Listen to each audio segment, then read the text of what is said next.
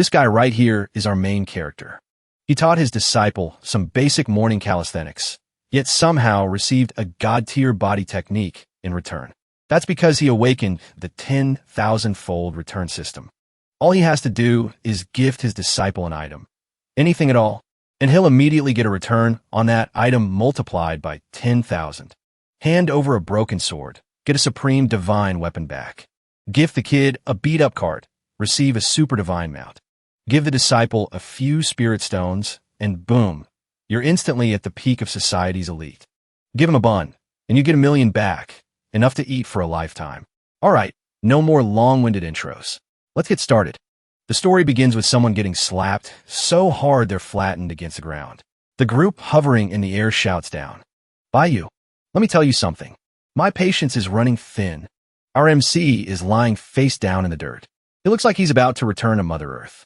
Suddenly, his eyes snap open. His face is filled with confusion as he asks himself, "What's wrong with me?" He looks around, his jaw dropping in shock. "Why does my chest hurt so much?" Suddenly, he spits out a mouthful of strawberry jam. His head is still spinning like a top. What happened to me? And where the hell is this? Did I hit the pipe too hard? Why am I flying so high? The guy flying above extends 3 fingers. "I'll give you 3 days. The Bayou Sect must submit to my Tiani Sect. You will become a branch of the Tiani Sect. Otherwise, I will make you and the Bayou Sect disappear forever." Who is this brat to dare establish his own sect? He truly doesn't know his own limits. Isn't the world divided into 9 parts? Yet he dares to fish in troubled waters during such chaos. It's a futile effort. Why not just become a wedding dress for my Tiani Sect? Haha. Hearing that, our MC is completely bewildered. Tiani Sect? The world divided into 9? Could it be that Our MC sits on the chair, dazed. I really did transmigrate. One slip up, and boom, transmigration. The original host, Bayou, was the sect leader of the Bayou Sect. He had harbored great dreams since he was 12, to establish the Bayou Sect. At 26, he took in 3 disciples. But then, all 3 of them left, one after another. Now, at age 27, the Tiani Sect wants to unify the forces of Haiyuan City, because Bayou refused to hand over the sect he built with his own hands. He ended up becoming a target for the Tiani Sect. As he's thinking, something suddenly pops up. Ding! 10,000-fold return system. Congratulations, you have understood part of the storyline. Unlocking the high-speed return system. 10,000-fold return for the player. Holy crap, a system? Is this the standard template for transmigrators? Congratulations, you have understood part of the storyline. Unlocking the high-speed return system. 10,000-fold return for the player. You only need to accept a disciple who meets the system's requirements, and gift items to said disciple. The system will return the value to you multiplied many times over. Note: the host must be the founder of a sect. Otherwise, the return system will not take effect. Take a disciple, get a reward return, and the quantity returned is multiplied exponentially? This system is way too simple. I like it. Ding! A suitable disciple has been detected at the Haiyuan City slave market. And so, he runs straight to the slave market. Walking down the street, our MC hears all sorts of gossip. Isn't that sect leader Bai? I heard that all 3 of sect leader Bai's disciples ran away. When does sect leader Bai plan to join the Tiani Sect? Is he really still trying to hold on?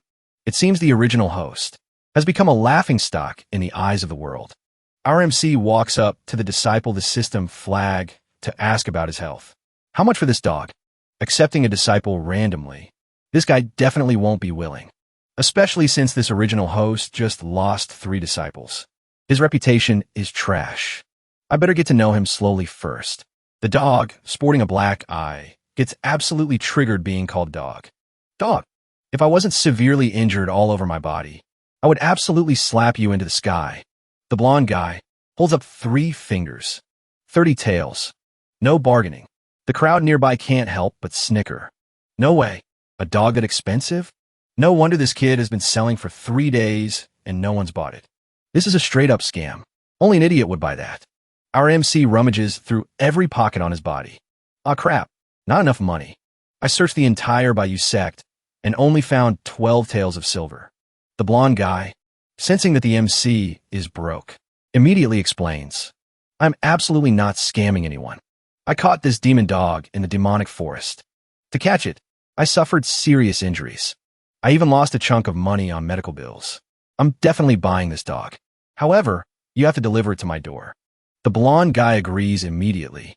A moment later, he ships the goods to the destination, panting like a dog himself. Sect leader by. Please pay up. Ahem. The MC pats the blonde guy's shoulder. Like a multi-level marketing scheme recruiter. Young man, to be honest, I see that your bone structure is solid. You're truly naturally gifted. Definitely a rare martial arts prodigy. Do you want to cultivate with me? Believe me? Believe my ass. Just give me the money, you nut job. Our MC keeps a straight face and says, I'll take you as my disciple to clear the debt. How about it? The blonde guy is dumbfounded. Is this guy high? Are you trying to stiff me? Whoa, chill out, bro. I sincerely want to accept you as my disciple. You're basically not even a match for me. And yet you dare to be my teacher? Saying that, the blonde guy immediately grabs the dog and prepares to bail. The MC has to unleash his ultimate move. Stop right there. 1v1 me right now. No matter what, I have to recruit this little guy today. Not even 2 panels later, our MC gets punched in the mouth by the blonde guy. Oh, mommy. That hurts. Another rib just snapped. The dog in the cage sighs. What the hell is this? These 2 noobs. Just wait until the Demon King, recover. 1 roar, 1 kick, and I'll send you both back to Mother Earth. The blonde guy leaves, turning around coolly. This is the end for those who don't know their limits. Suddenly, the blonde guy shudders. The internal injuries erupt. Blood sprays out, and he falls unconscious. This guy's injuries are even worse than mine. Whatever, I have to keep him here anyway. A while later, the blonde guy opens his eyes. He feels pain all over his body, especially in his butt. Our MC walks over and speaks. Now you have 2 choices. First, take me as your teacher. Heal up properly, and then you can leave. I absolutely won't stop you. Second, leave right now. But if you leave, with those injuries, I'm afraid your life will be in grave danger. Once I heal my injuries, you definitely won't stop me from leaving? Definitely. Furthermore, there are no other conditions. Given the current situation, my only option is to heal first and leave later. I bow to you as my teacher. Ding. Congratulations. Mission complete. Disciple recruited. Successfully accepted the first disciple. He grinned with sheer delight. The good days are finally back. Now I just need to quickly find something good to gift him, and I'm set. Early the next morning, he sat deep in thought.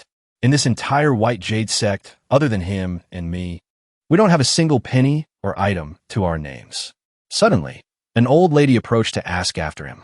Sect leader of White Jade, have you gone without food for days again? You must be starving. Come here. I'll give you a steamed bun. Consider it something to warm your belly for now. Why don't you go find a proper job? Establishing a sect now, without any economic backing. Just look at this single street. There are over 10 sects, large and small, and nearly all of them have collapsed. Staring at the bun, a bold idea suddenly flashed through his mind. Li Xiao, since you acknowledge me as your master, I will give you whatever good things I have. I'll give you this steamed bun first. Ding. Gifted disciple a steamed bun. Activated system return multiplier. 10,000 times. His eyes lit up instantly. Here it comes. Here it comes. The multiplier return. 10,000 times. At the very least, it should return a spirit vein or spirit rice to craft food. And top-tier food like that is nourishment meant for cultivators. It even has the ability to accelerate healing. Ordinary cultivators might not see such things in their entire lives. Congratulations. You have received 10,000 steamed buns. He stood there completely dumbfounded. What the hell? That is just cruel. 10,000 steam buns have been transferred to your system storage. You have got to be kidding me. Wait, that's right. Is there a glitch in the disciple return system? I need to quickly teach Li Xiao a cultivation technique now. Trigger the 10,000-fold return. Only then can I truly change our current situation. Time is of the essence. 3 days from now, the people from the Heavenly Medicine Sect will definitely show up at our door. I have to take this chance to instruct my disciple. At that moment, Li Xiao was sitting on the terrace. I've recovered quite a bit. Just 2 more days, and I'll be able to leave. He walked over and patted his disciple's shoulder. Li Xiao, your recovery ability isn't bad. Is it time for your master to officially pass on a technique to you? You? Teach me? Forget it. Once my wounds are healed, I'm leaving immediately. That won't do. You and I becoming master, I absolutely must teach you. Listen closely. Years ago, when your master was just 20, I learned a set of taming tiger fists.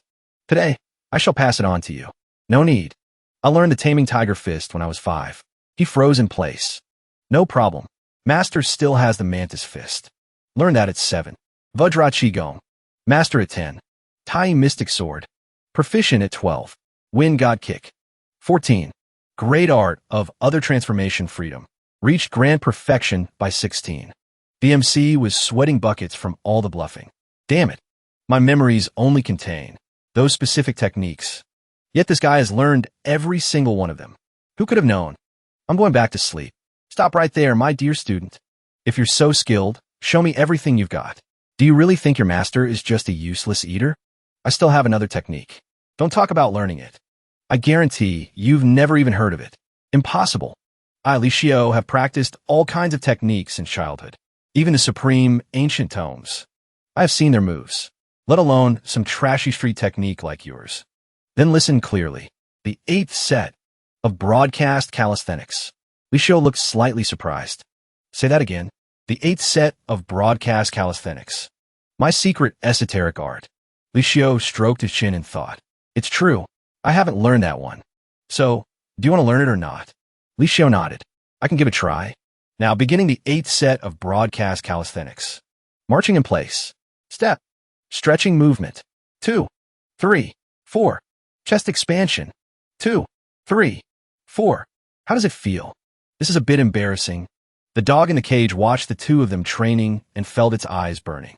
2 idiots. You call this a cultivation technique? It's a joke, that's what it is. This Grandpa Demon King's injuries have healed quite a bit today. You 2 little punks. Just wait to become my dinner. Ding.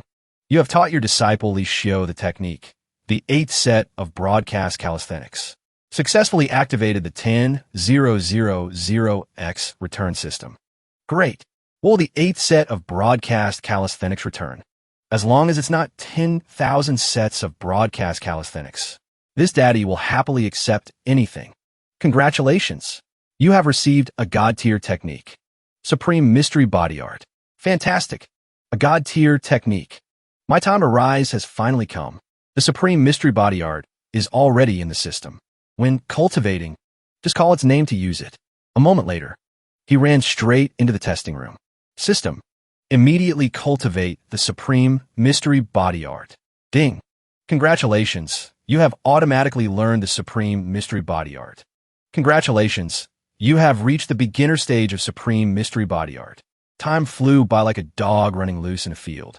In a flash, night had fallen. By this time, the dog had finished healing. With a light kick, it blew the iron cage apart. Haha, your grandpa is out. Face the wrath of Grandpa Demon King. Let's see which one of you I should eat first. At the same time, the MC had also finished his cultivation. As expected of a God-tier technique. It seems the techniques the original owner practiced before were just trash. None of them are of any use. Although I've only reached the beginner stage of the Supreme Mystery Body Art. I feel like I can control the entire heaven and earth. That is the confidence a God-tier technique gives me. Let me test its power a little. Just as the dog was approaching his room, a shockwave from his punch suddenly blasted out. The dog stared, its eyes burning with irritation. Brat, still cultivating in the middle of the night? Not letting anyone sleep? Then I'll swallow you first. But before it could make a move, he threw another punch. The shockwave slammed straight into the dog, sending it flying backward. How is this possible? What kind of terrifying technique is this? How could that stupid brat unleash such ferocious power? Hearing a yelping sound, he rushed out to check. So this dog got loose. You actually dare to run out? Do you want me to turn you into a pot of stew? The dog lay foaming at the mouth. Its mind still couldn't believe it. Was that palm strike just now really unleashed by this kid? A casual palm strike held such terrifying power. I'm afraid he has reached the heaven rank. How can an ordinary brat possibly know a God-tier technique? That kind of special art usually only exists in the great sects. Never been passed down to an outsider before. And just like that, the dog gets tossed into another cage. You should toss him a few meat buns. Behave yourself from now on. Steam buns for a dog? This dog is seriously pissed off. Steam buns? Your grandpa here isn't a vegetarian. You dare humiliate me. Like this? You brat. Just wait until your grandpa heals up completely. I'll force you to hand over that heaven-rank cultivation method. At this point, Li Xiu also started packing to get the hell out of there. My injuries are more than half healed. Time to leave. Farewell, never to see you again. I must join a major sect in the future. Only then can I live up to my clan's expectations. After walking a bit, the main guy stepped out to block his path. Li Xiu frowned deeply and asked, "Is there something else?" "That 8th set of radio calisthenics I taught you yesterday. How's your training going?" "You still have the nerve to ask?" "From start to finish. I shouldn't have trusted a stranger like you. You scammer." It wasn't easy to finally recruit a disciple, and he fits the system's requirements perfectly. I absolutely cannot let him leave. Seeing his thoughts, the main guy shouted, "Halt! I am very disappointed in you. To think you dare waste my time. Don't blame me for teaching you a lesson." Suddenly, the troublemakers appeared, kicking open the sect's front gate. "This old man is asking you. The 3-day deadline is up. What have you decided?" "People from the Tianyi sect?" Looks like the rumors were true. The Tianyi sect really wants to annex the White Jade Gate. "Brat, I'm asking you. Are you mute?" The main guy coolly replied, "The White Jade Gate would never join you. Tianyi sect. The condition for the rebate system is that I must establish my own sect. So no matter what, the White Jade Gate cannot fall into Tianyi sect's hands. Besides, that bastard broke several of my ribs earlier. It still hurts right now. Hurts like hell. Ha, this buddy is pretty funny.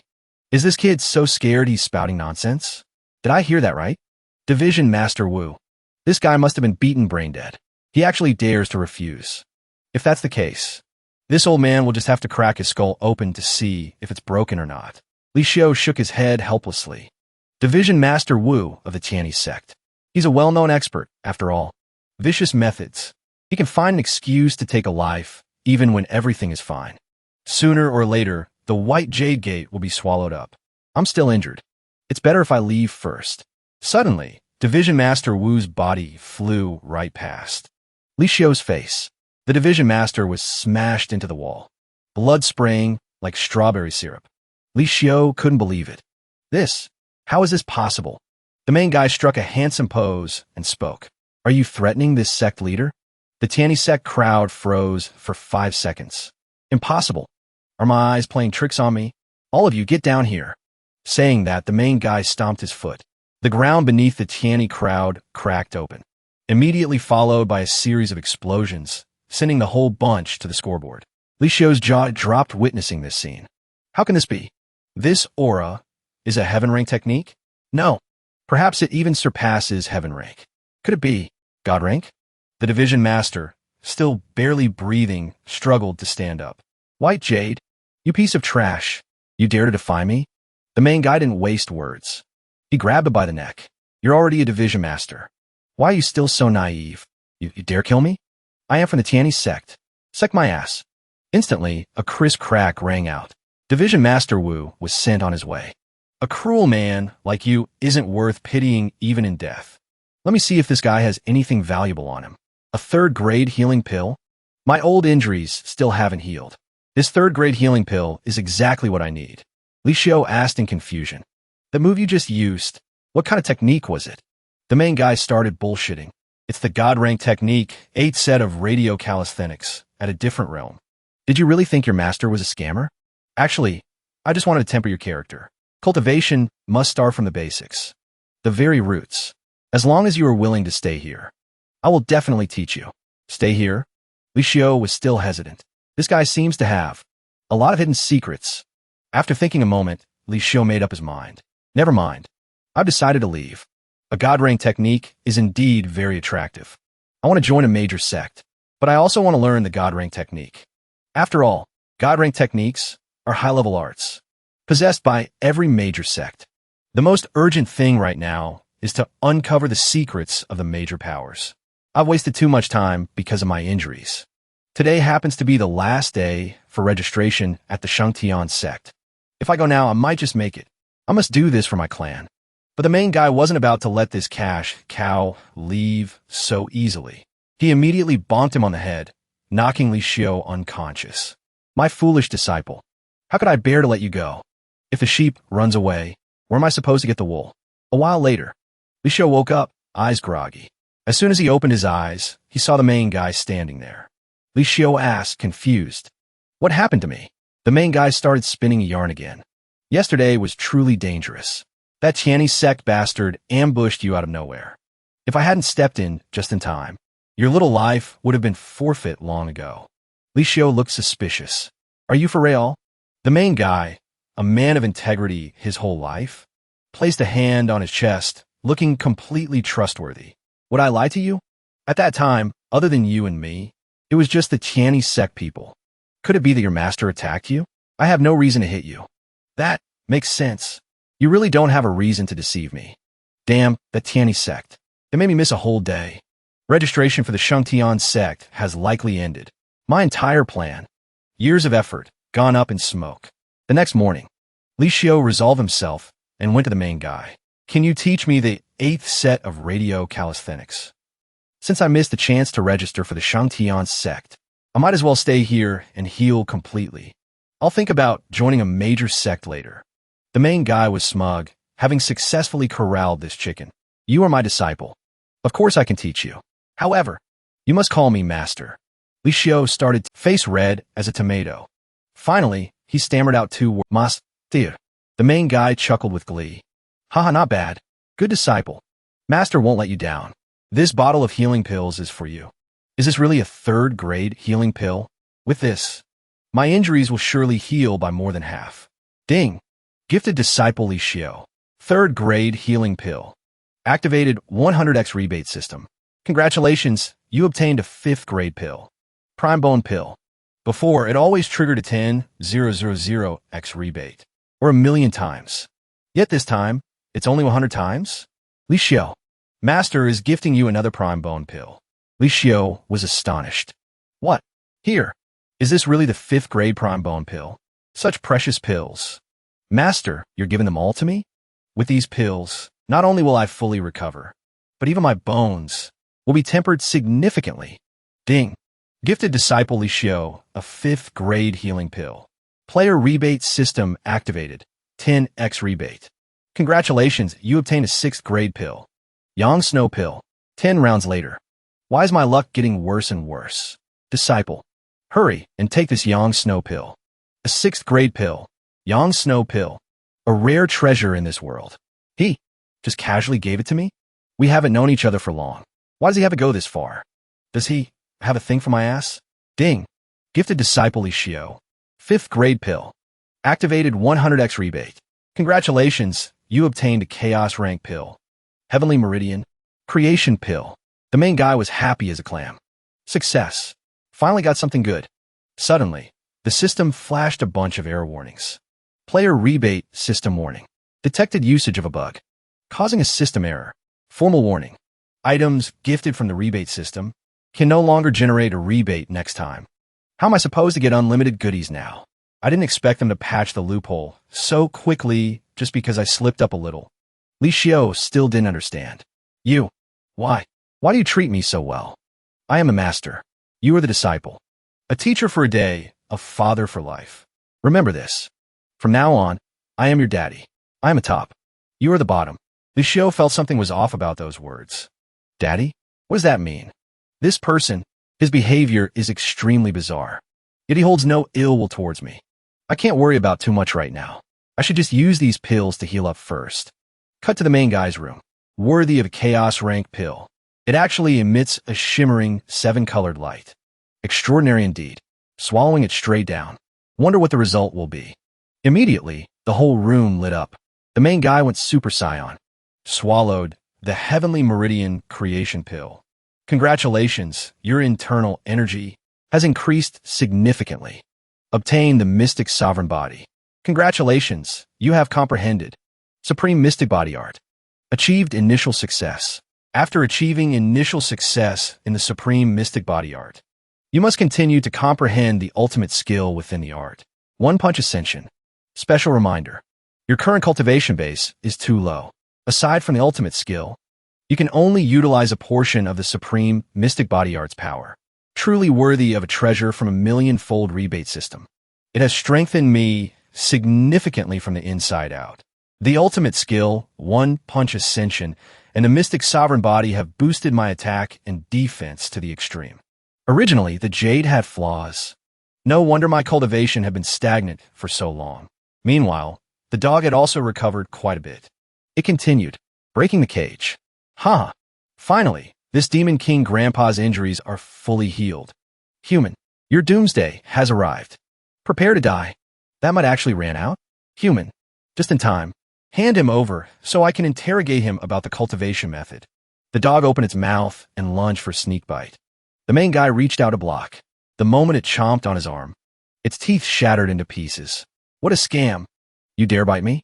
Get back in there. The dog continued foaming at the mouth. Impossible. I have the cultivation of a demon king. How can I lose to a mere human? Unlucky for you. My mystic sovereign body has been unlocked. I don't want to get infected by a bite from a stupid dog like you. A dog that bites cannot be kept. If you bite someone else in the future, it'll be very troublesome. I might as well turn you into a dish. It just so happens I'm sick of eating steamed buns these past few days.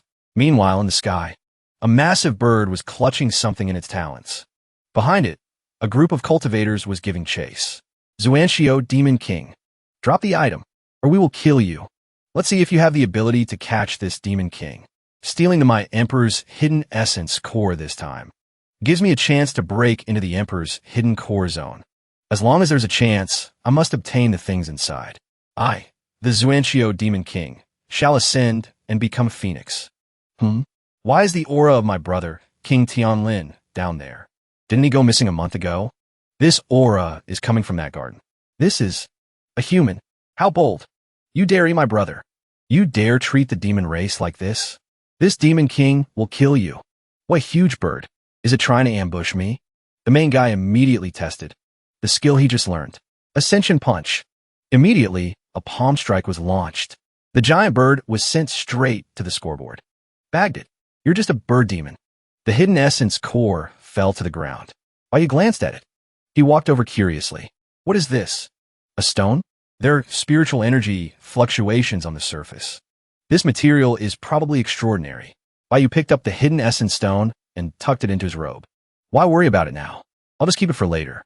After stashing the stone, he stood up and looked at the Xuanxiu Demon King, who had been blown to bits. What a pity for a big bird like you. Beaten to pieces. Only the head and legs are left. Throwing it away is a waste. I might as well stew it for soup. King Tianlin woke up, gritting his teeth in anger as he watched Baiyu put the Xuanxiu Demon King into the pot. Damned human. I'll fight you to the death. King Tianlin looked closely at what Baiyu was putting in the pot. This is... The Tianlin Demon King was horrified, sweating bullets. This is... my big brother, King Xuanxiu. The Xuanxiu Demon King was actually butchered by this human. Hearing a noise, Baiyu turned towards King Tianlin, who was sitting on the cutting board next to a cleaver. Oh, the dog is awake. The Tianlin Demon King shrank back, lying flat on the cutting board. What? He turned King Xuanxiu into soup. Oh, whoa. He approached the Tianlin Demon King. It was terrified. A barrage of thoughts raced through its mind. Does he want to eat me too? Too cruel.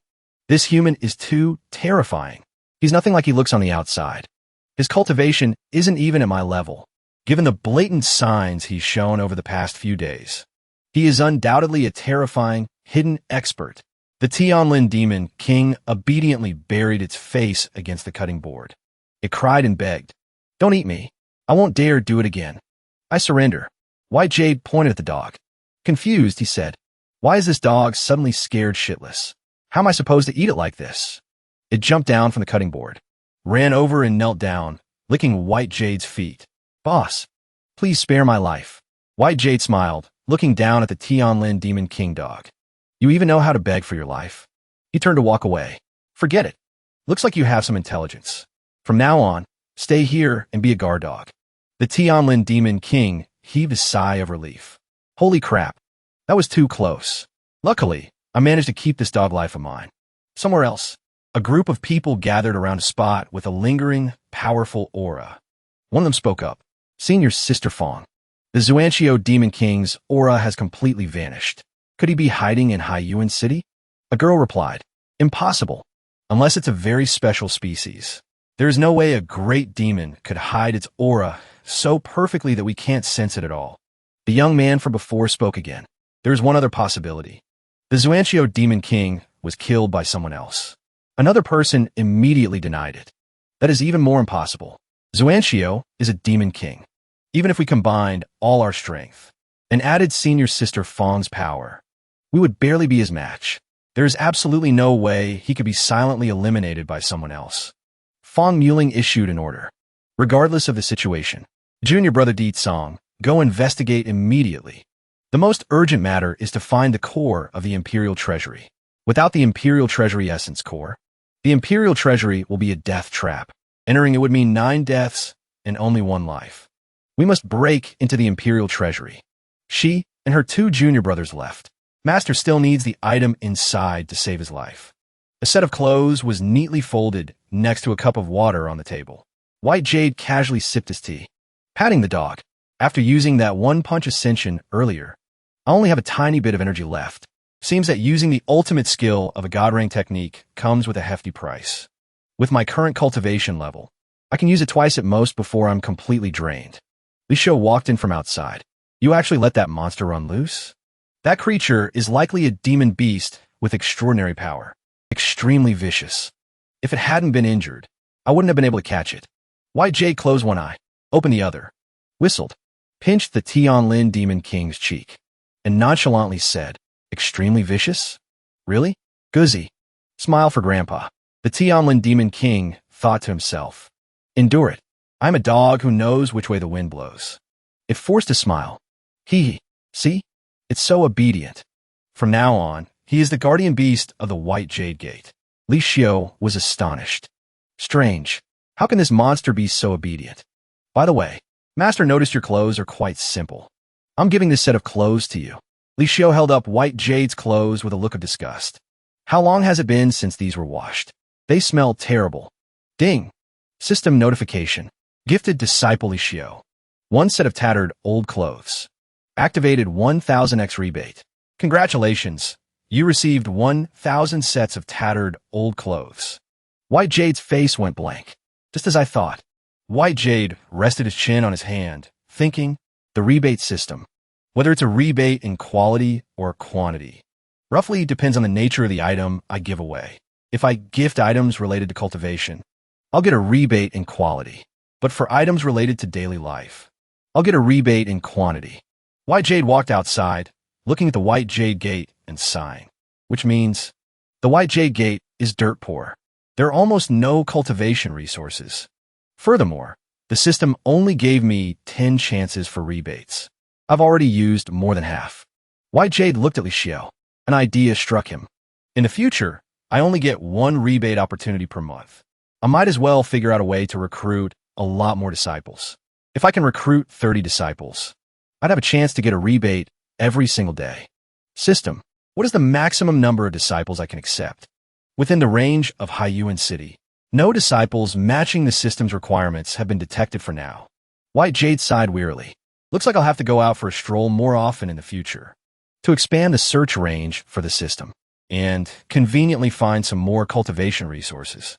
At the Tianyi Sect, the sect leader sat high above, with his sect members below. The Tianyi Sect leader spoke. Nowadays, the Immortal Court is merely a figurehead. The world is divided. If my Tianyi Sect wants to achieve great things, we must hold Haiyuan City in the palm of our hand. Is there still no news from Division Master Wu? Is there really no news at all from his side? A white-haired man stepped forward to report. The small sects in Haiyuan City have basically all been subdued by Division Master Wu. Only a tiny sect called the White Jade Gate remains. There is still no news. A small sect acting so mysterious. Send someone to check it out. If they don't agree, set the place on fire and wipe them out. Yes, I will send someone to investigate immediately. Back at the White Jade Gate, 1 man, 1 dog sat staring at the door in front of them, exhausted me to death. The front door that Division Master Wu from Tianyi Sect kicked down is finally fixed. If I had enough strength, I would definitely wipe out an unorthodox sect like Tianyi. White Jade yawned, turning to leave. Guzzy, watch the main door properly. I'm going to sleep. Guzzy looked at him gloomily. Guzzy thought, I should take this chance while he's asleep and sneak away. No, this peerless expert is truly deep and immeasurable. It's very likely he wants to test my loyalty. Once I dare to run, he'll definitely throw me into the soup pot. That plan is too dangerous. Brother Zuanxio Demon King was a clear lesson. I can never have that kind of thought again. Fong Muling's group arrived at the Tianyi Sect. Senior Sister Fong, why do we come here? Fong Muling replied. Currently, the strongest force in Haiyuan City is the Tianyi Sect. This Tianyi Sect leader is an extremely powerful expert. Years ago, he met her master. They have some friendly history. Senior Sister Fong thinks the Tianyi Sect will help us hunt down the Demon King, but I heard the reputation of this Tianyi Sect isn't very good. We can't worry about that right now. Fong Muling's group walked straight inside. With the help of local powers, going to the strongest faction is the best method. It will yield the fastest results. The Tianyi Sect group arrived at the White Jade Gate. Elder Wei, we've arrived at the White Jade Gate. Let's go in. The door opened.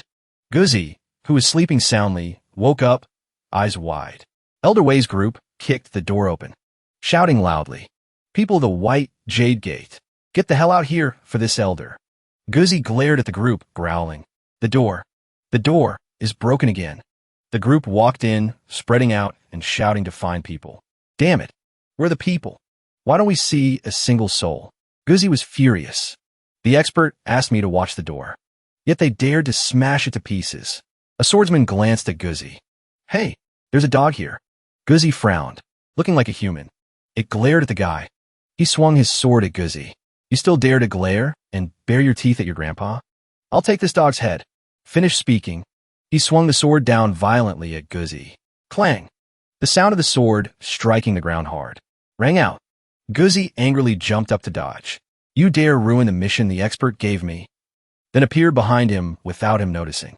Surprised not to see Guzi where he struck, Guzi unsheathed his claws. Opening his mouth wide, he lunged at him. Furious. Unforgivable. The Tianyi Sect disciple slashed down again, breaking his sword, but Guzi dodged. Delivering a kick, the guy's teeth shattered. Blood gushed from his mouth and nose. He was sent flying, shocked, and unable to believe what just happened. What? The others, seeing their comrade lying motionless on the ground, couldn't help but be astonished. Terrified, Elder Wei's group broke out in a cold sweat. Fearful. Guzi, radiating resentment. Hateful humans, looking at Elder Wei's group, making them even more uneasy. Guzi's true form manifested, his whole body exuding the power of a wolf. Ferociously advancing towards the group. I'll destroy you all. Every single one of you deserves to die. The group's faces went dark, sweating profusely. Jaws dropped, collapsing to the ground. Demon King. This is the aura of a Demon King. Elder Wei was also sweating bullets, eyes trembling. How is this possible? How can a tiny white jade gate house a Demon King? Seeing the Demon King getting closer, they turned tail and ran. Guzi didn't spare them, striking Elder Wei with a blow, making him scream in agony. Help me. The rest didn't dare turn back to save him and just ran for their lives. Guzi didn't chase after them, speaking heroically and loudly, ruining my career as a doorman. Even the Heavenly King won't be able to save you. Then he delivered a fatal blow to the group. Those who were hit dropped dead instantly. There was still one who managed to escape, running away frantically. Guzi was worried. What do I do now? The door is broken. If the expert finds out, I don't know if he'll turn me in his soup. Woof woof. Cut to the Tianyi Sect. The sect leader welcomed Fong Muling. Miss Fong, rest assured, the Muxuan Sect is the sect of the Great Pontiff. Muxuan Sect's business is my Tianyi Sect's business. Fong Muling replied happily. If that is the case, I must trouble the sect leader to send people to help find it immediately. The Tianyi Sect leader said in a deep voice. It's just that Haiyuan City isn't exactly small. I'm afraid finding it will require some effort. The sect leader frowned. With the current number of experts in the Tianyi Sect. Hearing this, Fong Muling immediately stood up and walked to the center of the hall. If you can find it, I am willing to gift your noble sect an Earth-rank spirit tool. Miss Fong is truly straightforward. The Tianyi Sect leader held up 3 fingers, speaking confidently. How about this? Miss Fong, give me 3 days. I will overturn every inch of Haiyuan City and find it for you. Suddenly, a voice shouted. Sect leader. Bad news. The guy who escaped from the White Jade Gate earlier rushed in frantically, clinging to the doorframe, gasping for air. The sect leader shouted at him. Why are you panicking? Don't you see I'm receiving an esteemed guest from the Muxuan sect? The guy tried his best to report. Elder Wei has been killed by someone. The Tianyi sect leader was shocked. What? Who dares to be so bold? The guy walked into the hall and continued reporting. It was a demon king. We were all defeated by a demon king. Fong Muling frowned, turning to look at him. What? A demon king? Where's that demon king now? The White Jade Gate. Fong Muling's group immediately left. The Xuanqiu demon king has appeared. Let's go. We're going to the White Jade Gate. The Tianyi sect leader called out to Fong Muling. Miss Fong, please wait a moment. His face darkened, gritting his teeth, looking very ferocious. We will go together, daring to kill my elder Wei, even if it is a demon king. This sect leader will not let it off. Back at the White Jade Gate, White Jade just woke up and walked out, shouting loudly. Why was it so noisy just now?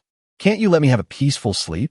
Reaching the gate, White Jade was bewildered, not understanding why there were people lying all over the ground. The scene was very chaotic. His face went dark. What happened here? Guzi was terrified, lying obediently in one spot, praying. Expert, please don't get angry. Before he could understand what was going on, Fong Muling's group and the Tianyi sect leader entered, startling White Jade into taking a step back. The Tianyi sect leader looked at his men lying on the ground, furious. Damn it. These were all experts of the Tianyi sect. Who was it?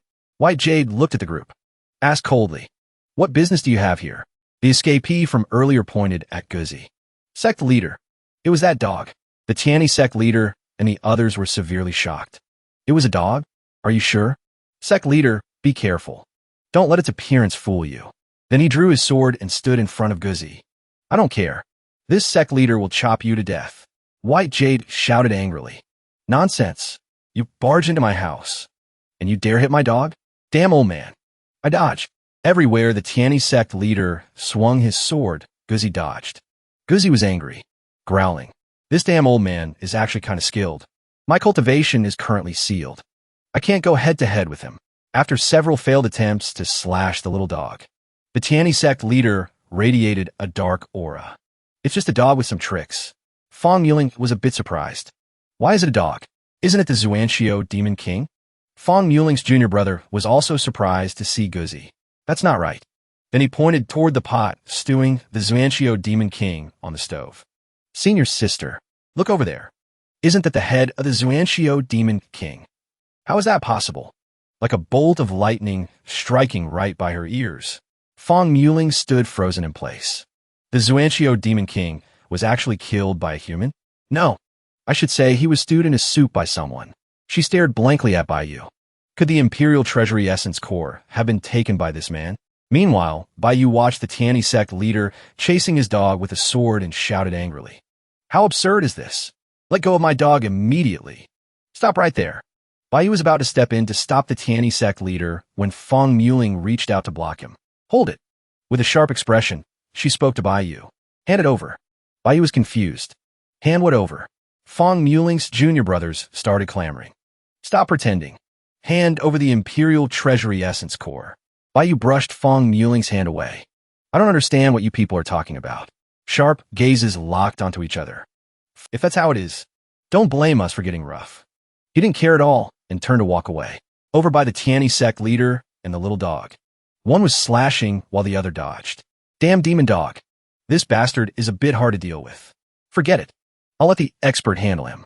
The little dog ran back towards Baiyu, tongue lolling out, panting heavily. Woof woof.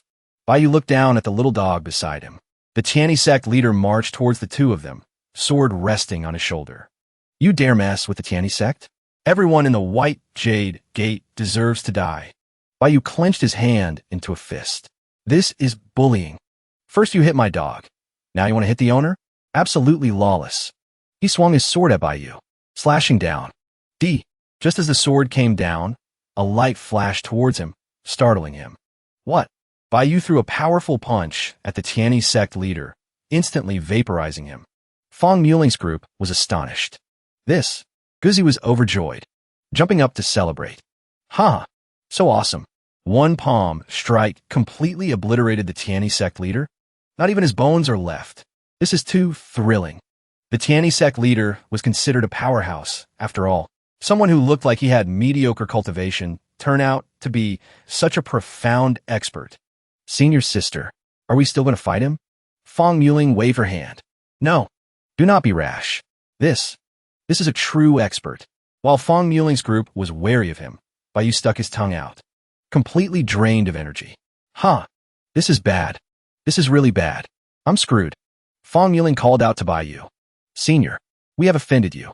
Then the group bowed before him. We beg Senior for forgiveness. Please do not be angry. Baiyu wearily waved his hand. Forget it. You can stand up. I'm not angry. Fong Muling looked distressed. She spoke to him. Senior, can you return the Imperial Treasury Essence Core to us? We need it to save someone. It's not that I won't give it to you. But tell me, what exactly is this thing? Baiyu was about to turn and leave. Fong Muling explained. Earlier, the Xuanqiu Demon King stole the Imperial Treasury Essence Core. But now that the Xuanqiu Demon King has been, by Senior, stewed into soup, logic dictates that the Imperial Treasury Essence Core must be in your hands, Senior. Now that you mention it, it reminds me of something. Baiyu reached into his robe to fish something out. That big bird did drop something after it died. Baiyu took out the hidden essence stone. Could it be this stone?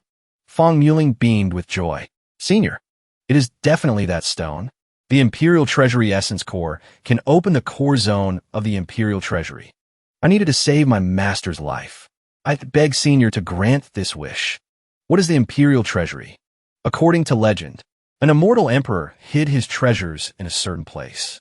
It is said that the treasury contains countless magical artifacts and cultivation methods, along with pills and extremely abundant alchemical resources.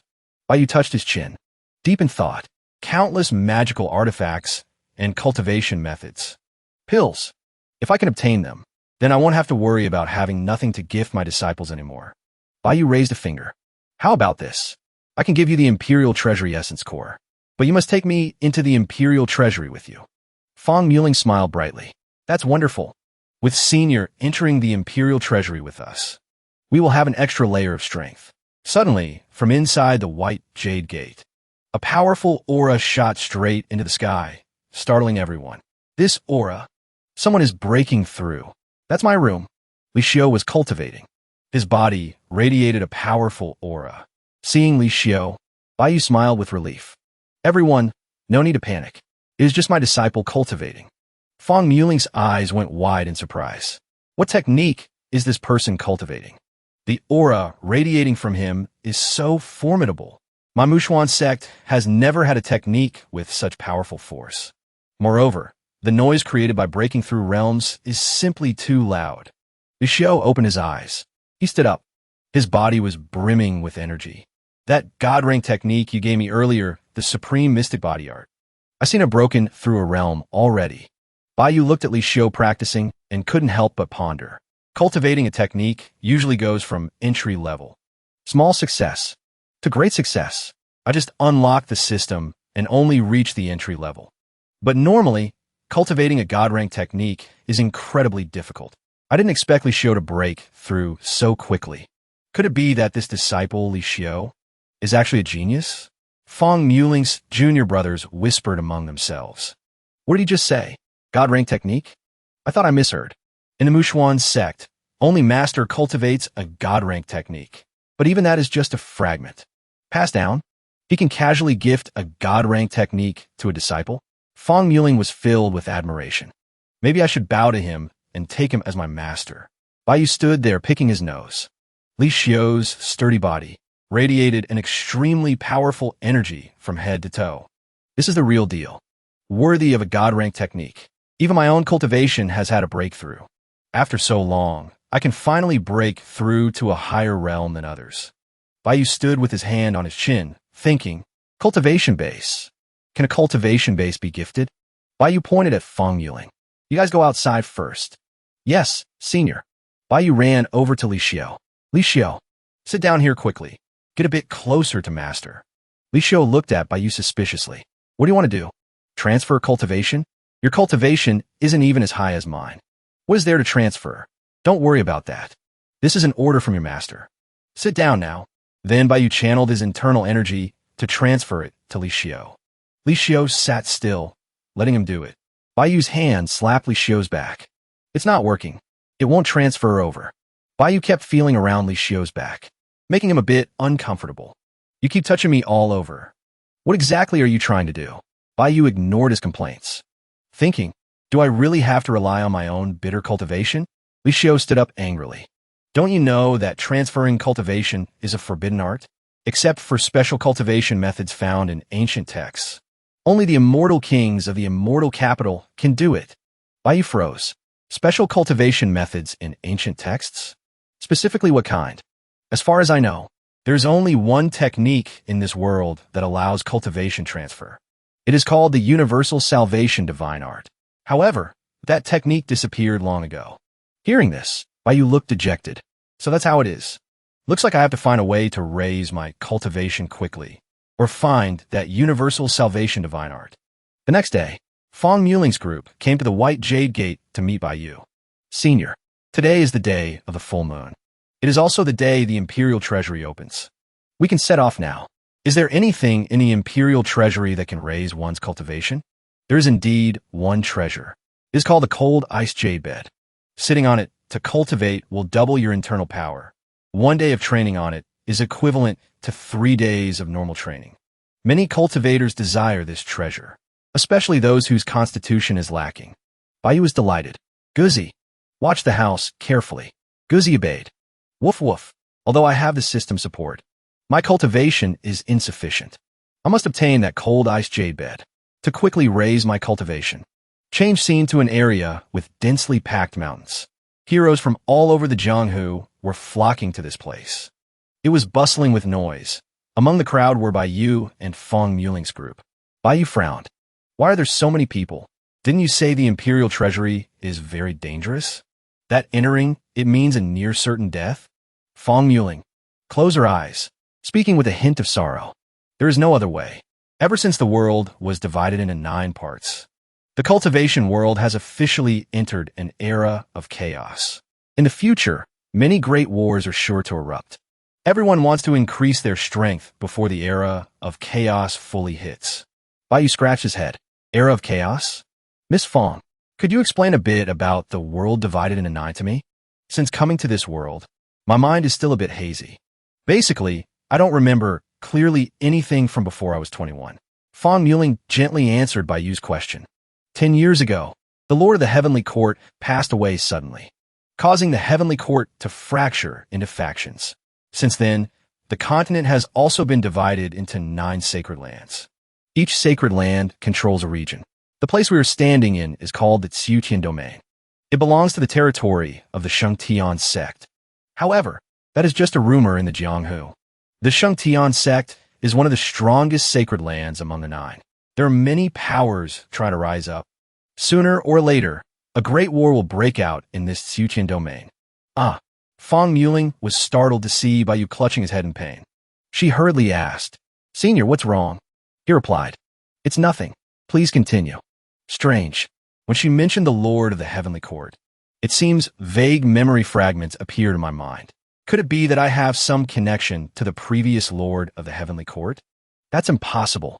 If I really had a connection to such a big shot, I wouldn't be this confused. Fong Muling continued her story. Besides that, there is another important reason. It is that cultivation resources are becoming increasingly scarce. The world of immortal cultivation has formed and developed for millions of years. By now, almost all resource mines have been mined until nothing valuable is left, leading to the problem of finding resources becoming greater every day for cultivators. That is why, even knowing the Imperial Treasury is dangerous, hundreds of cultivators still risk their lives to enter. In reality, countless sects have been established in recent years, built upon the individual potential of each person. In the midst of this chaotic era, if one can gain even a fraction more strength to protect themselves, people do not mind fighting and robbing, fighting over resources, and everyone knows the big fish eats the small fish. It's the obvious way of things. Therefore, many small forces have already been swallowed up. Bai Yu wondered, depletion of cultivation resources. This is the most important reason. Is there no solution? There is. That is to find a new Lord of the Heavenly Court. This person must be a grand figure, incomparably noble, capable of rebuilding the heavenly court, because only the Lord of the heavenly court can reunify the continent. But everyone knows this is impossible. It's too difficult. Millions of years have passed, yet how many such talented figures have emerged? It seems the White Jade Gate must also make thorough preparations, accumulate resources, strengthen ourselves. Otherwise, one day we will also be eaten by others. Baiyu turned back and called out, Li Xiao. Then he placed a hand on Li Xiao's shoulder. This time, master and disciple have a target to find. Li Xiao looked at him blankly. He thought to himself, this disciple of mine has decent cultivation, and he's practicing a god-rank technique. It's that cold ice jade bed. If I don't use the ascension punch, I'm not even his match. So I must make good use of him. Fong Muling called Baiyu. Senior, I heard that the Xingtian Sect has also sent people here today. I'll go ahead and check the situation first, because only the Xingtian Sect poses the greatest threat. Li Xiao watched Fong Muling's retreating back, thinking, the Xingtian Sect also sent people? I wanted to join the Xingtian Sect before, but I missed the opportunity. Could it be that the chance has come again? Isn't that the sect leader of the White Jade Gate? From afar, a group of people approached to mock Baiyu. Someone with no cultivation and no ability actually dares to come to the Imperial Treasury to try his luck? Baiyu replied, a bit annoyed. Did you come out just to eat shit? Your breath smells so bad. Do I know you? Then let me introduce myself. I am sect leader Nai Zhaodian. It doesn't matter if you don't know me, but I have heard your disciples talk a lot about your reputation. Do you know my 3 disciples? Ha! Look of disdain, contempt. It's you guys. A guy with slick-back brown hair spoke up. Master. No, wait. I should call you sect leader Bai. Long time no see. A guy with blue hair also laughed mockingly. But calling him sect leader Bai isn't right either. After the 3 of US left, the White Jade Gate must have perished long ago. Calling him plain old Baiyu is more appropriate. Baiyu calmly responded to them. We had a master-disciple bond, after all. Is it really appropriate for you to stand there mocking me? In his heart, these 3 were disciples of the original owner. He nurtured them with care. Unexpectedly, in return, he gets only mockery, derision. They don't even have a proper greeting when meeting again. Baiyu's other ex-disciple, with a ponytail, spat on the ground. Master-disciple bond? I spit on it. Someone like you deserves to be called our master? The slick-back, brown-haired guy pointed at Baiyu. Baiyu, do you really not know, or are you pretending? You were a joke in the Jianghu, cultivating with you for all those years. What did we learn? To put it bluntly, it was just a waste of life. Li Xiao thought to himself, these 3 are truly blind, although Baiyu's cultivation base is a bit lacking. He holds a god-tier technique in his hands. It seems Baiyu saw through their true nature from the very start, which is why he never passed the god-tier technique on to them. The former disciple with green hair chimed in. After we left you, we joined the Zhaotian Sect. We've been heavily favored by the sect leader. Compared to when we were the White Jade Sect, our current selves have increased our cultivation by who knows how many times. The ponytailed former disciple pointed at Baiyu and continued the mockery. Baiyu, just accept reality. You aren't worthy of the title of master, and you certainly don't deserve to be called a sect leader. At best, you're just a clown for the whole of Haiyuan City to laugh at. The green-haired guy laughed loudly. These 3 are truly blind, a bit lacking, but he holds a god-tier technique in his hands. It seems Baiyu saw through their true nature from the very start, which is why he never passed the god-tier technique on to them. After we left you, we joined the Zhaotian Sect. We've been favored by the master. Compared to when we were at the White Jade Sect, our current selves have increased our cultivation by who knows how many times. The brown-haired guy slicked back his hair and pointed at his own chest. He shouted aggressively, Baiyu, face it. You're nothing but trash. You aren't worthy of being a sect leader. At best, you're just a clown for Haiyuan City. He opened his mouth and laughed raucously. Baiyu, don't get too angry. The 3 of us are just speaking the honest truth. Be generous and don't hold a grudge. You people, following him has no future. Why not follow my sect leader instead? It might be your only chance to survive in this chaotic era. Baiyu's former ponytail disciple pointed a finger right at him. Baiyu, for the sake of our past acquaintance, we don't want to make things too hard for you. Just get on your knees and apologize to us, and we can overlook all the past misunderstandings. Bai Yu raised his hand toward the guy's face. He slapped the guy so hard he went flying. The Zhaodian Sect leader panicked, seeing his man launch that far. What? After the slap, Bai Yu rotated his wrist casually. Humph. He snorted coldly. The slap guy landed on his butt, clutching his face. You dare hit me? Bai Yu replied calmly. You bastard, you practically begged for that beating yourself. The rest couldn't hold back anymore. They charged forward. Audacious Bai Yu, you brought this on yourself. Drag him down, make him kneel, and apologize. Before they could touch him, a kick slammed straight into the slickback guy's face. Pow! Another one. The green-haired guy took a full kick too. It was Li Xiao. He stood in front of Bai Yu, dealing with the two rude punks and sending them flying. The slickback guy sat on the ground, lamenting. So strong. The green-haired one was unwilling to accept it. His face twisted as he shouted. Who the hell are you? Why are you sticking your neck out for Bai Yu? Bai Yu draped his arm around Li Xiao's shoulder. Full of confidence. Open your dog eyes and look closely. This is my disciple, Li Xiao. The green-haired guy jumped to his feet. Impossible. With your strength, how could you recruit such a powerful disciple? Li Xiao spoke coldly. I am his disciple. Anyone who dares to make a move today will have to step over my dead body first. Though his mouth said that, inside Li Xiao's heart, he was thinking, I'll help him this once. Consider it repayment for the kindness of the White Jade Sect's God-tier technique. The green-haired guy heard Li Xiao's answer like a thunderclap in his ears. What? The slickback guy furrowed his brows. Irritated. Bai Yu has mediocre cultivation. How could he accept an elite disciple like you? The sect leader of Zhaotian's sect laughed. Ha ha. Hitting my disciple is the same as slapping me right in the face. Do you have no respect for this sect leader? Kid, I see your potential isn't bad. I'll give you two choices. 1. Join the Zhaotian sect. 2. You and the White Jade sect get wiped out together. My Zhaotian sect has already joined the Wood Mystery sect. We wouldn't stoop to compare ourselves with a trash sect like White Jade. I'm sure you know what to choose. As he was speaking, Fong Yuling walked up from behind him. Oh, really?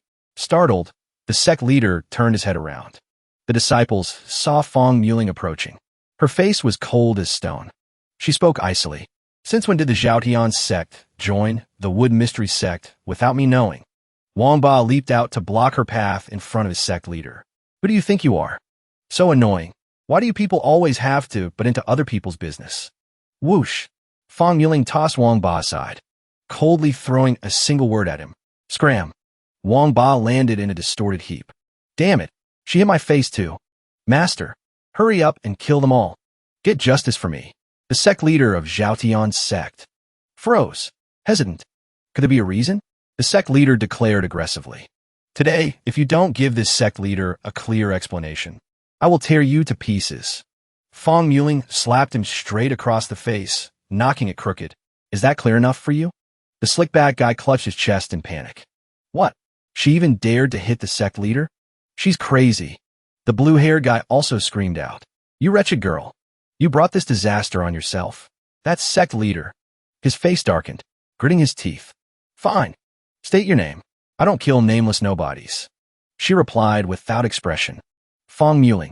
The sect leader stomped his foot hard on the ground, creating a crater beneath his feet. Debris flew into the air. Good. A Fong Yuling. He took a fighting stance. Today, the Zhaotian sect leader will teach you some manners. Suddenly, the sect leader froze, remembering. Fong Yuling. Did she just say she is Fong Yuling? The slickback guy rushed forward to attack first. Master, a wretched girl isn't worth your effort. Let me kill her. The sect leader was terrified. His jaw dropped. His face turned pale. He immediately jumped in and punched his own disciple to stop him. Stop, causing him agony, sending him back to Mother Earth, spitting a mouthful of blood syrup. Master, why did you hit me? He stood timidly in front of her. Fong Yuling? The disciple dragged his body up. Hurts like hell. Master, did you take the wrong medicine? The Zhaotian sect leader spoke softly and humbly.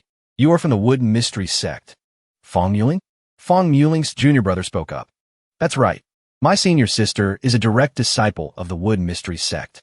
So it really is you. He immediately switched to cheerful mode. Miss Fong, we had eyes but failed to see Mount Tai.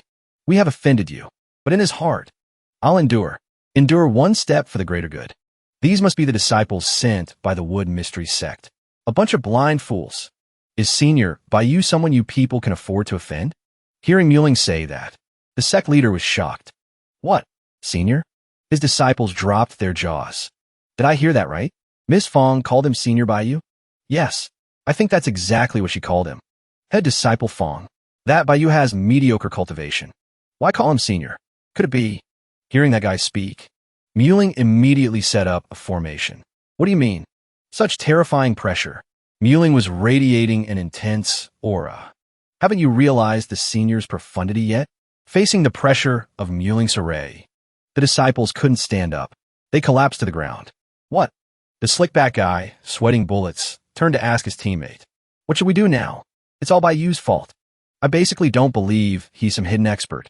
I don't believe it either. We followed the White Jade sect for years. We know his character best. No matter what trick by you used to deceive, head disciple Fong. I will definitely find a chance to kill him. First, let's just enter the Imperial Repository. If we can get the treasures inside the repository, we can surely join a new great sect. Suddenly, the ground shook. It was a tremor coming from below. Could the Imperial Repository be opening? A giant vortex appeared in the sky. The vortex shot a beam of light piercing through the heavens. A teleportation gate appeared in front of everyone. They all rushed to jump into the Imperial Repository. The Imperial Repository is open. This is my third time entering. I'll definitely get plenty of good stuff. You dare dream of good stuff? Just coming back alive would be decent enough. Haha. Maybe even steamed buns will turn to gold. Fong Muling approached by you. Senior. After entering the Imperial Repository, everyone will be sent to different locations. However, all paths share a common destination. I'll leave the repository core with you for now, Senior. We can discuss it further when we return. With that, she left. Baiyu turned to Li Xiao. Let's go in too. Li Xiao hesitated a bit. Wait. Li Xiao lowered his head, not daring to look up. I have something I want to tell you. Baiyu turned back. What is it? Seeing how you stood up against those 3 former disciples just now, what I'm about to say might not be pleasant to hear. But I, Li Xiao, have always been upright and honest. So I must tell you, perhaps you already know, I've always wanted to join the Sacred Heaven sect. Before, due to countless reasons, I couldn't successfully join. This time, the Sacred Heaven sect has also sent people here. I want to find a chance to greet the people from the Sacred Heaven sect, to see if I can join their sect or not. Baiyu felt a bit reluctant, but didn't show it. So it's about this. Li Xiao continued. I hope you don't mind. Baiyu cheerfully walked over and patted Li Xiao on the shoulder. His lack of concern surprised Li Xiao. How could your master mind? I told you long ago, whenever you want to leave, I will absolutely not stand in your way. Do your best, kid. If my disciple can join the Sacred Heaven sect, it brings honor to your master as well. Li Xiao felt a bit guilty. Thank you. Hearing you say that really moves me. Baiyu was smiling on the outside, but inside, a stream of thoughts raced through his mind. My silly disciple, you are a hen that lays golden eggs. How could I possibly let you leave? If you successfully join the Sacred Heaven sect, consider my failure. Let's go in. Passing through the teleportation gate. Entered. Baiyu was transported to a forest with many giant trees. Truly a land of buried treasures. I didn't expect the inside of the Imperial Repository to be like a miniature world. He skipped around, looking at the surroundings. I don't know where Li Xiao landed. I need to find him quickly. I can't let him have the chance to get close to the people from the Sacred Heaven sect. Baiyu heard a sound. Help! He quickly ran toward the cry for help. He saw 2 people being chased by a huge beast. Mama, run faster. A giant white wolf was chasing them. They fled in terror. Think of something quick. A demon beast. Baiyu froze stiff. Just as Fong Muling said, the biggest danger in the Imperial Repository is the rampant demon beasts. Just one slip up means losing your life instantly. One guy pointed toward Baiyu. Over there. That looks like the White Jade sect leader, Baiyu. Quick, run to him. The other guy was scared, grimacing. What good is running to him? Baiyu has no cultivation. He's basically just trash. He's no match for a wind wolf beast either. The partner looked annoyed. Frowning. Grinding his teeth. Are you playing dumb? We don't need him to kill the wind wolf beast. I want to use him to distract it. The other guy laughed loudly. Why didn't I think of that? Big Brother is truly brilliant. Seeing the 2 guys and the white wolf running toward him, he immediately took off running first. You two giant idiots. Why run toward me? One of the guys panicked. Damn it. That kid ran away too. It's fine. As long as we outrun by you, we can escape disaster. Big Brother is so smart. Truly worthy of a scholar. Big Brother. It's caught up. They sprinted for their lives. Bayou, meanwhile, ran leisurely ahead of them. They were exhausted, panting heavily with tongues hanging out. I give up. Bayou, stop running. We can't run anymore. How is this guy unexpectedly so fast? Bayou leisurely crossed his arms, gliding like the wind. The supreme mystery body art has a footwork technique. Wind got steps. I haven't even used 1/10 of my speed yet. And I'm still easily beating you too. Huh? Bayou braked hard. Dead in the head. The two guys gasped for air. I'm dying. Bayou, since when could you run like that? The white wolf slowly approached them from behind. It snorted. Chills ran down their spines. Sweating profusely, they turned their heads back. Big Brother. We can't run in time. What do we do? Bayou slowly walked up behind them. What do you do? Bayou, you deal with a wind wolf beast for us. After you're gone, we two brothers will definitely thank you handsomely. Bayou casually raised his hand and scratched his chin. How should I thank you? The guy grabbed Bayou's hand, answering with a treacherous smirk. We brothers will burn plenty of paper money at your grave.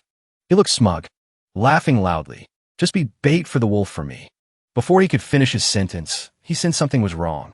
He pulled at Bayou with all his might, but Bayou didn't budge an inch, staring right at him. He panted heavily, glancing at Bayou. What the? Bayou gripped his hand, then threw him toward the white wolf. You go first. He flew straight into the white wolf's mouth. Chomp! The guy screamed in despair. No! The remaining guy was terrified. His face went dark. You! How is that possible? Bayou! How can you be this strong? The white wolf raised its claws toward the remaining guy. He turned back to look at Bayou, pleading for help. No! Bayou, save me. Sect leader Bayou. I was wrong. Help me. The white wolf pinned him. Its power was immense. Bayou stood there with his arms crossed, watching. The white wolf. Its eyes were sharp, like a human's. It looked ferociously at Bayou. He calmly tossed a single word at it. Beast. It opened its massive jaws and lunged at him. He stood there unbothered. Let me see your strength. Bam! He punched the white wolf with tremendous force. Smoke billowed everywhere. Down in a single hit? I didn't even use the ascension punch yet. The white wolf rolled over dead. He walked closer. Your strength wasn't bad. Actually, just as he finished speaking, the tree beside him shook. Rustle. Two people, a man and a woman, appeared. They were wearing blindfolds. Bayou looked at them and exclaimed, Two blind fools? Hearing this, they were instantly enraged, gritting their teeth. The girl drew her sword and jumped down from the tree. The audacity. Since you don't know how to speak properly, I might as well cut out your tongue for you. Bayou leaped up to dodge. Pathetic. She landed gracefully. Dust rose around her. Bayou looked annoyed. He held out a hand. You two lunatics. You want to kill someone without even saying a word? The remaining man slowly approached from behind him. Stop babbling. Listen clearly. We are from the Shangtian Sect. Open your eyes wide and look.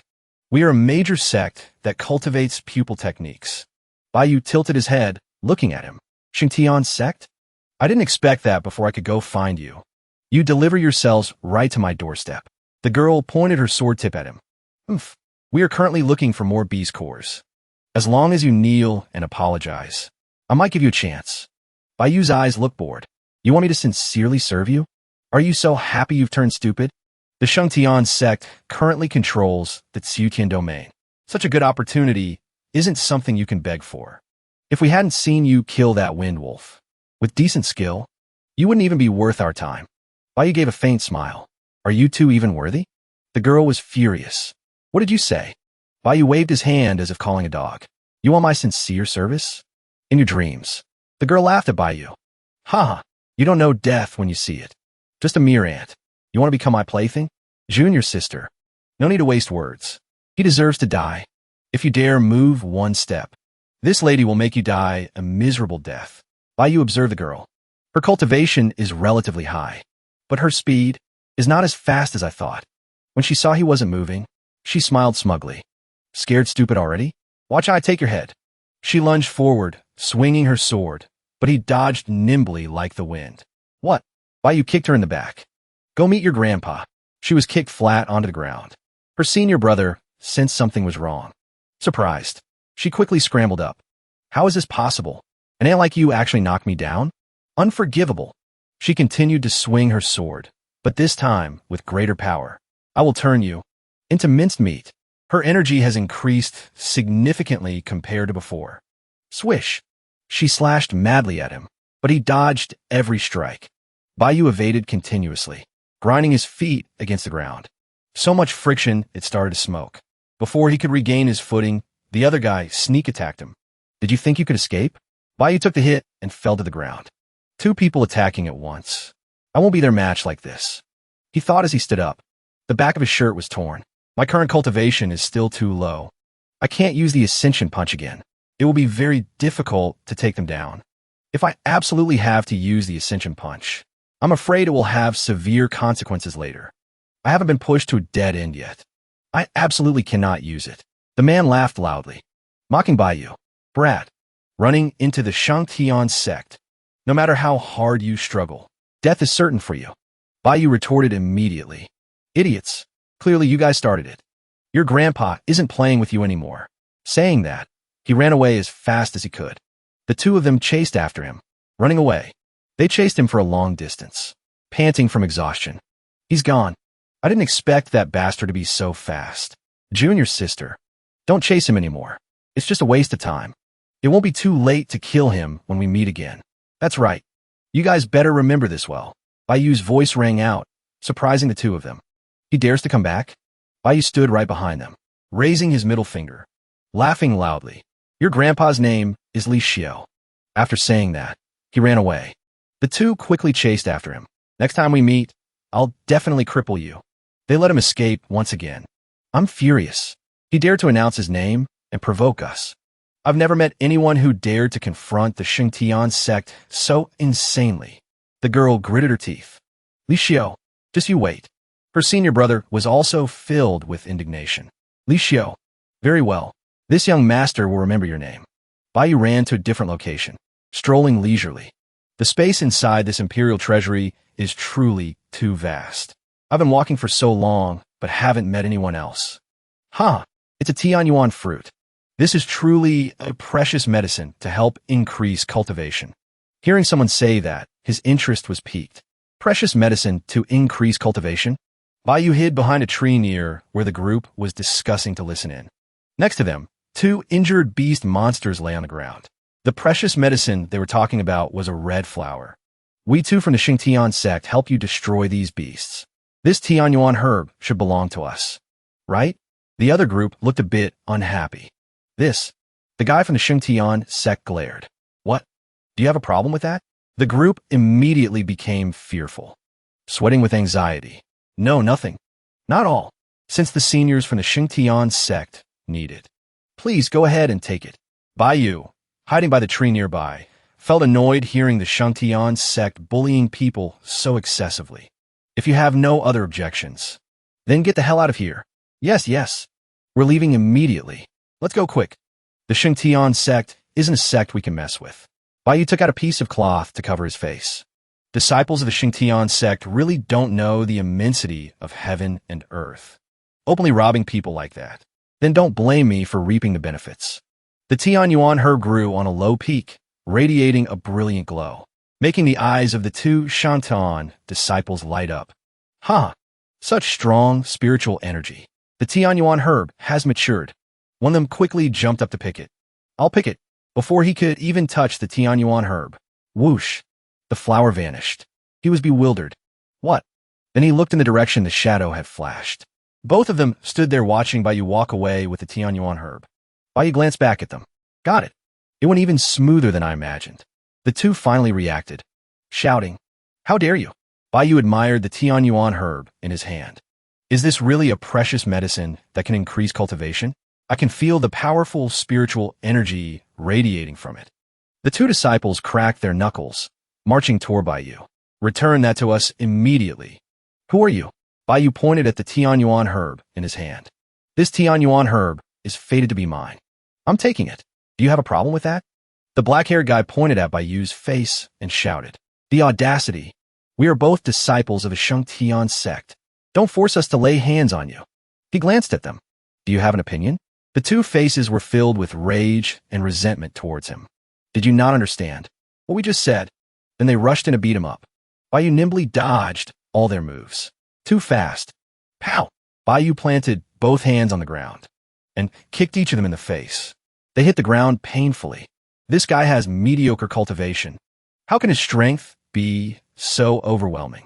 These two are also Shangtian Sect disciples, but their strength is clearly far below the two blind ones from before.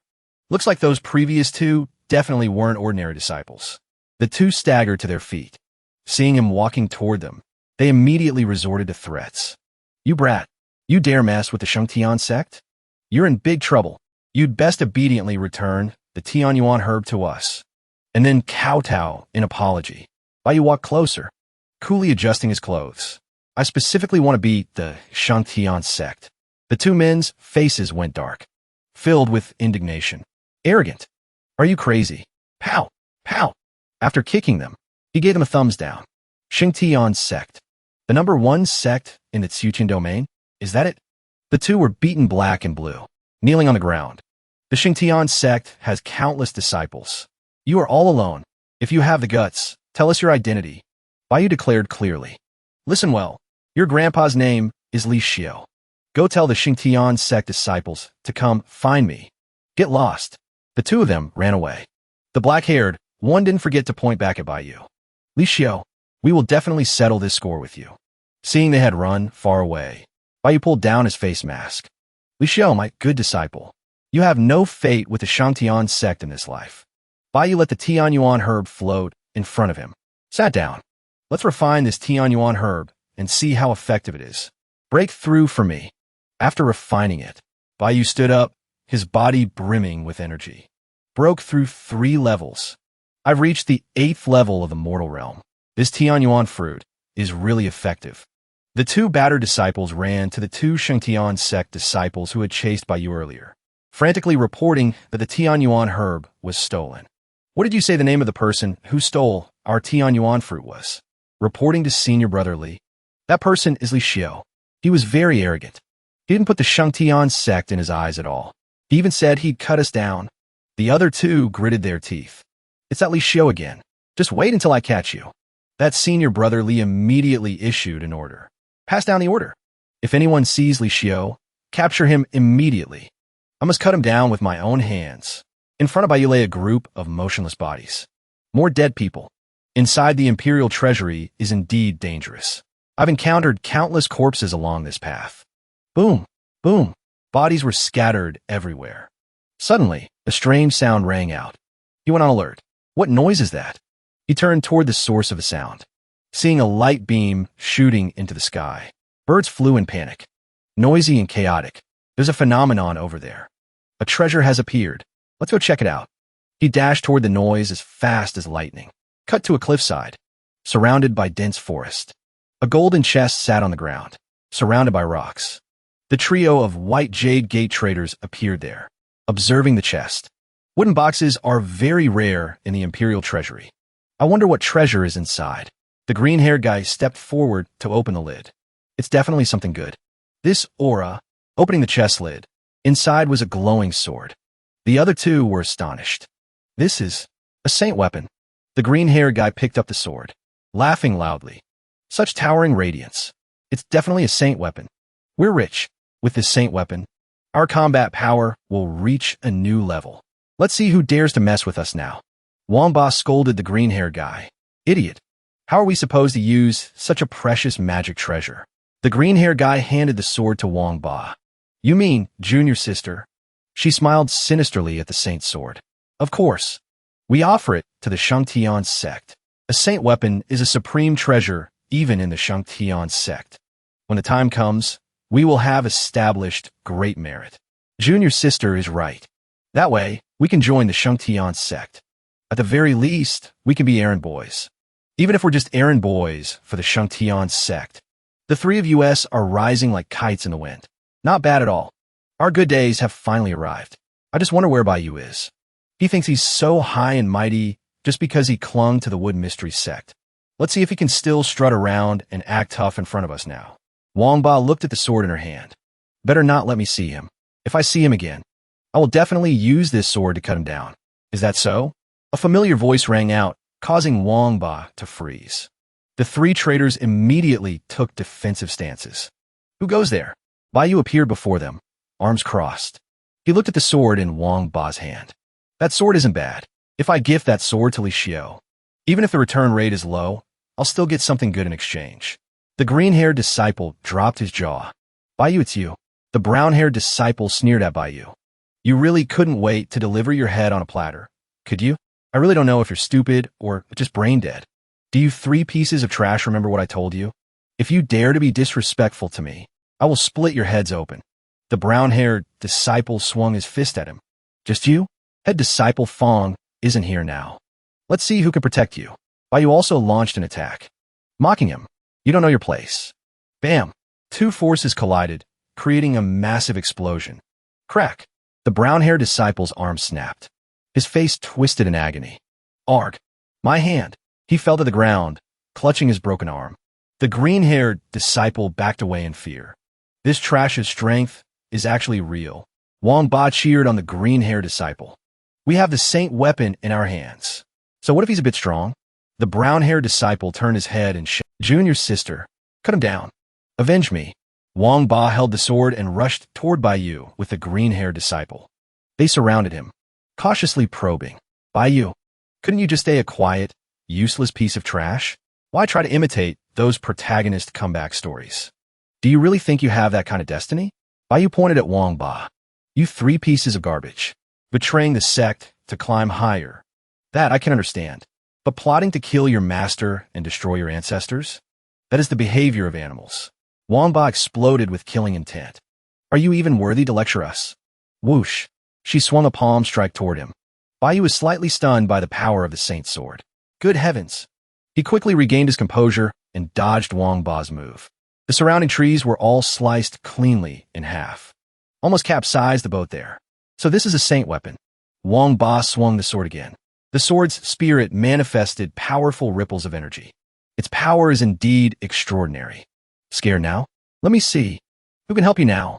Saying that, Wang Ba swung the sword with all her might. Whoosh! The power of this slash was truly terrifying. But Bai Yu didn't flinch, ready to face the attack. The slash kicked up a cloud of dust and debris. A massive trench was gouged into the earth. But Bai Yu was nowhere to be seen. Wang Ba was shocked. Where's he? Over here. Bai Yu flew out from nowhere and punched Wang Ba straight in the face. Get lost. She was launched high into the air. Thud. She crashed into the ground, kicking up a dust storm. Unreconciled, she charged back at him, her face swollen. You hit my face again. I'm going to kill you. Bai Yu extended his hardened palm to meet the attack. Bam! Wang Ba was once again given a free flight ticket by Bai Yu. Wang Ba planted face first into the dirt, legs sticking straight up in the air. The green-haired disciple watched from a distance, full of apprehension. This, even holding a saint weapon, she's no match for Bai Yu. Is that really Bai Yu? Bai Yu, radiating an imposing aura, walked toward Wang Ba. She was curled up on the ground, clutching her injuries. The power of the saint weapon is indeed not bad, but you yourself are trash. Giving you a divine weapon would be useless. He cracked his knuckles, frowning. Since you three refuse to repent, today I will clean up the sect myself. Wang Ba was terrified. No, she knelt before Bai Yu. Master, no. Sect leader Bai, I was wrong. The other two also knelt down. Please spare us. Sect leader Bai, don't kill us. Please let us go. We know our mistakes now. We swear, we won't dare oppose you ever again. Wang Ba bowed her head to the ground. Right. Just treat us like immature brats. I swear I will never provoke your anger again. Over here, descending. Three figures who looked like martial arts experts approached Bai Yu's group. Wang Ba looked up at the three newcomers. People from the Sacred Heaven Sect. A magic treasure appeared here. Where is it now? The phenomenon just now attracted the Sacred Heaven Sect here. These people really don't let anything slip by. Wang Ba gleefully held up the sword. Over here, seniors. This is a saint weapon. We obtained it. We were preparing to present it to the seniors of the Sacred Heaven Sect. Bai Yu's jaw dropped in shock. The Sacred Heaven Sect disciples saw Wang Ba offering the saint sword. At least you know your place. Wang Ba seizing the chance for backup, pointed at Baiyu to accuse him. Seniors, this person is Baiyu. He knew we wanted to give this saint weapon to the Sacred Heaven Sect, so he tried to rob us. Baiyu furrowed his brows. Annoyed, he cursed under his breath. You son of a. We were no match for him. We were almost killed by him. Baiyu heard the accusation and grew irritated, gritting his teeth. Just a moment ago you swore not to oppose me. You three are truly garbage. Is there really someone with such gall? The green and brown-haired disciples saw the Sacred Heaven Elder speak up and immediately added fuel to the fire. We beg the seniors to take action and handle this man. This man is incredibly arrogant. Please, seniors, take action. Baiyu face-palmed, speechless at them. To think the original owner accepted disciples with such rotten character. The Sacred Heaven Elder looked at him with disdain. Does a person of such low character even deserve my hand? In your own life. His two disciples also mocked Baiyu. Kid, did you hear that? Deacon Liu of the Sacred Heaven Sect's outer gate orders you to end yourself. You better listen. Otherwise, if we take action, you will die a miserable death. He shot them a sharp, cold look, cursing. Lowly dog eyes. The Sacred Heaven disciple heard the curse, unable to tolerate it, pointing at him. Insolent. What did you say? So what if you're from a Sacred Heaven sect? Every one of you is like a mad dog, biting whoever you see. I should blind your dog eyes. Who the hell are you to badmouth the Sacred Heaven sect? Watch me tear that mouth off your face. They were about to charge when Deacon Liu of the outer gate stopped them. Just an ignorant fool. He waved his hand dismissively. You two, chop him down. They charged forward with full confidence. Rest assured, Deacon Liu, leave it to us. Wang Ba brought the sword before the old man. He held out his hand. Bring that saint weapon here for me to see. Yes. She immediately presented the sword to him. The old man held the sword, admiring it. Meanwhile, Wang Ba looked smugly at Baiyu. Baiyu, daring to show attitude to the Sacred Heaven Sect. You really must be tired of living and looking for death. The green and brown-haired disciples saw Baiyu surrounded by the Sacred Heaven group, gossiping gleefully. I was worried Baiyu might run away. Now it seems I was overthinking it. Go ahead, be arrogant. The more arrogant you are, the faster you die. The two Sacred Heaven disciples postured in front of Baiyu. Even if you beg for death now, we won't let you die comfortably. Baiyu rotated his wrist joints. Are we fighting or not? The most annoying people are the ones who dawdle and mumble endlessly before a fight. The two disciples also warmed up their muscles. You're in a hurry to die. Then they rushed in to attack him. I'll fulfill your wish. Baiyu faced them, his aura blazing. The Sacred Heaven Elder admired the sword. Haha, not bad. Indeed, a saint's sword. Although it has some flaws. The trio of white jade traders sidled up to the Elder, sucking up to him. Senior, we have the utmost respect for the Sacred Heaven Sect. Our greatest ideal is to join the Sacred Heaven Sect. The old man looked at the three of them and smiled. That this old man can arrange. The three of you can temporarily serve as servant disciples of the Sacred Heaven Sect. The three were overjoyed, grinning from ear to ear. Really? They immediately knelt down. Thank you, Senior. Meanwhile, the two Sacred Heaven disciples were being beaten black and blue by Baiyu, yelping in pain. Bam! The explosion startled the old man. He turned his head around. What? The Elder held the sword, blocking in front of his two disciples who were sitting on the ground, struggling with their injuries. Baiyu slowly walked toward them, giving a thumbs down. Sacred Heaven Sect. Turns out that's all you've got. The old man turned to look at his disciples who were struggling to stand. Furious. What is this? You two are first stage true human realm. How could you lose to a mortal realm? The two disciples, mouths full of blood, replied. Deacon Liu, this kid isn't as simple as he looks. He threw one word at them. Trash. Making them hang their heads in shame. Meanwhile, the brown and green-haired traders' faces were as dark as the bottom of a pot. Baiyu actually defeated the disciples of the Sacred Heaven Sect. Could the Baiyu I knew before have been a fake?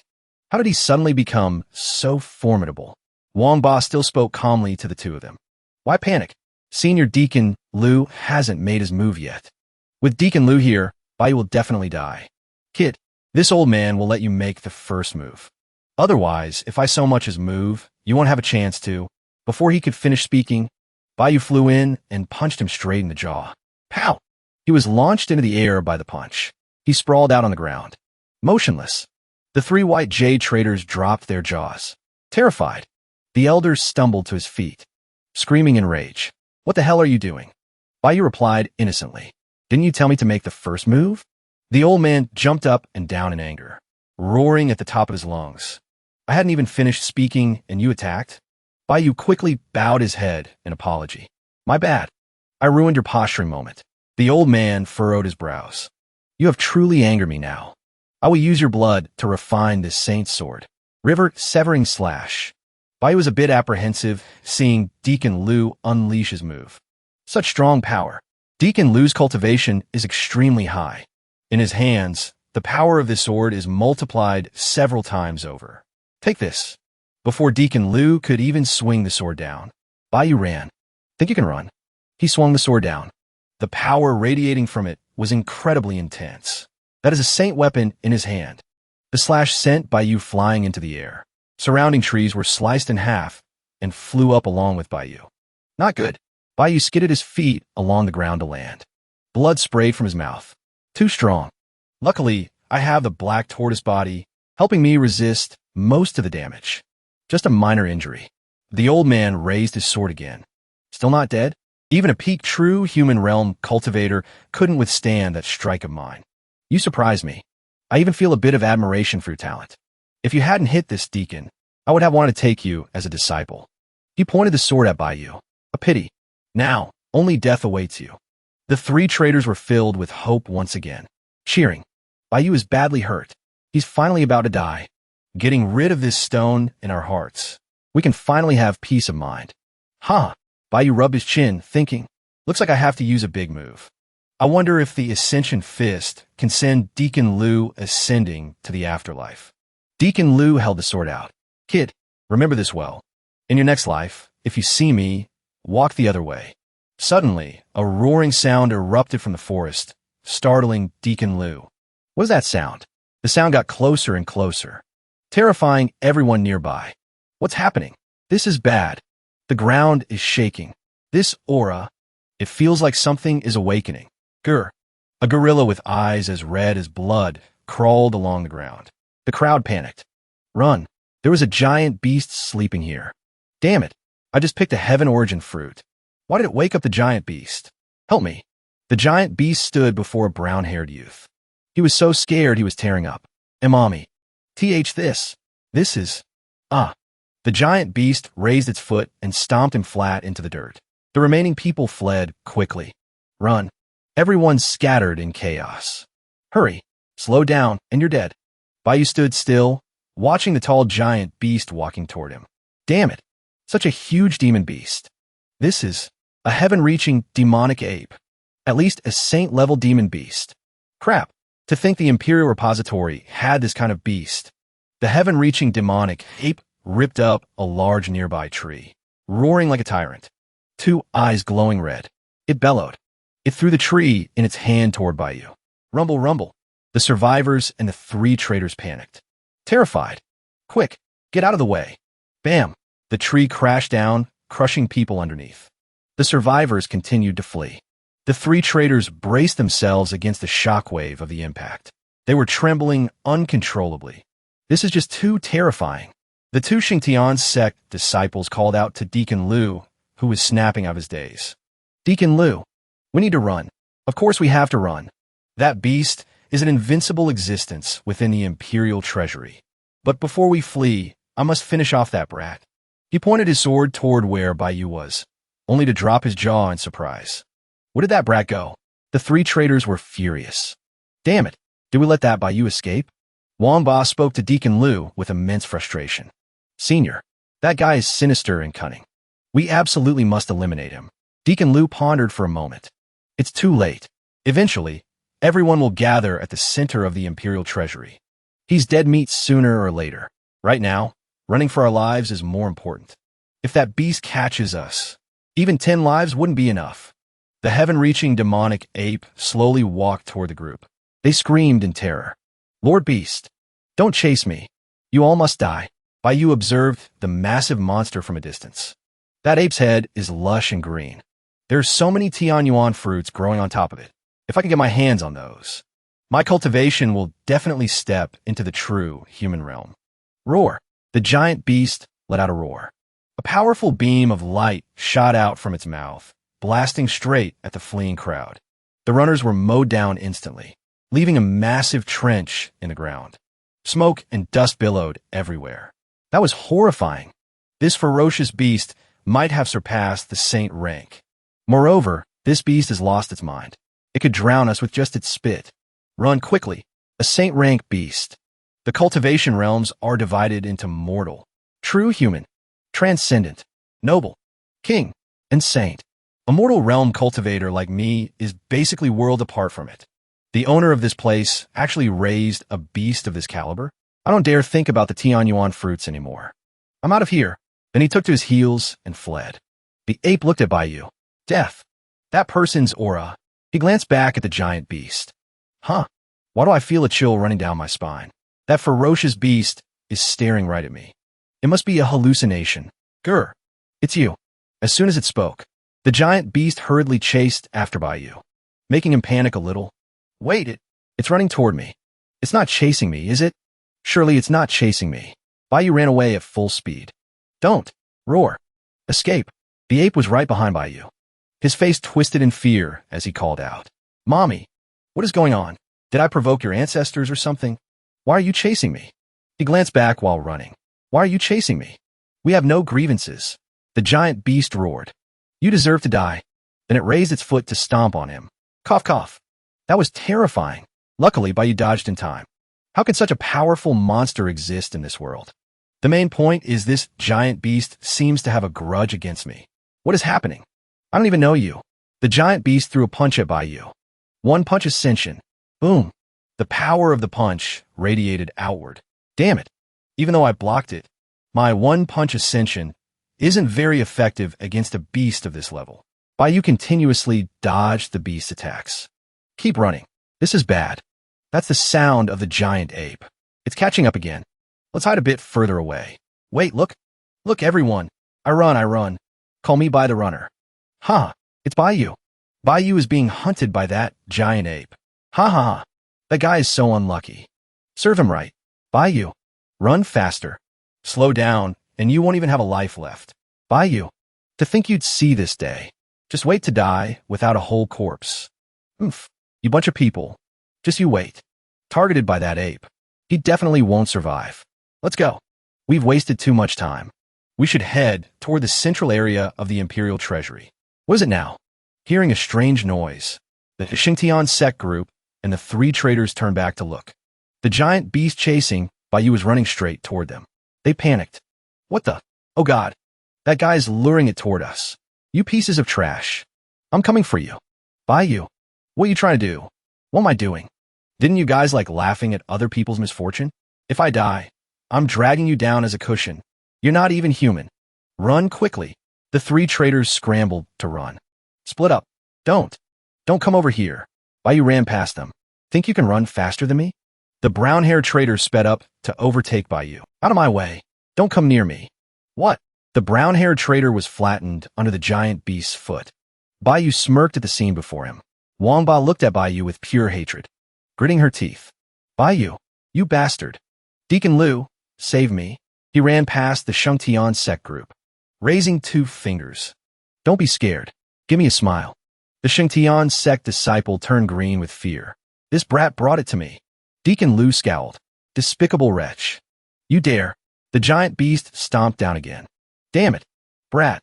I cannot exist under the same sky as you. While running, Deacon Liu swung his sword, threatening Baiyu. Slash. The old man swung his sword at Baiyu. The power was intense. Whoosh. Baiyu dodged it. Deacon Liu was furious. Brat, you dare lure this disaster to us? Running to our side, this old man will risk his life to take you down. Baiyu continued to flee. That sword in the old man's hand is the most annoying part. It's a pity they didn't get stomped to death. That was too dangerous just now. It's finally gone. He definitely isn't alive anymore. Being stomped to death by that beast is too good for him. If he had fallen into my hands, I would have ripped out his tendons and skinned him. Grr, you're dead. The ape chased Baiyu, constantly throwing punches at him. It reached out its massive hand toward him. I can't escape. Steam bun. Bai Yu conjured a steamed bun in his hand. Then he wound up and threw the bun at the giant beast. Get lost. The giant beast stopped. The bun flew straight into its mouth. It chewed the bun. Froze. Delicious. Bai Yu stopped to look at the giant beast. It's not moving anymore. The giant beast licked its lips. Bai Yu smiled. A steamed bun actually stopped it. Delicious, one more. It stood there for an unusually long time. The giant beast looked dumbfounded, drooling, pointing at its mouth. The bun worked. Understanding the beast's intent, Bai Yu took out more buns and threw them at the giant beast. Seeing the buns flying over, it opened its mouth wide to catch them. Bai Yu was smug. I have plenty of buns. Then he took out several more and threw them into the beast's mouth all at once. This went on for a while. Bai Yu was exhausted and sat down on the ground.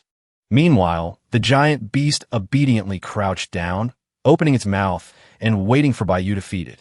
I didn't expect the 10,000 buns from the system to save my life. This guy is addicted.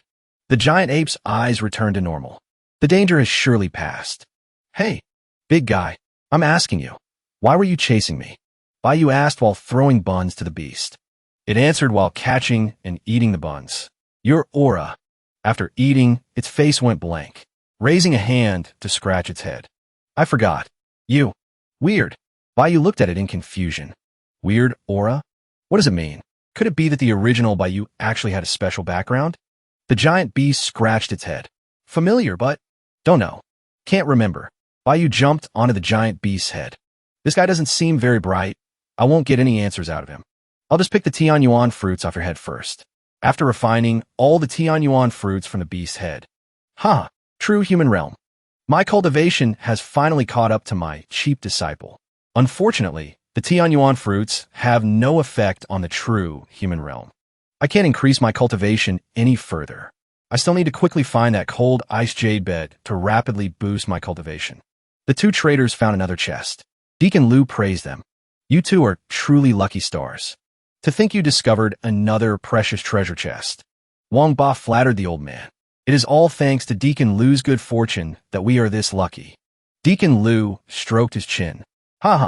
If we can obtain another saint weapon, this old man will make an exception and accept you two as disciples. The two faces were full of anticipation. Thank you, Senior Deacon. Senior's fortune rivals the heavens. Your wish will definitely come true. Next, let this old man open the treasure chest. So exciting, the moment of witnessing a miracle. Open for me. Deacon Lu's expression changed. Good heavens. The chest emitted many beams of golden light. The old man laughed loudly. We're rich. We're rich. This is the aura of a saint weapon again. Wang Ba and the other trader immediately knelt down. Congratulations, Deacon Lu. Still calling me Deacon Lu? The two smiled like flowers in bloom. Master. Deacon Lu spread his arms wide and laughed. Rise. From today onward, you are disciples of the Shengtian sect. No one dares to touch the Shengtian domain. Becoming a disciple of the Shengtian sect is a great honor. Finally, our lives have changed. It's a pity that bastard Bai Yu couldn't witness our glorious moment. Otherwise what? Who's there? It was Bai Yu's voice. We meet again. Bai Yu sat cross-legged on the head of the giant beast, approaching majestically. You little trash bags. Umph. The giant beast advanced toward the two white jade gate traders. What the? This? The Shengtian sect disciple rubbed his eyes. Am I seeing things? That guy is sitting on the giant ape. Deacon Lu's face went pale. Brat, you're still alive? Old fogey. I just want to ask, are you scared? Deacon, what on earth happened? Did that guy tame the ape? What nonsense are you talking about? The giant ape is the immortal emperor's spirit pet. How could it be tamed by a mortal cultivator? It wasn't very bright to begin with. Its current state must be defective. It can't harm people anymore. And this brat took advantage of that. Bai Yu sat on the ape, full of arrogance. Right, that must be it. What ability or virtue does this Bai Yu have to tame the giant ape? Deacon Lu drew his sword again, preparing to attack. Brat, a fox borrowing the tiger's might. Then the old man leaped up, flying toward him to slash. This time, this old man won't let you escape. Idiot. You think you're so smart. The giant ape reached out to block the old man. He was stunned. What? No. Boom. The old man was slammed into the ground by the giant beast. His sword flew into the air. Baiyu reached out and caught it. Baiyu held the sword, pointing it straight at the sky, worthy of a saint weapon. Good sword. The Shengtian Sect disciple knelt before Deacon Lu's flattened body on the ground. The two traders called out loudly, "Master!" Their faces went dark. "DEA? Deacon Lu. He. This matter. Impossible." The two traders' faces turned ashen. They collapsed to the ground. "Master is dead. We just became disciples. And he's already dead? Everything is gone. Why did it turn out like this? We just joined the Shengtian Sect. Our chance to change our fate against the heavens." Wangba screamed, "Baiyu, why must you treat us like this?" Baiyu leaped down from the giant ape's head. He landed opposite them. "Why?" Then he walked toward them, holding the sword. "Don't you know clearly in your own hearts?" The two traders were terrified, raising their hands to shield themselves. "What are you doing?" The green-haired guy cried and begged for mercy. "Baiyu, spare me. Give me one more chance." "Baiyu, finish him off. I already gave you a chance. Now, there's only death for you." Wangba backed away in fear. "No, don't kill me. I'll do anything. I'll kneel, crawling on the ground. Just treat me like a dog." But Baiyu showed no mercy. He finished her off. "Even a dog isn't as wretched as you." As for the Sacred Heaven Sect disciple, seeing Baiyu approach him, he hung his head. "I can't live through this. Right? Just give me a quick death." Baiyu stood in silence for a moment. The disciple collapsed to the ground. Baiyu didn't kill him, but asked instead, "Let me ask you, does your Sacred Heaven Sect have a special method of communication?" He responded hesitantly, "Yes." "What do you want to do?" Baiyu fell into thought again. Then he stepped closer, causing the man to stand up in fear. Baiyu calmly raised a finger. "I'm giving you a chance to live. Do you want it?" He was overjoyed. He nodded furiously. "This lowly one is Lu Hong. As long as I can live, I'll do anything you want." Baiyu turned around cheerfully and walked away, leaving him with one sentence. "Excellent. Stand there and await my orders." Leaving Lu Hong completely bewildered, Baiyu walked over to the chest. "Let's see what good stuff is in this chest." He looked inside. "What is this?" He reached in to inspect it. He held it in his hand. It doesn't look like a weapon. It looks more like an artifact used for travel. Roar. Suddenly, the giant beast roared, confusing him slightly. The MC turned his head to look at the giant ape. That ape recognizes this object, and it seems to be going into a frenzy because of it. Baiyu was astonished, looking at the item in his hand. This thing is reacting. Suddenly, the trees began to shake violently. Dirt and rocks flew into the air. Baiyu was puzzled. What is happening? The giant ape shifted from fear to absolute madness. It roared. "Roar! Master!" It turned and ran away, leaving Baiyu dumbfounded. Brother Ape, what provoked this animal? System notification. A suitable candidate for discipleship has been detected in the center of the Imperial Repository. What? What's going on? There's someone suitable to be my disciple here?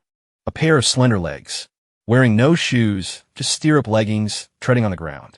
It was a girl. She was panting heavily. This empress is exhausted to death. She rested her hands on her thighs, gasping for breath. If I had known, I wouldn't have made the Imperial Repository so big. She looked ahead, slightly surprised. It's the aura of the Sky Chariot. That is the item I use for travel. I don't know who got their hands on it. Once I return, I must seize it back. For now, I need to get to the center of the Imperial Repository. Once I find the Ice-Soul pill I left behind, there's hope to restore my former power. Whoosh, whoosh. 2 streaks of pink light flew out from the forest. 2 Sacred Heaven Sect disciples ran frantically toward Lu Hong. "Lu Nung, was it you who sent the signal just now?" He didn't turn his head, just glanced sideways. "I sent it. I discovered something good here. I need the help of you 2 brothers." "What do you need us for? Where's the deacon? Weren't you always with the deacon?" Lu Hong pointed straight ahead. "The deacon is up ahead. Follow me." While they were talking, Baiyu appeared behind them holding a wooden club. "Ah, Lu Hong, you did well." Lu Hong looked embarrassed, scratching his head at the praise. Baiyu gave him a thumbs up, betraying your fellow sect members without batting an eye. "You have the potential to be a great treacherous villain. Sect Leader Bai flatters me. It's all thanks to Sect Leader Bai's perfect strategy, letting me pretend to be Lu Nung." Baiyu patted his shoulder. "Search these 2 for treasures. Prepare for the next batch." Baiyu watched Lu Hong strip his fellow disciples of their valuables, thinking to himself with admiration, "This Sacred Heaven Sect acts so tyrannically. They claim almost everything in the Imperial Repository for themselves. This way, I don't even need to hunt for treasures myself. Isn't it much more convenient to just rob these punks? Another 3 Sacred Heaven disciples arrived at a ravine. They looked confused, looking around. Someone clearly sent us a signal. Why don't we see anyone? Where are they? A silhouette appeared. They froze for a second. Baiyu, wearing a mask and holding a sword, walked toward them. Seeing him, they sneered sarcastically. Where did this lunatic come from? Trying to rob us? You dare rob the Sacred Heaven sect? Are you stupid? The blonde guy spoke while raising his pinky finger in mockery. Bai didn't say much. He swung his sword. Slash! The blonde guy froze. What? A large, securely tied bundle lay on the ground. Remember this. Your grandpa's name is Li Xiao. Saying that, Baiyu hoisted the bag over his shoulder and walked away, leaving the Sacred Heaven group tied up on the ground in their underwear. Unspeakably humiliating. Absolutely humiliating. Quickly notify Senior Sister Bai and Senior Brother Li. Baiyu was happily carrying his loot down the road when he saw Lu Heng hiding against a wall. He asked him, "Why didn't you run?" Lu Heng replied sadly, "Where can I run? If the Sacred Heaven sect finds out what I did, I'm afraid peeling my skin and pulling my tendons wouldn't be enough to quell their anger. You're quite sharp. Since sect leader Bai didn't kill me, can you give me a path to live?" Baiyu glanced at him. "Are you sure I won't kill you?" He replied. "Sect leader Bai didn't let me show my face to the Sacred Heaven disciples. Surely you have a hidden intent." He turned to leave. Smart guy. Now, the only path is to return to the Sacred Heaven sect. He was anxious. Go back. Baiyu continued, and return as the sole surviving disciple. He froze. This, Lu Heng's world went dark for a moment. Return as the sole survivor. For sect leader Bai to be this confident, could he be some hidden almighty expert? Lu Heng knelt down, kowtowing to Baiyu. This lowly one will follow every instruction of sect leader Bai. Stand up. After a few more jobs, I'll tell you what to do. A group of Sacred Heaven sect members approached the tied-up victims. The 3 disciples had no clothes left. There was a paper stuck to the blonde guy's forehead. He cursed.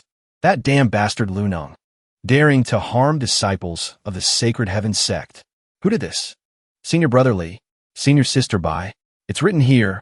Li Xiao. Bai Yuan gritted her teeth. Li Xiao. That damn maggot. It's Li Xiao again.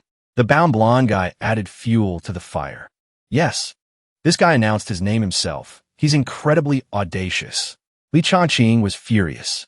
He is intentionally humiliating our Sacred Heaven sect.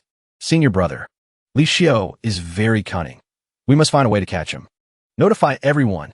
All disciples of the Sacred Heaven sect are not to act alone. Everyone gather at the central area. Somewhere else. Li Xiao was sneezing continuously. Achoo! Li Xiao rubbed his nose. Strange. Why do I keep sneezing? Saying that, he stepped into a formation. I keep feeling like something is about to happen. Then he stabbed his sword into the formation. Break for me. A blinding light erupted. Break. The formation beneath his feet shattered. After breaking the formation, Li Xiao cheered up significantly. I was trapped here for so long. Finally, I broke this grand array. I need to get out quickly and find the people from the Sacred Heaven sect. Although I'm not equal to those geniuses from the great sects, I can be considered to have some achievements. There is still hope to join the Sacred Heaven sect. After all, my clan is still in danger. Time is running out. Baiyu and Lu Heng arrived at a clearing to talk. Do you remember everything I instructed you? I remember clearly. Rest assured, sect leader Bai. This is your only chance to live. After you get out, find a place to stay in Haiyuan City. Await my command. Lu Heng knelt to accept the order. Yes. This lowly one will leave the Imperial Repository immediately. I will await news from sect leader Bai. Feng Muling was heading toward the center of the Imperial Repository. It's very noisy here. Quite lively. This great hall is the central area of the Imperial Repository. Unfortunately, we can't get in. I heard you need the repository core to enter. Where's the repository core? Highly likely it's in the hands of the Wood Mystery Sect. Feng Muling's junior brother asked her. I wonder where Senior Bai went. Why hasn't he arrived yet? Don't worry. An expert like the senior will definitely come. Let's wait a little longer. Someone is coming. A loud voice drew everyone's attention. It looks like the people from the Sacred Heaven sect. Why are there so many of them? The Sacred Heaven sect group approached. I don't like noise. Clear this place. The Sacred Heaven Sect has arrived. The arrogant disciples pushed the surrounding crowd away. Clear this area. All you riffraff, move aside. Someone in the crowd pointed at them in indignation. On what basis? The Sacred Heaven Sect is too tyrannical. Bai Yuan of the Sacred Heaven Sect walked forward arrogantly. Opportunities here await the destined ones. Bai Yuan drew her sword and slashed the loudmouth who just spoke. Bam! The guy was pinned to a tree. The onlookers quickly gathered to watch. This. One wrong word, and she slashes him. Bai Yuan challenged the crowd. Does anyone else have an opinion? Seeing this, they began to leave. No opinion. Let's go quick. Fong Muling's group walked toward the Sacred Heaven Sect group. A Sacred Heaven disciple quickly reported. Senior Brother Lee, the people from the Wood Mystery Sect still haven't left. The leader is head disciple Fong Muling. Fong Muling, you dare not leave? Bai Yuan. Others fear you because you are from the Sacred Heaven Sect. My Wood Mystery Sect does not fear you. The Sacred Heaven Domain is not a place where you can cover the sky with one hand. Do you think you could survive this? If you aren't afraid of igniting a great war between our two sects, then go ahead. Bai Yuan shouldered her sword. Then I'll have to try.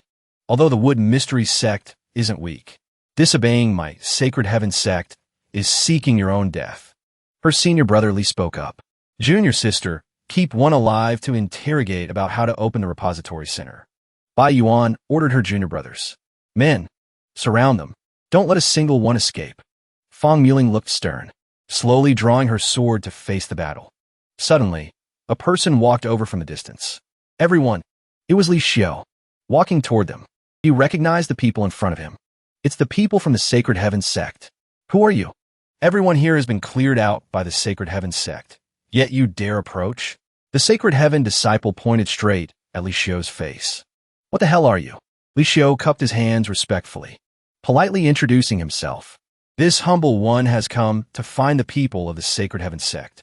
I have a request. What request? I wish to join the Sacred Heaven Sect to cultivate. I wonder if this senior brother could recommend me? Asking to join the Sacred Heaven Sect? Huh. Not just anyone can enter the Sacred Heaven Sect.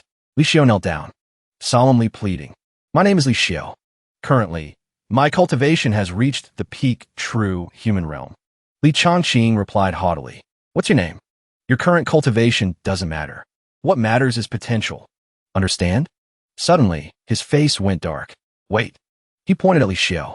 What did you say your name was? Li Xiao. Suddenly, the air became dead silent. Li Changqing was furious. Veins bulged on his face. He shouted, Li Xiao. Li Xiao froze, not understanding what was happening. The entire Sacred Heaven group heard the name and exploded in rage. Frowning. Li Xiao. It's Li Xiao. Good. Good for you, Li Xiao. We've been looking for you forever. Li Xiao was stunned. Everyone knows me? Am I that famous? This makes no sense. You are provoking our sect. Li Xiao was confused. Provoking? What do you mean? I just want to apply to join the Sacred Heaven Sect. Bai Yuan charged forward with her sword. Shut up. You have some nerve. Still daring to act innocent right in front of us. I'm going to kill you.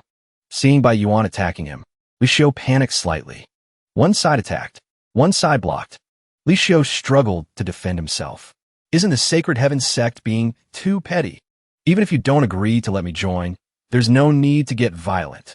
Is this the most magnanimous sect in the Sacred Heaven Domain? Petty. Magnanimous? Huh.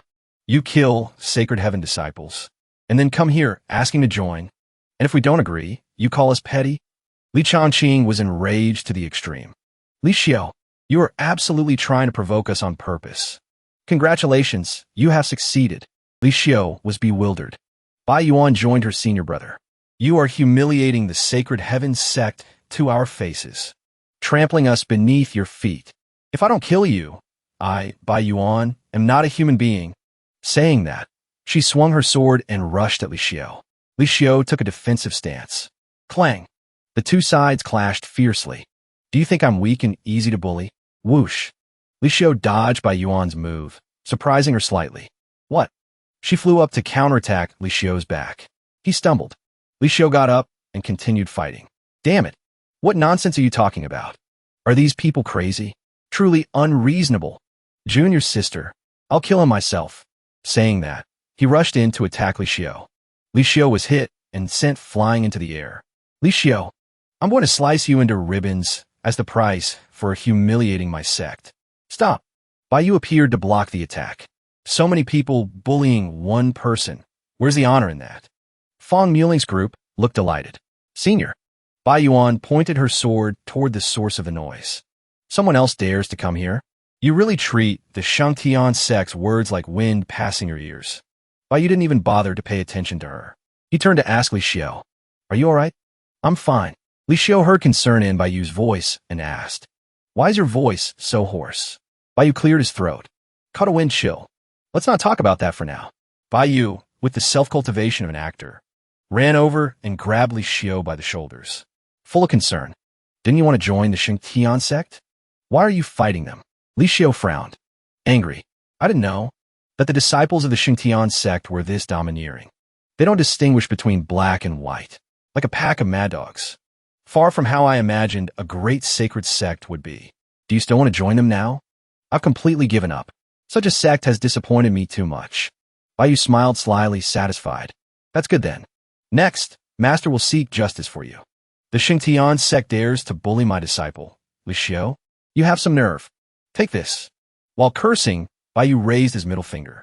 Li Changqing heard Bai Yu's voice and felt the way this person talks.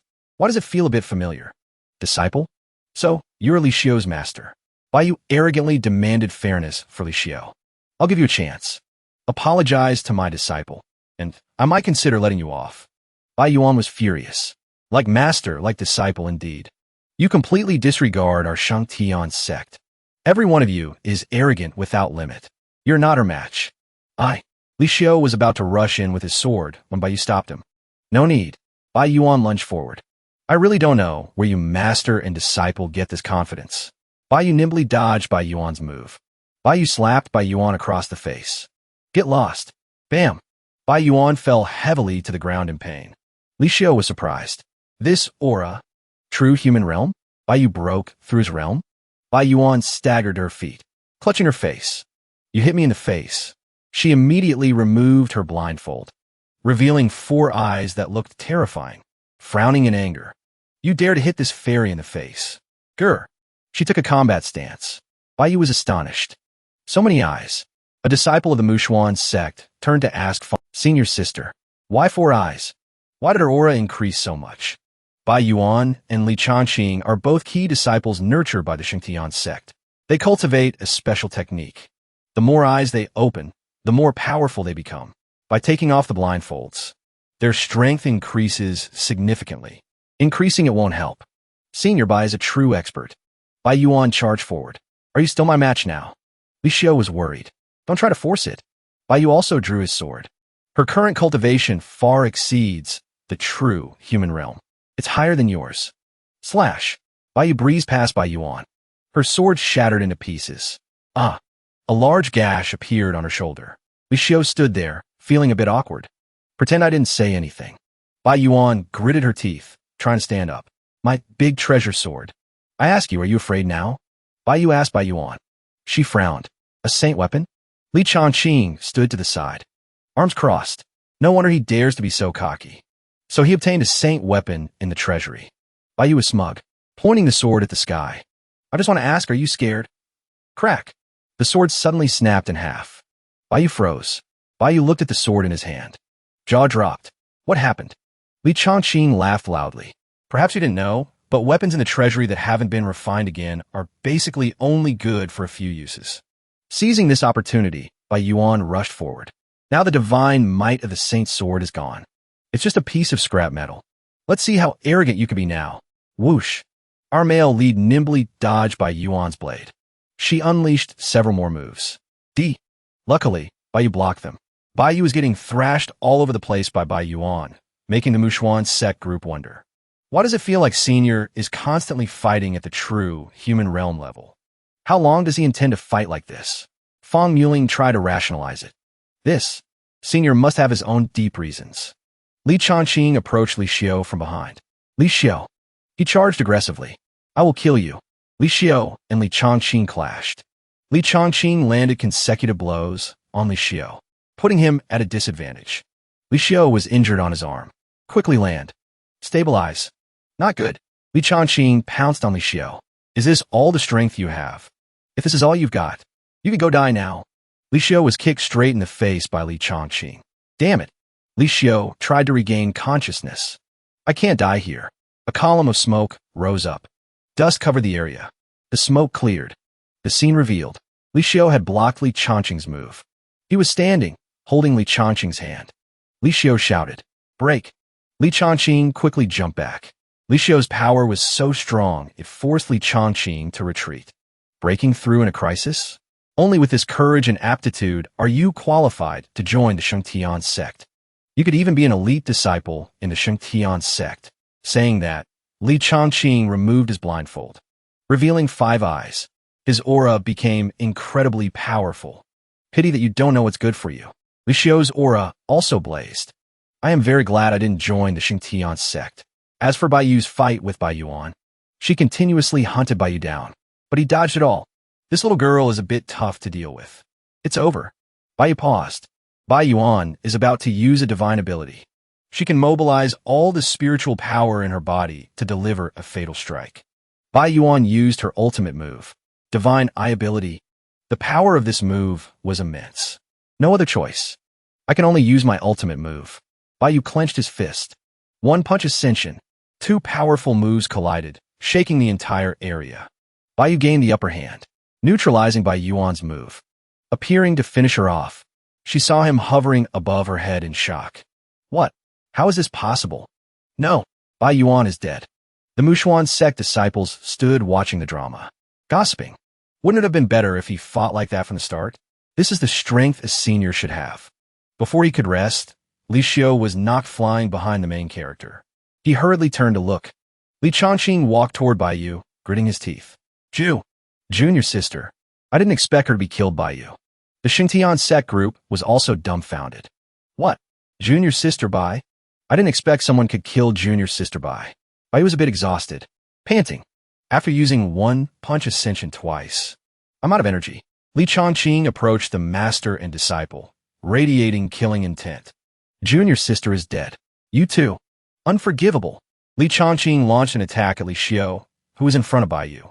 Baiyu dodged the move. He immediately gave chase. I'll kill you first. Then I'll send your master to die with you. Li Xiao fell over. I can't dodge it. Father. The word unfilial. I still couldn't help the Li clan. Li Changqing used a dark technique to strike Li Xiao. It's over.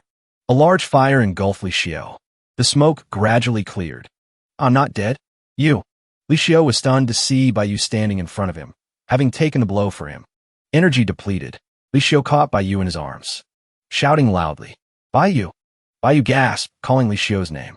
Li Xiao sadly turned to blame the main character. Why did you save me? Baiyu collapsed to the ground. Li Xiao, listen to me. I know that from the moment you became my disciple, you never considered me your master. Li Xiao interrupted him. Don't speak anymore. Your injuries are very severe. Baiyu looked sorrowful, mouth still stained with blood. Now, can you sincerely call me master just once? Li Xiao wept, holding the main character's shoulders, screaming loudly. Master! Master! From today on, you are Li Xiao's master. I, Li Xiao, will regard you as my teacher forever. Baiyu relaxed his shoulders, stopped acting, grinning widely. Hee. Good disciple. Then he stood up, patting Li Xiao's head. While Li Xiao still hadn't processed that he'd been tricked, Baiyu laughed loudly. Li Xiao, master indeed didn't judge you wrongly. You were a good disciple. Li Xiao was furious. Weren't you about to die? Baiyu played dumb. Did I say I was about to die? Li Xiao was indignant. Clearly just now you were almost. Watching Baiyu and his disciple talk, Li Changqing interrupted. Are you done talking yet? Shouldn't you respect your opponent a little? He thought to himself, I can't believe this guy took my attack and is perfectly fine. Our main character looked at him with utter contempt.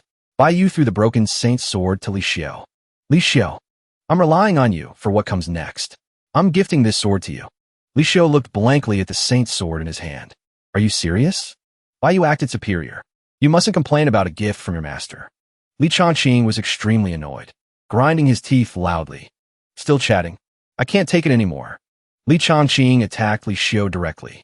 You really treat me like air. Li Xiao charged forward holding the broken sword his master gave him. Clang! The two swords clashed, creating a massive explosion. Both sides were pushed back by the force of the collision. The sword in Li Xiao's hand broke again. Now only the hilt remained. Ding dong. Gifted Disciple Li Xiao. Saint Weapon. Shadowless Sword. Activated 100x rebate. Congratulations. Received Divine Weapon. Wind's Wing. It's here. Baiyu happily reached out to catch Wind's Wing. Li Changqing was arrogant seeing Li Xiao's sword broken. Mocking. At the end of your rope. Can you still hold on now? Huff huff. Li Xiao was out of breath. Can't hold on anymore, can you? Catch. Baiyu threw Wind's Wing to Li Xiao. Take it. Invincible. Li Xiao caught Wind's Wing. Surprised. This aura. Li Xiao's whole body filled with strength. Slash. The two swords clashed. Li Changqing's sword shattered. He was astonished, unable to believe his eyes. What? Slash. Slash. Slash. Slash. Li Xiao unleashed a chain of sword strikes on Li Changqing. Dust swallowed him up. The smoke cleared. Li Changqing was gradually revealed. He couldn't hold on, collapsing to his knees. How is this sword possible? The Shengtian Sect disciples were worried. Senior brother failed. How can that be? Li Changqing stumbled to his feet, looking at the sword in Li Xiao's hand. Divine Weapon. Who exactly are you people? Fang Muling looked at Baiyu, deep in thought. Senior Baiyu truly hides his light under a bushel. I didn't expect him to casually bring out a divine weapon. Senior's background must be terrifying. Li Xiao couldn't quite believe his eyes, cherishing the sword in his hand. I can actually use this divine weapon. It feels like a dream. Baiyu pointed at the sword in Li Xiao's hand. You lost. The Shengtian sect holds authority, but acts tyrannically and brutally, bullying the weak. Baiyu pointed the sword at Li Changqing's face. You brought everything on yourself. He remained arrogant. So what if I brought on myself? I lost. Are you going to kill me? I don't care who you are. The Shengtian sect is an existence you cannot touch. If you dare touch me, and the Shengtian sect finds out, they will hunt you to the ends of the earth to skin you alive. Wait until I escape.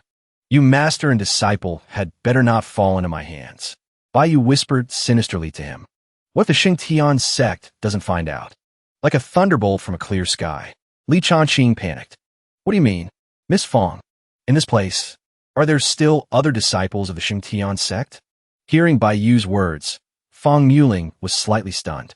Senior sister Fang, what should we do? Senior by means. Fang Muling didn't say much.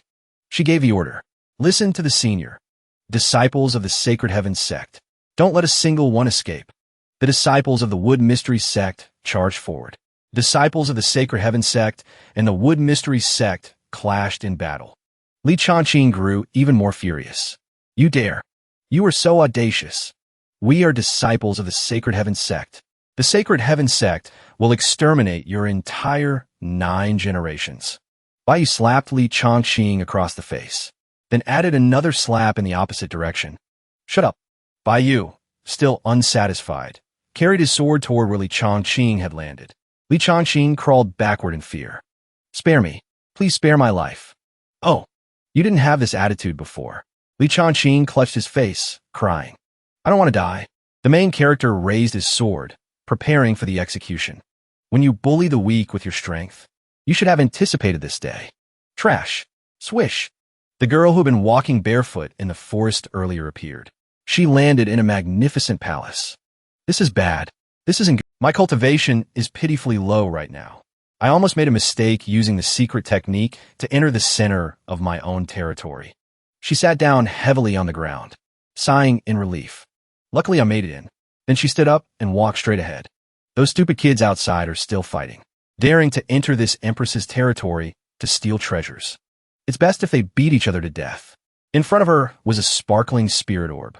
Her face lit up with joy as she reached out to grab it. As long as I have this mystic pivot orb, I can regain control over the entire imperial treasury. She touched the mystic pivot orb. I can retrieve my ice soul pill. Got it. She lost her balance and fell backward. Hopefully, she lands safely. Still okay. This 9 heavens mystic crystal pivot orb didn't break. Huh. Just as she breathed a sigh of relief, the mystic pivot orb in her hand, crack, snapped in two. She stood up dejectedly, then screamed curses at the sky. Master of the heavenly court. You bastard. Are you that poor? The mystic pivot orbs you gave me are all low quality. As she cursed, she tried to piece the two halves back together, but it was futile. It's over. The mystic pivot orb is broken. All the imperial treasures have lost control. Space is in chaos. It's on the verge of destruction. What about my ice soul pill now? Back to Bayou's group. The Wood Mystery Sect disciples had tied up all the Sacred Heaven Sect disciples. Fong Muling happily reported, Senior, all disciples of the Sacred Heaven Sect have been subdued. Please deal with them, Senior. Rumble. The ground shook. Everyone wobbled. What's happening? Li Xiu furrowed his brows. There's a tremor coming from the center of the Imperial Treasury. Crack, crack, crack. The ground began to crack open, straight toward where the Sacred Heaven Sect group was tied up. Some fell into the abyss, crying and screaming. Help me. The Wood Mystery Sect group backed away in panic. What's going on? Not good. Something is wrong with the Imperial Repository. The entire secret realm is about to collapse. Then what are we waiting for? Hurry to the center of the Imperial Repository. My second disciple is still in there. I must find her. Bayou quickly ran ahead. Fong Muling turned back to urge her junior brothers. Bayou took out the repository core. I don't know if this repository core can open the center or not. Although a bit doubtful, he still threw it toward the door. The light formed the repository core formed a formation array. The door to the Imperial Repository Center gradually opened. Bayou's group rejoiced. It opened. Fong Muling was excited. Let's go in. Stepping inside, Fong Muling was shocked. This is a formation. Beneath their feet was a massive formation array. They accidentally activated it. Careful. Get back. Blocks of ice continuously fell from above, crashing toward them. They quickly dodged, staggering, avoiding getting hit by the ice magic. A Wood Mystery Sect disciple got hit by the ice magic. His body gradually began to freeze. He cried for help. Before he could finish his sentence, his body turned into an ice statue. Don't. Falling down. Those who were frozen were swallowed by the formation. Fong Muling and a few others escaped, staring at the formation. The Mystic Ice Grand Array. I didn't expect a Mystic Ice Grand Array right at the entrance. This is going to be troublesome. Creak, creak. The Imperial Repository was rapidly collapsing. Fong Muling turned to ask Bayou. Senior, the center of the Imperial Repository is filled with dangers. Although you are an expert, Senior, this place is the Imperial Repository. Time is running out.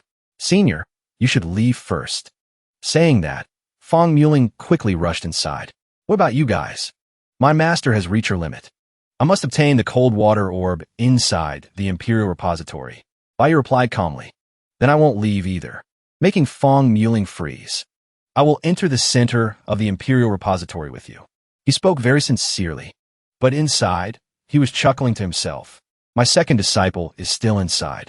That is my abundant treasure trove. I must find a way to locate her. Fong Muling turned her head back. Senior, the Wood Mystery Sect disciples were teary-eyed. So touching. Sect leader Bai's spirit reaches the heavens. Righteousness and courage in one person. Fong Muling knelt on one knee. For such great kindness, please accept a bow from this junior. Bayou felt awkward. Going deeper inside, another formation appeared, surrounded by white skeletons. Only by breaking the eye of the Mystic Ice Grand Array can we proceed. Forcing our way in means certain death. Bayou asked, who understands formations? Fong Muling replied timidly, I'm afraid very few people understand formations. Li Xiu stepped forward. I understand a little. I was trapped in a formation here before. In the end, it took a lot of time to break it. Based on the speed at which the Imperial Repository is collapsing now, I'm afraid it's too late. Is there no way to break it? Li Xiu replied, unless we get the formation map. But the Mystic Ice Grand Array is at least a heaven rank formation. At the very least, we need records from an earth rank formation outline. Li Xiu pulled a military strategy book from his robe. I only have the general rules of earth rank formations. It's already the clan-guarding treasure of my Li family. Bayou held out his hand. Gift it to me. Li Xiu replied. What do you mean? This is the clan-guarding treasure of my Li family. Bayou snatched the book from Li Xiu's hand. Your Li family isn't some wealthy aristocratic clan anyway. This thing is considered a treasure? He flipped the book open, with a serious expression. As expected.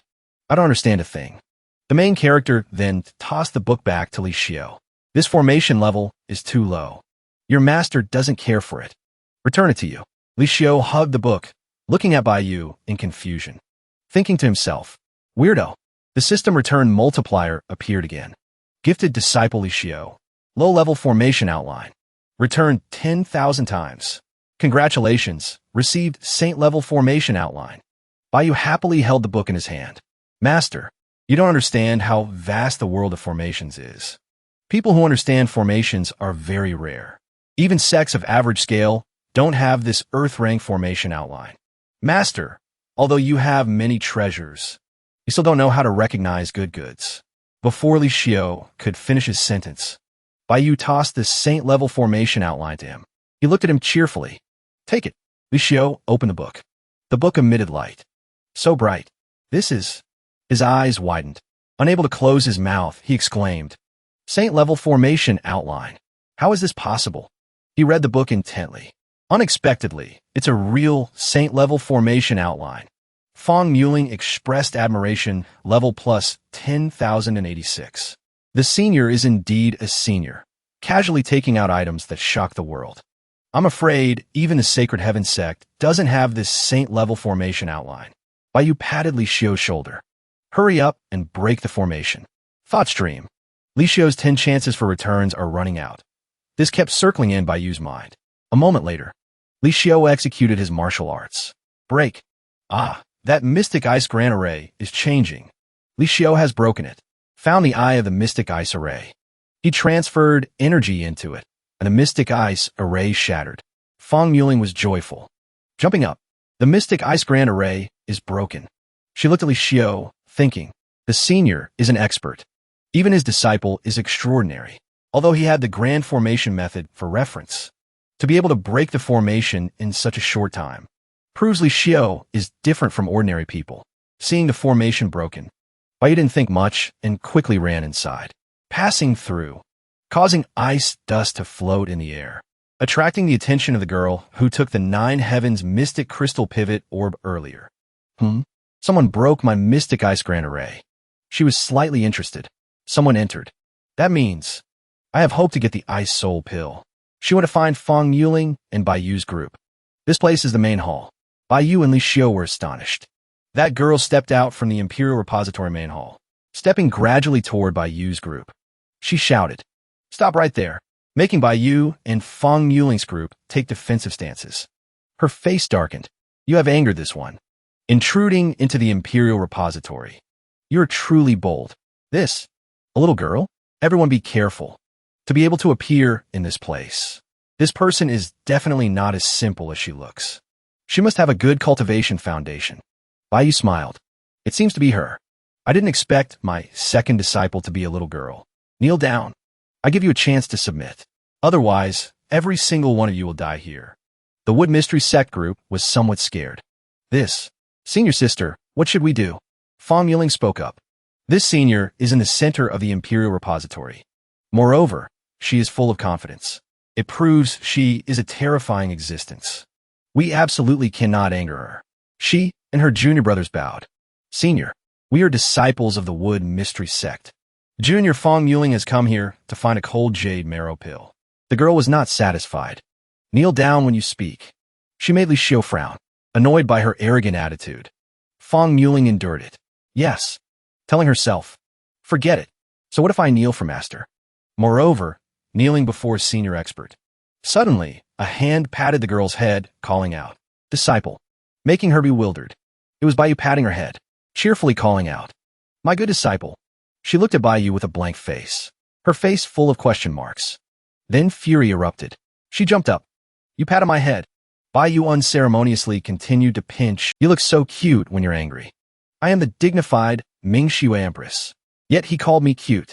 She was so angry she couldn't speak. The Wood Mystery Sect disciples were stunned, eyes wide open. This senior expert is so bold. You scared me to death. Ming Xue Empress was so angry she blurted it out, while Bai Yu smiled until his eyes were slits. Suddenly, he screamed in pain. Ming Xue Empress, burning with rage, gritting her teeth. You vulgar mortal. Then she stood up, her body blazing, eyes glowing red. Unforgivable. Bai Yu was slightly surprised. Backing away. Fong Muling worried for our main character. Senior, be careful. Mingxue Empress leaped up, bit his hand. He looked blankly, then lightly waved his hand. Mingxue Empress returned to Mother Earth, crying, "My teeth." The rest of the onlookers were completely helpless before the scene just now. It seems her cultivation isn't high. Could she just be an ordinary girl? Rumble. Boom. Boom. The Imperial Repository shook. The Imperial Repository can't hold on any longer. Fong Muling quickly ordered, "Quickly find the cold marrow orb and leave this place." Rumble crash. The sound of the Imperial Repository main hall cracking rang out ceaselessly. The Wood Mystery Sect disciples hurriedly searched for the cold marrow orb. Over here, Baiyu took out a steamed bun to entice Mingxue Empress. "Will you be my disciple? Uncle will give you a steamed bun to eat." Mingxue Empress crossed her arms, closed her eyes, full of arrogance. "Oomph. You want me, the dignified Mingxue Empress, to be your disciple? Keep dreaming." Baiyu saw he couldn't lure her. Turned away to eat the steamed bun himself. Sadness. This kid isn't easy to trick. Behind him, Fong Muling walked up and called out, "Senior, we searched this entire palace, but didn't find the cold marrow orb." The main character turned back and replied, "Could it be that the cold marrow orb isn't here? It won't be. This place is the Imperial Repository of Mingxue Empress. The cold marrow orb is an item Mingxue Empress often used for cultivation. It must be here." Mingxue Empress spoke up. "I know where it is." Fong Muling immediately bent down to ask her, "You know, little sister, you can tell big sister." Empress Mingxue's face is filled with utter disgust, and she points her finger behind her. "There's another room behind that wall." Baiyu pats Empress Mingxue's head again. "How did you know?" Empress Mingxue gets angry, flailing wildly. "I told you, don't pat my head. Let go, let go." Empress Mingxue gives up the struggle, helplessly compromising. "Fine. I read some records about the Imperial Treasury in the past. That's how I know." Baiyu asks her, "What's your name?" She replies, "Beitang Shui." The male lead continues to pinch Beitang Shui's cheek with great interest. "Is this the legendary head pat kill? Awesome. This guy is truly evil. Even worse than the master of the Heavenly Court. I should hide my identity for now, then recover my strength, and take revenge for this grudge." Beitang Shui clenches her fists until veins pop out. Fong Muling approaches the stone door. Open. The door doesn't budge an inch. It's no use. With my cultivation, I can't break this stone wall. Li Xiu walks over from a distance, cracking his knuckles. "Let me try." Li Xiu punches straight at the door, but it still shows absolutely no reaction. Beitang Shui and Baiyu also walk over. According to the records, this wall is made of mystic iron meteorite. Extremely hard, comparable to a divine weapon.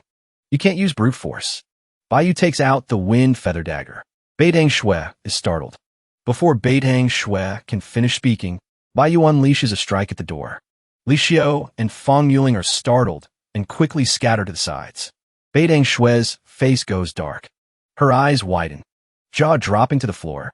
Baiyu looks smug, not even bothering to look up at the door. "You guys shouldn't just rely on brute force. Learn to use tools." Fong Muling and Li Xiu are stunned because the door hasn't opened yet, only showing a sword mark on it. It's as easy as cutting tofu. As soon as he finishes speaking, the crack on the door begins to shatter, causing Beitang Shui a bit of fright. The door cracks open with a large fissure. Baiyu slowly walks towards the opening. A divine weapon.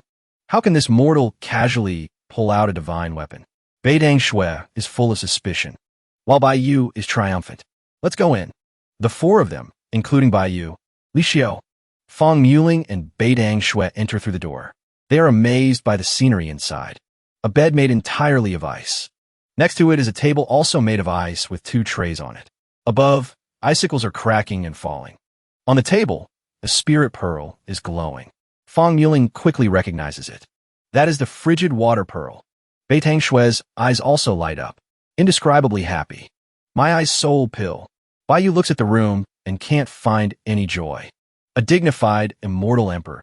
Why was he so stingy? Where are the countless magical treasures that were promised? Where are the pills? Beitang Shui glances at the male lead, muttering, "Idiot." Although there aren't many items here, they're all high-quality goods, especially that jade ice bed. The master of the Heavenly Court snatched it from the Outer Realms years ago. You just don't know how to spot treasures. Bai beams with joy. He jumps onto the ice bed and bounces. This bed isn't bad. Let's take it. Beitang Shui is shocked to see the male lead do that. Fong Muling is different. She looks at him with admiration. Senior truly has sharp eyes. I heard there was a jade ice bed in the Imperial Treasury. Empress Ming Xue used to cultivate on it every day. This must be it. Bai Yu immediately sits on it. Beitang Shui quickly intervenes. No, you can't take that bed away. The male lead sits blankly on the ice bed and asks, why? Beitang Shui, feeling aggrieved, biting her lip tight, because I want it too. Become my disciple, and master will give it to you. Beitang Shui is fuming, smoke coming out of her ears, turning her face away. Take it, just take it. Sooner or later, I'll steal it back. Fong Muling approaches the frigid water pearl. Lifting it up, behind her, Beitang Shui follows.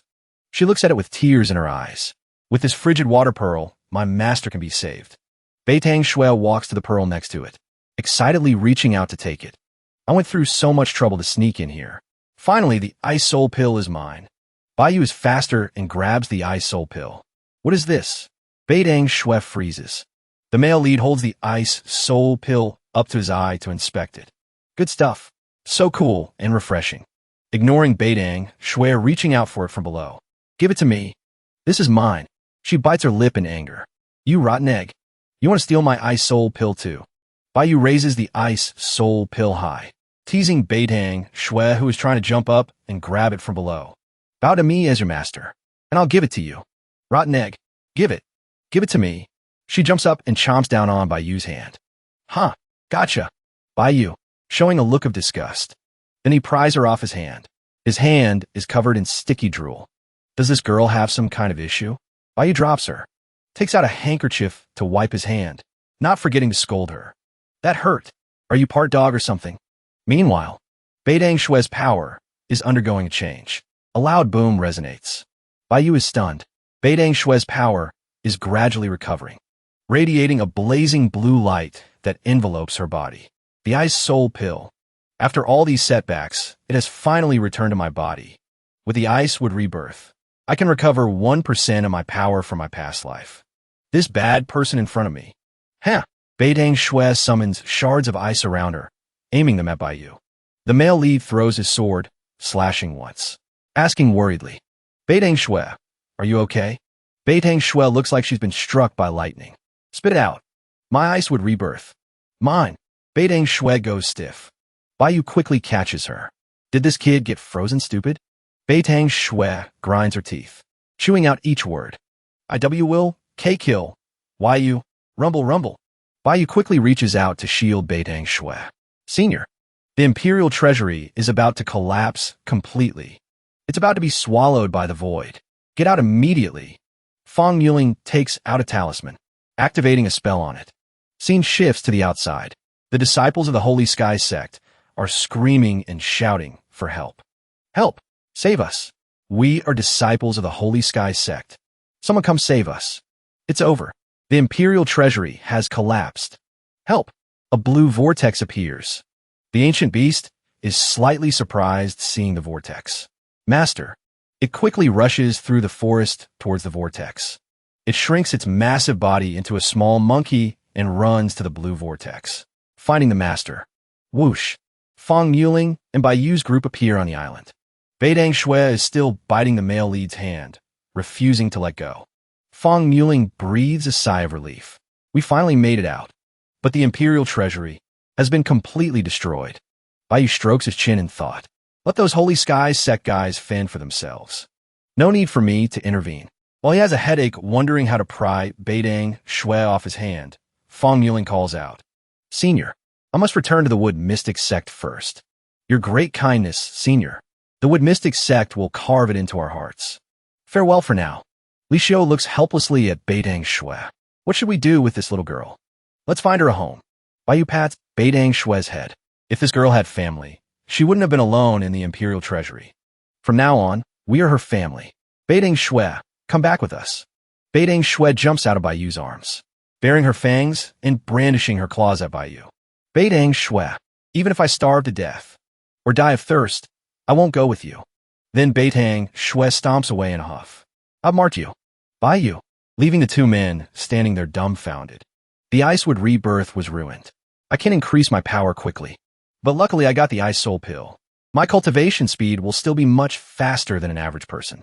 Suddenly, two men appear out of nowhere, rushing towards Beitang Shui. Found her. She's over here. Beitang Shui is terrified.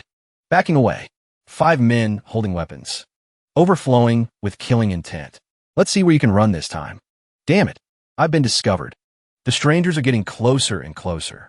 Beitang Shui thinks. No other choice. Otherwise, I suppose I should go back with you. Beitang Shui slowly moves back towards Baiyu. Who are these people looking for you? Bad people even worse than you. Baiyu is annoyed, pointing at his own face. I'm a good person. Li Xiu speaks up. Must be people from the Chaos Evil Sect. After the Heavenly Court divided the world into 9 parts. Many evil sects took the opportunity to rise up, looting resources and committing all sorts of evil deeds. The Chaos Evil Sect is one of them. Beitang Shui hides behind Li Xiu's back. Baiyu asks her, do you have a grudge against them? Then he ponders, looking at Li Xiu's expression. He seems to really hate these people. Li Xiu grits his teeth. These heretical demons. Of course, I wish I could pull them up by the roots. The leader of the Chaos Evil Sect group points at the male leads group. Speaking, Beitang Shui. You, the Sect Master's Cauldron, still dare to run away? Do you know the consequences? Go. Capture her for me. Baiyu frowns. Stop right there. Baiyu steps forward to block them. The group holds their weapons, surrounding him. He says coldly, can't you see I'm standing here? The guy points a finger at his face. Disdainfully, who the hell are you? This is none of your business. Get lost. Baiyu slaps his face sideways. 5 fingerprints imprinted on his face. He freezes. If my spiritual energy wasn't depleted right now, I would have slapped the brains out of this guy. He points to his own face, laughing loudly. You dare to touch me with this little bit of strength? I'm standing right here for you to hit. Can you even hurt me? The male lead gives him a second slap. He points angrily at Baiyu's face, while holding his cheek with one hand. You still dare to hit me? Baiyu arrogantly replies. Didn't you ask me to hit you? He laughs smugly. Go to hell. Keep hitting me, kid. If you don't beat me to death, I will beat you to death. Before he can finish his sentence, swish. The male lead stabs him once. He only has time to utter his last word. You, coughing up blood. Still not understanding what happened. Getting out his final words. What? Baiyu calmly replies. You didn't say I couldn't use a sword. His fellow disciples finally react. Senior brother Wang. He's been killed. What? Baiyu pulls out the sword. He falls to the ground like a chopped banana tree. His junior brothers aggressively surround Baiyu. Who are you? Do you know the consequences of offending the Chaos Evil Sect? Chaos Evil Sect? Saying that, Baiyu gives a thumbs down, laughing loudly. In front of the Holy Sky Sect, you're nothing but shit. Get lost, or I'll kill all of you. Li Xiu and Beitang Shui, full of question marks. The group is furious, shouting loudly. So he's a disciple of the Holy Sky Sect. No wonder he's so arrogant. Beitang Shui is the cauldron our sect master values. Hand her over immediately. Don't blame the Chaos Evil Sect for not respecting old ties. Baiyu laughs wickedly. I told you to get lost, didn't you hear me? His gaze becomes sharp. A demonic smile. You think Lu Xiong here has a good temper? Li Xiu and Beitang Shui are getting more and more confused, showing disgust. Damn it, if I get angry. This is the Holy Sky Domain, the territory of the Holy Sky Sect. Don't be impulsive. The group turns to leave, but doesn't forget to leave a threat. Lu Xiong, I'll remember you. The Chaos Evil Sect won't let this go easily. Baiyu points his sword at the sky. If you have the guts, come to the Holy Sky Sect and find me. I, Lu Xiong, will be waiting for you. Contrary to him, the two people behind him are very embarrassed. Beitang Shui looks at Baiyu. This guy is really like the master of the Heavenly Court back then. Shameless and full of lies. Scene shifts to a certain town. Two people are hovering in midair. Mr. Liu. Although Haiyuan City, it wins by being as solid as an iron plate, with no complicated factions. Small forces in the city have all been rooted out by the Heaven One Sect. Currently, the Heaven One Sect holds absolute control over Haiyuan City. My younger brother is the Sect Master of the Heaven One Sect. In Haiyuan City, his word is law. The one speaking is the older brother of the Heaven One Sect Master, Yang Jianfang. And the person with him is Lu Yuan. Brother Yang. Right now, the fate of the Heavenly Court is unknown. The world is divided into 9. I understand the Heaven One Sect's determination to build a great legacy. Given Haiyuan City's unique geographical location, it's not impossible. This is exactly why I invited you out of seclusion, sir. Mr. Liu is a man of great strategy and force. You hold the major events of the world in the palm of your hand, and your cultivation depth is unfathomable. If you're willing to assist us, the Heavenly One Sect will surely secure a dominant position in this chaotic era. Well said. We're here. The Heavenly One Sect lies just ahead. The two of them landed on the ground. A strange silence surrounded the Heavenly One Sect. Where did everyone go? Yang Jianfeng shouted loudly. Is anyone there? Mr. Liu has arrived. Come out and welcome him immediately. No one appeared. Only the desolate wind blowing through the leaves.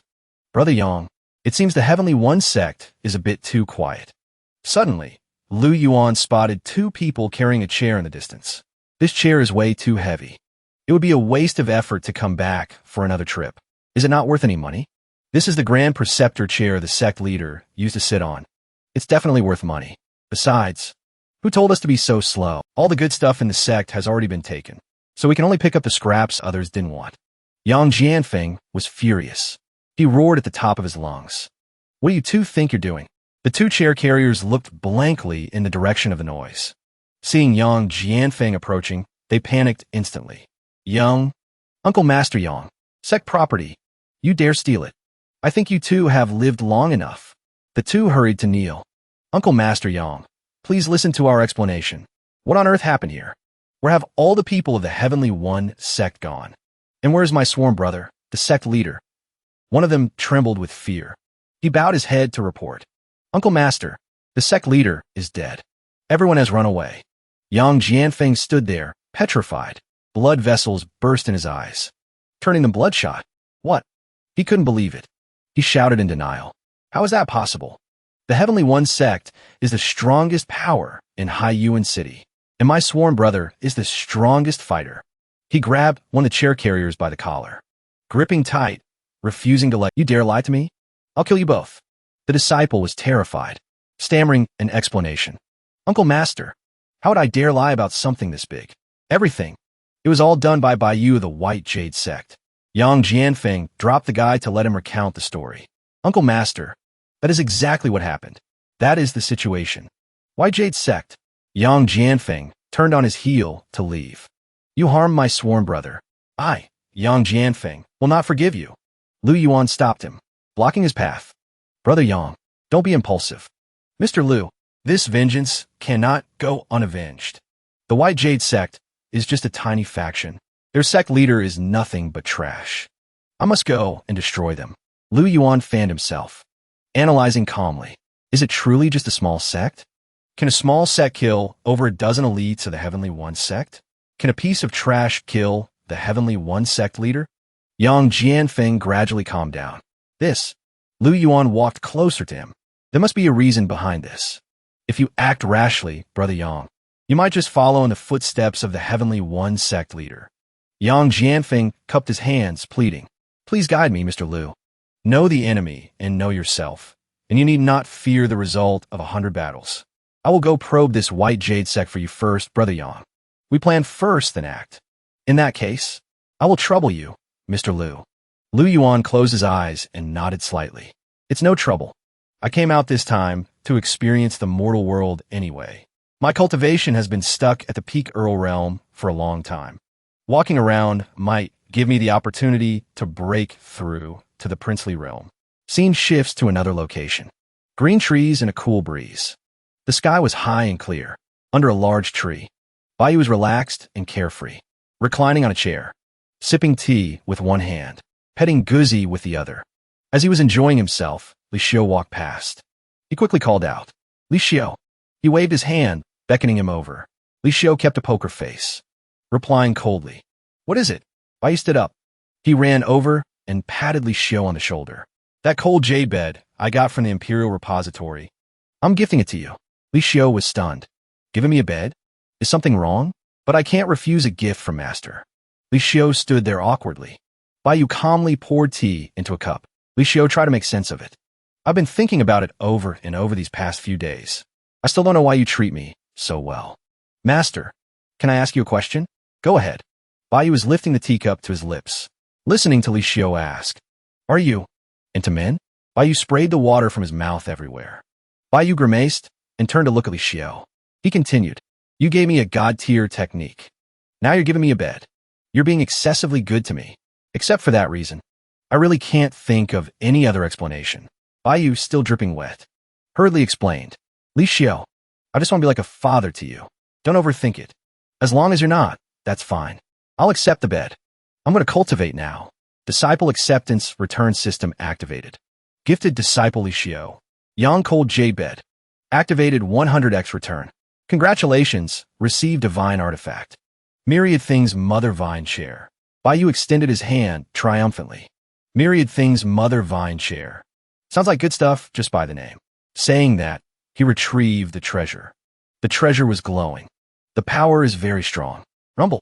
This aura, it's terrifying. What is this thing? The main character pondered deeply. It seems the system has a rule. The higher the item's tier, the lower the return multiplier. Is it because good items are scarce and the system isn't exactly rich? Except for the chaos tier pills. The highest return from the system has been god tier items. Does this mean the system's return has a limit at some level? System reminder. The return quota for gifting disciple Li Xiu has been exhausted. There's a fixed number of returns available each month. Looks like I absolutely must conquer Beidang Shui quickly and make her my disciple. Otherwise, only getting returns once a month is clearly not enough. An expert is indeed an expert, just casually taking out a chair, and the aura it emitted just now nearly scared this dog to death. Lu Yuan appeared.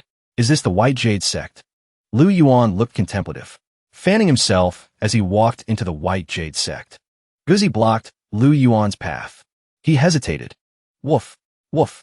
One look and I know this guy's a good news. I must perform well in front of the expert. Thinking that, Guzi charged forward. Bai Yu quickly stepped in front of Guzi. This is the White Jade Sect. Do you have business here? Lu Yuan covered his face with his fan. This humble one is Lu Yuan. The main character turned his head away. He cleared his throat and continued. My name is Lu Yuan. I came specifically to pay a visit. You must be Bai Yu of the White Jade Sect? His words were polite, but Lu Yuan was furious inside. My name, Lu Yuan, isn't known by everyone in the Sacred Heaven domain. But it's not like I have no reputation at all. This cultivator hears my name and has no reaction? Is he pretending on purpose? Bai Yu looked at Lu Yuan with boredom. Why are you still standing there? Come in. Lu Yuan was speechless, confused by the situation. Guzi stared intently at Lu Yuan. He followed the main character inside. As he walked, Lu Yuan observed. This White Jade Sect is too dilapidated. The buildings are old and broken. Just a stray dog in the yard. No matter how I look at it, this doesn't look like a place that could destroy the Heavenly One sect. Woof, woof. Guzi barked continuously at Lu Yuan. He was fierce, baring his fangs. I have a feeling this guy didn't come here to do anything good. I have to warn the expert. Lu Yuan glanced at Guzi. I didn't notice just now. This dog, there's something wrong with it. Guzi's body emitted an intense aura. Lu Yuan used his true sight. Guzi's true form appeared as a ferocious wolf. Lu Yuan was startled. This, unexpectedly, it's a hidden demon king. Lu Yuan was bewildered. No, that's not right. This aura isn't just a demon king. He squinted his eyes, using true sight again. Full power. Guzi's true form was a high-level demon beast, the Yazi. He was terrified. One of the 9. To think it's one of the 9 sons of the Sea Dragon King. Bai Yu grabbed Guzi by the scruff of his neck and lifted him up. The dog put on a cute face. Guzi, get out of the way. Then he tossed Guzi to the back. Look, you scared the guest. Bai Yu smiled awkwardly at Lu Yuan. Brother Lu, this dog is a bit fierce. Are you all right? Lu Yuan was trembling with fear. No, I'm fine. Is my vision not good enough? An expert hiding in the guise of a scruffy, stray dog. What is the background of this White Jade Sect that they can keep a biological son of the Dragon King as a house dog? Bai Yu asked Lu Yuan. Brother Lu, what brings you here for a visit? To be honest, Sect Leader Bai, this is my first time in Haiyuan City. I heard Sect Leader Bai is a rare hero, so I came to make your acquaintance. Bai Yu cupped his hands in thanks. Brother Lu is too polite. Please sit down first. I'll go get some tea. Bai Yu took the tea tray inside. Lu Yuan followed behind, acting profound. This Baiyu doesn't look remarkable at a glance. His cultivation isn't even worth mentioning. Is he hiding it, or is he really just like that? He sat down on Baiyu's myriad things mother vine chair. He was surprised. Oh, this is... The chair emitted a powerful aura, knocking Lu Yuan into the air.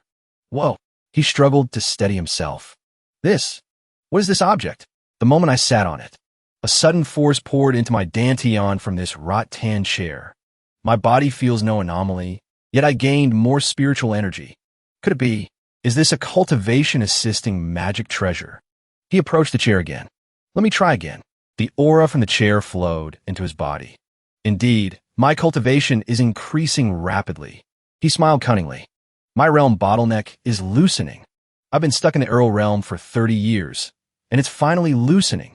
He shook with excitement, then laughed loudly. Ha ha ha. The princely realm. I have broken through to the princely realm. Heaven truly has eyes.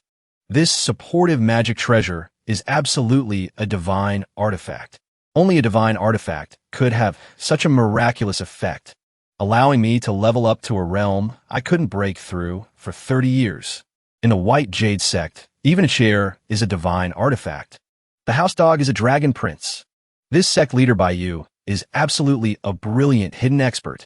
Tea is here. Baiyu carried the tea out to serve Lu Yuan.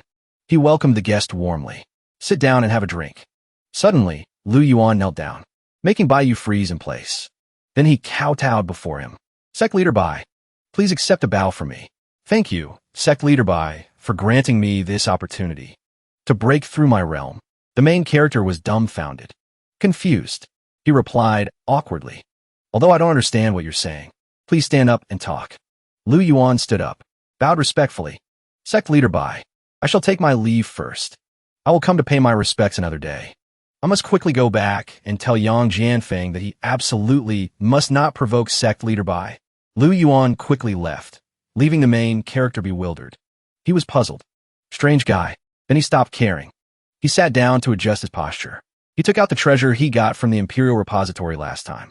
Aside from a broken saint sword and the cold jade bed, I brought this thing out from the repository too. I don't know what it's used for. Sniff. Why is there a scent on it? It smells like something a girl would wear.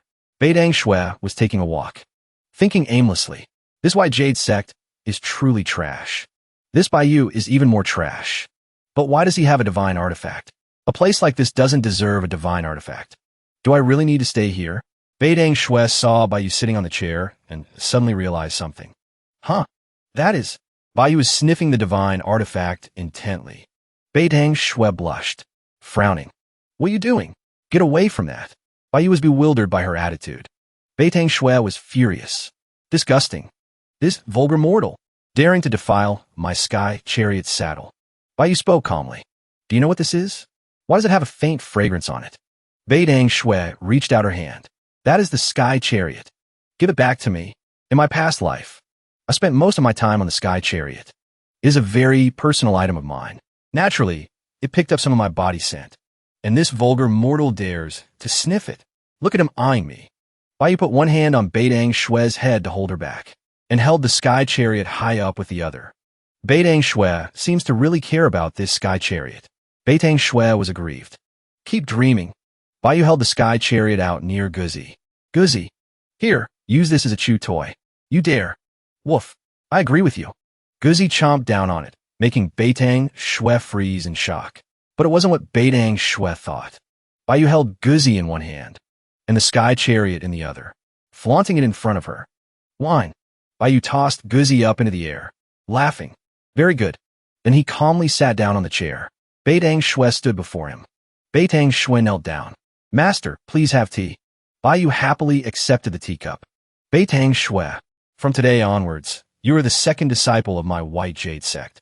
Your first senior brother is named Li Xiu. From now on, you two must get along. Congratulations, you have completed the disciple recruitment mission. Successfully recruited the second disciple. Rewarded with 10 return chances. Since you've offered the tea and become my disciple, I have a condition I want to state.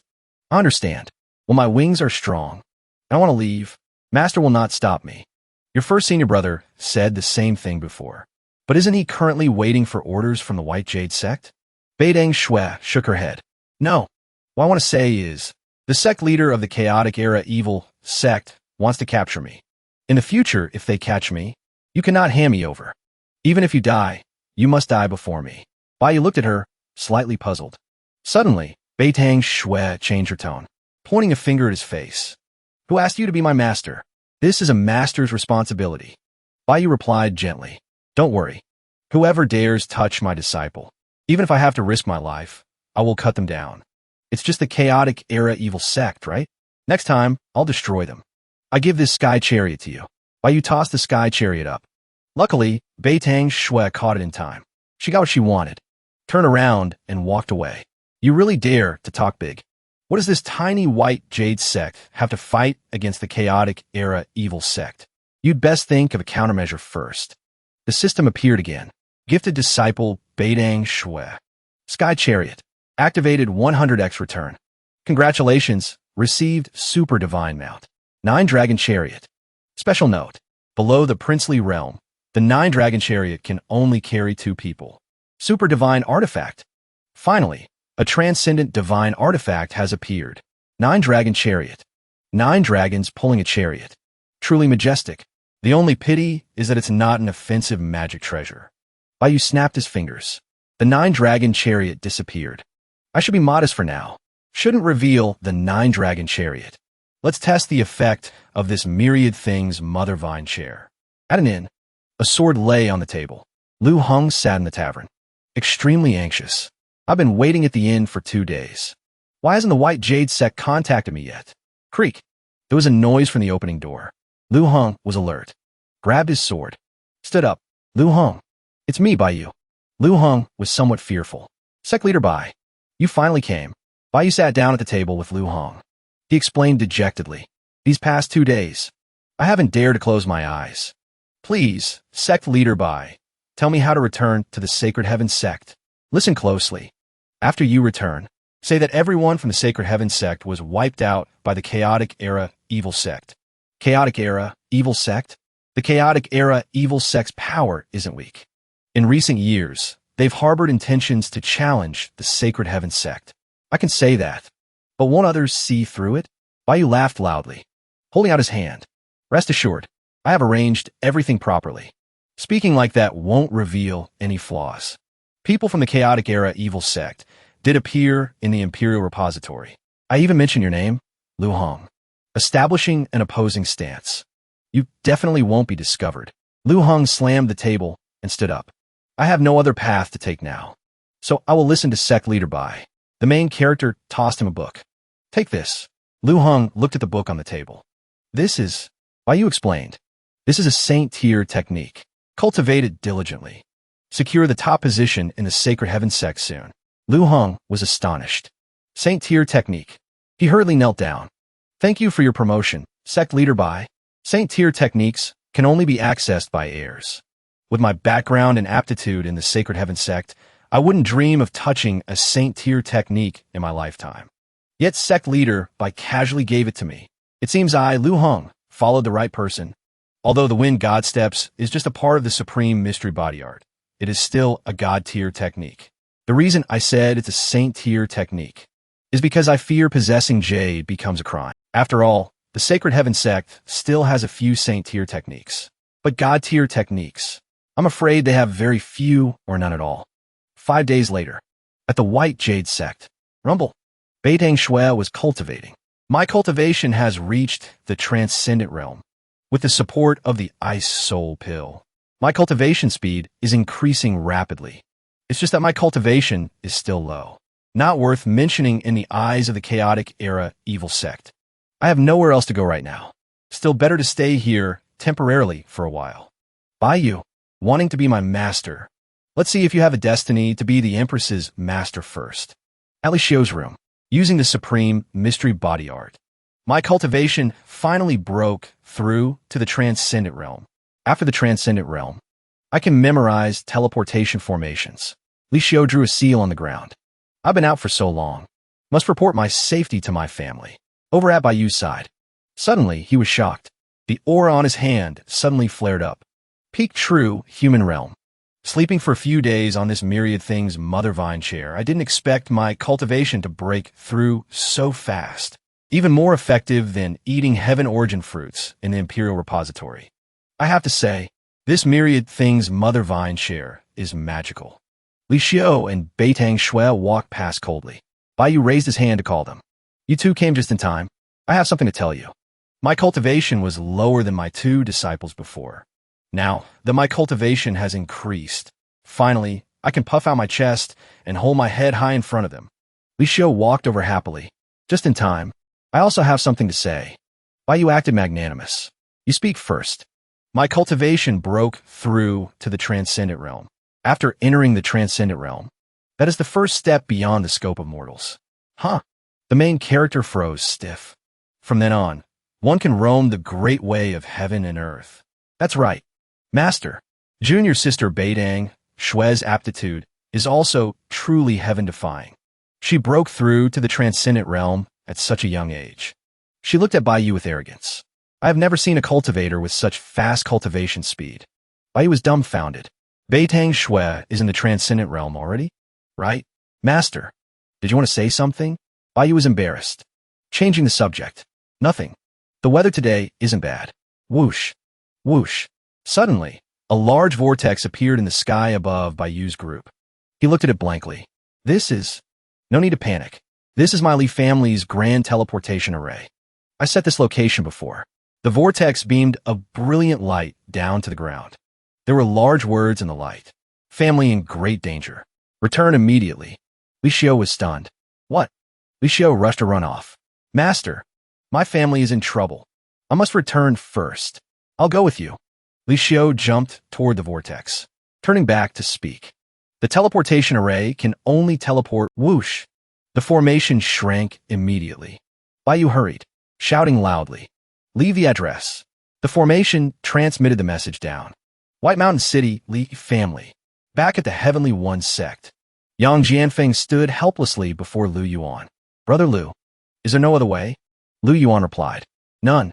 My brother died in vain then? Brother Yang, you know the gravity of this matter. Sect leader Bai is a mysterious figure. Powerful. Incomparably so. The strongest I have ever seen. There is no second. You in front of him. Don't talk about revenge. Being able to survive is already lucky. Even I, Lu Yuan, have some reputation in the sacred heaven domain. Once held the position of elder in the number 1 sect, the Longsong sect. In front of sect leader Bai, I'm just a single hair on 9 oxen. If brother Lu, with such high cultivation, says so, I understand clearly now. Whatever brother Lu tells me to do now, I will do. Follow me to the White Jade sect to apologize. Currently, sect leader, a hermit living in modesty. You still have a chance to live. White Jade sect. Bai Yu cheerfully instructed Guzi. Guzi, watch the house. Guzi raised a paw to acknowledge the order. Sect leader Bai. Brother Lu, forgive me, I cannot entertain you. I have business and must leave. Sect leader Bai, forgive me, let me introduce someone to you. This is the older brother of the Heavenly One sect leader, Yang Jianfeng. Hearing this title, Bai Yu's face filled with killing intent. Brother of the Heavenly One sect leader? You want revenge? The Heavenly One sect leader is dead. Didn't expect that killing the younger brother would bring the older brother. Looks like I can't be nice today. Just as he prepared himself for battle, Yang Jianfeng knelt down with a thud, startling the main character. No, I wouldn't dare. Huh? Why are you kneeling? Lu Yuan mediated. Sect leader Bai. Yang Jianfeng has come to apologize. Bai Yu still didn't understand. Apologize? Before, my brother and the Heavenly One sect disciples had eyes but failed to see Mount Tai. Offended sect leader Bai. They deserve to die. Please forgive them, sect leader Bai.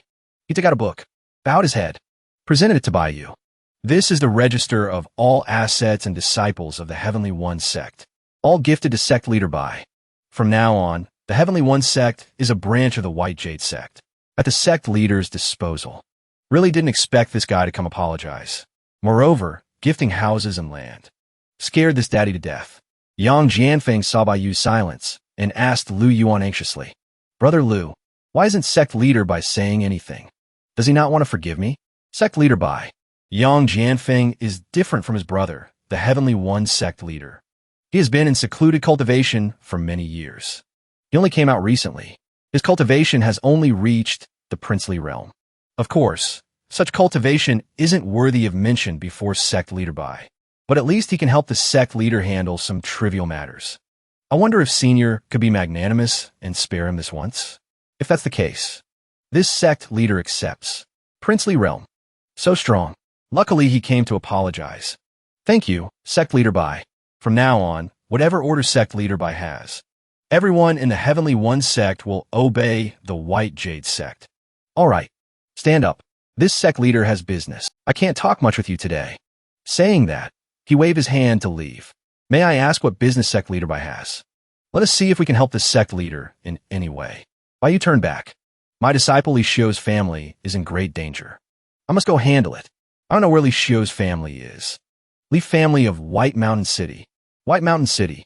I won't hide it. I am familiar with that place. Why don't I go with the sect leader? That's good too. However, you guys have to go ahead on your own. Currently, the 9-dragon chariot only seats 2 people. Bai snapped his fingers. The 9-dragon chariot appeared. Lu Yuan's jaw dropped. He fell to his knees. This? What is this? Yang Jianfeng, dumbfounded, also knelt down looking at the 9-dragon chariot. Bai jumped on the 9-dragon chariot. Beitang Shui was also stunned. Super divine artifact. This is a super divine artifact, rare, even in the heavenly court. Back then, if it weren't for that wretched heavenly fire empress sneak attacking me with a super divine artifact, I wouldn't have fallen. Super divine artifacts all come from the outer realms. They fundamentally cannot be refined in this world. Those few super divine artifacts of the heavenly court were all taken from the outer realms by the master of the heavenly court. How can a super divine artifact appear here? Why? Why does the sect leader of a tiny white jade sect have so many treasures? Could he have some shocking background? Why you sat on the 9-dragon chariot and waved. Beitang Shui, what are you staring at? Get on. Whoosh. Both disappeared from the air, leaving Lu Yuan and Yang Jianfeng staring blankly after them. Brother Lu, that was too terrifying. That aura scared me to death. 9-dragon chariot. What level of artifact is this? Brother Yang, I advised you correctly, didn't I? Brother Lu's golden words saved my life. Yang Jianfeng bowed to Lu Yuan. If not for you, I fear I would have become a corpse already. Please accept a bow from me. Lu Yuan supported Yang Jianfeng. Brother Yang is too polite. Sect leader Bai is unfathomable. With a grand background. From now on, we too need to sincerely assist him to gain the sect leader's recognition. In this chaotic era, perhaps we can also harbor some ambitions. Yang Jianfeng nodded. Definitely. Definitely. A peacock was flying over the roof of a city. It flew out from a city. A person with a scar over their left eye woke up with a start. Huh. The aura of a super divine artifact. After the master of the heavenly court fell, no one has used a super divine artifact. Could it be that an expert from another great domain has come to our sacred heaven domain? Pei Tianshuang stood up. I hope my senses are wrong. Otherwise, I truly feel the sacred heaven domain is the weakest among the 9 great sacred lands. Plotting some sort of scheme, this Saint Lord will make him pay a heavy price. Someone enters. Saint Lord. It is Elder Ru of the Holy Sky Sect. Li Gonglong and an injured Lu Xiong walk in. Elder Ru. What is the matter? Why the rush? The old man is furious. Speaking loudly. Saint Lord. My son, Li Chongqing, has been killed by someone. What? Who has such gall? To dare kill a key disciple of my Holy Sky Sect. Lu Xiong. You speak. Lu Xiong kneels down. He reports with a face full of grief. Saint Lord. It was the people from the Chaos Evil Sect. They ambushed us inside the Imperial Treasury and slaughtered the disciples of our Holy Sky Sect. Lu Xiong weeps. Senior brother Li, senior sister Bai, and the others. They're all dead. The Chaos Evil Sect. They have been restless within the Holy Sky domain for years. This Saint Lord hasn't had the time to deal with them yet. And now they dare to provoke the Holy Sky Sect first. Li Gonglong is heartbroken, wailing. Saint Lord, I only had that one son. The hatred of killing one's child. We cannot share the same sky. I beg the sect master to order the extermination of the Chaos Evil Sect. Elder Ru, this grudge is not yours alone. It belongs to the entire Holy Sky Sect. Rest assured, our sect is the ruler of the Holy Sky domain. No one is allowed to run wild here. Go and make preparations first. I will give the order when it is time to strike. Li Gonglong kneels to accept the order. Yes, sir. The two of them stand up to leave. Just as they are about to exit, wait. Pei Tianchuang looks at Lu Xiong with suspicion. Your name is Lu Xiong, correct? You. How did you manage to survive? Lu Xiong looks a bit panicked. He quickly turns around, reporting to the Saint Lord. At that time, this disciple fought to the death against the Chaos Evil Sect. In the end, I was no match for them, so I feigned death to fool them. Later, I was saved by a small sect in Haiyuan City. As soon as I could walk, I ignored my injuries and rushed back immediately. This old fox really isn't easy to trick. It's a good thing I injured myself beforehand. Haiyuan City, seeing the Saint Lord's suspicion, Lu Xiong immediately kneels, using his loyalty to explain. Saint Lord, when the day comes to crusade against the Chaos Evil Sect, I, Lu Xiong, am willing to be the vanguard. Even if I die, I must avenge Senior Brother Li and Senior Sister Bai. Elder Ru, seeing Lu Xiong's loyalty, speaks up. Very good. With a heart like yours, my son Changqing will surely rest in peace. From now on, you will cultivate under my guidance. When the time comes, I will personally lead you to slaughter the people of the Chaos Evil Sect. Pei Tianchuang stands in the center of the hall, praising Lu Xiong. Excellent. With a disciple like you in the Holy Sky Sect, we need not worry about defeating the Chaos Evil Sect. Go to the alchemy room and receive some medium-grade healing pills. Heal your wounds properly. From this moment on, you are promoted to an inner sect disciple. Lu Xiong bows in gratitude. Thank you, Saint Lord. Li Gonglong and Lu Xiong walk out. The doors close. The Saint Lord of the Holy Sky Domain stands alone in the hall. Send word down. Let that mob from the Chaos Evil Sect stay quiet for a while. A stream of purple aura appears before the Saint Lord. The light condenses into a humanoid shape, kneeling before Pei Tianchuang to receive orders. Yes, master. He adds further instructions. Furthermore, I need blood buns. Tell him to bring me some. When refining the blood buns, remember to be secretive. Try to find commoners. Do not touch cultivators backed by major powers. The shadowy figure replies, as you command. Then he vanishes into the air like a gust of wind. The Saint Lord extends his hand. Just wait a little longer until this Saint Lord breaks through. His hand transforms into a long, black claw. The Holy Sky Domain will be the strongest place. Hith. His eyes turn pitch black. He flashes an evil grin. His entire body radiates malevolent energy. Scene shifts to the Li family residence in Baishan City. Someone is raging, smashing tables and chairs to pieces. This is bullying. Too much. A middle-aged man slams the table. Furious, it is the head of the Li family, Li Xiu's father.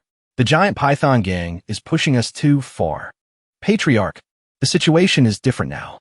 The giant python gang is the #1 gang in Baishan City. They now have the Long Song Sect backing them.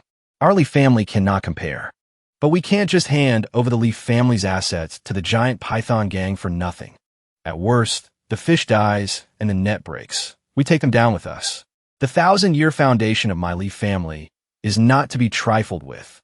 I fear the fish will die, but the net won't break. When all is said and done, the Li family simply lacks the power. Li Xiu's father asks him, Xiu'er, you just returned to the clan. You understand the situation. Do you have any solution? Li Xiu falls into deep thought. The elders in the meeting begin to chime in. That's right. How could we forget about young Li Xiu? When he left the family last time, didn't he say he was joining the Holy Sky Sect? If he entered the Holy Sky Sect, with the Holy Sky Sect's protection, even the Long Song Sect wouldn't dare touch Li Xiu. Li Xiu replies hesitantly, Father, uncles. Seeing Li Xiu stutter, everyone eagerly urges him to speak. Li Xiu, speak up quickly. You are the most gifted disciple of the Li family. With your aptitude, joining the Holy Sky Sect shouldn't have been difficult, right? Li Xiu, you're making me anxious. Xiu'er, it's okay to tell the truth. Li Xiu lowers his head to the table. Sigh. I went this time, but I didn't join the Holy Sky Sect. What? Our last hope has been extinguished. What should we do now? If you didn't join the Holy Sky Sect, then was it another major power? I did join another sect, and I've taken a master. Everyone fills with hope again. That's good then. Even if it's not the Holy Sky Sect, another major power works too. Like the Wood Mystic Sect, which is second only to the Holy Sky Sect. Li Xiu keeps his head down. Speaking hesitantly, I joined the White Jade Sect. Li Xiu's uncles create an uproar. Never heard of it. White Jade Sect. Is there any major power in the Holy Sky domain called the White Jade Sect? Li Xiu's father asks him, where's this White Jade Sect? How many disciples do they have? Li Xiu is embarrassed. Scratching his cheek. It's in Haiyuan City. There were 2 disciples under the sect. Now there are 3. Everyone is once again filled with disappointment. Why did you join such a tiny faction? Does the sect master have anything special? Like profound cultivation? Li Xiu averts his gaze. Something special. He probably has a lot of treasures. Cultivation. Peak true human realm. At this point, the faces of the uncles turn pitch black. Faces full of disappointment. What? Peak true human realm? His cultivation is even lower than yours. What kind of master did you bow to? Li Xiu's uncles switch to blaming mode. Li Xiu, oh Li Xiu, you are the dignified genius of the Li family. Even if you couldn't get into the Holy Sky Sect, you shouldn't have lowered yourself to this depravity. A sect with 2 or 3 people. True human cultivation? What kind of sect even is that? Li Xiu, were you scammed? Li Xiu's father flies into a rage, pointing his finger straight at Li Xiu's face. This is outrageous. Truly absurd. Hurry up and leave that whatever White Jade Sect. Sever the master-disciple relationship. Withdraw from the sect. At this moment, Li Xiu gathers all his courage to stand up and argue with his father. Father, my master saved my life. Boom, boom. The sound freezes everyone in the meeting. They are panicked. What is that sound? Did something happen? Someone runs in frantically from outside, pushing open the door. Patriarch, elders. It's bad. The giant python gang is attacking. Li Xiu's father is shocked. What? Bullying us to this extent? All disciples of the Li family, prepare for battle. All Li family disciples and elders gather in the courtyard in front of the main hall. Opposite them stands the mob from the giant python gang. The leader of the giant python gang, Huang Mang, speaks first. Li Feng, how has the Li family considered our offer? Gang leader Huang Mang, does acting like this look like you're giving us time to think? Cut the crap. Join my giant python gang, and you can eat meat with us in the future. Refuse, and we will eat you. Li Xiu, see that guy wearing the headband? The reason the giant python gang could expand so quickly is precisely because of that young man named Fong Luyan. This person is very cunning. He's even harder to deal with than gang leader Huang Mang. So be careful. Hearing this, Li Xiu feels tense. Gang leader Huang, although the heavenly court has fallen, there is still justice in this world. You rob and plunder like this. Aren't you afraid of retribution? Retribution? Everyone knows the entire continent is about to enter an era of chaos. Whoever has the biggest fist gets to eat. And with so much meat in this world, the strong eat the weak. My giant python gang will be the strong ones eating the meat. Li Feng is furious, gritting his teeth. The disciples of the giant python gang, aggressively clamoring for a fight. Gang leader, why talk so much? Let's just attack and rob the Li family directly. The Li family has been around for 1,000 years. They have plenty of good stuff.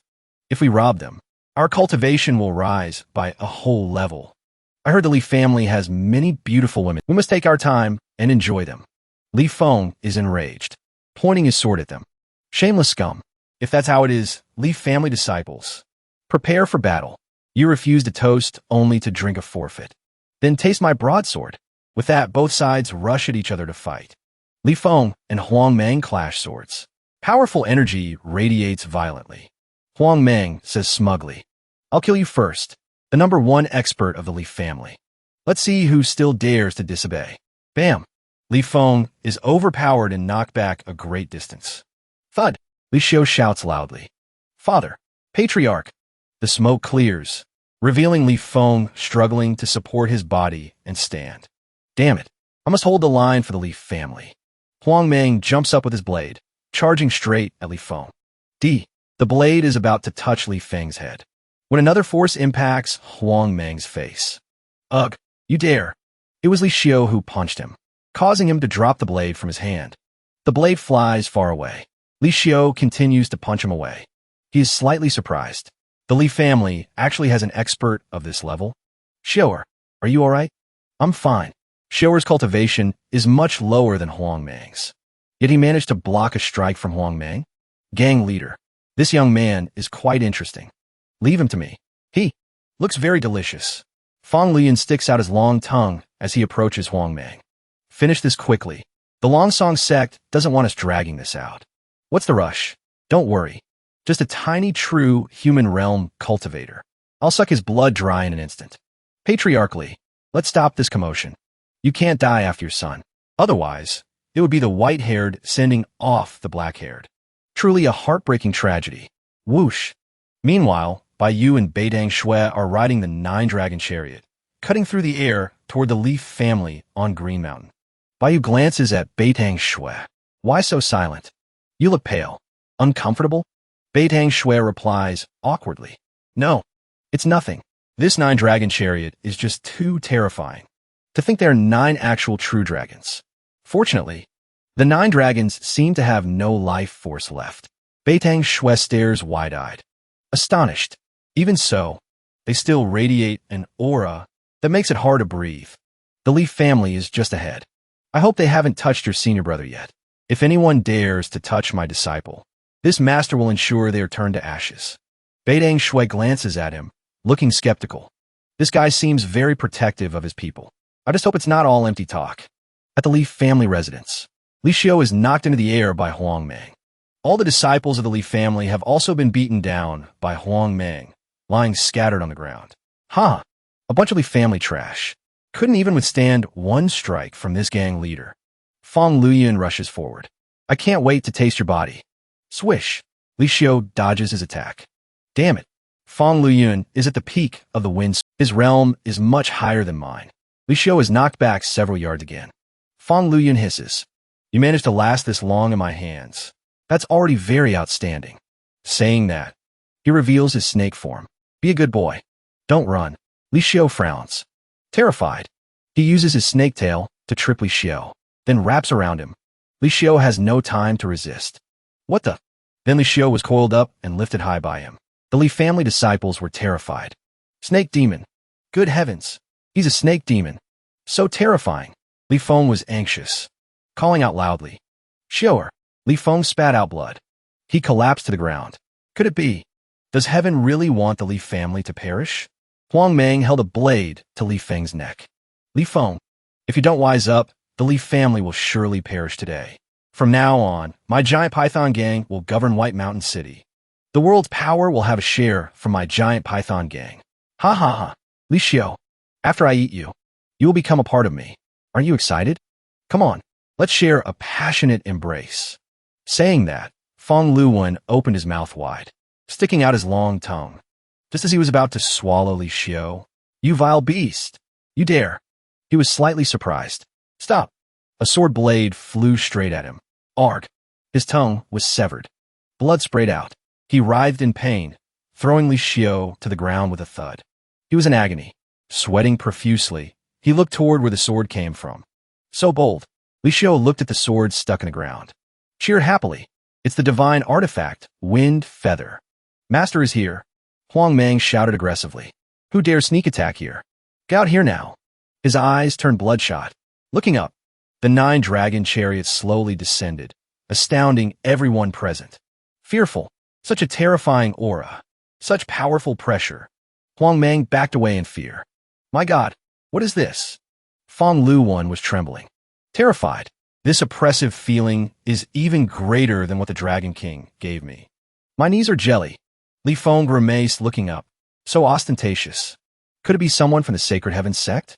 No, that's not right. I fear even the Sacred Heavens Sect doesn't have such imposing authority. Could it be someone from the Heavenly Court? Huang Mang was panicking inside. Stand firm. I am the dignified gang leader of the giant python gang. I absolutely cannot kneel.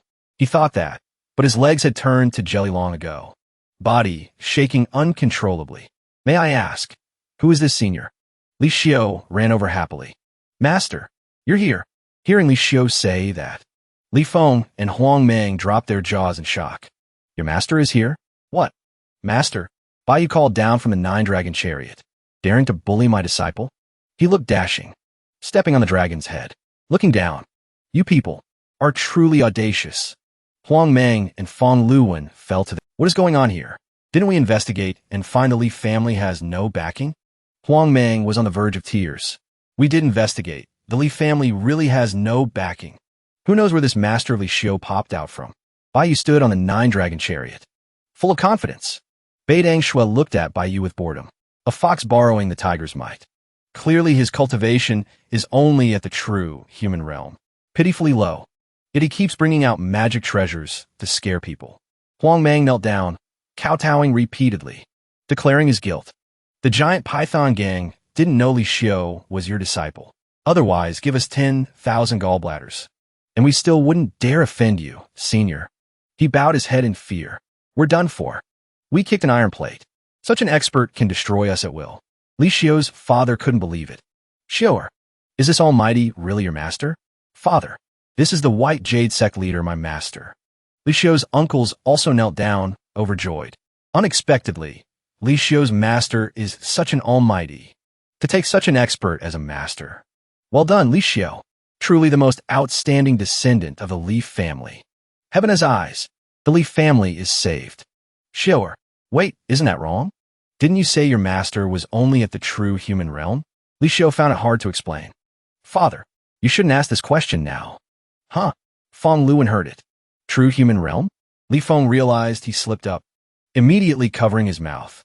Huang Mang and Fong Luwen instantly changed their attitudes. True human realm? Can you check clearly? What is this person's cultivation aura? Fong Luwen smiled cunningly. We snakes are most sensitive to auras. His pupils turned yellow, activating scanning mode. Checking Bai Yu's cultivation. This person really has the aura fluctuation of the true human realm. Huang Mang stood up, still a bit timid. Could he be intentionally hiding it? After all, his mount is very scary. I don't think so. If he could really suppress our strength, why waste so many words? Just one palm strike could crush us to death. This person seems more like a fox borrowing a tiger's might, intentionally scaring us. Huang Mang, calm down. May I ask how to address senior? Could you come down and meet us? TSK, TSK. Bai Yu slowly descended from the nine-dragon chariot, full of confidence. What? You sense this sect leader is at the true human realm. So you want to rebel? Huang Mang was slightly surprised. Had it been guessed correctly? He asked Fong Luwen again. How about it? Fong Luwen was full of confidence. 100% accurate. This person is at the true human realm. Moreover, he admitted it himself, causing us to lose face like that. I must snap his neck and turn him into a skewer. Li Feng was terrified. Oh mother. Xiuer, is your master really at the true human realm? Li Xiu looked helplessly at his father. Li Xiu smiled awkwardly. Father, although my master's cultivation is ordinary, his combat power. Before Li Xiu could finish, Huang Mang laughed loudly, cutting him off. Ha! Kid, almost got tricked by you. A tiny true human realm cultivator like you dares to pretend in front of this gang leader. Who gave you that courage? Over here, Li Xiu's uncles. Some clutched their chests. Some prayed to heaven. True human realm. Just give me a quick death. Just got a bit of hope and immediately plunged into— My heart hurts. Huang Mang charged with his blade. This daddy will kill you and steal your mount. Li Feng rushed forward. Not good. Xiuer, save your master. Li Xiu looked helplessly at the old man again. Then he reached out to pull his father back. Father, no need. Clang. The blade was shattered by a fist. Bai Yu used his fist to block the blow, full of power. Bai Yu's eyes became sharp as knives, while Huang Mang tried to muster all his strength. Ascension fist. Just one punch from Bai Yu, full of power, sending Huang Mang ascending to the sky instantly. Boom! He fell from the sky several meters away. Li Feng and Fong Luwen couldn't close their mouths. Eyes wide open. What? The Li family disciples also fell over. What is happening? Tell me I didn't just see the giant python gang leader get knocked flying. Cough, cough. Huang Mang struggled to prop himself up, curled on the ground, vomiting blood continuously. You fraud. Does a true human realm cultivator have such strength? Huang Mang clutched his chest, stumbling to his feet.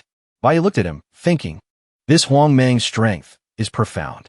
Even an Ascension Fist didn't blow him to death. Seems the effect of the Ascension Fist is limited against higher realm cultivators. Li Feng turned frantically to ask Li Xiu. Xiuer, Does your master have some misunderstanding about the true human realm? Is this really the true human realm? Li Xiao smiled. Indeed, it is the true human realm. It's just that his combat power is a bit high. Li Xiao started a gesture, raising 2 fists. My cultivation is now higher than master's, but my combat power isn't equal to his. Seems I still need to try harder. Li Feng looked a bit disgusted. Truly a bit high. Huang Meng turned to speak to Feng Luwen. This guy is tough to deal with. It's come to this. You need to transform into your true form. Go all out. Feng Luwen transformed into a giant python. Human. Today I advise you to stop meddling in other people's business. Otherwise, I will peel your skin and pull your tendons. Bai Yu replied calmly. Beast. I also advise you. Cultivation isn't easy. Don't seek death. The python was furious.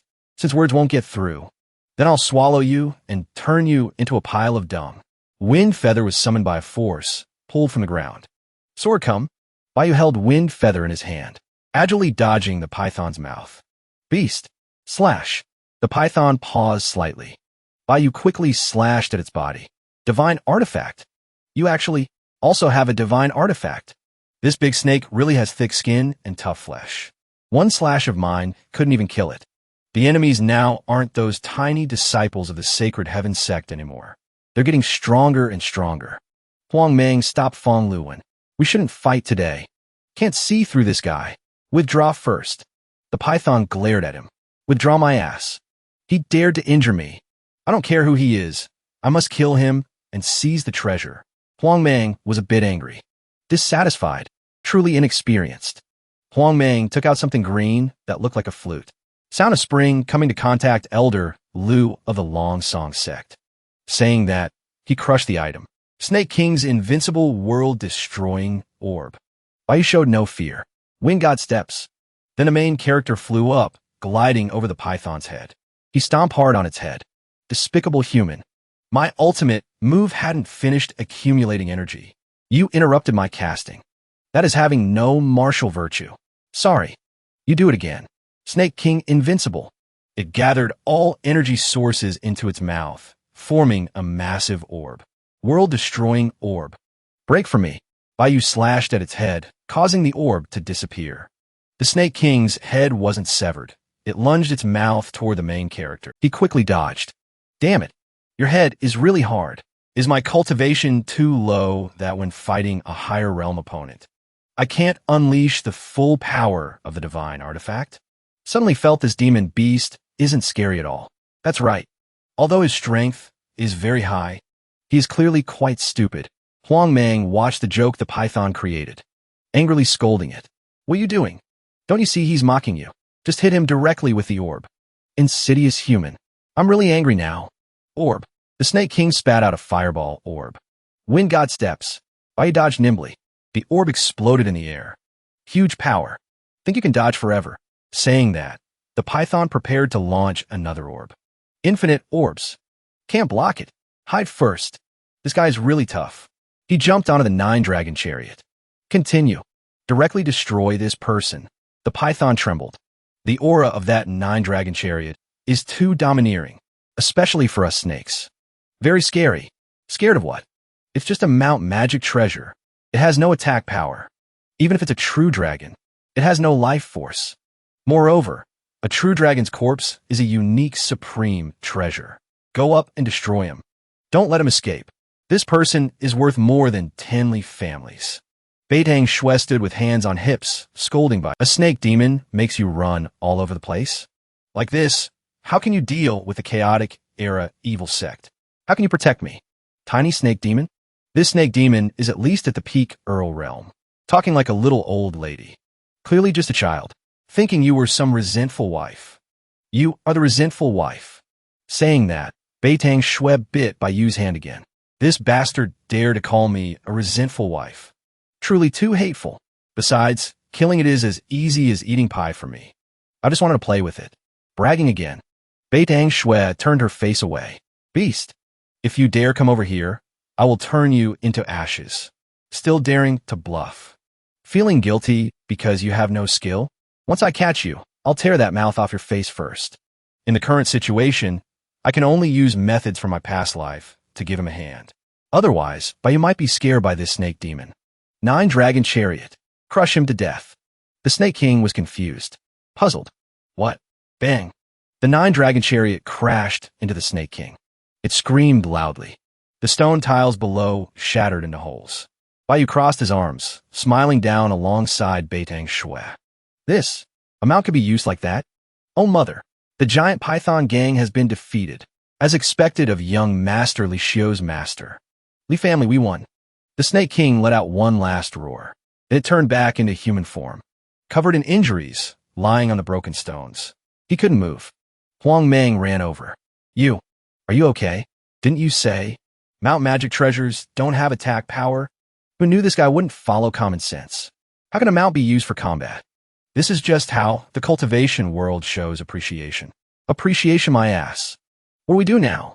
The Longsong Sect hasn't even arrived yet.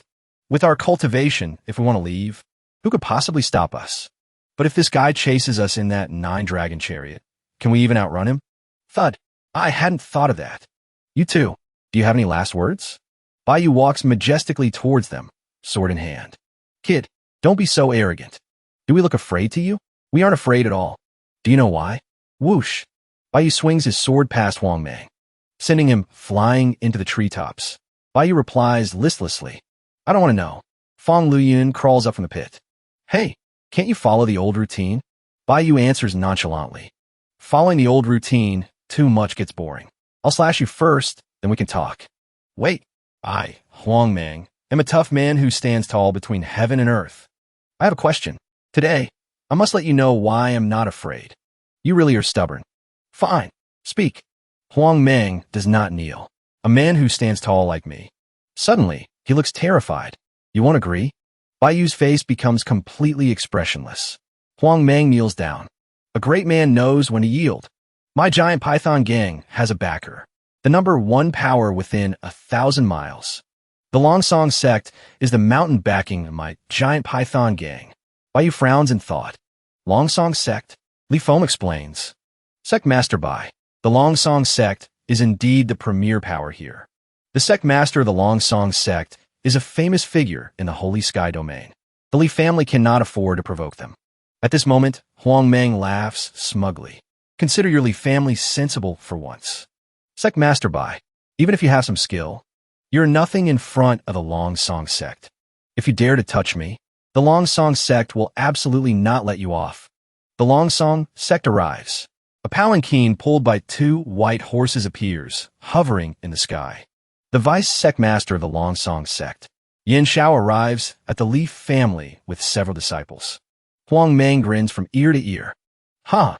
The people from the Longsong Sect are here. He points his finger at Baiyu. And the one who came is the Vice Sect Master. A big shot of this caliber. Kid, you're in big trouble. You can't even save yourself, let alone protect the Li family. Huang Meng bows and scrapes as he runs toward the carriage. Gang leader of the giant python gang, Huang Meng. Greetings, Vice Sect Master Yin. Vice Sect Master Yin steps down. What urgent matter required breaking the Longsong decree? Sect Master Yin. We encountered a small problem while subduing the Li family. Someone wanted to stand up for the Li family. He's truly arrogant. He completely disregards the Longsong Sect.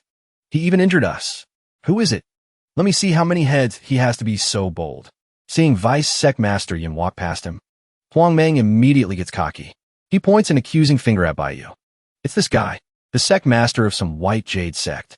His cultivation is mediocre. But he has countless magical treasures. He even has a divine weapon. A divine weapon? So that's how it is. Kill him and seize the treasure. Isn't this person just delivering wealth to my Longsong Sect? Sect Master Bai, you have done enough for my Li family. The Longsong Sect is too powerful. Let the Li family handle what comes next ourselves. Things have reached this point. We absolutely cannot drag Sect Master Bai down with us. Thinking this, Li Feng frowns. Speaking slowly, Sect Master Yin, the Li family is willing to donate all our assets. Then Li Feng bows and begs. I only ask that the Longsong Sect not make things difficult for us. Patriarch, Father, say no more. We were helpless against just the giant python gang, let alone the Longsong Sect, which is 10 times stronger. We had no other choice. Li Xiu lowers his head, accepting the reality. Huang Meng is full of confidence. Now you know fear? Sect Master Yin. We cannot let a single one of these people go. Vice Sect Master Yin speaks slowly. Sect Master Bai, was it? You are indeed brave to challenge the Longsong sect.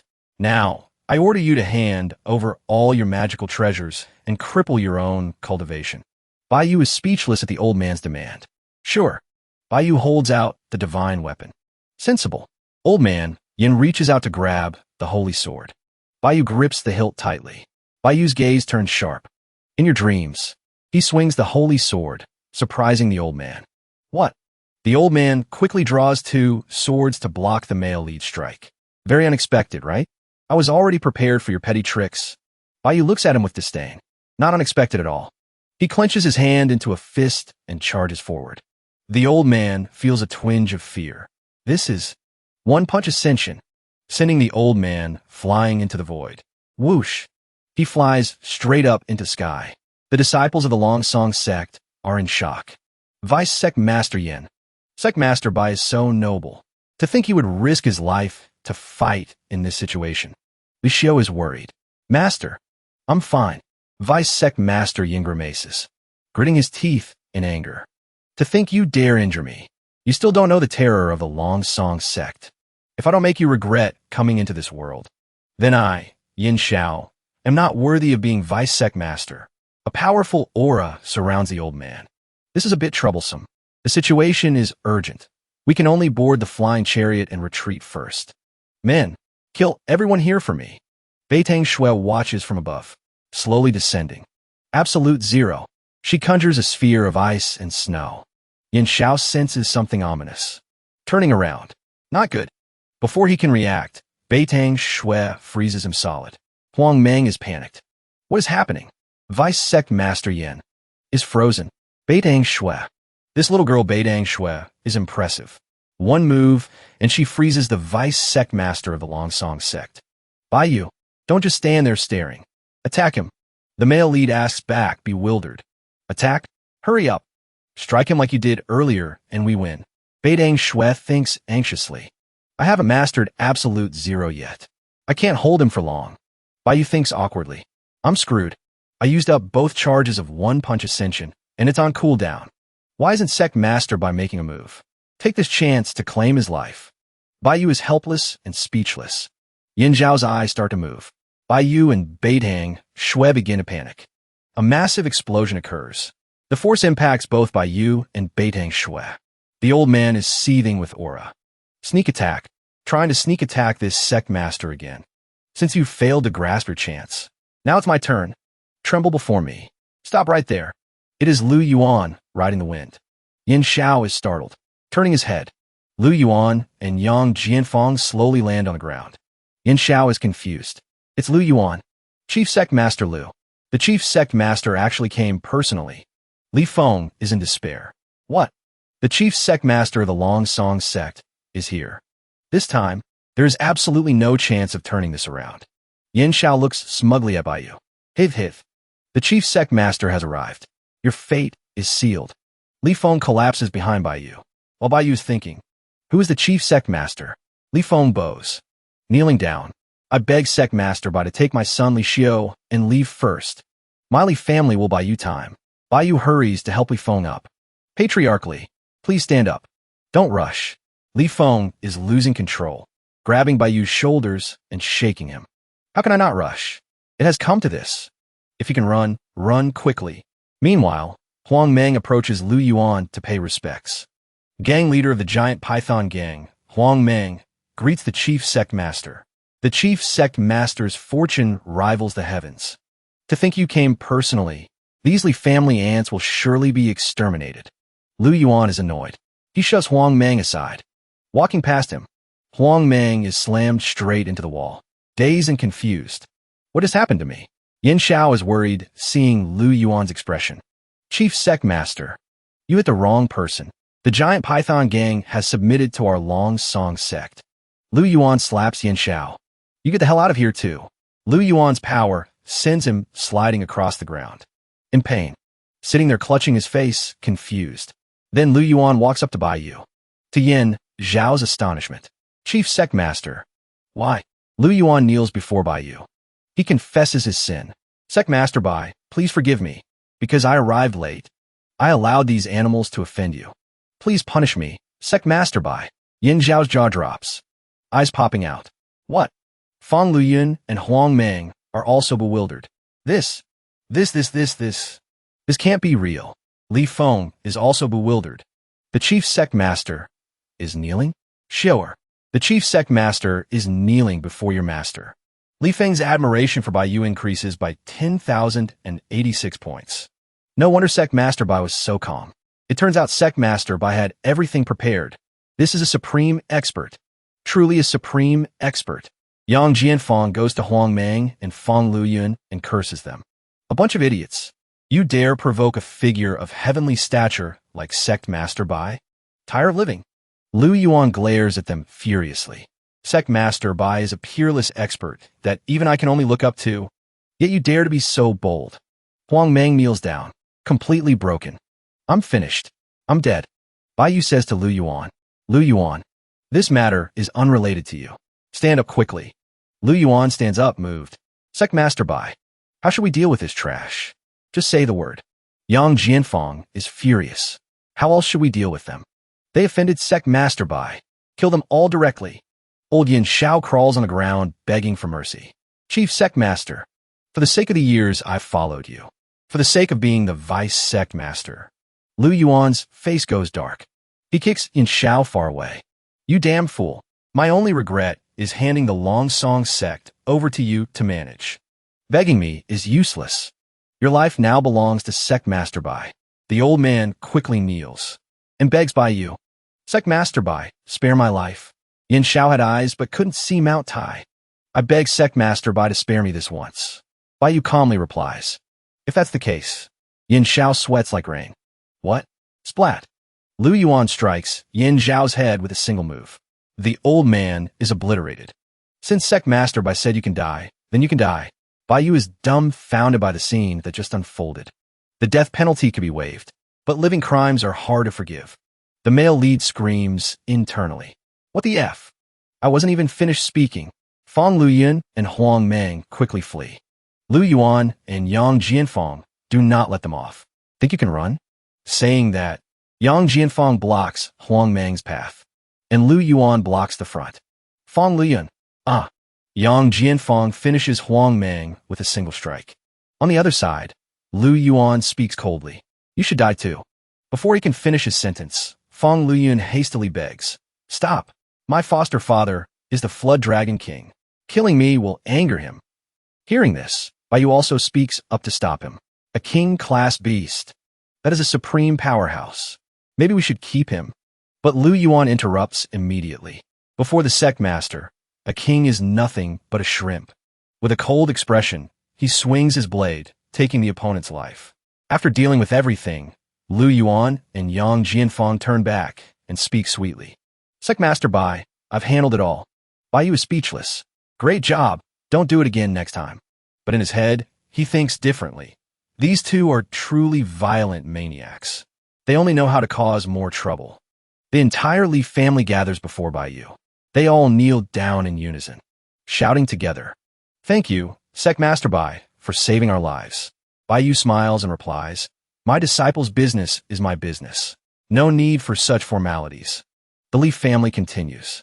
Li Shou really found a good master. Li Shou, you must be filial to Sect Master Bai. Having such a master is a great blessing accumulated by our... 3 days later, Li Shou comes to find Bai Yu to talk. Master, I have something to say. Bai Yu is sitting and resting. Seeing this, he tells Li Shou to speak. Recently, the White Jade sect provoked the Chaos Evil sect because of Junior Sister. And now we've provoked the Flood Dragon King because of the Li family. Aren't you worried at all? Li Shou looks at his master with serious eyes. Facing his disciple's worry, Bai Yu just replies leisurely. Of course I'm worried. Both these forces are major powers, even more dangerous than the Heaven One sect and the Giant Python gang. Li Shou continues. I don't see you worrying at all. I only see you sunbathing on that chair, every day. Hearing this, Bai Yu can only sigh internally. Sunbathe in my ass. I'm using the myriad Mother Cauldron chair to improve my cultivation. Do you think it's easy not sleeping in a bed for days? Seeing his master so unconcerned makes Li Xiu anxious. If we leave it like this, it's too dangerous for the White Jade Sect. Li Xiu continues, now I have a way for the White Jade Sect to protect itself. Hearing that, Bai Yu quickly stands up. Tell me quickly. We set up an array. Li Xiu explains, the Saint Tier array compendium you gave me last time contains many super great arrays. As long as we set up a defensive formation, the White Jade Sect won't have to worry about attacks. Bai Yu listens and praises him happily. Li Xiu, Master really appreciates your serious attitude and your careful thinking. I'll leave this matter to you. Go and set up the array immediately. Hearing this, Li Xiu pats his chest proudly. After all, Li family is a family of array masters. However, there's a difficult problem to solve. Li Xiu suddenly found it difficult to speak to his master. What difficulty? Bai Yu asked. Li Xiu didn't hesitate to say that he was lacking spirit stones. Li Xiu said that previously he had to leave home because he didn't have enough spirit stones to set up a defense array, which was why the Python gang could attack so easily. Bai Yu understood the problem. That's easy to solve. Tell me, how much do you need? He thought to himself, with the system return here, don't I have as many spirit stones as I want? However, Li Xiu replied, it's not easy to solve, master. Plus, the continent has entered a chaotic era because spirit stone mines are gradually depleting. The Saint-level defense array Li Xiu mentioned requires a vast amount of spirit stones. While they were talking, a voice called out, Sect leader. It was the two people from the giant Python gang and Heavenly One Sect who came to apologize, having troubled the Sect leader earlier. This is the entire asset of the giant Python gang, totaling 50,000 spirit stones, as an apology to Sect leader Bai. From the Heavenly One Sect, there are also 40,000 spirit stones, handing it all over to you. Holding the pile of spirit stones, Bai Yu couldn't help but feel elated.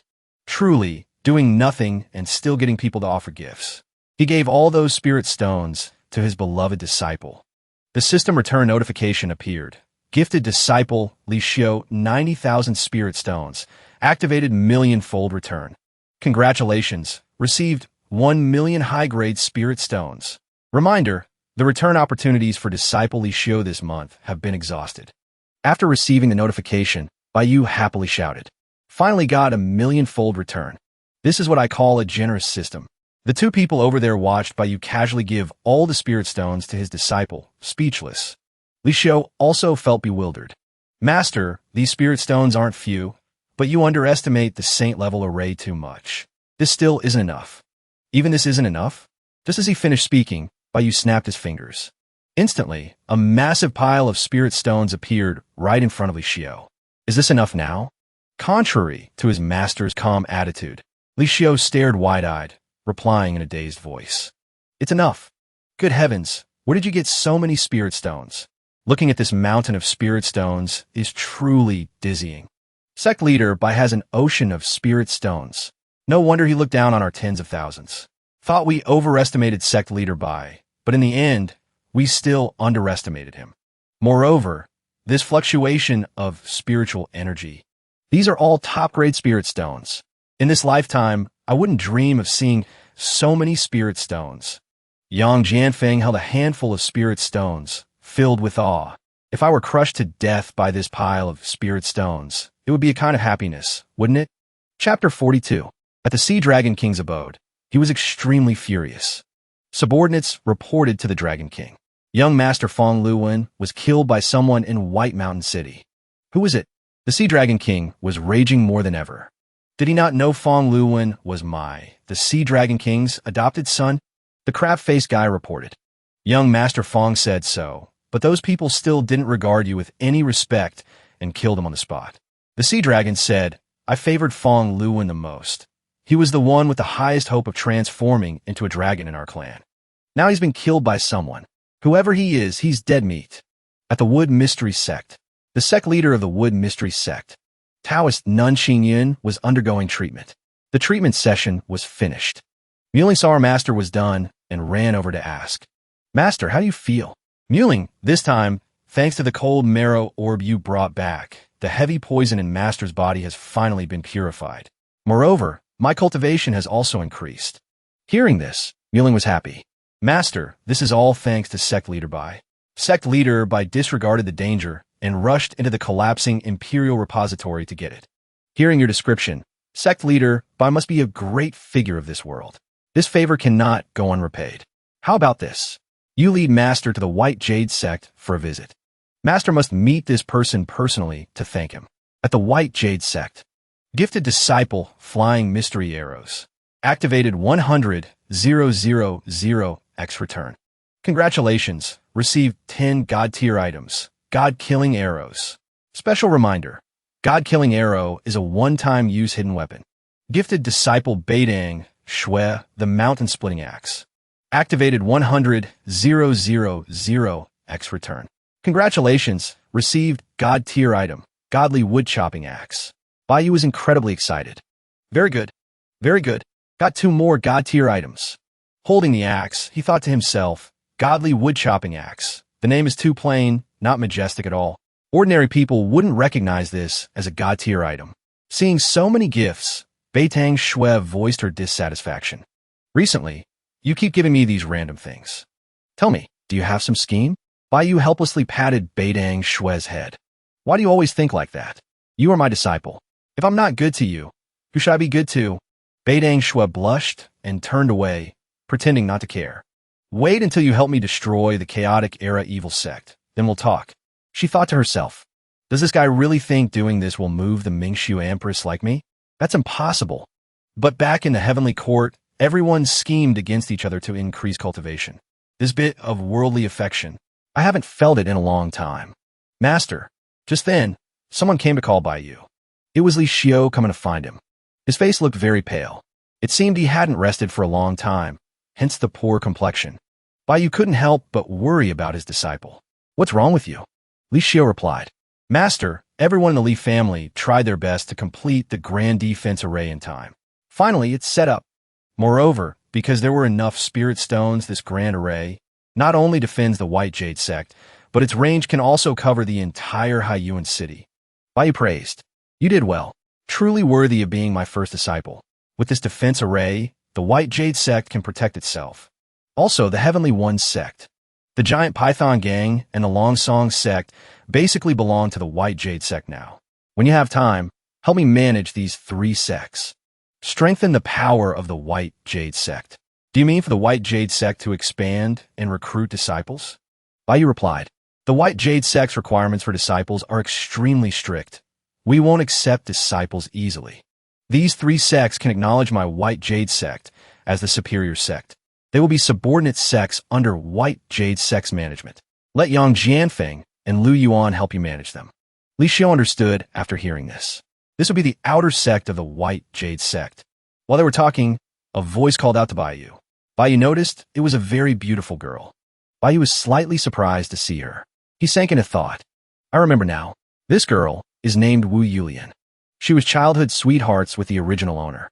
When she awakened her cultivation talent, the original owner gave his all to help her. Baiyu doted on Wu Yulian very much.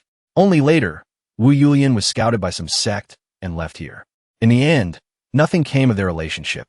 Seeing Baiyu staring blankly, Wu Yulian spoke up. Why are you standing there staring? I admit my aura is much higher than before, but you don't need to. Before she could finish, Baiyu interrupted. Yulian, you were selected by a great sect, weren't you? She asked. Aren't you curious which sect I went to? Baiyu asked out of mild curiosity. Then he received the answer. Wood Mystery Sect, but his response was a faint oh. Wu Yulian lifted her chin and continued. The Wood Mystery Sect is second only to the Sacred Heaven Sect. It's a super large power in the Sacred Heaven domain. Moreover, I'm already an inner disciple of the Wood Mystery Sect. She thought to herself, this Baiyu is still pretending to be calm with me. But Baiyu only replied gently. That's nice. Wu Yulian didn't bother caring. She thought, so many years have passed, and he hasn't changed a bit. Fine, better to finish the business quickly. She took out a box and said, this is a tier 2 pill. Take it. What do you mean? Baiyu asked back. In the beginning, thanks to you, I had the chance to join the sect. The pill I give you today can be considered repaying the old favor. From now on, we have nothing to do with each other. Baiyu didn't beat around the bush and agreed immediately. He thought to himself, this Wu Yulian came to cut ties with me. A waste of the original owner's feelings for her. Standing by and listening to his master talk, Li Xiu burst out laughing. Wu Yulian asked in confusion. What are you laughing at? With a slight smile, Li Xiu spoke. Nothing. I just feel that you gifting a tier 2 pill is a bit funny. After all, the pills my master gives me are tier 6, let alone other things. Wu Yulian still didn't believe her ears. She laughed arrogantly. Have you ever seen a tier 6 pill? Do you know what a tier 6 pill means? Even in the Wood Mystery Sect, only senior sister Fong Yuling is qualified to use tier 6 pills. Baiyu, a poor guy who doesn't even have a tier 1 pill, yet dares to speak so shamelessly. Li Xiu turned to whisper to his master. Master, this woman's brain has some issues. Truly, cutting ties early is best. Saying that, Li Xiu left, leaving. I accept this pill. I gift this weapon to you, wishing you a bright future ahead. Baiyu also had a return gift. He remembered the original owner still had some lingering attachment to Wu Yulian. Gifting a god-tier item to Wu Yulian could be considered letting go of one of the original owner's obsessions, clearing the thoughts for the cultivation path ahead. Wu Yulian held the axe, confused. Why do the people of the White Jade sect have brain issues? Taking out a tattered axe? Wu Yulian threw the axe down in disgust and left. You better keep this thing for yourself. I have business. I'm leaving first. Baiyu watched her go, speechless. Muling and the Wood Mystery Sect leader arrived at the White Jade Sect's gate. Muling was about to knock, but was stopped by her master. She started tidying her hair and clothes to look as neat and polite as possible. Meeting a mysterious figure like Sect leader by master must try to leave a good impression. In the White Jade Sect courtyard, Baiyu was sitting on the chair, playing with his dog. Guzi was enjoying it immensely. You pet me every day on this myriad things mother vine chair, indirectly increasing my power. I'm about to break through to the Demon King realm. How can my fur not be shiny? Muling and Taoist, Nun Qinyun finally met Baiyu. Baiyu was slightly surprised. Miss Fong? Why are you here? Muling introduced, Sect leader Bai. Let me introduce you. This is my master, the Sect leader of the Wood Mystery Sect. Taoist, Nun Qinyun. Is this Sect leader Bai? She thought after seeing Baiyu. Whether it's cultivation or temperament, he is truly ordinary, just as Muling said. Even his fluctuation of cultivation is extremely low. Could such a person really be a hidden expert? Qingyan stepped forward and accidentally stepped on the axe Wu Yulian had thrown away earlier. She felt this axe was not ordinary at all. Wait, how did I not notice its existence? And stepped right on it. This goes against common sense. Picking up the axe. This hidden aura. Is this truly a god-tier item? While Qingyun was dumbfounded by the axe, Baiyu approached to greet her. So, it is Taoist Nun Qingyun of the Wood Mystery Sect. Your name is like thunder to my ears. It's an honor to meet you. Qingyun was still lost in thought. A god-tier item that looks like scrap metal, casually thrown on the ground? What kind of family is this? Seeing her master standing dazed, Muling called out, Master, Sect leader Bai is talking to you. Only then did Qingyun snap back to reality and reply. Sect leader Bai is too polite. Those are just empty reputations, nowhere near as modest and secluded as you. Sect leader Bai is the true expert. Qingyun admires you greatly. Baiyu smiled and scratched his head. Taoist, Nun Qingyun flatters me. Sect leader Bai, I came here this time to thank you. Is there anything Sect leader Bai needs the Wood Mystery Sect to do? Thinking for a moment, Baiyu spoke up. Actually, there's something I would like Taoist Nun Qingyun to inquire about. Sect leader Bai, please speak. Qingyun replied. Have you ever heard of the Universal Salvation Divine Art? Do you know where it can be obtained? He thought. Only by obtaining the Universal Salvation Divine Art to transfer cultivation to my disciples can I cause my own strength to increase explosively. Qingyun, I actually have heard of the Universal Salvation Divine Art. Normal people rarely cultivate it. After all, most cultivators aren't willing to transfer the cultivation they practiced hard for to others. As far as I know, this Universal Salvation Divine Art does not belong to humans. Not belonging to humans? Baiyu asked back. Qingyun continued. The Universal Salvation Divine Art was created by a great sage of the demon race. As for which branch of the demon race manages it now, I am not sure. I still need to inquire within the demon race. Baiyu was happy. Finally, a clue about the Universal Salvation Divine Art. Chapter 43. Guzi looked at Baiyu with unfriendly eyes, seeing Baiyu's face cold and expressionless. Thinking, he wants the Universal Salvation Divine Art. Don't know what he plans to do, but surely he has a point. He's planning to take the opportunity to surpass other experts. Anyway, following an expert now makes life much more comfortable than before. A while later, sunlight shone on the eaves. It must have been several quarters of an hour. The Wood Mystery Sect leader, Taoist Nun Qingyun, now appeared, sweating profusely with a worried look, handing the axe to Bai Yu with both hands. Sect leader Bai, your axe. Saying that, she waved goodbye, standing near Fong Muling, and said, "We had a good talk today." Then Qingyun asked to take her leave. Bai Yu, receiving the axe and hearing her words, smiled happily. Safe travels, Taoist Nun. Scene shifts to a crowded market with people passing by. The sounds of buying and selling echoed in the bustling atmosphere. Fong Muling, walking behind Taoist Nun Qingyun, finally dared to ask the question, "Master, why were you holding that thing earlier?" Qingyun walked forward and answered, "That looked like an ordinary axe, but it was clearly a divine artifact." "Oh my god, looking like common goods, but turning out to be VIP goods with peak power? Bai Yu is too wasteful." Qingyun continued, "The highest grade weapon of our Wood Mystery Sect is only a demigod artifact. That's why Master couldn't bear to put it down."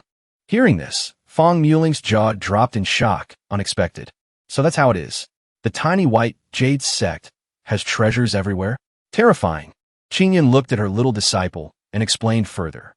Our Wood Mystery Sect must build a relationship with an expert of this caliber. Perhaps this is the only destiny for our Wood Mystery Sect in these chaotic times. Speaking of which, the nun thought a good plan and told Muling. Usually, if you have nothing to do, you can go to the White Jade Sect to talk to sect leader Bai and foster feelings. Suddenly, Muling's face turned red as a tomato from embarrassment. Just talking? Why be so shy? But she liked it too. She replied, "Disciple obeys master's command." Time continued to pass like a gentle breeze, and soon 3 days had passed. At a towering height, specifically, a rock ledge where 3 different characters appeared. One of them was the Sea Dragon King. One looked like a shrimp. The remaining one was a crab. The crab-headed guy said to the Sea Dragon King, "Below is Haiyuan City." The Sea Dragon King sensed through the scene below for a moment and began to speak. Inside the city, there is no special aura nor any fluctuation. Seems like just a city not worth mentioning. I wonder what these guys want to do. The sea crab standing behind looked at the Sea Dragon King and asked, "Great King, shall we make a move now?" But this guy wanted to be sure before acting. 1 second fast could mean a lifetime of regret. "How are the preparations?" The sea crab replied, following the Sea Dragon King's order. "The seawater from the endless sea has been mobilized to fill the 3 nearby rivers, ready to attack at any time." The Sea Dragon King laughed loudly. "Very good." The Dragon King clenched his fist, saying angrily, "Those petty humans dared to kill my son. Today I, the Dragon King, will flood the entire Haiyuan city, letting all of you know the power of the ocean." Saying that, the Dragon King let out a roar that echoed, shaking heaven and earth. Inhaling energy into his body, eyes filled with rage. Simultaneously, his power reached max level, creating violent vortexes around him. Scene shifts to a nearby river. Everything was still happening normally. Nothing unusual occurred. Suddenly, the water in the nearby river rose abruptly. The water quickly rose higher than the city walls, crashing directly in. Not only that, a massive tornado also unexpectedly struck the city directly. Water surged massively, submerging everything in a split second. The Dragon King, after turning all of Haiyuan City into a submerged world, he told his subordinates, "Wait until the water drowns Haiyuan City. We will check once to ensure no one survives." The shrimp-headed guy heard this and replied, "Great Dragon King, rest assured, not even a mosquito from this city will escape alive." Although the Sea Dragon King had submerged the whole city, he still seemed very angry and full of hatred for humans. Humans must die in agony, struggle, despair. On this earth, we demon race are the masters. Bai Yu, seeing this scene, was also startled and exclaimed in confusion, "The sun is shining brightly. Why is it suddenly pouring rain?" Guzzi seemed to sense something too, barking continuously woof woof, thinking, "This rain is clearly someone using the dragon race's secret technique to control water and create rain. What exactly does he want to do? Drown this place?" Then Guzzi ran straight off. "No, I have to go see," ignoring Bai Yu calling from behind. "Guzzi, where are you going?" He immediately chased after it. This dog isn't normal. he decided to go see what was happening together. He chased after Guzi at full speed. Arriving at the scene, he saw the water in the courtyard was very high, actually higher than a person's head. Guzi thought, indeed, someone wants to drown Haiyuan City. Someone using such methods surely isn't a true dragon. At most, it's just a sea dragon, Jiaolong. If it were a true dragon mobilizing the seawater of the endless sea falling from the sky, there would be absolutely no time to react. Baiyu found the situation extremely sudden. The wall of water rose high, towering over human heads. Along with the appearance of the two guys, Crab and Shrimp, they shouted in unison. Sect leader Baiyu killed young Master Fawn, daring to anger the Sea Dragon King. Today, we received the Sea Dragon King's order to drown all of Haiyuan City to avenge young Master Fawn. Baiyu was worried hearing this. Li Xiu ran in from the left, speaking up. The Sea Dragon King is so cruel, wanting the lives of everyone in the city. Next, Lu Yuan and Yang Jianfeng also jumped onto the city wall. Lu Yuan said, "This is bad. This Sea Dragon King is a famous great demon. With water this huge, Haiyuan City absolutely cannot withstand it." Sect leader, "The water is rising to the sky. Let's retreat quickly." Jianfeng continued. The Sea Dragon's favorite tactic is using floodwaters to open the path, destroying or exhausting the opponent's strength, then sending Crab and Shrimp soldiers to chase after. It's best we retreat first and not give the Sea Dragon. Baiyu stood watching and replied calmly, "We cannot retreat." He looked ahead, thinking, if this sect leader retreats, what will happen to the people in the city? Besides, there is no need to retreat. Lu Yuan wondered, not understanding. But with the current rising water, Haiyuan City will collapse in an instant. Is there any way to protect the common people in the city? That is the top priority right now. The water level kept rising without stopping. The situation was getting more urgent. Seeing this, the Shrimp and Crab laughed smugly. Ha! They were even more poisonous than snakes. They shouted loudly, "Become water ghosts, all of you." The water immediately crashed down, causing the people in the city to flee in fear. But Baiyu stood silently observing.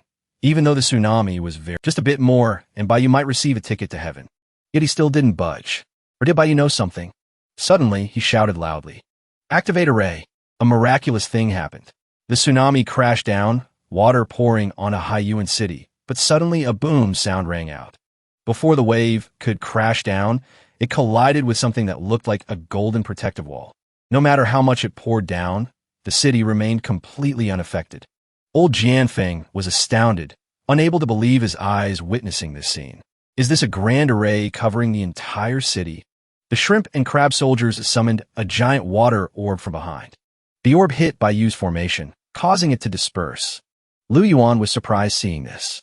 He knew Baiyu had arranged formations, but he didn't expect Baiyu's disciple, Li Xiu, could set one up covering the whole city. Lu Yuan looked at the massive formation, deducing that Baiyu had set up a formation map of extremely high rank, at least near saint level. Guzi watched and admired Baiyu. When going into battle, preparations were complete. Now, it was its turn to show its value. The Crab soldier shouted, not believing this formation could withstand the endless sea water.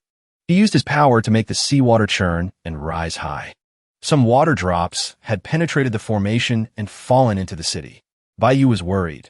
This grand array might not be able to withstand this tidal wave for too long. Suddenly, Guzi beside him jumped forward. He shouted worriedly, "Don't know what Guzi plans to do." It jumped out of the city. Guzi created a path through the rushing waves with its dragon clan will. The Shrimp soldier saw it approaching and scorned that Guzi was seeking its own death. Guzi glared and executed the dragon clan's divine ability. Blue spiritual energy strands wrapped around its head. Guzi used the divine ability to control water, causing the water flow to change direction. It controlled the tsunami to crash toward the Crab and Shrimp soldiers. Seeing that, the two of them dodged immediately. Inside the city, Baiyu sees that the tsunami has dissipated. He looks completely dumbfounded, unable to believe his pet dog did this. Lu Yuan sees this scene and assumes Baiyu had planned everything all along. He is utterly convinced and filled with admiration. Lu Yuan and Yang Jiangfeng step forward to attack. He intends to slaughter all the Shrimp soldiers and Crab generals to vent his anger for Baiyu. The dog demon has returned to Baiyu's side.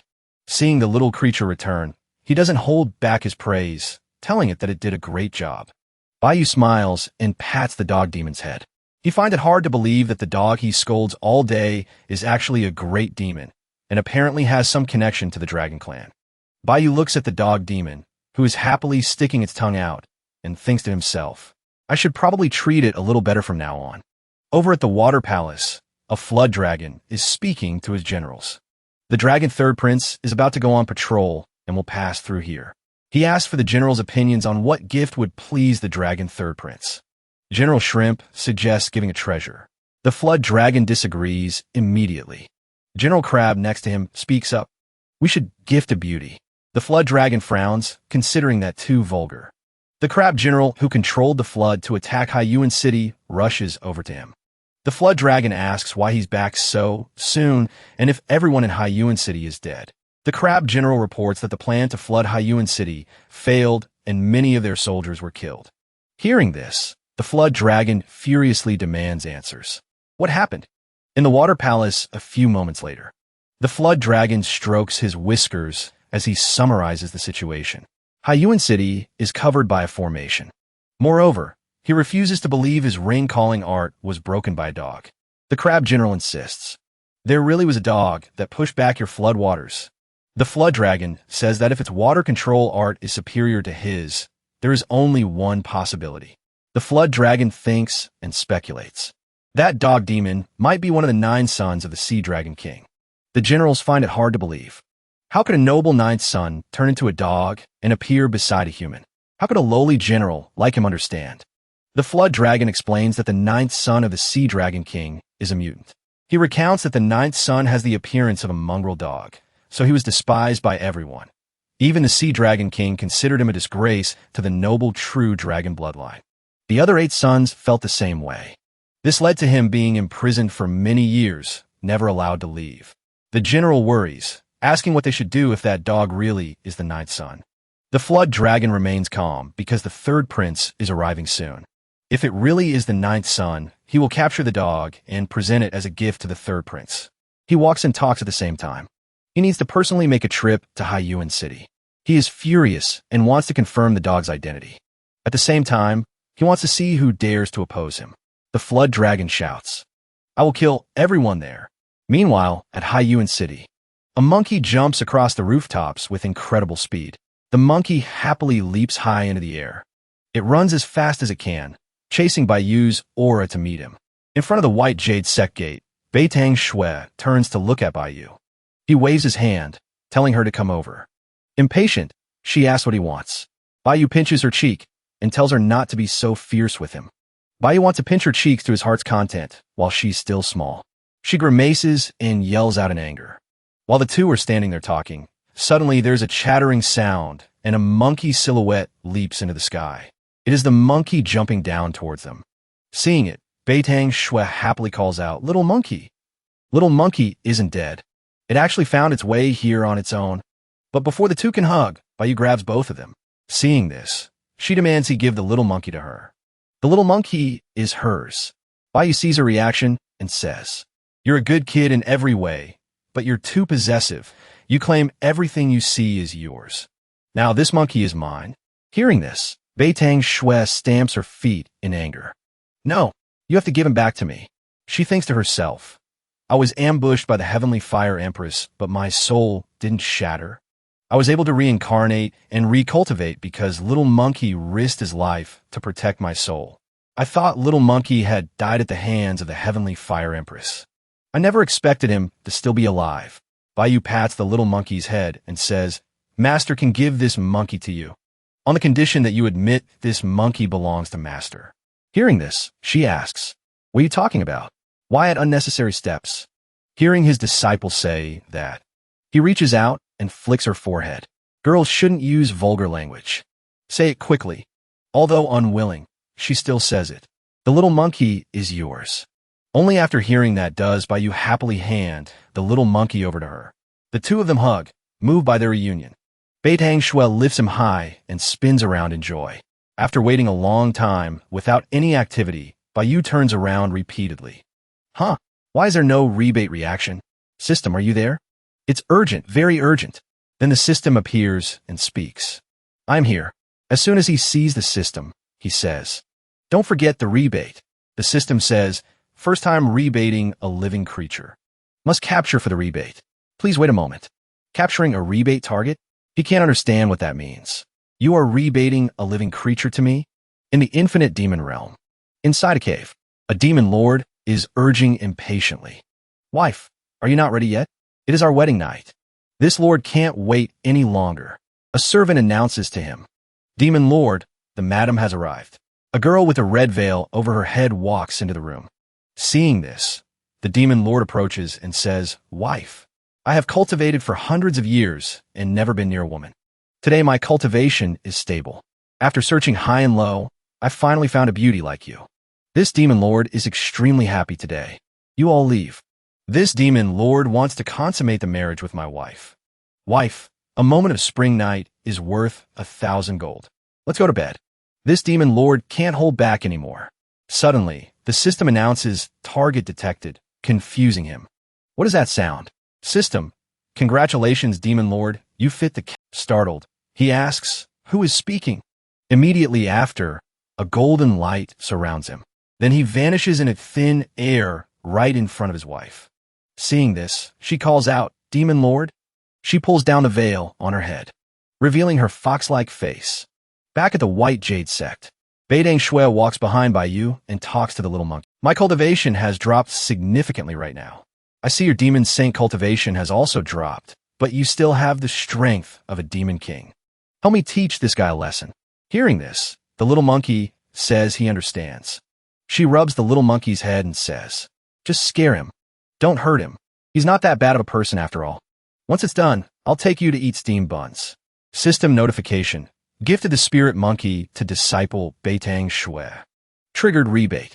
Congratulations. Received serious wolf demon lord.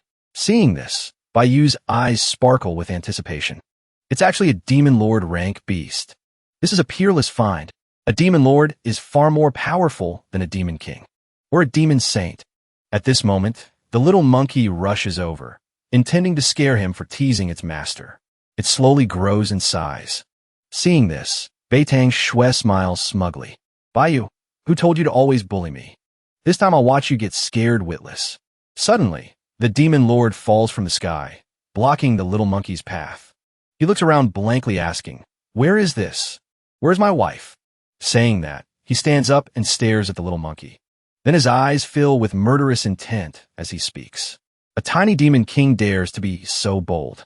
He immediately knocks the little monkey far away. Seeing this sudden turn of events leaves Beitang Shui dumbfounded. What? Where did this great demon come from? A wolf suddenly appears, shouting in anger. "Who teleported me here? I was in the middle of consummating my marriage. Who is so immoral? Get out here now." Baiyu thinks to himself, truly a beast rebated by the system. He looks extraordinary indeed. Suddenly the wolfman turns around and asks, "What are you looking at?" With an extremely irritable attitude. Baiyu knows no fear and even smiles, teasing him back. "Looking at you, so what?" The towering wolfman leans down and asks, "Was it you, kid, who brought me here?" Baiyu replies nonchalantly, "Let's say I did." This answer makes the demon lord's veins pop with rage, ruining this demon lord's wedding night. Is this something a human should do? Then he coughs up a fireball intending to kill Baiyu. But just as he opens his mouth, a hand clamps his snout shut, temporarily silencing him. Following that, Baiyu uses magic to force the fire back down the wolfman's throat. When he lets go, the wolf opens his mouth, dazed and breathing out smoke. He doesn't understand what just happened. Beitang Shui hugs the monkey tight, nervous. What is happening? Is this a demon lord? It's not easy for beasts to cultivate. A demon king is rare enough. So why has a demon lord appeared recently? Baiyu takes out a steamed bun to negotiate with the serious wolf. "Just listen to me, and you'll have plenty of steamed buns to eat later." He actually naively thinks a demon beast would like eating steamed buns. The serious wolf is so angry his vision goes dark, smoke still pouring from his mouth. "Are you kidding me? This demon lord is in a very bad mood right now." He charges furiously at Baiyu, threatening, "I'll crush you." But Baiyu simply waves his hand and slaps him lightly, sending the evil wolf toppling over backwards. He lies flat on the ground, unable to comprehend how a tiny human, with such low cultivation could easily knock him down. Suddenly, the system appears with a reminder. You are currently the master of the Serious Wolf Demon Lord. All attacks by the Serious Wolf Demon Lord against the master are ineffective. He cannot disobey any commands from his master. You can summon him instantly wherever he is. Hearing this, Baiyu gives a thumbs up and says, "The system really arranged everything thoughtfully." The wolf stands up again, pointing at Baiyu and calling him a useless human. Then he prepares to attack again. "I don't believe I can handle you." But naturally, he takes another kick to the face, his eyes going wide. After that blow, Baiyu plays even rougher, kicking him continuously from side to side. This Sect master will take you on with both hands tied. After being physically impacted like a punching bag, Baiyu has beaten Sirius so bad he can't stand up. He lies there trembling, confused. A dignified demon lord. Yet I can't beat an opponent at the true human realm? Beitang Shui hugs the monkey even tighter. Unbelievable. Baiyu dares to beat a demon lord without even using his hands? To the point where it has no strength to fight back. Baiyu turns to look at Sirius, struggling on the ground, and challenges him. "Stand up and continue." He actually stands up, but it seems he knows better now and won't fight anymore. "Humph. Don't get cocky, human. The humiliation today, I will pay back double someday. My family has business, so I'm leaving first." Saying that, he turns to leave. But he doesn't get more than a few steps before Baiyu's command to halt makes him freeze in fear instinctively. Baiyu asks him, "Did I say you could leave?" With a challenging voice and cold eyes. Sirius continues to ask, "Who are you to order me around?" But as soon as he finishes the sentence, he freezes as if paralyzed, unable to move. The demon lord feels uneasy, not understanding why his body suddenly won't obey his commands. He asks angrily, "What on earth did you do to me?" Baiyu calmly says, "Delang, I am your master now. You must obey me." He shouts loudly, "Bastard! A demon lord like me will not be a slave to a human. Are you even worthy of being this demon lord's master?" Suddenly, a noise approaching their direction catches both their attention. The dog demon tries its best to open its mouth and bark, "Woof woof," in warning. Baiyu also realizes something is wrong. Enemies approaching. Suddenly, the Dragon King and his entourage ride the clouds towards them. Everyone at the White Jade Sect. He looks down, seething with rage. The Flood Dragon opens his mouth wide and screams. "Come on, die. It's the Flood Dragon King." Someone runs over to tell Baiyu. It is Li Xiu. By this time, Sect Master Lu Yuan and Yang Jiangfeng have also arrived. Sect Master Bai. The Flood Dragon King has come personally. This is bad. Quickly activate the defensive formation, Lu Yuan says. However, in response to Lu Yuan's urgency, Baiyu simply replies calmly, "No need to rush. We cannot rush. This Flood Dragon King is different from those self-proclaimed demon kings in the wild." Yang Jiangfeng panics, seeing Baiyu's reaction, and warns about the Flood Dragon's danger. The Flood Dragon King is a genuine demon, famous for 100 years and extremely terrifying. His strength exceeds even the peak immortal king realm of humans. Even Brother Lu cannot match him. Seeing the humans trembling before his prestige and power, the Flood Dragon holds his head high and sneers. The Flood Dragon King commands, "Hand over that mongrel dog immediately. The rest of you, kneel and accept your death." The Shrimp General relays the Lizard Flood Dragon's decree to those below. Li Xiu tensely says to Baiyu, "Master, this is the greatest calamity the White Jade Sect has ever faced. Everything is due to my Li family. In a moment, I will activate the teleportation formation. Master, you should go first." Once again, Baiyu calmly pats his disciple's shoulder. "Your master isn't panicking, so why are you panicking?" Li Xiu is surprised now. "How can you not panic in this situation?" Baiyu smiles and tells Li Xiu, "Coming to this White Jade Sect to rob and kill without regarding this sect master. That lizard must die." Then Baiyu looks at Delang. "Delang, let's discuss something." Delang looks suspicious. "Help me kill that Flood Dragon, and I'll let you go back." "How about it?" Delang asks skeptically. "Why should I help you? What does your trouble have to do with me?" Baiyu recites a spell. "Since you're already here."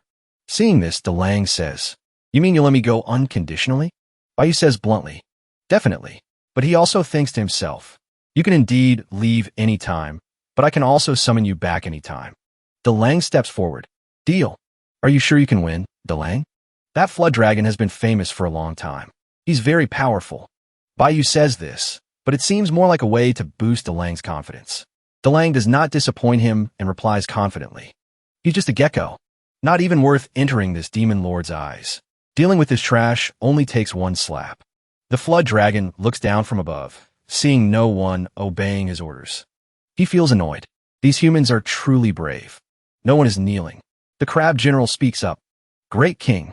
These guys won't shed a tear until they see the coffin. Let them feel your might a little. They'll surely wet their pants in fear. Being hyped up by his subordinate, he becomes even more arrogant. This king will count to 3. If anyone is still standing, this king will tear their head off. He starts counting. Delang steps forward, shouting loudly, "Get your ass down here." The flood dragon thinks Delang is being bold, daring to interrupt him while he is counting. Seeing this lizard is too stubborn to listen, Delang takes a stance. Won't listen, huh? Then I'll beat you down. A purple energy crackling like lightning radiates from Delang's hand. That is his skill. Berserk Thundercloud. The flood dragon panics as soon as he sees the attack. But it is too late. He immediately takes the full force of the hit. The blow sends him falling, creating a loud crash as he lands. Lying on the ground, he doesn't understand what just happened while his subordinates above call out, "Great king." He trembles as he stands up. Demon Lord realm. Why is there a demon lord here? The flood dragon is sweating profusely, foaming at the mouth, unable to believe how a demon lord could appear in a place like this. Lu Yuan and Yang Jiangfeng are also shocked by what just happened, sweating bullets. So the Sect master really didn't need to worry. So master really didn't need to panic. Li Shou also understands the reason now. Delang, radiating murderous intent, asks the flood dragon, "Didn't you like counting? Keep counting." His body emitting streaks of purple lightning. He walks toward the flood dragon, seeing Delang getting closer and closer. The flood dragon lizard trembles. "Actually, I don't like counting." Hearing that, Delang speaks up. "If you don't like it, I'll count for you." Delang takes a step forward, emitting a terrifying killing intent, continuing the flood dragon's unfinished count. 2. As for the flood dragon, he is scared out of his wits. He immediately transforms into a giant dragon and flees. But as Delang said, he is just a lizard. In the blink of an eye, Delang appears in front of him and counts to 3, giving him a slap. With a single strike, Delang snaps the flood dragon in half in an instant. The flood dragon dies, turning into a pearl that falls to the ground. The soldiers are horrified seeing this. Oh my god, how can this be? But at least they have a bit of sense. The great king has been killed. Run quickly, or we'll all become fresh seafood. Baiyu's eyes go wide in surprise, seeing Delang's attack. Delang, this is too strong. If he guarded my house, I'd feel very safe. Back then, Sect Master Bai stood with hands in pockets, unrivaled. Back then, the Sect Master only made a small move and already reached the peak of existence. Lu Yuan and Yang Jiangfeng start creating legends about Baiyu. Delang, why don't you stay? The benefits are negotiable, Baiyu says to Delang. But in the blink of an eye, Delang vanishes. Not even thinking about it. We will never meet again. Running so fast. I haven't even finished speaking. Yet, not long after, the big wolf returned. Damn you, Baiyu. Let me ask you. What place is this? Baiyu replied. The Sacred Heaven Domain. The Sacred Heaven Domain? Never heard of it. The big wolf replied. The Sacred Heaven Domain of the Human Emperor Realm. At this moment, Beitang Shui chimed in. Hearing Beitang Shui speak, the big wolf immediately recognized this place. The Human Emperor Realm? You wretched imposter.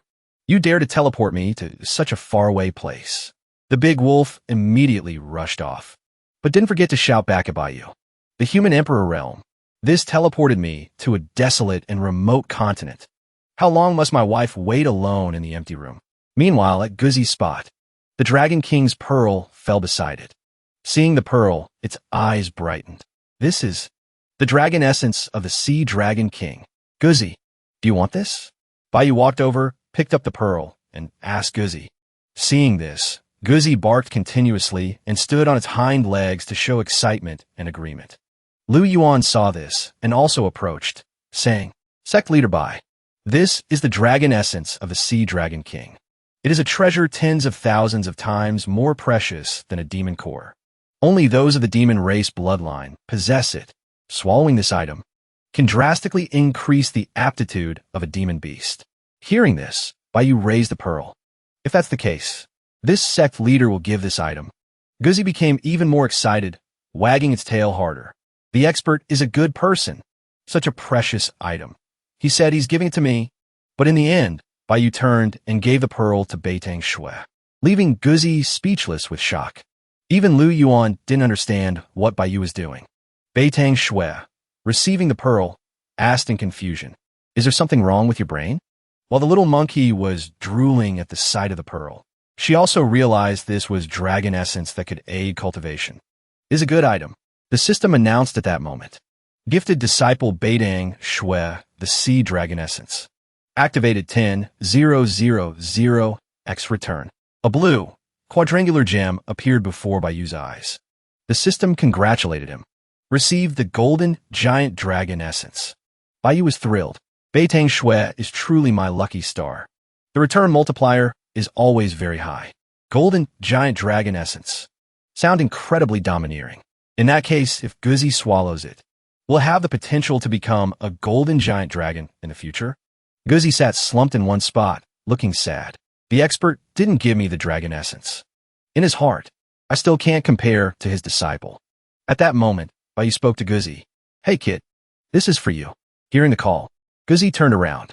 As soon as it turned, it sensed a special aura and realized. This is the dragon essence of the golden giant dragon. To think the expert has a dragon essence of this level. One must know that a fully matured golden giant dragon is an existence comparable to the ancestral dragon and the azure dragon.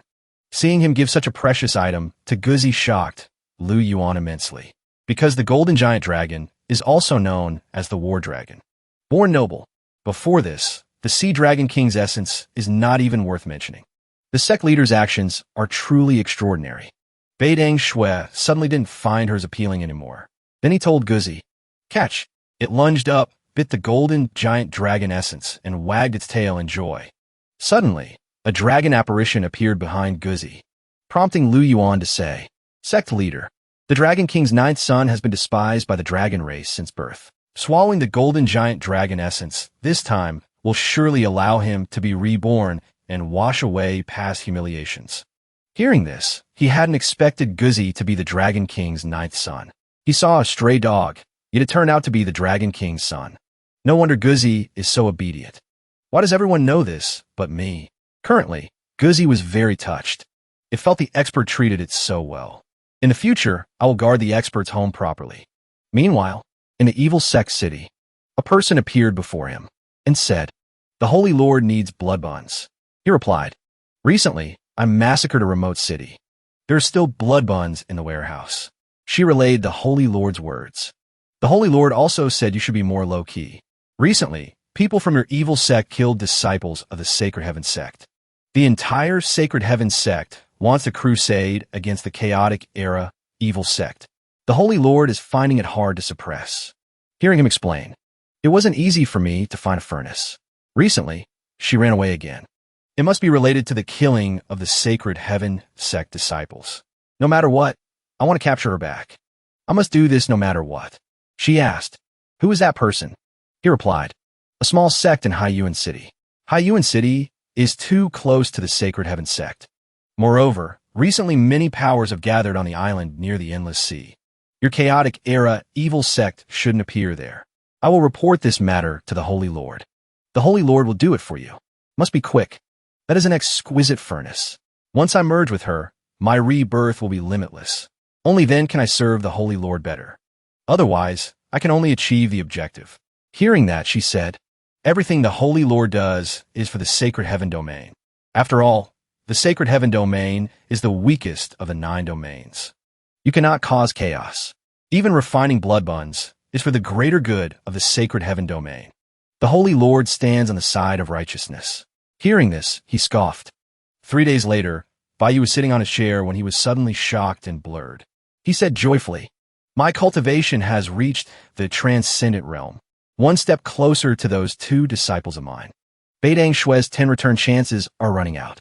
System, when will I recruit a 3rd disciple?"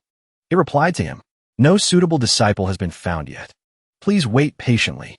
Just then, Li Xiu walked over happily, making him wonder. What makes you so happy? He announced. The mirage of the endless sea has appeared.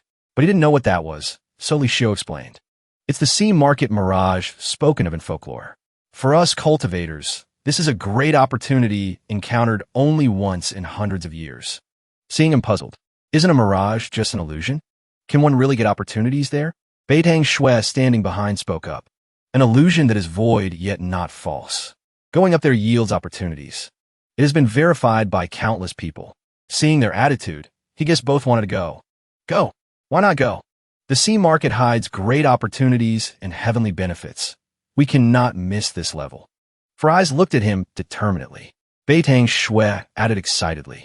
Moreover, the sea market is known as the most mysterious site in the human emperor realm.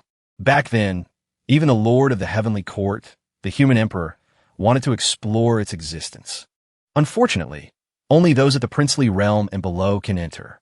She thought to herself, in my past life, when the sea market appeared, I was already the Mingxiu empress. My cultivation was too high. I couldn't enter. This time, I definitely cannot miss it.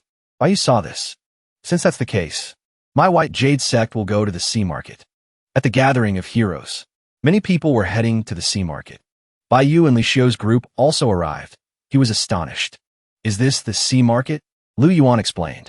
Right now, we cannot enter the sea market. Only after the sea market materializes can we enter. I have arranged an inn. Let's wait there. Yang Jianfeng also spoke up. With the appearance of the sea market this time, I fear it will attract great powers from the sacred heaven domain. After all, it's a chaotic era. Spirit minds are depleting. Everyone is aiming for opportunities in secret realms. At this moment, Wu Yulian and Liang Wendeng were walking together. She thanked him.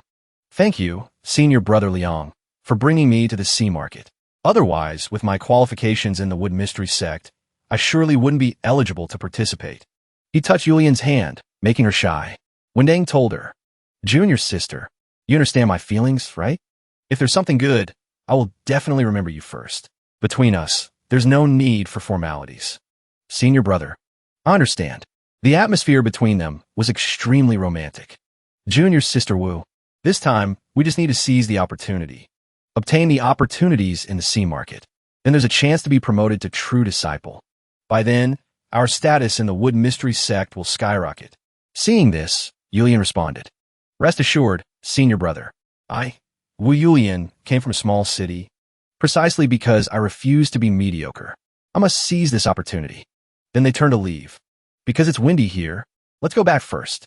Suddenly, she noticed something, making Liang Wendeng ask. Junior sister, what's wrong? She replied. Met an acquaintance. Then the two walked toward her acquaintance.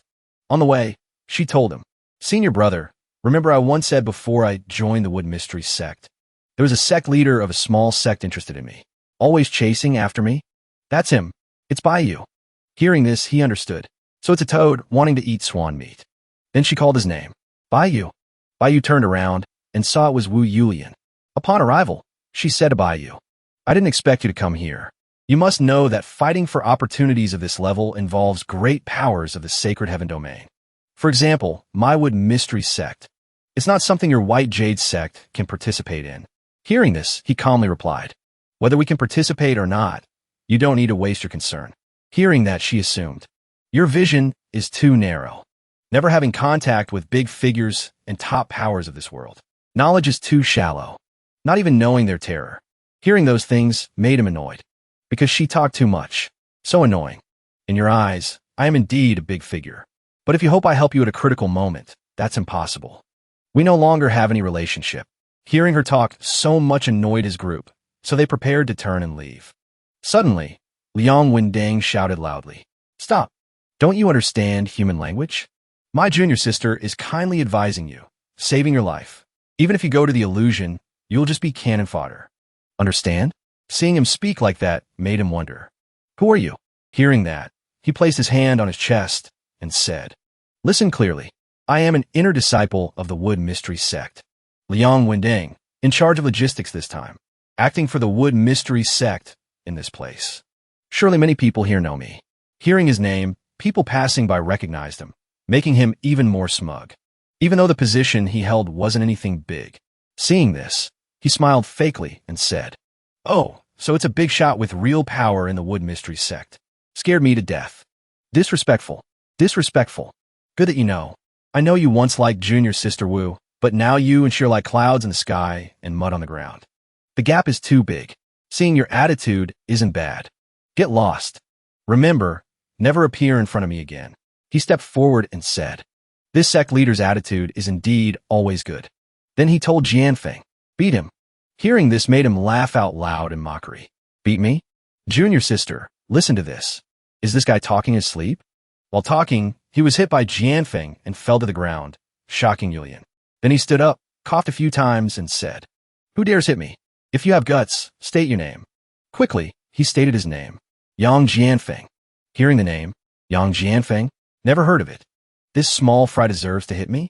Hearing that, Jianfeng pointed at Lu Yuan and said, "Then let's switch to someone worthy of hitting you. Brother Lu, your turn." That confused Wendeng immediately. Lu Yuan instantly slapped this person.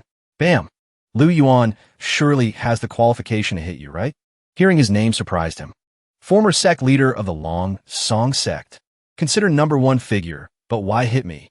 Yang Jianfeng and Lu Yuan bumped fists and said, "Seeing injustice, draw a sword to help." Liang Wendeng, humiliated and choking with anger, grumbled, "Fine, I don't care today. Why you act for the White Jade sect and dare provoke my Wood Mystery sect? I, Liang Wendeng, have remembered this grudge. Just you wait. Junior Sister Wu, let's go." Wu Yulian, in a mood as bad as Wendeng's, spoke grumpily to the main character.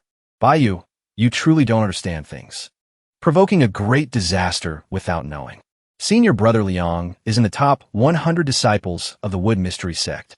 An existence you absolutely cannot provoke. Take care of yourself." The two of them said their piece and left together. Immediately after, Beitang Shui, with her penchant for sarcasm, couldn't miss this chance. She calmly teased Baiyu. "This is the person you liked before? This taste." But the main character on the other side said nothing, looking arrogant. Before she could finish, he walked straight over and dragged Beitang Shui back. "What do children understand? Don't meddle in adults' business." At the Wood Mystery sect, Wu Yulian and Liang Wendeng entered with anger. Walking a short distance, they saw a group of brothers whispering, making them very curious. Wendeng called out to one of them to ask, "Senior brother Huang, everyone is so gloomy. Did something happen?" Senior brother Huang's expression seemed very serious. He looked at Wendeng and spoke sternly. "Junior brother Liang, the sea market appeared this time, and the sect leader's enemy from many years ago has also arrived," and uttered wild words wanting the sect leader to lose her life here. Liang Wendeng heard about this person. His expression immediately became very panicked. What? The sect leader's enemy? Is it that Taoist priest Black Lotus from back then, who wanted the sect leader to be his cultivation partner, but was rejected? So he injured the sect leader? Wendeng is right. Yes, it is this person. This Taoist priest knows the sect leader's injury has recovered, so he came directly to challenge. Either Master agrees to become his partner, or he will kill Master. Evil Taoist. This Taoist priest is an evil Taoist. Unreasonable, but the sect leader doesn't fear him. The Wood Mystery sect doesn't fear him. The sect leader will definitely kill this person. The disciples of the Wood Mystery sect appeared very tough and determined. But the brothers' next words made them worry. The situation isn't as simple as you think. This Taoist priest Black Lotus practices evil arts. His cultivation has long surpassed that of years ago. While the sect leader, due to injury, hasn't improved much in cultivation these years. In the Wood Mystery sect leader's room, Taoist Nan Qingyun. Her outward appearance seemed very quiet, but her heart was not calm at all. Fang Muling was also present. Her face couldn't hide the worry and anxiety as she asked the nun, "Master, do we really have no chance of winning?" Muling's worry was understandable, because this was also what the female sect leader was troubled about. "I have seen that evil Taoist cultivation. His cultivation is already at the mortal shedding realm. These years, Master has always been hindered by the injury, still at the peak princely realm." These words from her master shocked Muling greatly. Mortal shedding. It's a very difficult realm to break through. Many cultivators get stuck at this realm, but stepping into the mortal shedding realm means becoming a big figure with high skills. A world of difference. So under normal circumstances, Master has no chance of winning. Taoist Nun Qingyun stood up while replying. Hearing this, Fong Muling realized the implication in the nun's words, suggesting a direction. Master, do you mean there is an abnormal situation? You guessed right. Correct. Do you remember that divine artifact of Sect leader Bai? Taoist Nun Qingyun asked slowly. Muling immediately remembered. That item, the axe? Master wants to borrow Sect leader Bai's divine artifact? Correct, the nun replied. If we can borrow that divine artifact, only then does Master have hope of defeating Taoist priest Black Lotus. Because this is a major matter that cannot be delayed, the nun hurriedly instructed Muling to prepare to go to the White Jade Sect immediately. Muling, borrowing a divine artifact is a big deal. Go prepare. Bring the treasures of the Wood Mystery Sect to show our sincerity. Regarding this matter, Fong Muling thought, Master, the most important treasure in the Wood Mystic Sect is a quasi-divine weapon. You are taking a quasi-divine weapon to exchange for a divine weapon. This sincerity? Hearing this, she ponders for a moment. This truly is a bit inappropriate. How about this? Then she turns to Fong Muling, smiling. Muling, put on a little makeup. Upon hearing this, Fong Muling's cheeks flush red with shyness. But she immediately follows her master's wishes and goes to do it. Yes, master. At the White Jade Sect, Baiyu is looking at something, his brow furrowed. He speaks to the person opposite him. If you have something to say, say it. You two have been standing here all morning. So his frown was directed at the shy Fong Muling and the Taoist nun.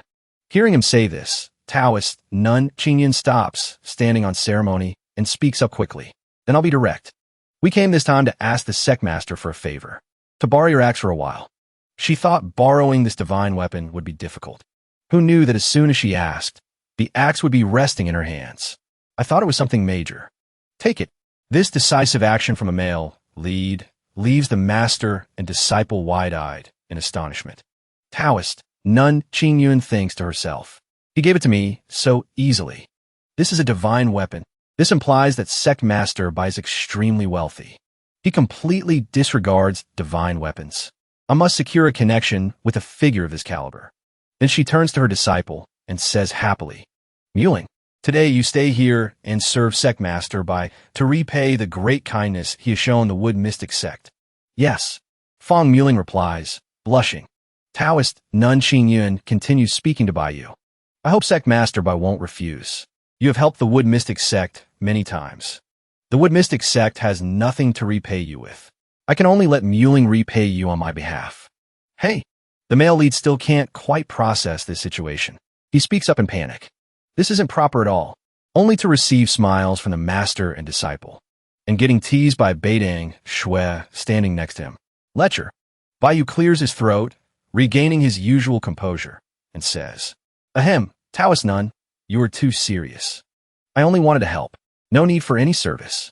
The illusion realm is opening soon. You should return and prepare. Sect Master Bai. Since when did Fong Muling become so bold in pursuing him? She looks at him with passionate eyes, speaking with a hint of grievance. Is Muling not beautiful enough? Making Baiyu panic. Miss Fong is very beautiful. A peerless beauty. Then let me stay. Fong Muling happily proposes. The male lead remains firm. Really, there's no need for this. Hearing him say this, Fong Muling's voice sounds like she's about to cry. It seems Sect Master Bai hates Muling. Miss Fong is intelligent and quick-witted. How could I hate Miss Fong? Baiyu says to Fong Muling. She thought he said that because he had feelings for her, but knew it was all fake. Pretending to be a gentleman, maintaining this image must be annoying. If the Sect Master doesn't dislike me, then let me stay. It seems Fong Muling really wants to stay by his side. Seeing her persistence, Baiyu quickly thinks of another excuse. A moment later, he says, You are too thin. Thin? Fong Muling subconsciously looks down at her body. She says something misleading like, I understand. Making Baiyu turn pale. Hey, what do you understand? I was just speaking nonsense. Don't get the wrong idea. Taoist Nun Qingyun behind him speaks up. If Sect Master Bai doesn't like thin ones, how about letting me stay? First the disciple. Now the master wants to stay with Baiyu? These two really know how to make things difficult for him. Their kindness is hard to refuse. The male lead suddenly feels his back burning because of Beitang Shui's intense, scrutinizing stare from behind. This time, he doesn't stand on ceremony anymore. He bluntly refuses their offer. I must refuse. Taoist nun, please don't mention this again. You should return. He thinks to himself with a grim expression. That girl Beidang Shui is too insensible. As for the master and disciple, they stand frozen before Bai Yu. After they leave, a heavy silence envelopes Bai Yu and Beidang Shui. It is so quiet one could almost hear the wind blowing. Only then does Beidang Shui speak up, sternly reprimanding Bai Yu. Did I ruin your good time? Right now, you are nominally my master. You must set an example. Be strict with yourself. Otherwise, my reputation will be lost. Eventually, no one will know who is the teacher and who is the student.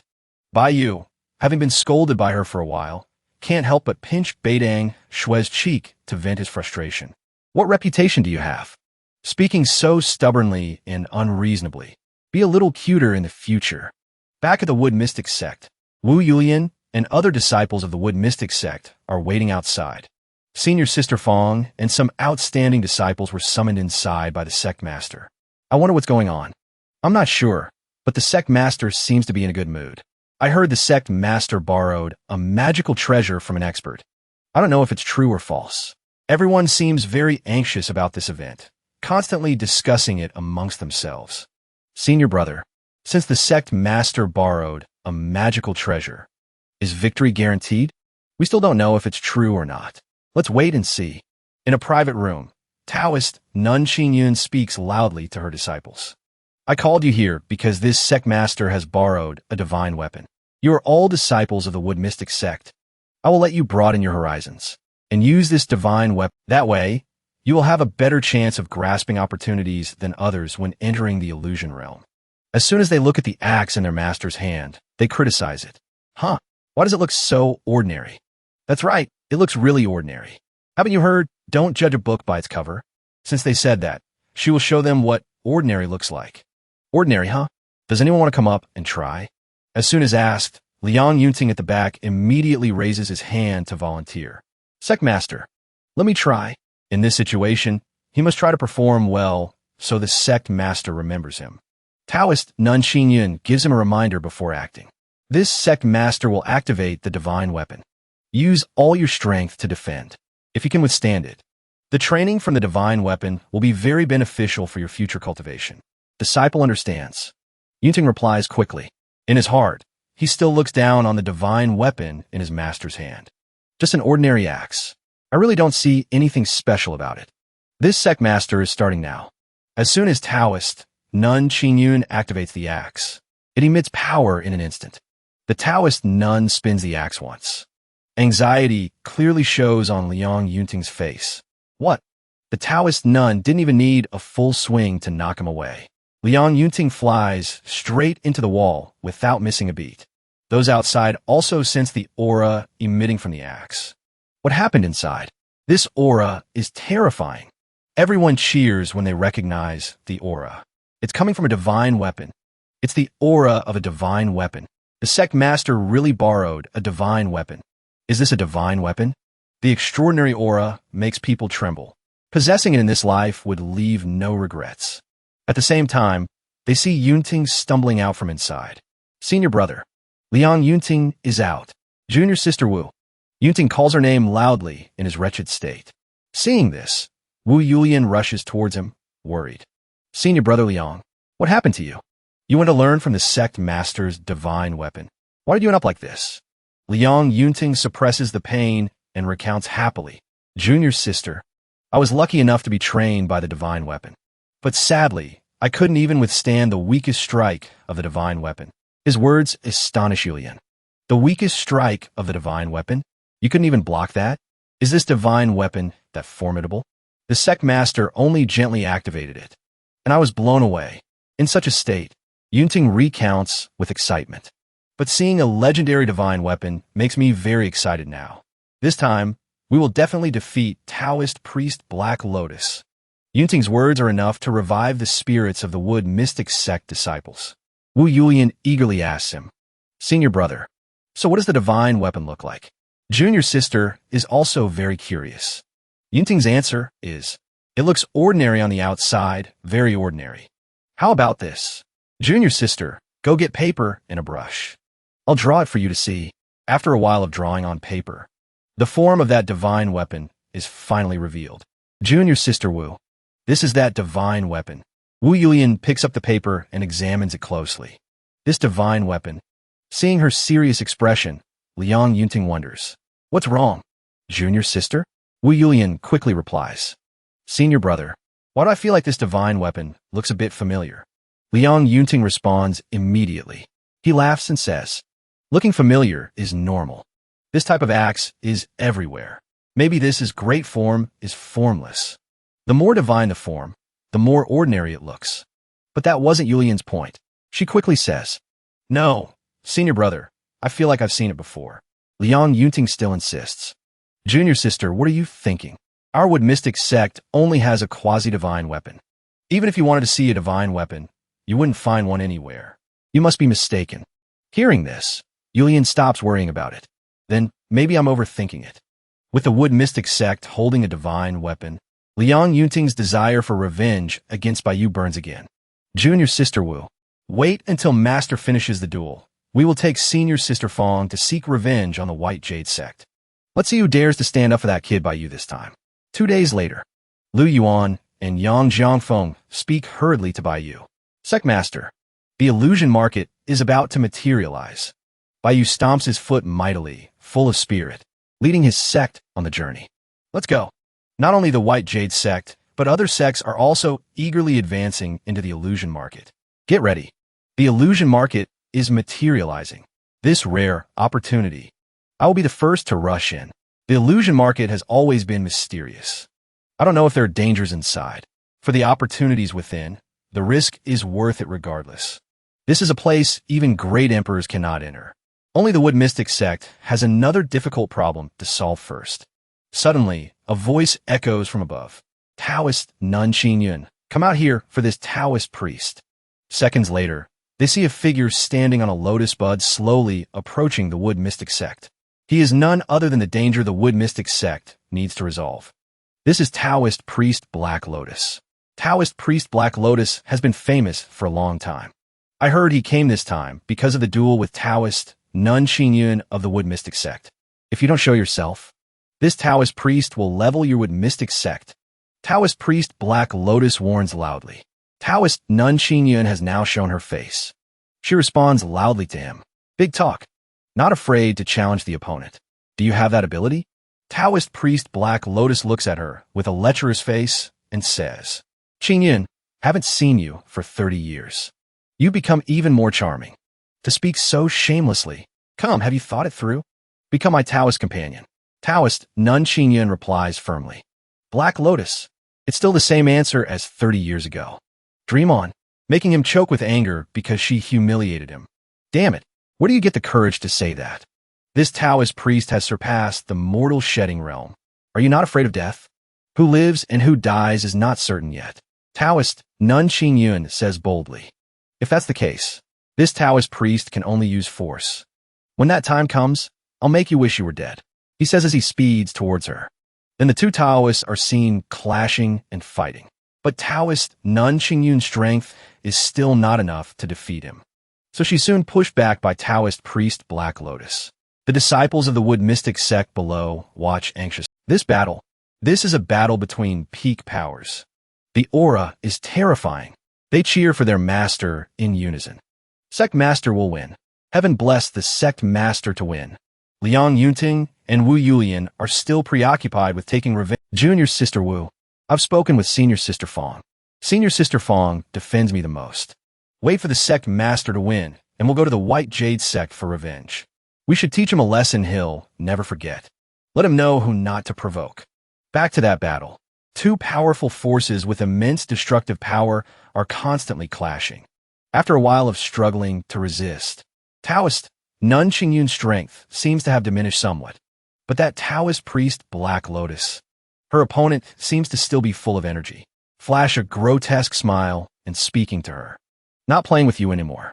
Beneath his hand, he is gathering his powerful energy to attack Taoist Nun Qinyun directly. Take this. Not good.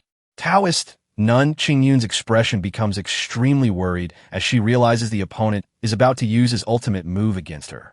Taoist priest Black Lotus's explosive punch has been unleashed. Unfortunately, the Sect master of the Wood Mystic Sect takes the full hit. She lets out a scream of pain. The advantage temporarily leans towards the opponent. Taoist priest Black Lotus laughs loudly. Haha, Taoist Nun Qingyun. With your cultivation that hasn't improved in decades, you are worthy to fight me? Fold your arms and accept death. I'll give you a quick death. But what he doesn't expect is that she hasn't used her ultimate move yet. Black Lotus, don't get cocky. Next, I will take your dog life. That divine weapon finally has a chance to show itself. As soon as Taoist Nun Qingyun takes out the axe, many of her disciples below whisper because they think it looks very ordinary. What is Taoist Nun Qingyun doing? Why take out a rusty axe? Is there a mistake? That weapon has no spiritual energy fluctuation at all. Why take it out? Did she bring the wrong one? Old Taoist priest Black Lotus is no different from them.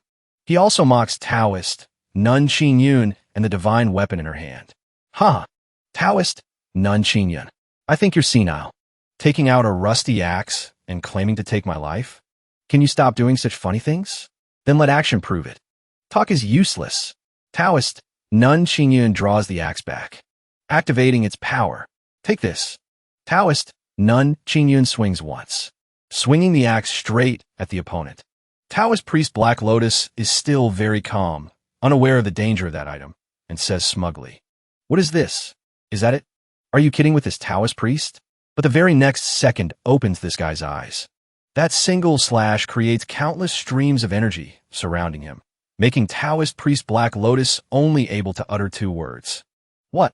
By the time he realizes it, it is too late. His mouth keeps stammering. Divine weapon. Immediately after, the beam of light sweeps over, obliterating him, and he simply vanishes into the air without a trace.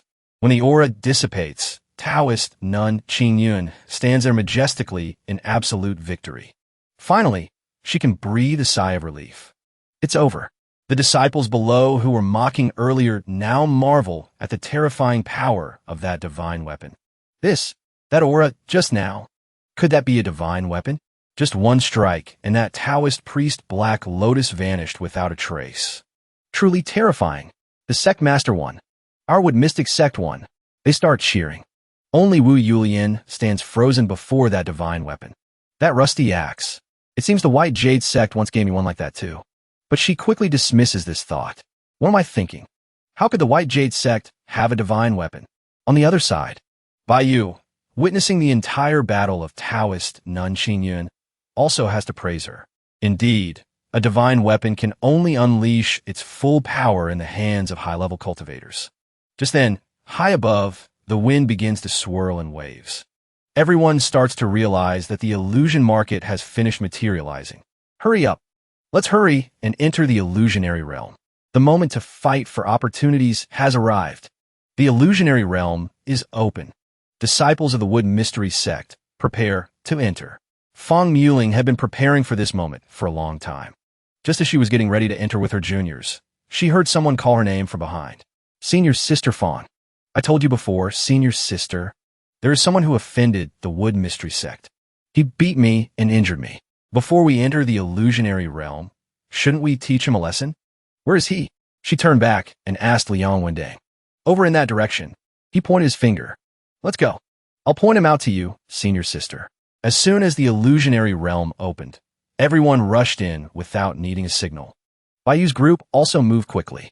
Let's go, we should enter too. Just as they were planning to enter, they saw Liang Wendang leading people over. Senior Sister, he's right there. It's that guy.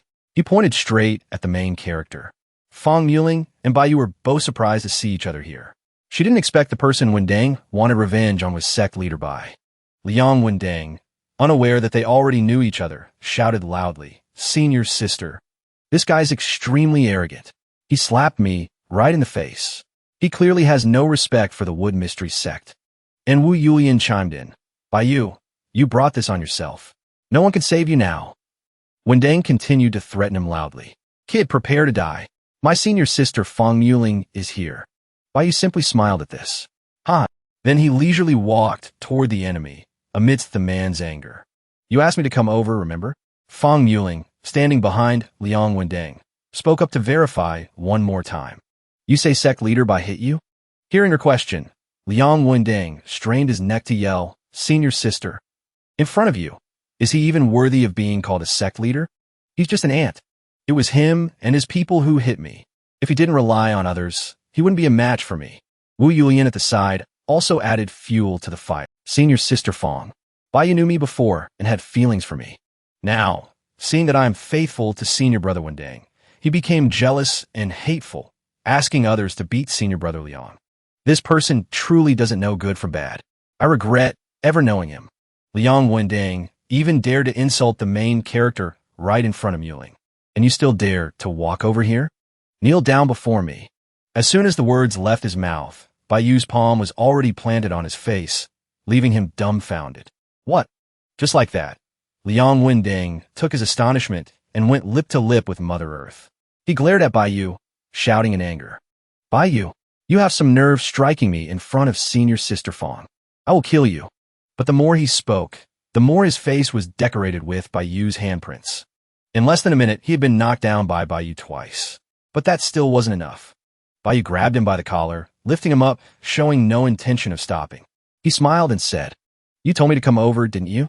Immediately after, Bai Yu served him a bowl of knuckle sandwich right to the face, slapping him while speaking. I'll smash that foul mouth of yours. Wu Yulian, seeing her beloved beaten like a tattered rag, rushed in to save him. Bai Yu, I see your true colors now. You're still rotten to the core. How dare you hit senior brother Liang? Stay your hand. But reality was harsh. Before she could even touch Bai Yu, she was pushed far away by an arm. The person who did this was the one closest to her at that moment. Fong Muling sent her flying with a single blow. Wu Yulian couldn't believe her eyes. Clutching her reddening cheek, she never expected Fong Muling to be the one hitting her. She stood up. Grimacing, she asked, Senior sister, why did you? Shut up. Before she could ask any more questions, Fong Muling delivered a thunderous slap to her face. Fong Muling warned both of them. This is not a place where you trash have the right to open your mouths. Saying that, she turned to Bai Yu and clasped her hands. Sect leader Bai, please forgive me. I let these two idiots disturb you. These words from Fong Muling immediately stunned Wu Yulian. Even Liang Wending, lying on the ground, couldn't help but question his own sanity. He couldn't believe his ears and asked again, Am I crazy, or is senior sister Fong crazy? Why is she being so polite to Bai Yu? Wu Yulian was about to say something more. Bai Yu is just ordinary. Why are you? At this moment, Taoist Nun Qingyun arrived, gently landing behind Wu Yulian. Taoist Nun Qingyun happily held out the axe toward Bai Yu. Thank you for lending me this divine artifact. This battle was easier than I imagined.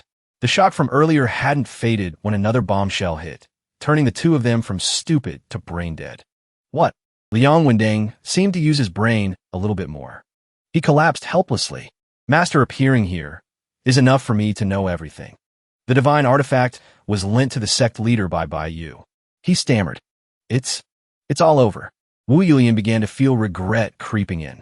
What? What? So that broken axe Bai Yu gave me was actually a divine artifact. Impossible. I clearly threw it on the ground. Taoist Nun Qingyun happily handed the axe to Bai Yu. I returned the divine artifact to sect leader Bai.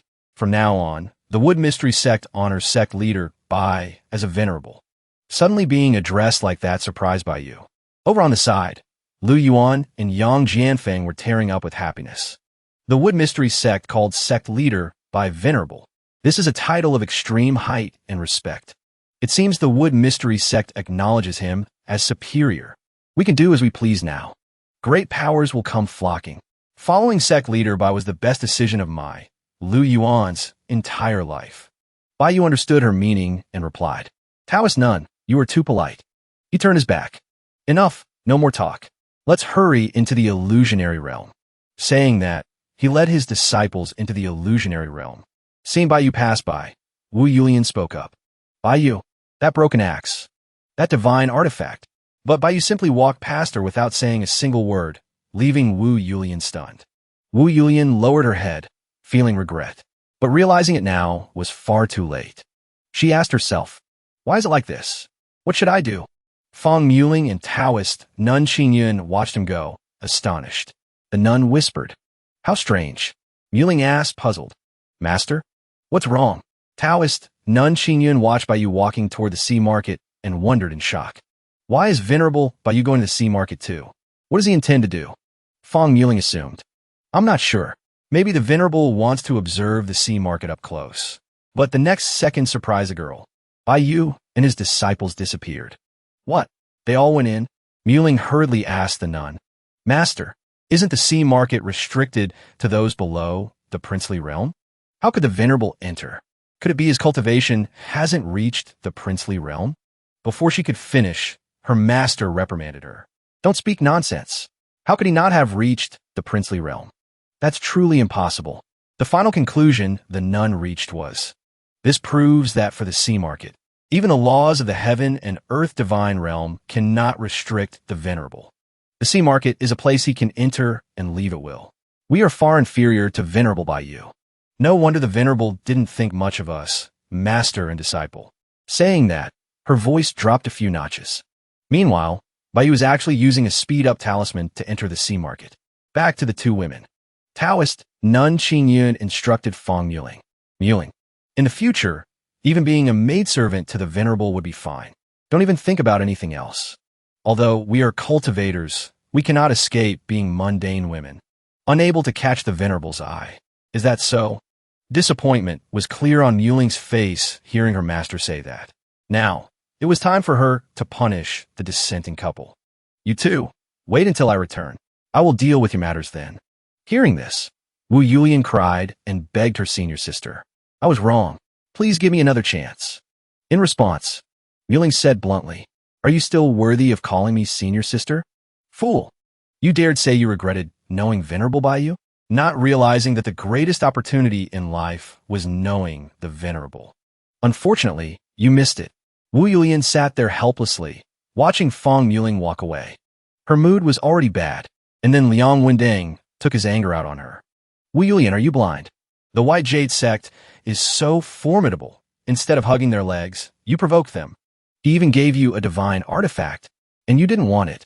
I don't even know how to scold you anymore. Wu Yulian said aggrievedly. Senior brother Liang, I really didn't know. At this moment, Liang Wendeng cut ties completely. Don't call me senior brother anymore. Why is my fate so miserable? Knowing a shallow person like you. Being dragged down this time. I don't even know if I can stay in the Wood Mystery Sect. Then what about me? Wu Yulian looked pitiful, asking Wendeng with a tear-streaked face. The heartless Wendeng didn't spare any insults. You definitely won't be staying.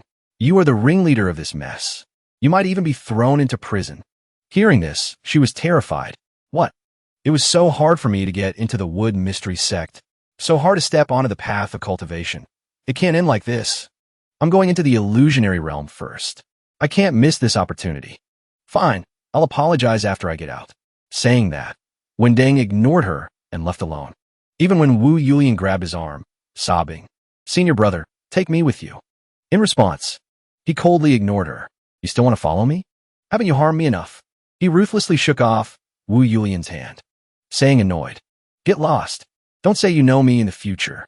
Wu Yulian sat there alone, tears streaming down her face, enduring it all alone. Why?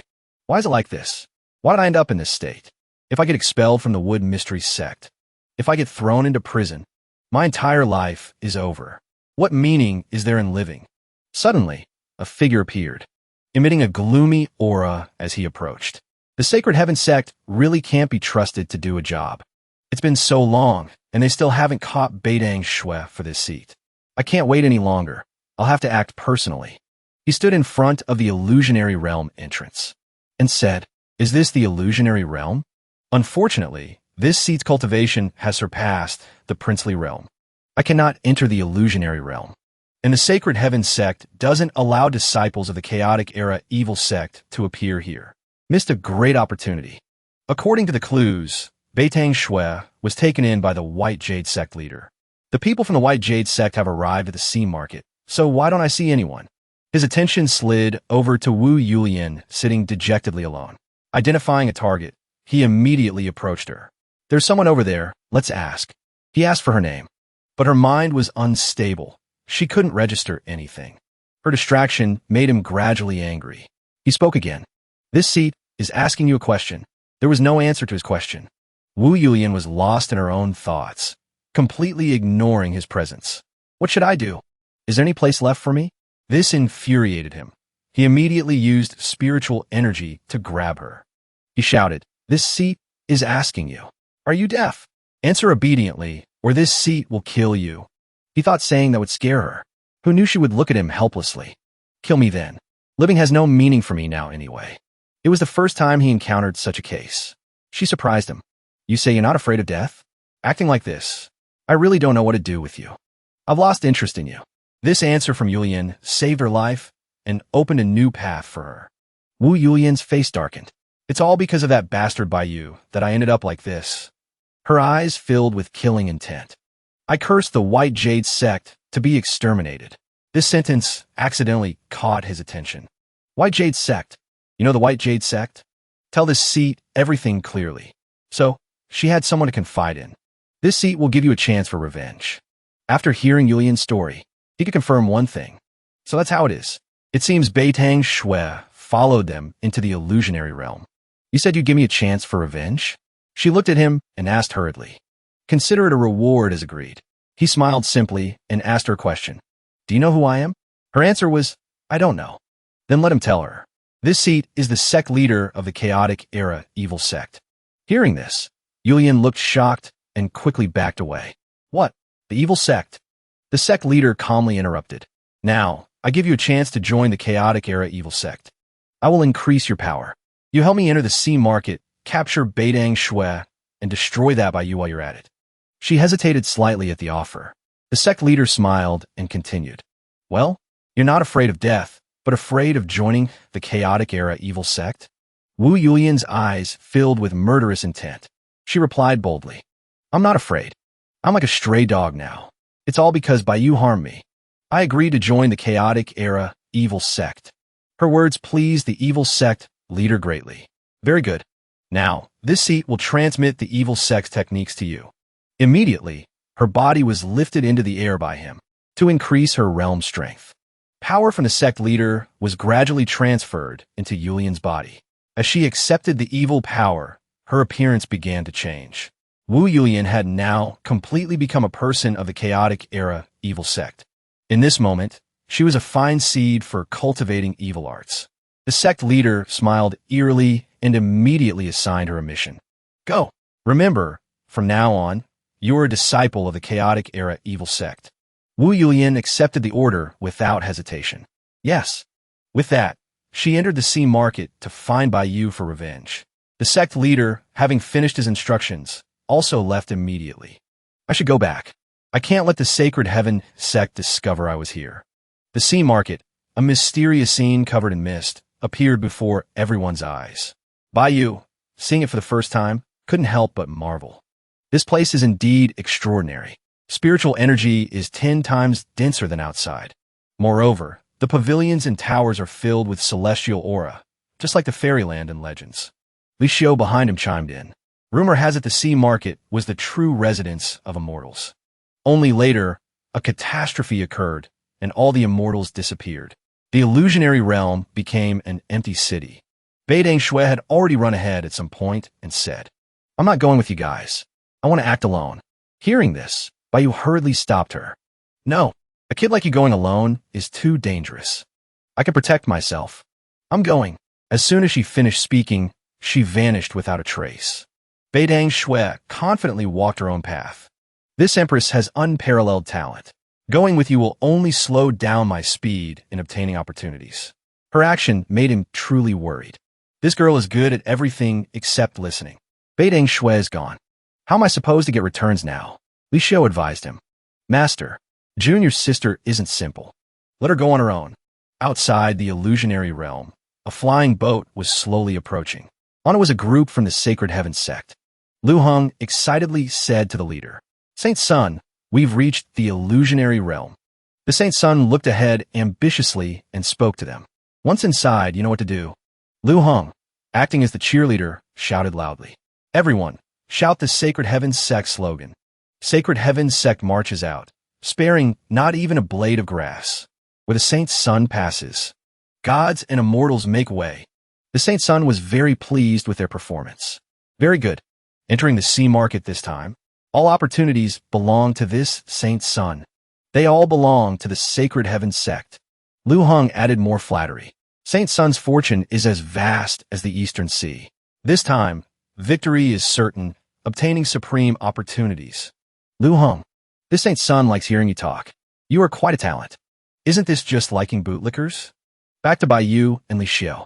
He looked silently at the floating islands ahead, confused. Why do I have an anxious feeling? Huge islands floating in mid-air. This is a bit magical. Li Xiao, behind him, recounted solemnly. The last time the illusionary realm appeared was 100 years ago. It appeared in the Devil Heaven domain, one of the 9 great sacred lands now. Back then, many from the demon race entered. Most never returned. Those who came out were tight-lipped about the situation inside the sea market. Very little information leaked out. But it said one demon race member came out looking terrified. Before dying, his only words were, "Stay away from the Void Island." Master and disciple walked and talked like that. It seems although the sea market is an opportunity, whether it's a blessing or a curse is undetermined. Suddenly, the two stopped because of an event ahead. They were curious about the group of people in front. What are those people doing? They're struggling to open that stubborn door. Everyone used force together to open this door, but the situation didn't look optimistic. Still can't open it. If it's this hard to break, there must be powerful treasures inside. Does anyone else have a way to break the door? He can choose the treasures inside at will.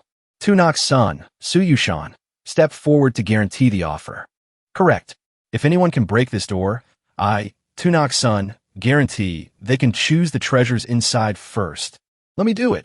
The voice came from Li Xiao. Hearing someone volunteer, everyone curiously turns back to look at him. Li Xiao boldly walks among them towards the door.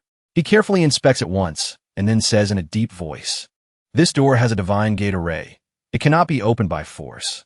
Urgent as the law dictates." Immediately after finishing his sentence, Li Xiao uses his own power to point directly at the door. Wait until the misty smoke clears. The door then opens, and everyone cheers happily. It's open. Li Xiao stands there with a triumphant smile. Chang Yushan greets Li Xiao. "Little brother, how should I address you?" He then introduces himself to them. Li Xiao from the White Jade Sect. Thanks to Li Xiao's performance, the White Jade Sect gains more reputation. So he is a disciple of the White Jade Sect. Recently, there have been rumors that the White Jade Sect rules all of Haiyuan City. I wonder if it's true or false. Li Xiao is so young, yet already a master of arrays. It seems the White Jade Sect really has strength. Since he was the one who opened the door, everyone happily fulfills the promise made earlier. Please. As I said, Brother Li Xiao is invited to choose the treasure first.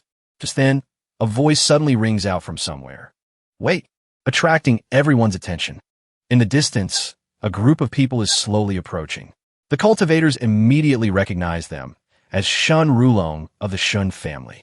The Shun family is a major cultivation clan in the Holy Sky domain. Shun Rulong is an arrogant person. With him here, nothing good will happen. Shun Rulong swaggers in and says immediately, why should he choose first? This young master does not agree. Chang Yushan steps forward to explain. Young Master Shun, this is something everyone promised beforehand. Without Li Xiao, we couldn't have opened this door.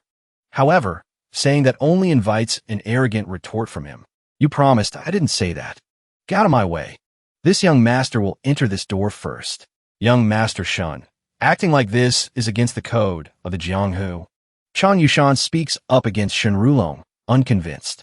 I, Chang Yushan, am the first to disagree.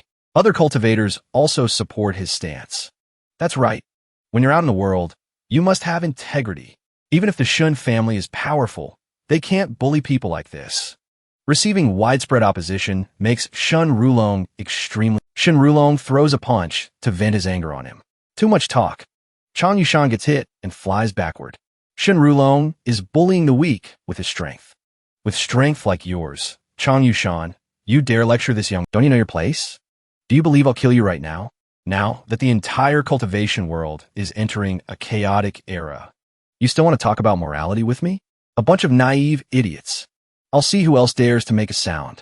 The remaining cultivators are indignant, but dare not act because their cultivation is lower than his. Brother Li Xiao, we are useless. I'm afraid you have to suffer this grievance. Yushan says apologetically to Li Xiao. Li Xiao looks silently at Shen Rulong and says sternly, "This matter has nothing to do with you guys. He wants to enter first. He has to get past me." His firm attitude makes the other party very annoyed. Overestimating yourself, the two rush into a fight just like that. But Li Xiao's cultivation seems to be a level lower than his. Not good. His situation isn't much better than Yushan's. He is also knocked back by the hit. Could he be? Wind Sparrow Realm. Shen Rulong speaks arrogantly to Li Xiao. A tiny transcendent realm cultivator dares to attack a Wind Sparrow Realm cultivator? Tired of living, right? You shameless lot dare preach morality to me? Let me tell you myself. My Shen Rulong's fist is the biggest. What I say is the law. Since childhood, I, Shen Rulong, have always been first in everything I do. Who dares to compete with me? He was still arrogantly planning to be the first to enter. But you can't escape fate. A voice suddenly rings out. You will also be the first to die. After this person speaks, the atmosphere instantly becomes terrifyingly tense. Needless to say, Shen Rulong flies into a rage upon being humiliated like that. Bastard! Who dares speak to this young master like that? And the only person here who dares to say that to him is none other than Baiyu. Truly shameless. Saying such things, don't you think you're disgracing your Shen family? If I had a son like you, I would have smashed him against the wall at the start.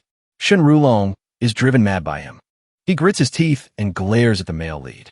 Several people from his Shen family also join in to watch the drama. They quickly recognize his identity. This person seems to be Baiyu, Sect master of the White Jade Sect. It's him. I didn't expect him to dare confront Shen Rulong. Rulong is still loudmouth, daring to insult the male lead back. A tiny White Jade Sect is nothing in my eyes. Relying on you, yet you dare stand out? As soon as he finishes speaking, a slap from Baiyu lands straight on his face, making Shen Rulong want to go berserk. Damn it. You dare hit me? I'll kill you. His mouth harms his body. This time it's not just a slap. Baiyu cripples him. The male lead sword is soon stained with his blood. Needless to say, Shen Rulong turns pale. He kneels down in pain. His mouth keeps screaming. My hand is crippled. Baiyu looks down from above and says to him haughtily, admit your mistake, or I'll kill you. Even he is surprised by the sharpness of the divine weapon in his hand. Even if it can't unleash its full power, it's still very useful. Shen Rulong still doesn't know who he's messing with and loudly challenges him. If you have the guts, kill me. I, Shen Rulong, am so proud. Admit my mistake to you? Dream on. Since he asked for it, he has to show him. Only then does Rulong panic, realizing his mouth went a bit too far. Terrified, he begged for mercy. I was wrong. His words make Baiyu freeze at his thick-skinned nature. Trash. If you had really died like that, I would have respected you a bit more. Shen Rulong can't think that far. He is most afraid of death. I was wrong. I admit my mistake to the White Jade Sect. I admit my mistake to everyone. Please, everyone, take me as an example to be a good cultivator who knows reason, preaches morality, and maintains order in the cultivation world. Just a moment ago, he was talking tough. Now he's obedient as a puppy. This cool performance by Baiyu earns him quite a few fans. Sect Master Bai is mighty, really satisfying. That kind of person deserves to be dealt with. Let's go. Enter inside. The male lead leads the cultivators proudly inside. Meanwhile, Shen Rulong remains in a posture that couldn't be more cowardly. People from the Shen family wait for the male lead to leave before daring to help him up. Young master, they're all gone. You can get up. How was my performance just now? Huh, being like that, he still has the face to ask that, and adding those shameless sycophants too. Young master spoke very well, worthy of someone who received private tutoring. That was all just acting. Who knew he would actually dare to slash me? If I hadn't been quick-witted, I would have been headless long ago. Truly shameless. Not because he was scared. Young master, what do we do now? His man quickly asks. Shen Rulong replies through gritted teeth. Now, immediately find my father. I want every single person from the White Jade Sect dead. I thought he was planning revenge. Who knew he was going home to tell his dad? Outside the illusion realm, an array suddenly appears from nowhere. Immediately after, a group of people in mysterious black cloaks appears. A subordinate beside the leader speaks up. Demon Prince, we arrived just in time. A little later, and the illusion realm would have closed. The Demon Prince looks at the scenery ahead and says in a deep voice, 100 years ago, the illusion realm appeared in the demon sky domain. My father entered and saw 3 supreme demon armors inside. Unfortunately, he couldn't bring them out, always regretting it. Our mission inside this time is to bring those 3 demon armors out. His subordinate seems very confident and adds, Demon Prince, rest assured. This time we are fully prepared. Once we enter, the cultivators of the Holy Sky Domain will be nothing but small fry. Inside the illusion realm, Chong Yushan, because of what just happened outside, gives Bai Yu a reminder. Sect Master Bai. This time, many from the Shun family entered. Later on, you must be careful of the Shun family seeking revenge. Contrary to the warnings, Bai Yu appears very indifferent about this, calmly replying, it's fine. If they aren't afraid of death, just let them come. He also expresses admiration for Chong Yushan's group. Correct. It is you guys who make this sect master admire somewhat. Now entering the chaotic era, cultivators who can persist like you are rare everywhere. He then hears the other party confide. Sect Master Bai, to be honest with you, people like us are all loose cultivators from Mount Shiyu. To survive, we formed a small group. You also know loose cultivators are the most despised group in the cultivation world. If we couldn't persist to the end, people like us would have been bullied to death already. Because everyone has determination, persistence, and shared ideals, we could unite together for so many years. Everyone suddenly stops because of the scene before them. Look, what is that? What's happening? In front of them is an army of armor. This makes them very puzzled. Clearly, there are no people in the illusion realm, so how can they be standing there? They quickly remind each other. Everyone be careful. It's too bizarre. Chong Yushan then suggests, let me go investigate. Saying that, he decisively draws his sharp blade and advances toward the armored figures. Playing tricks. I'll slash you once. Chong Yushan strikes at the armored figure. He thought this strike could cut them, but the ironic result is that only Yushan's blade breaks in 2. What? My blade is a 9th grade mystic weapon. How could it shatter like that? The others see this and assume these armors are not ordinary items. At least Saint grade magical treasures. There are so many, enough for 1 set each. Their rank is inherently super divine grade. God grade, 1000 mechanisms. Heavenly mechanism stage 1. 9. If we get a set, our combat power won't just double. Everyone be careful, prepare for battle. Saying that, everyone grabs a weapon and rushes toward the armored figures together. On the armored figure side, movement also appears. Attack. Kill. The group of loose cultivators charges spiritedly toward the opponent. But the result isn't much different from the previous time. Like Chong Yushan, they are quickly knocked backward, their weapons shattering accordingly. This makes everyone extremely worried. The fighting spirit from earlier is gone. Like this. What kind of armor is this exactly? We basically can't touch it even a bit. It's useless like this. How can we fight? Retreat quickly. Meanwhile, Bai Yu has been quietly observing these things all along. What exactly are these armors? He walks straight toward the armors. A strange thing happens when he passes them, making Bai Yu extremely surprised. What's happening? Why aren't the armors attacking me? Then don't blame me for being impolite. Saying that, he clenches his fist, decisively jumps up, and punches at the armor. Clang! At this moment, the armor doesn't stand still anymore. It switches to counterattack mode upon seeing Bai Yu attack it. Like the previous people, the male lead is also knocked backward by them. Cough cough. Still, his skills are good, so he can land safely. Bai Yu carefully analyzes again. These armors are strange again. The attack and defense power of these armors are extremely strong. Seriously, arranging the data from the start, until now. If they wanted to kill us, surely everyone wouldn't have held on until now. An assumption then springs to his mind. The only explanation is, these armors will not actively attack others. Only in the case that the opponent attacks, it first will the armor actively counterattack. To be sure his assumption is correct, Bai Yu once again creeps toward the armor. Flashing a friendly smile, he says, hello. As he predicted, the armor this time doesn't move at all, let alone counterattack. Bai Yu smiles confidently and says, indeed as expected. It seems this place is more like a training ground. These armors are all training dummies. Very good. Armors for daily practice are this formidable.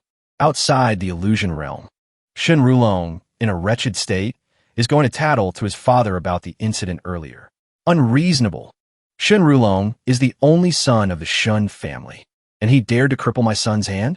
The Shin family head seems extremely angry seeing his precious son in such a crippled state. Father, but if I hadn't been quick-witted, I'm afraid you wouldn't be seeing me. Isn't it that you yourself are cowardly?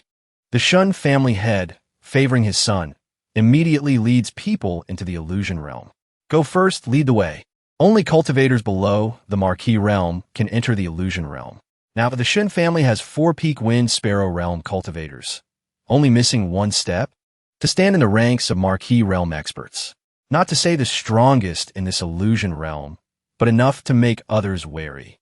Since they dared to provoke the Shun family, now I will go deal with them. Inside the illusion realm, those who haven't realized that truth are still struggling to deal with the armors in front of them. Hurry up, we're about to be surrounded. If we don't retreat, it will be too late. Over here, Li Xiu has also started to think of what Baiyu realized earlier. Master, the more I look, the more this seems like a trial ground, and these armors are used for daily practice. Baiyu smiles and replies, You think the same as Master. These armors are indeed good stuff. Such strong defense. No matter what, we must think of a way to get a set. He suggests to his disciple, Li Xiu, since we're here, try practicing. I have the same intention. Saying that, Li Xiu doesn't hesitate anymore, immediately running toward the armor to practice. As for the male lead, he now tells that truth to them. Everyone, don't panic. If you can't win, just sit and play. As long as you don't fight back, the armors won't harm you. But everyone seems not to believe his words much, saying, Sect Master Bai, are you joking? If we ignore them, we'll be sliced by the armors. So they continue to fight the armors like at the start. And the armors also continue to fight back, unleashing sharp slashes. One of them is in danger. It's over. Can't dodge it. Luckily for him, someone comes to the rescue in time. Otherwise, he would have taken that slash from the armor fully. Baiyu is also helpless with her stubbornness. Sai, why does no one listen to me? The person who just saved that young man's life is none other than Li Xiu. Brother Li Xiu, thank you. Fight. Li Xiu continues his training. The others outside witnessing this outstanding display of his constantly exclaim, Li Xiu can fight enduringly with the armor. His cultivation isn't high. Still in the transcendent realm. How talented is Sect Master Bai to be able to recruit a disciple with such outstanding talent? Like that, young and talented, should have entered the Holy Sky Sect. Unexpectedly, he is a disciple of the White Jade Sect. How is it? Baiyu probes Li Xiu. He happily answers. Rapid progress. These armors are indeed suitable for training. As long as I don't strike to kill, they won't truly injure me. My cultivation is about to break through to the Wind Sparrow realm. Thinking of that makes him spiritedly continue using the armor for training. As for his master, Baiyu, he is a bit apprehensive. Cultivation is about to break through to the Wind Sparrow realm. And how long has it been? Even faster than me, sitting on the myriad Mother Cauldron chair? Ahead, Li Xiu's sword strikes are still continuously unleashed with high frequency. Almost there. He feels his own cultivation is about to level up. Break for me. This strike from Li Xiu directly knocks the armor backward, and his cultivation rises accordingly, breaking through to the Wind Sparrow realm. The armor falls like that, and explodes in a moment. Li Xiu seems very satisfied with this training session. Wind Sparrow realm. My strength has increased at least tenfold. His performance makes Baiyu extremely astonished. He even doubts life itself. More and more I feel my 2 disciples are not simple. Unless the system had me accept them as disciples with other intentions. At the same time, a familiar voice suddenly rings out behind them. Found them. Here is none other than Shun Rulong, who has brought his Shun family. Chan Yushan's group is extremely worried upon seeing them. It's people from the Shun family. How they find us so quickly? That is the Shun family head and several elders of the Shun family. Their cultivation is all at the peak of the Wind Sparrow realm. This is bad. The strongest of the Shun family have all arrived. Shun Rulong, like a dog relying on its master's power, loudly threatens them. Father, this bunch, don't let any of them go, especially that Baiyu. I want to kill him with my own hands. The Shun family head, being a person who absolutely favors his son, naturally does as his precious son says. Are these people blind or stupid, daring to provoke the Shun family? This one sentence from the Shun family head is enough to make Chang Yushan's group wary. But Yushan still can't help but step forward and say, Shun family head, this matter really was Shun Rulong being in the wrong first. The Shun family is a prestigious clan. Hope the Shun family head can investigate the cause clearly, maintain justice, distinguish right from wrong. That arrogant Shin Rulong hears this and stretches his neck to insult Chang Yushan. Fuck you. Even now you still speak such useless rubbish? You loose cultivators deserve to be looked down upon by others, to be scolded, to be bullied. Encouraging him, the Shun family head also joins in. This family head, regardless of right or wrong, whatever my son does is right. You dare bully my son, today you all must die, truly making righteous people like Chang Yushan angry to death. Damn it. Does your Shun family want to cover the sky with one hand? Is there no justice in this world? As soon as Yushan finishes speaking, a blow from the front hits him hard, sending him flying backward. And that blow comes from the blindly doting father, the Shun family head. My son already said it. You talk too much. Old Chang, is there still a chance? Someone runs over to help him up, speaking worriedly. As soon as the Shun family arrived here, Chang Yushan guessed their fate. He sighs and says, there isn't any chance anymore. Once the Wind Sparrow realm experts of the Shun family act, we won't last half a moment. If that's the case, Yushan turns a curious gaze toward Old Yi. If anyone can live, let that person live. This statement from the other party surprises him greatly. He asks Old Yi again, Old Yi, have you thought it through? Old Yi replies without a second thought, I've thought it through. This is also everyone's decision. Other cultivators also speak up. Old Chang, my blade hasn't tasted blood for a long time. Live enough too. Then let's all go up together. Not a bad choice of path. At least we have each other. Our lives are cheap. Let the person with the valuable life go first. Chang Yushan looks silently at his brothers. In his heart, he is truly happy and admires their righteous spirit. All good brothers. Since the brother said so, he doesn't hesitate to draw his blade and fight this Shun family mob. Before leaving, he doesn't forget to send a message to Baiyu. Sect Master Bai, leave the Shun family to us to handle. You take brotherly Xiao and go first. This matter moves the male lead with their righteousness. At the moment of life and death, these people let me go first? Li Xiao beside him also can't help but speak up. Master, although they are loose cultivators, they're decent people. Better than a Shun family mob who don't know high from low. Before going into battle, Old Yi still expresses thanks to Li Xiao. Brother Li Xiao, thank you for saving my life earlier. Today I, Old Yi, will shield you with my life. And me too. Brother Li Xiao's future is bright. Trash lives like ours dying here is worth it. Old Chang, you guys don't need to be like this. It hasn't reached that point yet. Baiyu says to them in a deep voice. Chang Yushan seems very firm with this decision of his before replying. Sect Master Bai, we know you are powerful, but now the Shun family's force is strong. Hope you won't refuse. Go quickly. We'll block them here. Shin Rulong hearing this takes the opportunity to insult Chang Yushan. You guys are truly naive and stupid. What era is this to play the gratitude game? Laughable to death. Immediately receiving a textbook retort from him. Shin Rulong, what are you laughing at? Calling me stupid. Don't you know you are an animal in my eyes? This one sentence from him is enough to make him choke with anger.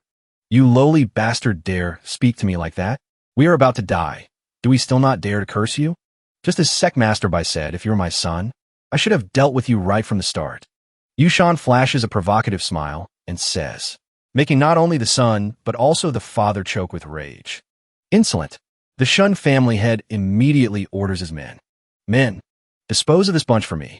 On Chang Yushan's side, they also refuse to submit. He shouts spiritedly. Brothers, charge. 18 years later, still a hero. Wait. Baiyu suddenly raises his voice to stop them. A series of curious eyes turn toward him in unison. Baiyu at this moment continues speaking. Old Chang, all you come over here. Him standing quietly among those armors makes the cultivators extremely surprised. Huh? Why is Bai Zian standing in the middle of the armors? Why aren't the armors attacking? Li Xiao hurriedly told them. Everyone, put away your weapons and come to us. Trust my master. Tunok's son, following the main character's words, went over there with his brothers. Go. What does Sect leader Bai? When they passed the armors, nothing happened. This surprised them greatly. Damn, the armors really aren't attacking us. Trembling. Basically don't dare to make any sudden moves. Sect leader Bai is formidable. Can he control these armors? It's not that Bai you can control them, but he understands how they operate. Sect leader Bai, what will we do next? Sun hurriedly asked him. Bai smiled slightly and replied, next, naturally, is to kill them. The next second, a voice rang out with insulting words directed at the Shun family. Old beasts and young beasts of the Shun family. The Shun family members froze immediately upon hearing these words. Bai, with a face begging to be punched, provoked the opponents. Come over here. This move of his seemed very effective. Shun Rulong exploded with rage instantly. Father, he dares to provoke us. A bunch of chickens and dogs. I can handle him alone. The third elder accordingly charged in a battle first. He didn't know that he had unintentionally fallen into Bai's trap. Immediately, his challenging attitude activated the armor's retaliation mode. It wasn't surprising to see the third elder beaten by the armors until he vomited blood and was sent flying backward. Only then did Shun Rulong and his father realize in panic. What? Just some ordinary armors are that strong. They were worried seeing their elder flatten on the ground so quickly. How was the third elder? Was the third elder defeated in one move? The third elder was in so much pain he couldn't speak. Rulong's face turned ugly as he asked his father apprehensively. Clan head, what should we do? Do we still attack? Bai, hearing this, immediately spoke up to provoke them further, determined not to let the Shun family leave. We discovered these armors first. They are ours. Yushin family don't even think about stealing these treasures. His goal was to provoke them further. With Rulong's nature, it didn't take long for him to fall into the trap. Yours. Keep dreaming. If the Shun family has seen them, these treasures belong to the Shun family. Not only him, but even the third elder, who had just been beaten, had his greed aroused. Clan head, those are treasures. He even volunteered to speak. These armors are all treasures. We must obtain them. Once we have them, our Shin family will surely rise to the top. The Shin clan head was also attracted by the word treasure and immediately ordered his men. Charge! Get those armors. Unexpectedly, just entering the sea market, my Shun family can obtain such a... Next came the scene of the Shun family rushing to fight the armors. The Shun clan head loudly encouraged his people. Continue. This time the Shun family has gathered many experts. I don't believe we can't get these armors. One side fought breathlessly, while the other side leisurely enjoyed tea. Sect leader Bai, please have some tea. Tunak-san happily said to the main character. The scattered cultivators sitting there watching the show were getting bored. Boring. Is the Shun side still not done? Really good at resisting. The Shun family members' faces are all swollen from the beating. If they don't stop, they'll all die of exhaustion soon. Over there, the third elder was hit again. He's already old. Landings like this don't look good for him. Not good. The third elder is down again. One elder expressed the intention to retreat. Clan head, continuing like this isn't good. Weapons don't work on these armors. Their strength is very high. Many of our people are injured. Especially the third elder, he might be beyond saving. Let's temporarily retreat. But with Bai still here, their suffering wasn't over.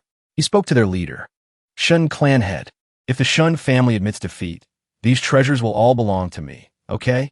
The third elder, hearing this, let greed overcome pain and loudly stop the clan head. We cannot give up the treasures. We must get these armors. This is the foundation for the Shun family's rise, causing the clan head's thought of retreating to waver. The third elder was beaten so miserably, yet still remained stubborn. These treasures all belong to the Shun family. No one can take them away. The Shun clan head was also blinded by greed and ordered his men again. No choice. Everyone fight with all your might. Charge. So the Shun family continued their skirmishes with the armors.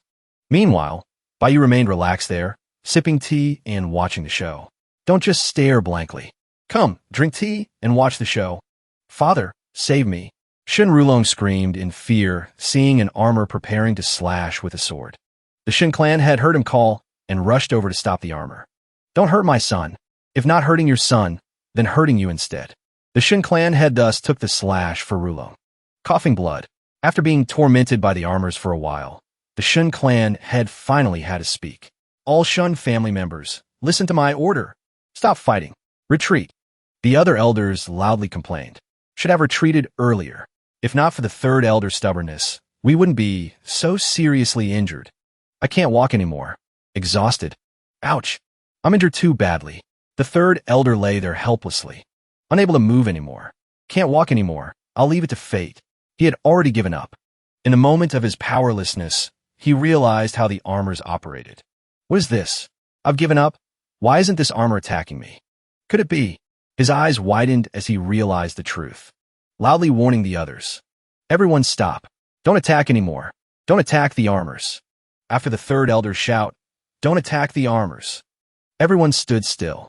Enemy doesn't move, don't move. It seems he discovered something. The armors didn't move either. The Shun clan head spoke with surprise.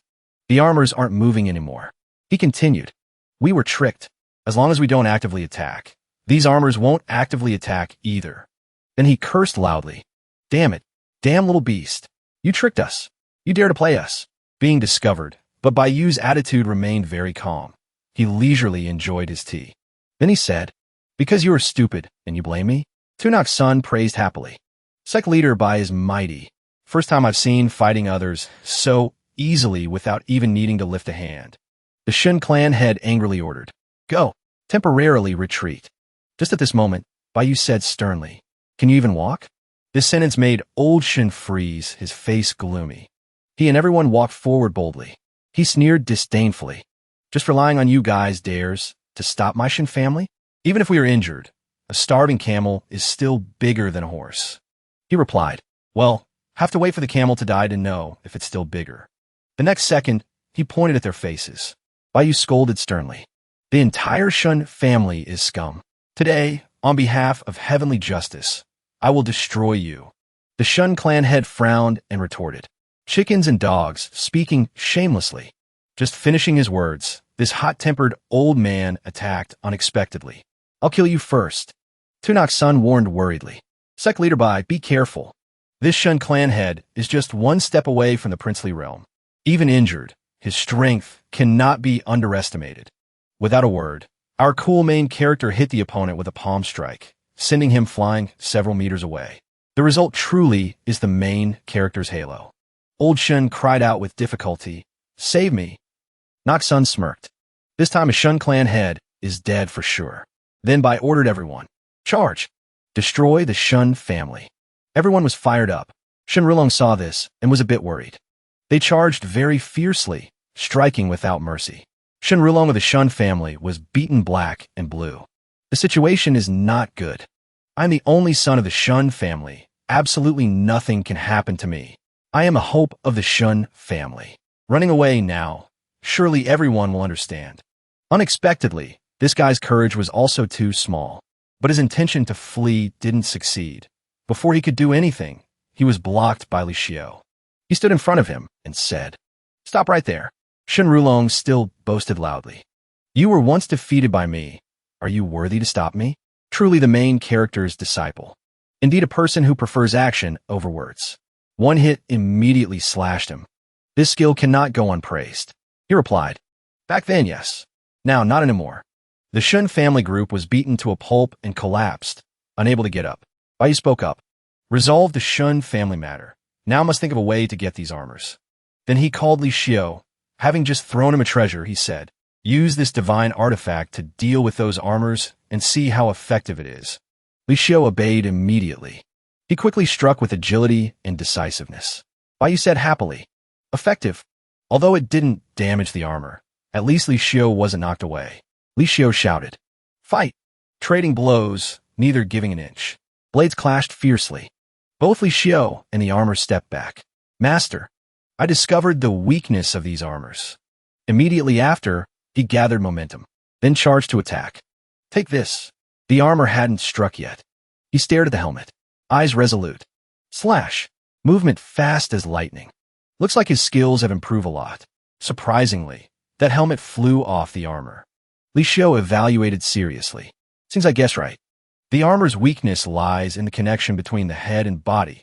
After all, there's no real person inside the armor. The connection movement will be slower. Bai Yu immediately praised.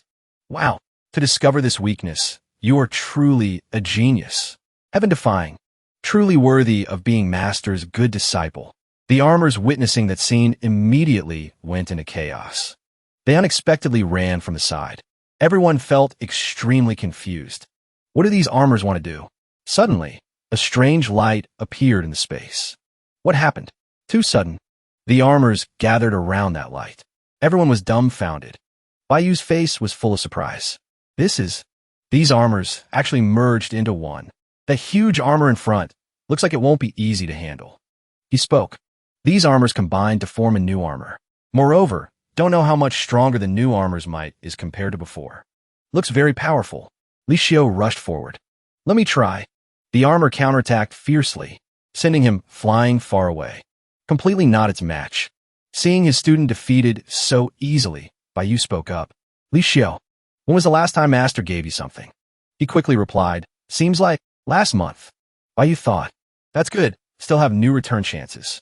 Next, I will glitch the system again. Suddenly he spoke loudly. Everyone look at me.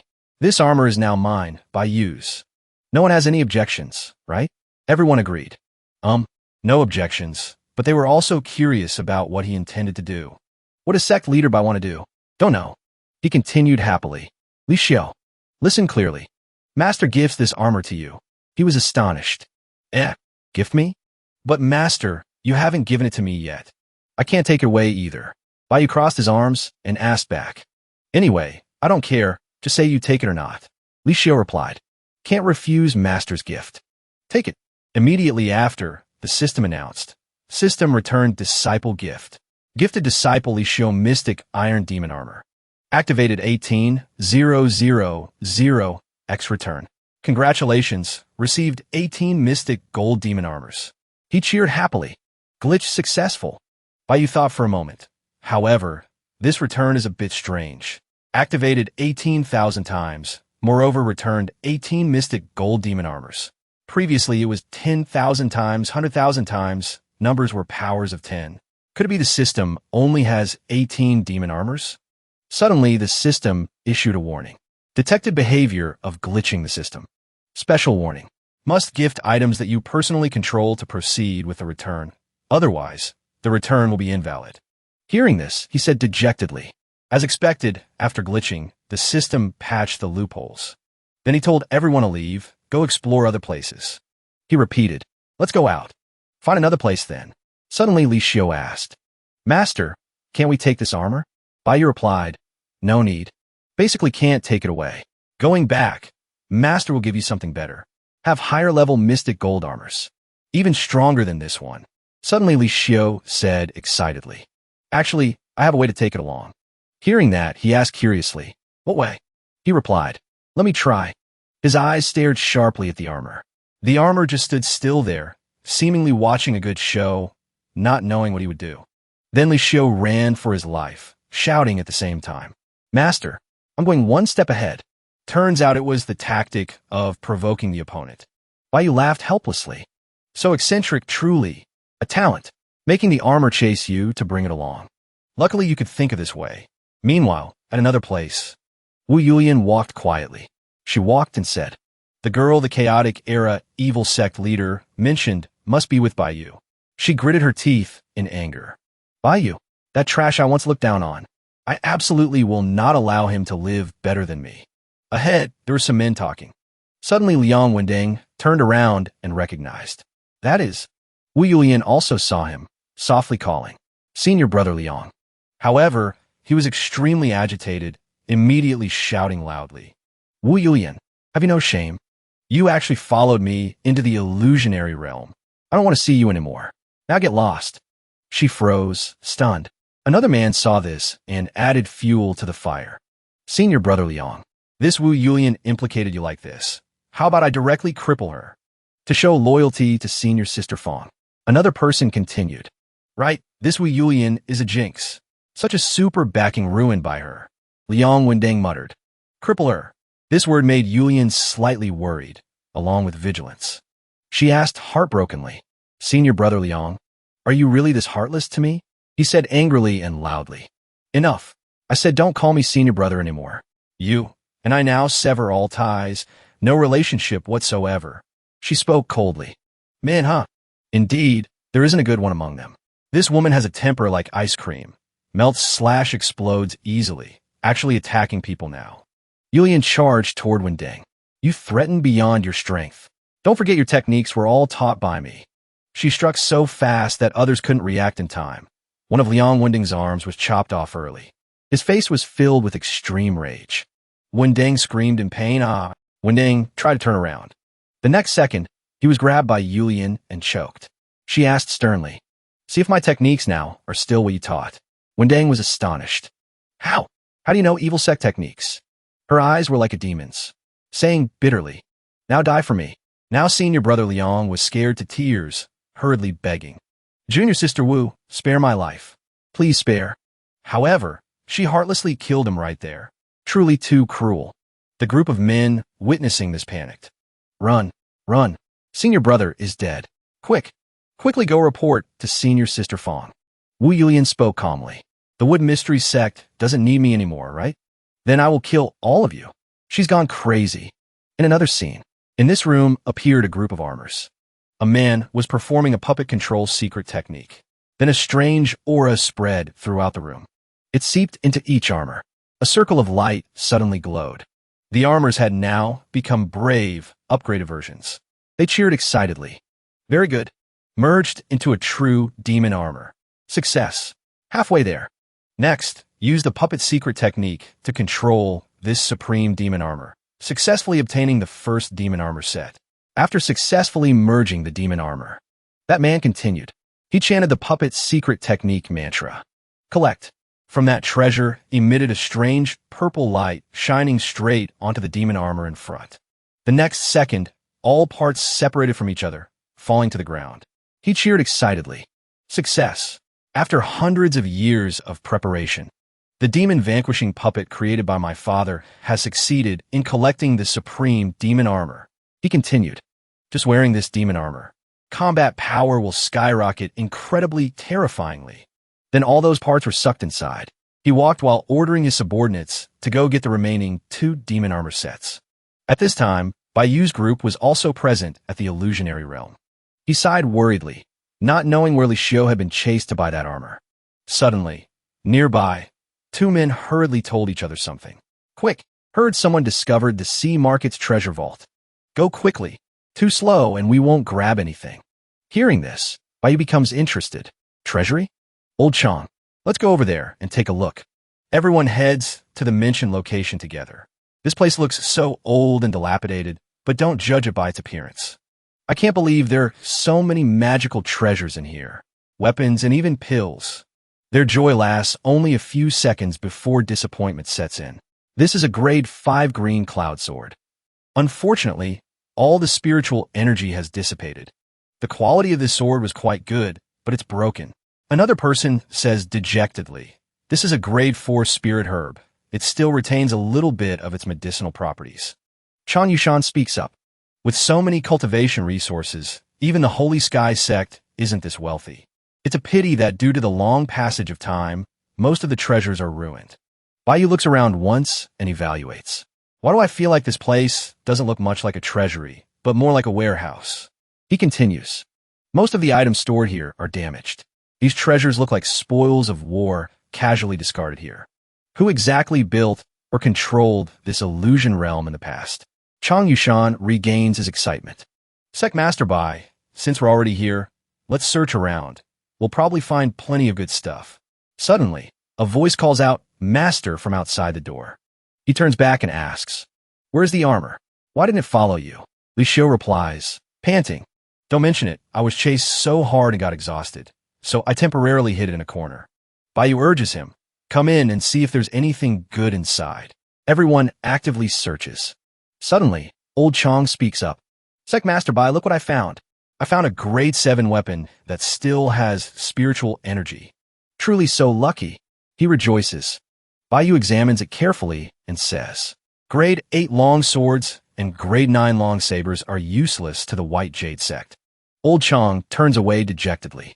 He wonders, these are grade 8 long swords and grade 9 long sabers with abundant spiritual energy.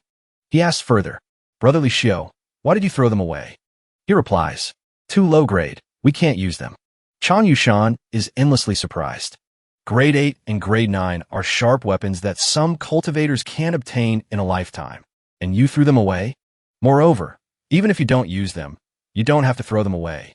These things aren't cheap. Selling them would fetch a lot of money. Yu explains, Old Chong. My disciples are used to seeing divine weapons. These things are too ordinary. If you want them, take them. He is still stunned, thinking to himself. Anyone hearing Sect Master Bai's words just now would think he's boasting. But I, Chong Yushan, having known so many people in my life, can be certain that his expression just now was not boasting. This White Jade Sect is unfathomably deep. In the corner over there, several wooden crates are quite eye-catching, containing countless spherical objects.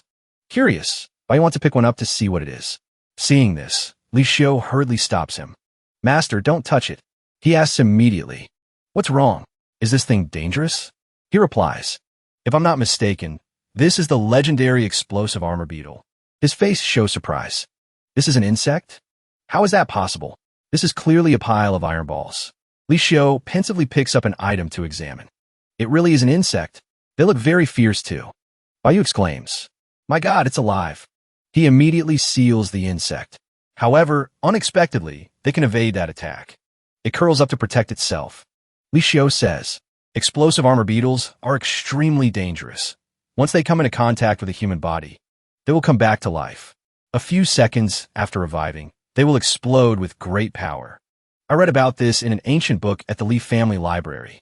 Ordinary people basically don't know about this thing. This young man looks like he knows quite a lot, huh? Yu feels interested. This thing is interesting.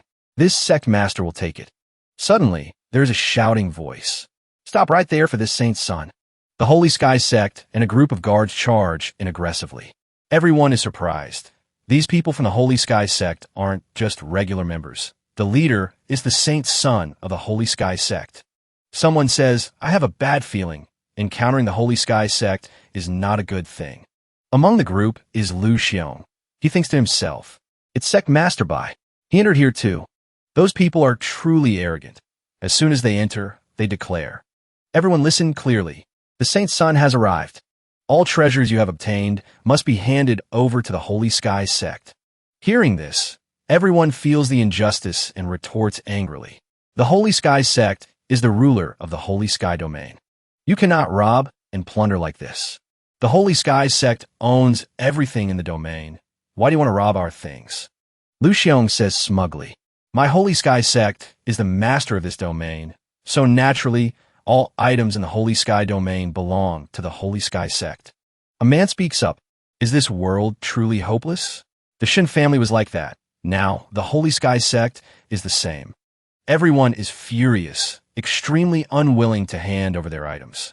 Damn it, I just found a handy grade 5 weapon. I also just got a good pill.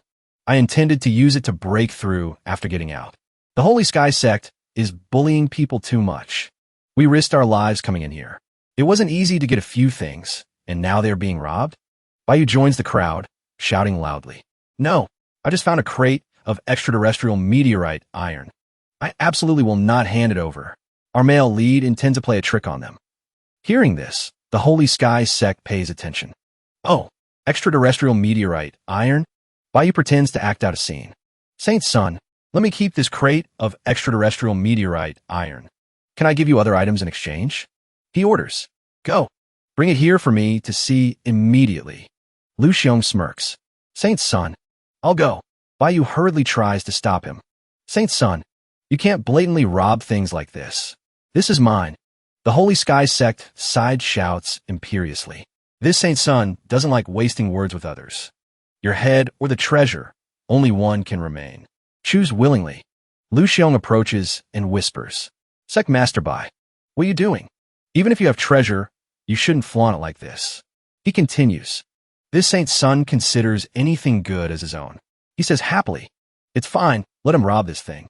Also kindly reminding him, when the time comes, remember to stay far away. He obeys immediately. Understood. Lu Xiong quickly brings the item over. Saint's son, here is the item. Yu feigns unwillingness. Saint's son, I really cannot give this to you. I'm willing to pay spirit stones to buy it back. The saint's son orders. Saying that means you still have spirit stones in your hand? Hand them all over. Truly bullying people. Yu is stunned, cursing silently. This guy is truly an exploiter. He picks up the item and wonders. Is this thing the extraterrestrial meteorite iron? The guard beside him notices something wrong and denies it. Doesn't look like it. They examine it closely. It looks more like an ordinary iron ball. Meanwhile, Lu Xiong hurriedly sneaks away to another spot. As the Saint Sun holds the item, the insect immediately reveals its true form, startling him into asking, "What is this?" Suddenly, with a boom, the insect explodes. They explode violently in succession. The Holy Skies Sect group cannot react in time and are all injured, lying flat on the ground. Everyone is stunned. The people from the Holy Sky Sect were all knocked out by the explosion. Serve them right. Who told them to keep demanding other people's things? Lu Xiong can't help but praise. Sect Master Bai is still ruthless. Several men express gratitude. Let's go quickly. Wait until the Saint Sun wakes up. Once he gets angry, I dare not imagine it. This brother. Thank you. Otherwise, all our treasures would have been robbed by the Holy Sky Sect. Go quickly. Let's slip away. Bai speaks up.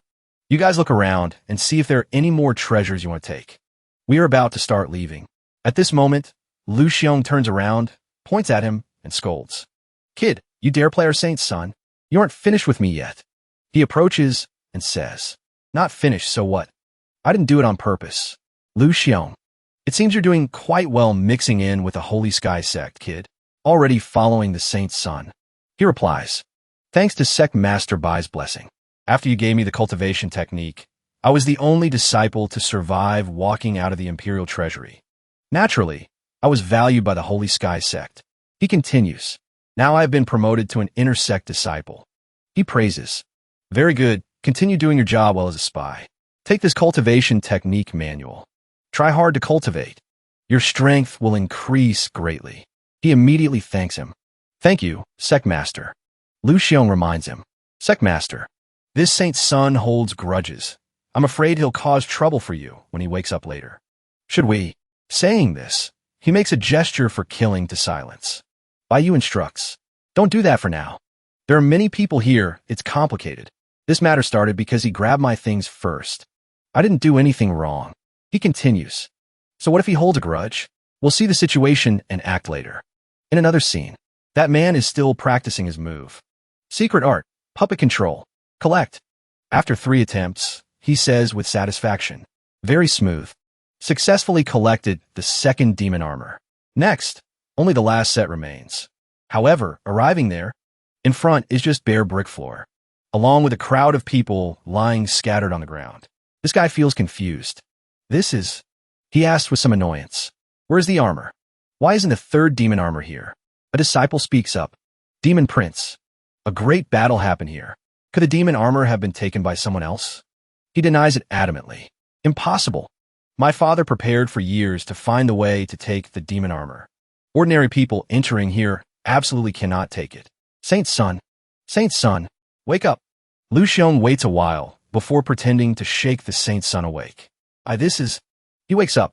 His first expression is still bitterness, gritting his teeth. Was I blasted into a coma? Didn't that kid say this was extraterrestrial meteorite iron? Why did it explode? Still thinking of himself as the victim, hence the question. Find that kid for me. Naturally, with this guy's personality, he wants to find the person who harmed him to settle the score. But Lu Xiong quickly calms him down. Saint's son, quell your anger. That kid has already run away. He can't escape. Don't let me see him. In the end, the Saint's son can't do anything.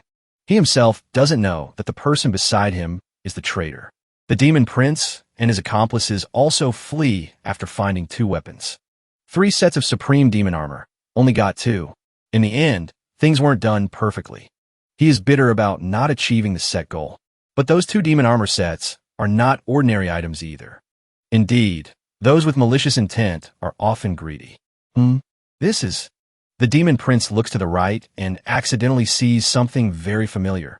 It is the 3rd demon armor set. The exterior is gold-plated, each material tightly connected, all very hard to break. Something so precious, yet no one is guarding it, left outside as if it's not a treasure. Is my obsession with the demon armor so heavy that I'm hallucinating? The demon prince dares not believe his eyes. The questioned subordinate also stares blankly at the iron armor. Demon Prince.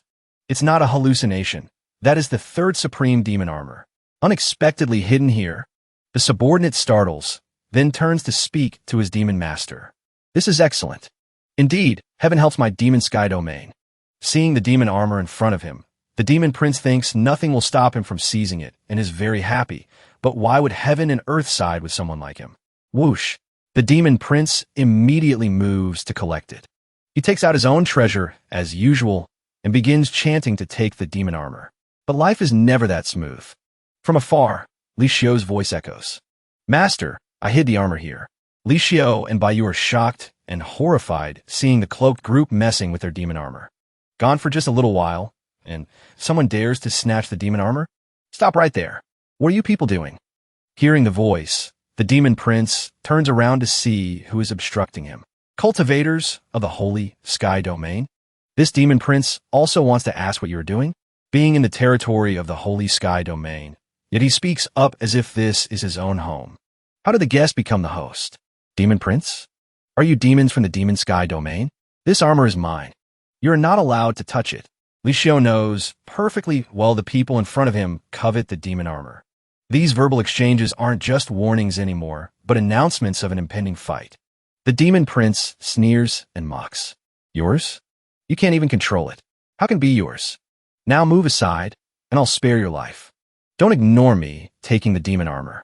My master gave it to me, so is mine. Li Xiu still patiently engages in a verbal battle with him, even knowing the guy won't yield. Noisy. Go cut his tongue out for me. The subordinate obeys the order and rushes forward with a face that couldn't be more grotesque. Birds of a feather flock together, indeed. That subordinate underestimates his opponent before even fighting. Saint Sun, cultivators of the holy sky domain, are all weak. I will show you the power of the demon sky domain. That guy reaches out in front of Li Xiu to push him away. But this annoys him immensely. Unable to wait, he slaps the hand away directly, opening his eyes wide in surprise. Indeed, one shouldn't play with fire. Li Xiu not only slaps his hand away, but also quickly uses his sword to slash once. But that guy luckily dodges it. Even so, that strike terrifies him greatly. Not good. While they are fighting, over here the armor has been dismantled. Collection successful. The demon prince takes advantage of the opening to collect the demon armor right before his eyes. Yet Baiyu's expression doesn't change much, only slowly uttering, "Wow, so this demon prince knows how to take the armor?" Before the demon prince can answer, he hears a loud thud. It's the subordinate from earlier, beaten to a pulp and now thrown like a sack by the opponent. Still not dead, huh? He exclaims upon seeing Li Xiu approach without a scratch. Cultivators of the holy sky domain are a bit interesting. He mutters, but in reality, anger is gradually rising, but only a little bit interesting. The weakest domain among the 9 domains. Compared to my demon sky domain, you are just that. Hearing the person in front continually despising him from the start, Li Xiu's face hardens in anger. Now I will give you a chance. The demon prince points at them and starts mocking. He says, "Kneel before me. Submit to me. This Saint Sun might grant you the chance to join the demon sky domain." These words are truly hard to swallow, but somehow Baiyu replies, "Haha, scared already? I thought we'd argue a few more sentences." Trash. After that action from him, the demon prince thinks he must be terrifying since one sentence made him cower. But the truth is far from that. Because only Li Xiu knows that. Master likes to tell lies.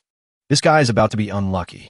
Very good. This demon prince likes obedient people like you. He approaches to face the demon prince, his ego further stroked. So naturally, he likes it like crazy. Kneel down, he commands. Baiyu also obediently bends his legs down gradually. But just as he sees his knees getting close to the ground, he suddenly stands up straight and says arrogantly, "Kneel your head." That demon prince can't react at all, just gasping out, "What?" Then he unleashes a powerful punch that makes him spit blood. Now you know who is the chicken and who is the grain, right? Demon prince. Demon prince. Are you okay? The subordinate also couldn't react in time. In the blink of an eye, he saw his demon master knocked flying backwards. "You dare play me? This demon prince must refine you into a puppet, never to be reincarnated." Too humiliated, he quickly stands up and growls incessantly. But the appearance of the demon armor in front of him makes him freeze. Baiyu has somehow snatched back the armor and is wearing it. Moreover, he turns back disdainfully to ask his disciple, "Li Xiu, see if master looks handsome wearing this armor?" "What is this?" You dare wear this demon prince's demon armor. You bastard. Demon prince. Beaten and now witnessing the demon armor he snatched returned to its old owner, he snarls. The subordinate next to him speaks up quickly. Demon prince. We have 2 sets of demon armor. Why be afraid of him? Finish him. With this opinion. He shook his head, disagreeing. The demon armor is extremely precious. Using it to fight each other, damage is unavoidable. The action isn't perfect. This prince is a perfectionist, so I cannot tolerate that. Retreat for now.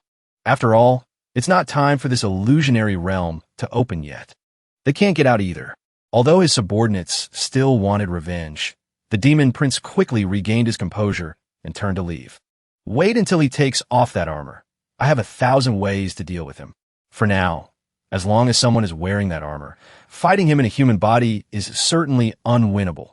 Doing so is no different from handing one's life to the Grim Reaper. So it's still better to retreat first and plan later. Seeing those people cowardly turn away, Bai Yu's mood plummeted. Disappointed, he said dejectedly, "Just leaving like that? I still wanted to use you guys to test the power of these 18 mystic gold demon armors." In another area, where giant bird-shaped rocks were placed strategically. At a glance, there seemed nothing concerning, but it was a deadly formation. Beitang Shui was standing amidst 4 carefully carved rocks placed in 4 directions, either guarding the 4 quarters or attacking those areas. Those mundane cultivators are all looking for useless things. Only I, Beitang Shui, have the best eyes, finding the most important treasure in the illusionary realm. She looked around for a while, then focused and said, "Inside the 4 stone statues are spirit orbs. Spirit orbs containing spiritual power. Must be supreme treasures. Can quickly raise cultivation realms." Beitang Shui walked up to a bird-shaped rock, looked carefully, and said to herself, "But why do only 3 stone statues have spirit orbs? Where did the other spirit orb go? Would it run off to? Is there some hidden secret here?" Without deep thought, her limbs acted before her mind. Beitang Shui jumped up and leaned forward to take the pearl from its mouth. She even smiled and said, "Hope no disaster happens." The moment the pearl was taken out, the earth shook ceaselessly, scaring Beitang Shui to death. What's happening? Such a big commotion. Hearing a noise behind her, she turned to look in that direction. It seemed after Beitang Shui took the pearl, something happened. So from the Saint Sun's side, a strange pillar of light shooting straight into the sky could also be seen. Lu Heng also panicked seeing that thing and blurted out, "What is that?"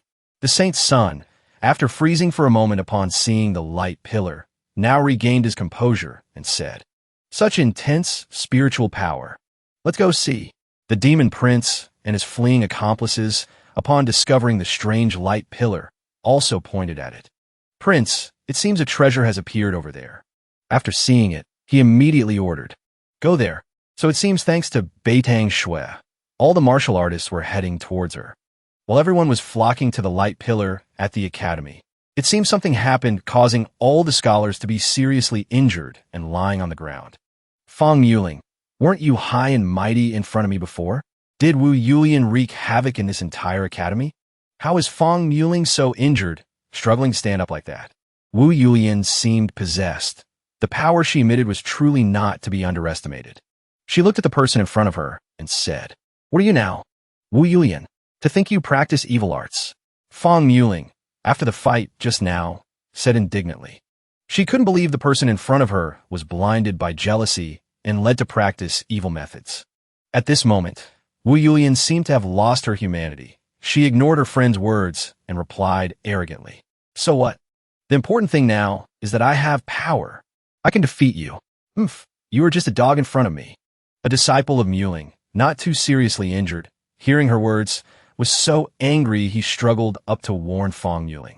"Senior Sister Fawn, this Wu Yulian practices evil arts extremely. Bizarre. Now only by finding Sect leader, can we hope to survive." Fang Yuling naturally heard everything that person said, but she still had to consider carefully. Facing such a monstrous person, it was truly hard to win a duel, let alone when she was seriously injured. "Split up and run," Fang Yuling ordered. After a moment of silence, all surviving disciples quickly fled. Wu Yulian wasn't angry because of this. On the contrary, she was very excited, as if playing cat and mouse. "Think you can escape?" She summoned creatures from the shadows with extremely strange, but truly terrifying shapes.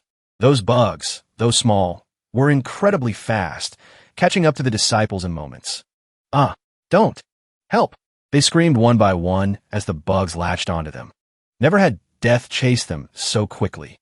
Wu Yulian, after releasing the bugs, stood there for a while, then fell silent, her deadly eyes revealing unknown thoughts. Fong Muling followed the junior disciple's suggestion. She herself quickly went to find Baiyu. The place she arrived at was a spring forest with flourishing flora and slowly drifting clouds. Coincidentally, Baiyu's team was also passing through this place. Sect leader Bai, help! He was walking when he heard a familiar voice calling for help. Then he stopped. In the distance, he saw a girl slowly approaching. And it was Fong Muling.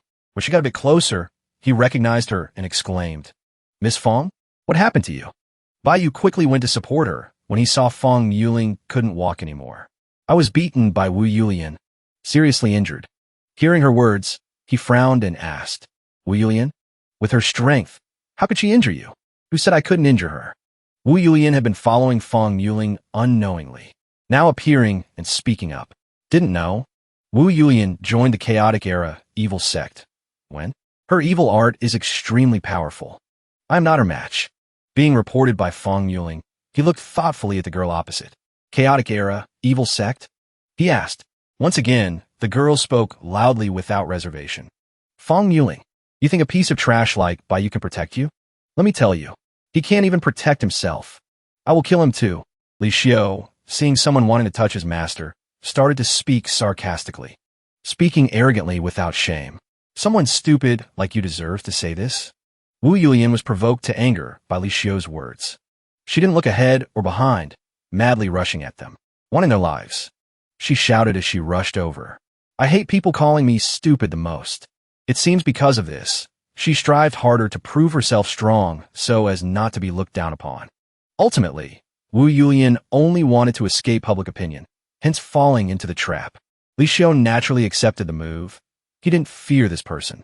Although knowing the internal power after learning forbidden arts was extraordinary, it seemed that bravery didn't bring him luck. Li Xiu still couldn't match the girl. On the contrary, he was overwhelmed and punched by Wu Yulian, causing himself to be pushed far away. Peak Earl Realm. "Master, why did this woman's cultivation increase so fast?" Li Xiu struggled to parry while asking his master to help. Fong Muling answered on behalf of Baiyu. "What she cultivates is the evil art of the chaotic era evil sect, can forcibly transfer cultivation, while the orthodox path can only transfer cultivation through the universal salvation divine art." Yulian, tired of toying with Li Xiu, turned to point straight at Baiyu's face. "Trash! You used to look down on me. You are still the same now. Come over here and die." It seems the evil art not only gave her strength but also confidence. From Fong Muling to Li Xiu, and then Baiyu, she looked down on all of them. She was indeed tired of Li Xiu. But Li Xiu didn't say so. Seizing an opening, he rammed her from behind, catching Yulian off guard. He even mocked further. "Truly thinks I'm a fool, huh?" Wu Yulian's anger piled upon anger. She turned back and punched Li Xiu, challenging him. Again, neither of them gave in. Li Xiu, even using all his strength, refused to yield. Thuong Nok's son, watching them punch each other from afar, had to exclaim, "Li Xiu, little brother, has good aptitude. Early Earl Realm fighting against Peak Earl Realm without being at a disadvantage at all." Wu Yulian kept engaging with Li Xiu without being able to pull away, causing her to grumble. "Damn it, you are truly a nuisance. Take this palm." It seems she put more power into this strike, wanting to cut off the tail that kept chasing her. Li Xiu, unaware, still responded to the palm strike as usual. But when the two palms touched, he felt something strange. This life force, unlike other times, truly abnormal. When that evil power enveloped his body, he realized, not good. Li Xiu, luckily having a resilient body and decent skills, quickly jumped away, avoiding close contact with her. He returned to his stance, channeling internal energy, and said, "To think you used dirty tricks, using evil art to corrode my fist." Wu Yulian only sneered and replied, "For evil art practitioners, playing dirty is normal. Want to blame someone? Blame yourself for not guarding against it." Thuong Nok's son saw the situation wasn't good, so he said, Brotherly Xiao, we have many people, let's join forces. TSK. No matter how many trash there are, it's useless. Wu Yulian used her old trick again, releasing the bugs to chase by Yu's group. Thuong Nok-sun, seeing the strange creature for the first time, asked, "What is this?" It's an illusionary evil creature condensed by Wu Yulian's evil art practice. Unkillable, extremely cruel, and hard to deal with. Many Wood Mystery Sect disciples encountered the vicious methods of this evil creature. Fong Muling knew this strange creature well because she had fought the girl earlier. But Thuong Nok-sun and his subordinates didn't know this yet, so they were very panicked and scared as the creature rushed at such high speed. He surprisingly regained his composure quickly, holding his sword to face it. Let old Thuong test its might. The creature was eventually cut in half by the blade, but as Fong Muling said, it was unkillable. Thuong Nok-sun laughed loudly after slashing them. Nothing more than this. Wu Yulian heard this and laughed too. Nothing more than this. Look again. Those poison bugs weren't just one. There were countless of them, continuously rushing forward without stopping. The bug slashed by Thuong Nok-sun earlier actually developed into two different ones. If so, slashing it would put their side at a disadvantage. Knowing this, the other subordinates dared not slash it even holding swords. They were now cornered with no way out. Evil. Sect leader by these things are too evil. Thuong Nok-sun sweated profusely. If this continues, will they have to admit defeat? That subordinate also gritted his teeth in worry. Because we can't get close to her, we can't use our numbers advantage. Very easy to be attacked by her from all sides. Truly worthy of the evil sect that makes others fearful. Wu Yulian, seeing the group in front confused, laughed loudly. The techniques of the chaotic era evil sect are invincible to you. Today, everyone present here must die. Wu Yulian seemed to have waited for this day for a long time. She practiced evil arts for this, for revenge. After saying that, she ordered the evil creature to fight for. Thuong Nok-sun heard this and panicked. Sect leader Bai, let's retreat temporarily. He hadn't said a word all this time, but since she aimed straight at him, Bai Yu didn't want to retreat either. Wu Yulian, seeing him trying to suppress the evil creature, gloated. Idiot, does doing that work? That evil creature can not only bite people, but also spray poisonous silk. But he gently made the silk and the creature explode, still not touching his body at all. Seeing this, she exclaimed in astonishment. What? You can actually destroy the evil creature I condensed. He didn't answer her, but whispered. The god-killing arrow is a divine artifact returned before. Total only 10. Not bad effect.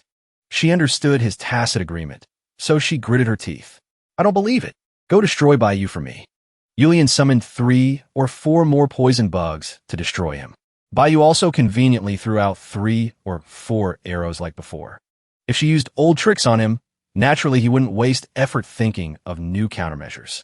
Same script, same ending. The poison bugs exploded again. Impossible.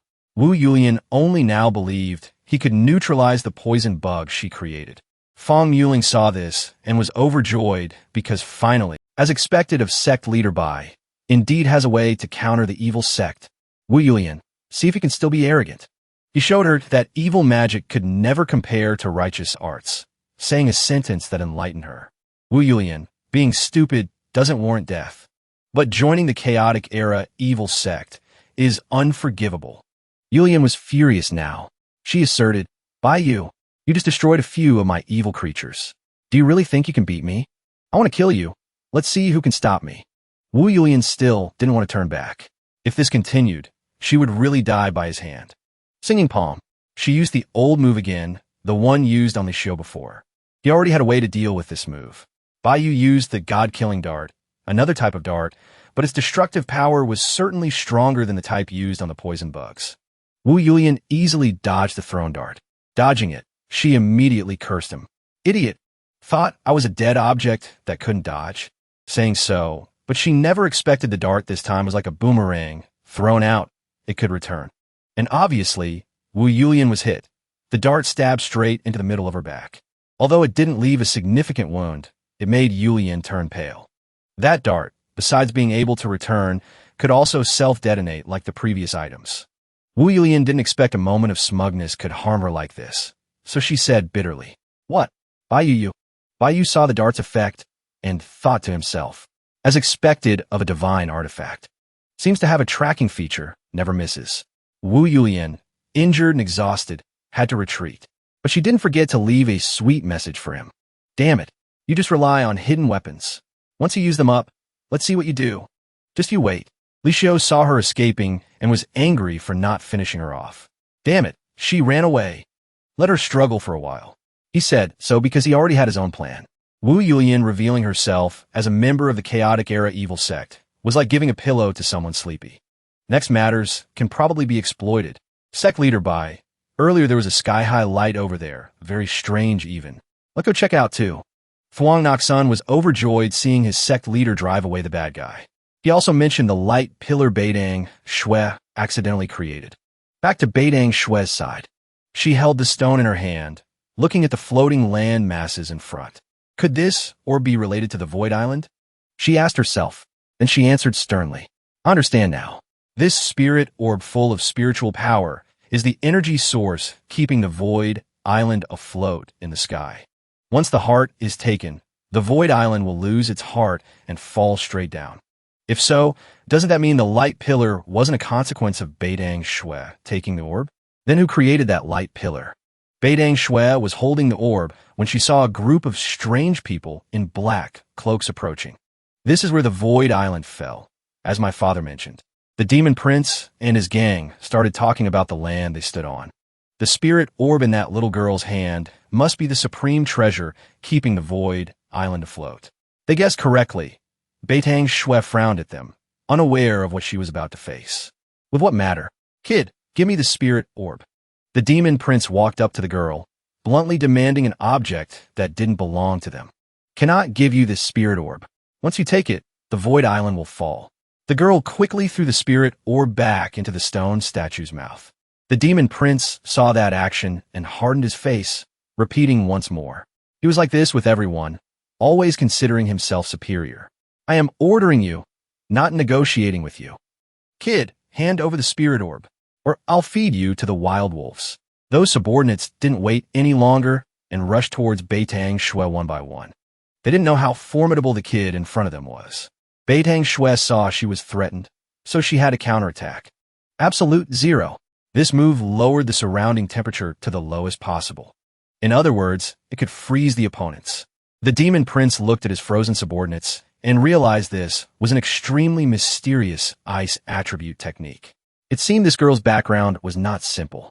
He finally decided to fight. He wanted to compete with such an interesting kid. This prince will catch her personally. The demon prince gathered momentum and rushed towards Beidang Shui.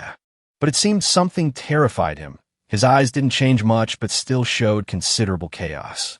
Ice storm. Beidang Shui unleashed an extremely powerful blizzard. No one thought such a small child could have such terrifying power. That storm somewhat blocked the demon prince's path. Rocks swept and turned into sharp ice shards, accidentally becoming weapons attacking him. When that freezing storm cleared, he couldn't see Beidang Shui anywhere. Absolutely cannot let her escape. He gritted his teeth. This was the second time today he lost his prey. Wu Yulian retreated after that skirmish with him. She was walking when she saw a child as small as Candy running towards her. That is, she tried to see who it was and realized. Beidang Shui, the girl the sect leader wanted me to catch.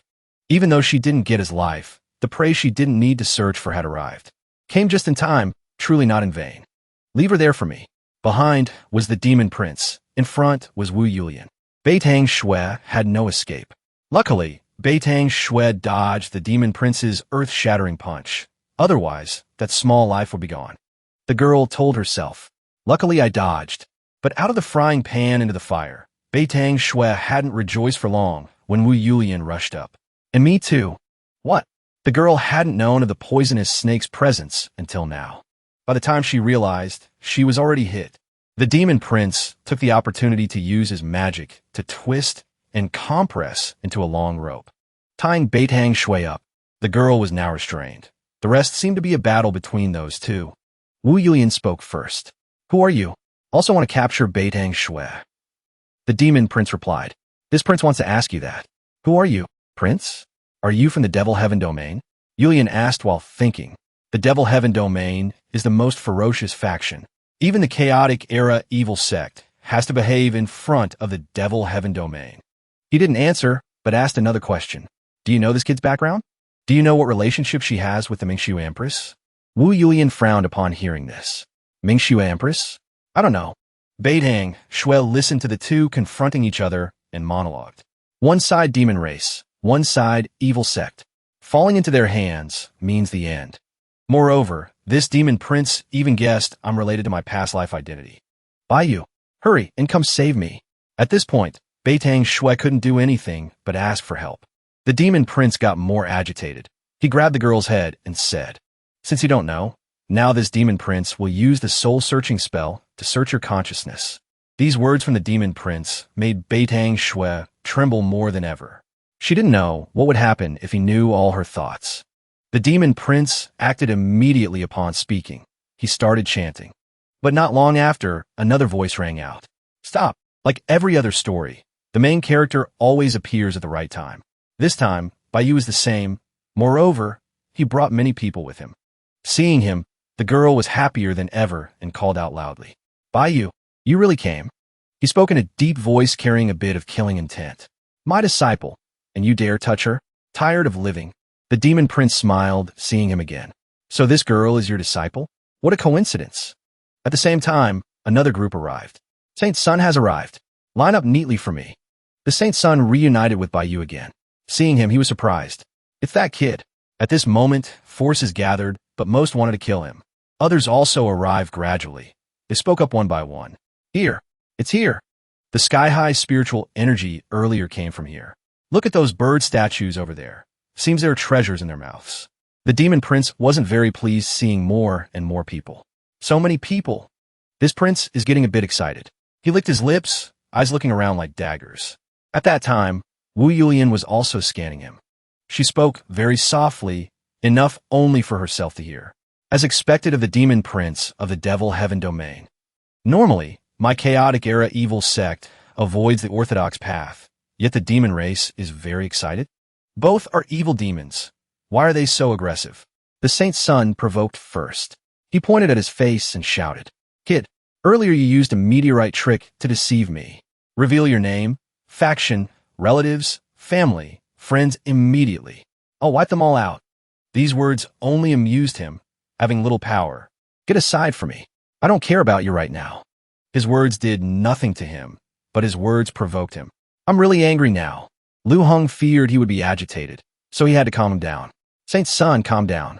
Look over there.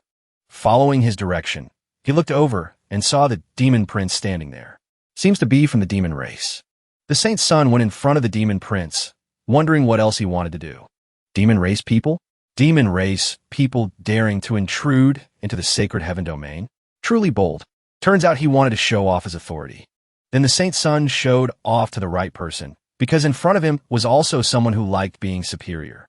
Lu Heng was still the one cleaning up the consequences for the times. The Saint Sun let his mouth run wild. He said, Saint Sun, the devil heaven domain always eyes us like hungry tigers. Today we should deal with the demon race people first. Kid, listen clearly. The demon prince had Beitang Shui as a hostage, so he could say whatever he wanted now. Immediately hand over the demon armor, or I will crush this girl's neck. Beidang Shui glared at him with a hateful face. Baiyu knew the person in front dared to say and dared to do, so he was quite tense. We can give you the demon armor. Release her. He accepted trading weapons 1 for 1, because they weren't important enough to exchange for his disciple. Seeing the demon armor appear, he gradually loosened his grip on the girl's neck and smiled. Sensible. He received Beidang Shui, and the demon prince also got what he wanted. Collected all 3 sets of supreme demon armors. This prince has no more reservations. The demon prince looked at the 3 armor sets in his hand. His pride was continuously stroked. Baiyu saw the child in his arms in a bad mood, so he patted her head to comfort her. Are you okay? Don't be afraid. Master is still here. From now on, no one dares to touch you. The girl still regretted her actions very much, so she actively confessed. That demon prince wants to take the spirit orbs in the stone statues' mouths. Losing the spirit orbs, the Void Island will fall. He didn't guard the Void Island, so he didn't know and had to ask. Is it dangerous if the Void Island falls? The girl shook her head step by step, answering, I don't know, but I have a bad feeling. Others saw the precious gems in the stone bird statues' mouths. So greed arose, and they flocked over. I want to take the spirit orb in this statue's mouth. But before they could touch it, they were kicked away by the demon prince. This prince's spirit orbs, and you dare touch them? I see you are tired of living. Gradually, everything in this world belonged to that demon prince. As long as he wanted it, he considered it his. Those people saw their friends kicked mercilessly and made sarcastic remarks. This demon prince is truly cruel, wanting to take others' lives as soon as he acts. People of the devil heaven domain must die. The guy had just finished speaking when he was blown to pieces. The person next to him shuddered seeing that. Sweating ceaselessly. Heart, truly terrifying. Good at talking fast. He then shouted loudly, Lowly humans of the sacred heaven domain, listen clearly. Submit, or die. Just 4 words, but they can make those mortals speechless with fear. As known, this demon prince dared to say, dared to do. He put no one in his eyes. That was also one reason they feared him so much. Even so, there was still a group of people not afraid, cursing silently. Damn it, people of the devil heaven domain acting so arrogantly in the sacred heaven domain. Cannot tolerate it, but can't win. What to do? There was one person who ignored the demon prince's words and dared to stand before him. And that person was naturally the saint's son. I am a saint's son. How can the sacred heaven sect tolerate people from the devil heaven domain causing chaos here? Staring intently at the person in front, absolutely not saying a single word. The saint's son's subordinates, seeing him dare to step out and challenge like that, swarmed in to praise him heavily. Still have to respect the saint's son. At the critical moment, the sacred heaven sect is worthy of being the hegemon of the sacred heaven domain. Saint's son can stand out. No worries anymore. Saint's son, kill this demon prince. Eliminate evil. The demon prince heard those people buzzing in his ears forever and sneered. Saint's son of the sacred heaven sect. What do you want to do? What do I want to do? Do I, the saint's son, need to explain? All the treasures here belong to me. These two are indeed alike, viewing everything under heaven and earth as their own without any regard for others. Oh my God, hearing that is like a bolt from the blue. We thought the saint's son wanted to protect the dignity of the holy sky domain, who knew he only wanted to seize the treasures. What is the saint's son thinking? Those who just praised him feel disillusioned. There's no need for trust anymore. The demon prince listens and laughs, challenging him with a mocking tone. Are you worthy? How bold? The saint's son is not flustered at all. On the contrary, he strikes first, intending to stomp down from above to teach that person a lesson. Speaking arrogantly, this saint's son will slash you to death. The demon prince still stands motionless, watching the descending attack. It looks like he's going to get hit, but it turns out it was all a ploy to lure the saint's son, and he quickly dodges it. Those two with similar personalities, let them fight to the end. In this match, let them fend for themselves. Baiyu doesn't need to intervene and eliminates one opponent. This battle seems evenly matched. No one is stronger, no one is weaker. You dare to snatch treasures from this saint's son. Divine weapon, holy sky sword. Tired of barehanded fighting, the saint's son switches to playing with his weapon. The demon prince, who inherently doesn't need a holy weapon, says, a holy weapon is still not enough. Both of them. One speaks a sentence, the other retorts immediately. At this moment, the saint's son swings his sword. Slash. He strikes straight down, creating an extraordinary sword slash. Just then, an object blocks his attack.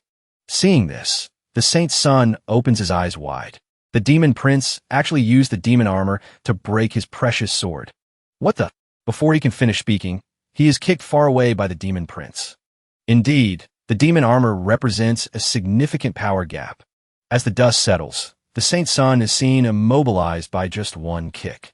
Lu Xiong tries to suppress his laughter and says, Oh, the saint's son fainted again. Those outside don't know what that outfit is to have such destructive power, so they blur out. What is the demon prince wearing? Why is it so formidable? That armor is truly powerful. The holy weapon broke just like that. We don't know if the saint's son is dead or alive. Witnessing that scene, Li Xiu speaks up to remind him. Master, the demon prince wearing armor is not easy to deal with. It's a small matter. No need to worry. He says so, But in his heart, he thinks, 18 sets of secret gold demon armor are too precious. Until necessary, I shouldn't take them out in front of everyone to avoid trouble.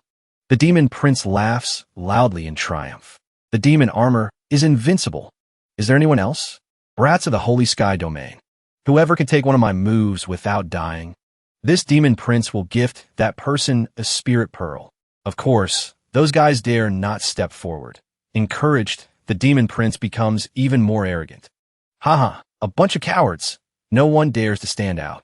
You don't even have the courage to speak. The Holy Sky domain will sooner or later be conquered by the demon sky domain. You are all slaves of the demon. Chang Yushan gritted his teeth. Damn it.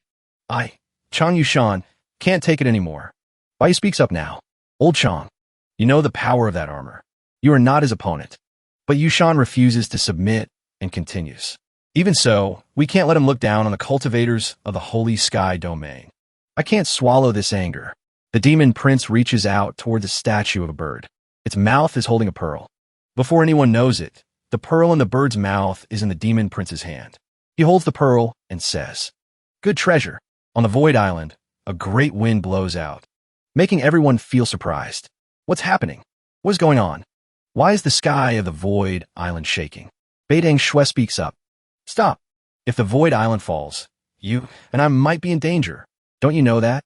Hearing that, the demon prince ignores it and calmly replies, "Little girl, I know." He continues speaking without fear. Moreover, this demon prince also knows what that danger is. Do you want to know? Beitang Shui clenches her teeth tightly and asks back in annoyance. What is the danger? He spreads his arms wide, his tone arrogant and showy. Listen carefully. Every Void Island nurtures thousands of mutated beasts. Once it falls, these mutated beasts will also escape their cages. They will tear apart and destroy every living creature they see. Hearing this, Beidang Shui is extremely surprised and can't help but ask, "Again, what?" Someone speaks up. Mutated beasts? Impossible. He's trying to scare everyone, right? This is a blessed land of nature. How can there be mutated beasts? The demon prince confidently says, "Do you know why only 3 of the 4 statues here have spirit pearls? Because last time my father entered the illusion, he took 1 spirit pearl away, causing that place to fall." Hearing this, Baiyu frowns momentarily. The wind blows stronger and stronger. The demon prince smiles barbarically. In the end, except for my father's faction, everyone died here. Suddenly, an explosion occurs. Everyone looks at each other blankly. Another explosion follows. Every face turns towards the source of the explosion. The smoke begins to clear gradually, as if unable to believe their eyes. Thousands of mutated beasts rush out. The demon prince is joyful. Haha, enjoy the carnival of the apocalypse. A girl speaks up. Heavens, there really are mutated beasts. The person next to her asks worriedly, "What do we do now?" The girl is unshaken. Quickly prepare for battle. The demon prince gradually approaches the remaining 2 statues. Now I must take the other 2 spirit pearls as well. Baiyu speaks up to stop him. Stop. Is there something wrong with your brain? When a mutated beast come, won't they attack you too? He arrogantly turns his head and says, "Of course not, because this demon prince has the demon armor on him that counters mutated beasts." Haha, are you surprised? Very shocked? Seeing the mutated beasts attacking humans and becoming their meals, everyone runs in panic. The mutated beasts are too strong. We're done for this time. Run quickly. Hearing the crowd screaming, the demon prince sneers. Running? He pulls the remaining pearl directly out of the statue's mouth. Can you run? The Void Island shakes violently, as if about to fall. Looking around once more, someone speaks up. Not good. The other 2 Void Islands have also fallen. Another horde of mutated beasts rushes over. Everyone is scared and worried. It's over. The exits are all blocked. We can't even run if we wanted to. Are we all going to die here? The demon prince raises his voice. You lowly commoners, listen clearly. If you want to live, kneel down and submit to this demon prince. This demon prince will grant you the honor of becoming his slaves. Hearing these words, everyone frowns in displeasure. No, we won't be slaves. Before he finishes speaking, that guy is devoured alive by a mutated beast from behind. Countless other mutated beasts rush towards the demon prince. Just one counterattack from him makes it cry out in pain. You beast! It growls like a wild animal. Seeing this scene, everyone asks each other if the demon prince can tame demon beasts. What do we do? Submit or die? We can only choose one of the two. Already, someone kneels down and shouts loudly. Yes, I agree. Chan Yushan behind sees him like that and shouts. Are you crazy? We'd rather die than submit. Stand up. Another guy also speaks up. I also agree. He argues. Better alive than dead. Becoming a slave is fine too. Yushan, seeing this scene, cannot believe it. People he considered brothers submit to the temptation of life. Can you guys have some backbone? Is it worth nothing that you willingly become slaves? Chan Yushan, stop saying those words. Is it wrong that we want to live? Yushan's face darkens. Speechless. The demon prince, smug at their actions, speaks up. Very good. People of the Holy Sky Domain are indeed weak commoners. Born to be slaves. Wu Yulian thinks to herself. The demon prince is so brutal. Weakness. Will be humiliated. Only being strong enough will make countless people submit. Wu Yulian, I must become stronger. The demon prince declares. Kneel and live. Stand and die. This demon prince's patience has limits. Will you submit? Baiyu remains silent, looking at him. He and the remaining people definitely will not submit. Chan Yushan shouts angrily. Submit my ass. We aren't those cowards. If you're capable, use real blades and spears to fight. The demon prince looks up, frowns and replies. This bunch doesn't know the times. I look down on you. Saying that, he glances at the two kneeling behind and says sarcastically, You know what to do, right? Both of them ask blankly. Do what? The white-haired guy is confused. The demon prince means... The demon prince's eyes show cruelty. Now you go kill those who didn't kneel for me. Both hear this and widen their eyes in fear. Sweating, they exclaim, This. Just then, two others hear this and immediately kneel down. This useless bunch kneels around the saint's son who is fainting on the ground. One says, We submit. One grits his teeth, frowning and sweating in fear. The saint's son's life is uncertain. We surrender. Only Lu Xiong is still standing. He looks at the kneeling people and shouts. What are you doing? The saint's son only fainted. He's not dead. You lot are truly a bunch of cowards. Useless. Those guys grit their teeth. Although they know that, right now their lives are paramount. That guy doesn't care. Just closes his eyes and endures the humiliation, saying, Is there any difference? Even if the saint's son wakes up, he is not the demon prince's opponent. Another guy also agrees in fear. That's right. Even if the saint's son wakes up, the saint's son will surely be the first to kneel. Lu Xiong widens his eyes, stunned to hear their persuasion. Quick, kneel down quickly. Let the demon prince see our sincerity. The guy with long bangs standing next to Chan Yushan frowns tensely. Even the Holy Sky Sect, the ruler of the Holy Sky Domain, lacks such backbone. The Holy Sky Domain has been weak for a long time, for a reason. Seeing them all kneeling, the demon prince glares and laughs smugly. Very good. Now destroy those standing. He orders. Whoever kills the most. Baiyu and Li Xiu frown as they watch. Hearing him shout, this demon prince will reward. Immediately, the two sides confront each other. Those weak guys advise. You should all kneel down. Otherwise, don't blame us for being impolite. He looks at them calmly, without any fear, and says, I know you are in a forced situation. I can understand, so I'll also give you a chance. Stand over here. Together we deal with the demon race and those mutated beasts. He has such good intentions, but they won't listen, even doubting his ability. Mocking. TSK. Sect Master Bai speaks without shame. We have to deal with those mutated beasts. Baiyu frowns at them, extremely confident. I guarantee you can live with the backbone of the human race of the Holy Sky Domain. We will definitely win. But they can't believe it. These guys are too scared already. One guy says, Enough. Do you take us for 3-year-olds? Another guy also grits his teeth. Too childish. Even the Holy Sky Sect kneeled. Who believes your words?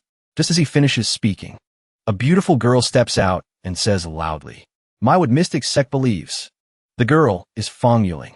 She looks very determined, walking forward strongly, speaking as she walks. I hope everyone will trust Sect Master Bai. The people following her also look very steadfast. The traders start to waver a bit. They look around, sweating with worry but still speak toughly. Words are useless. Concerning our lives, we only trust our own choice. Another guy joins in. As the demon prince said, submit or die. These guys are hopeless. Seeing them so stubborn, he frowns. Sighs. Sigh. Wanting to live is understandable, but you're so stupid that no one can save you anymore. The demon prince stands there, clenching both hands and shouting orders. Why waste words? Kill them. Charge. Those guys hear the order and immediately rush forward. They even shout pretentiously. If they don't surrender, sensibly destroy them. That bitch Wu Yulian watches this scene and laughs smugly. By you. Even now you talk about righteousness to others? You're the most stupid one. Kill them. Chang Yushan's group also rushes up, shouting fearlessly. I, old Chang, will fight you to the death. Brothers, maintain the dignity of the holy sky domain cultivators. On the Wood Mystic Sect side, Fang Yiling quickly orders. My Wood Mystic Sect would rather die than surrender. Attack. Both sides immediately rush into battle. That demon prince, fully armored, also rushes towards Baiyu. He shouts loudly, Kid, this demon prince will personally finish you. But just then, Li Xiu rushes up to intercept the demon prince, shouting loudly, Pass me first. But before he can land a hit, the demon prince ruthlessly punches him straight in the face and insults him. Who do you think you are? He is hard, but is too weak. Li Xiu is punched far away by this guy, spitting blood from his mouth. He has to accept the situation. The armor is too strong. I'm absolutely not his opponent. The little girl Beidang Shui stands next to him, seeing the demon prince approaching, a bit worried. The combat power of the armor on this demon prince is extremely strong, hard to deal with. She bows her head, frowning with tension. It's all my fault. I implicated you all, if not to save me. But she hasn't finished speaking. He pats her head to reassure her. Be good. He looks at her with a bright, comforting smile. What nonsense are you talking about? The little girl also freezes, looking at him with wide eyes, extremely moved. The demon prince walks up to the two and laughs mockingly. Kid, next is your turn. Baiyu glides, frowning and staring at him, speaking to the little girl without any fear. You are my disciple. His whole demeanor starts to change. His eyes shine threateningly. No matter what, Master will protect you completely. Immediately, his whole body is covered by a black and gold armor that looks extremely robust. The armor is identical to the one the demon prince is wearing. He sees him also having armor. Surprised, he makes a sound and says, You managed to take out an armor too? Copycat? He doesn't care. Raises a finger and waves it at him provocatively. Come here. Seeing that, the demon prince immediately clenches his fist and rushes up. Can that tattered thing compare to the supreme demon armor? Let me show you how ridiculous you are. That bitch Wu Yulian laughs in delight seeing this scene. By you. Although not by my hands. But I can slash your corpse a few more times. He rushed forward like a madman. Unexpectedly, he was punched straight in the chest by Baiyu. That woman saw this and screamed in shock. What? All those who sided with the demon prince ran over in astonishment to support him. Panicked, they called out, Prince, are you okay? Having been punched in one hit, he was so angry his eyes turned red. He immediately stood up and cursed. Impossible. Who could be an opponent to my supreme demon armor? Even at this point, he was still boasting loudly. Those guys started to look confused and puzzled. What happened? The prince was knocked flying. So, this is the result. Was our betrayal too hasty? The demon prince continued to stand up. He walked forward again, shouting, I don't believe it. The demon armor is invincible. But I didn't say much. He raised a fist again. Looking at him, he said, That was just a test. His fist immediately emitted powerful blue lightning bolts. While walking towards him, he said, This time, I will use half my power. All those guys seeing this scene immediately knelt on the ground in panic, unable to stand up, asking each other, What? That aura. I am actually suppressed to the point of suffocation. This demon prince was also scared into a cold sweat. He started to feel afraid, eyes widening in panic. This pressure completely overwhelms my supreme demon armor. The lightning bolts in Baiyu's hand changed from blue to gold, looking even more powerful. Seeing this scene, he became even more terrified, unconsciously stepping back, asking himself, Why is it like this? Baiyu didn't bother to answer, powerfully punched towards him. He could only stand there dazed, watching the fist rushing towards him. Cannot dodge in time. The fist was right in front of his face. In just an instant, his face was hit, paralyzing his whole body. Only able to scream loudly. No. Baiyu deliver punch. Ascension fist. The sky returned to normal. He walked towards him. The demon prince now had only tattered clothes left on his body. The armor was shattered, lying on the ground with eyes rolled back. That woman Wu Yulian saw this scene, frowning tightly in fear, but refused to believe it, stammering. This is not real. Tunok's son saw this scene, happily raised his sword and shouted in joy. Sect leader Bai is mighty. The guy standing next to him also shouted. So satisfying. Watching this demon prince being beaten up is truly fun. Bai Dangshui also looked at him and smiled slightly. The little girl thought, he saved me again. Seems taking this master has some benefits. The demon prince, wearing tattered clothes, sat up looking at him. He gritted his teeth and shouted, Quick, save me. Two black-cloaked figures standing behind him immediately created purple lights. Rushing up together. Quick, save the prince. Wearing two other auxiliary demon armors.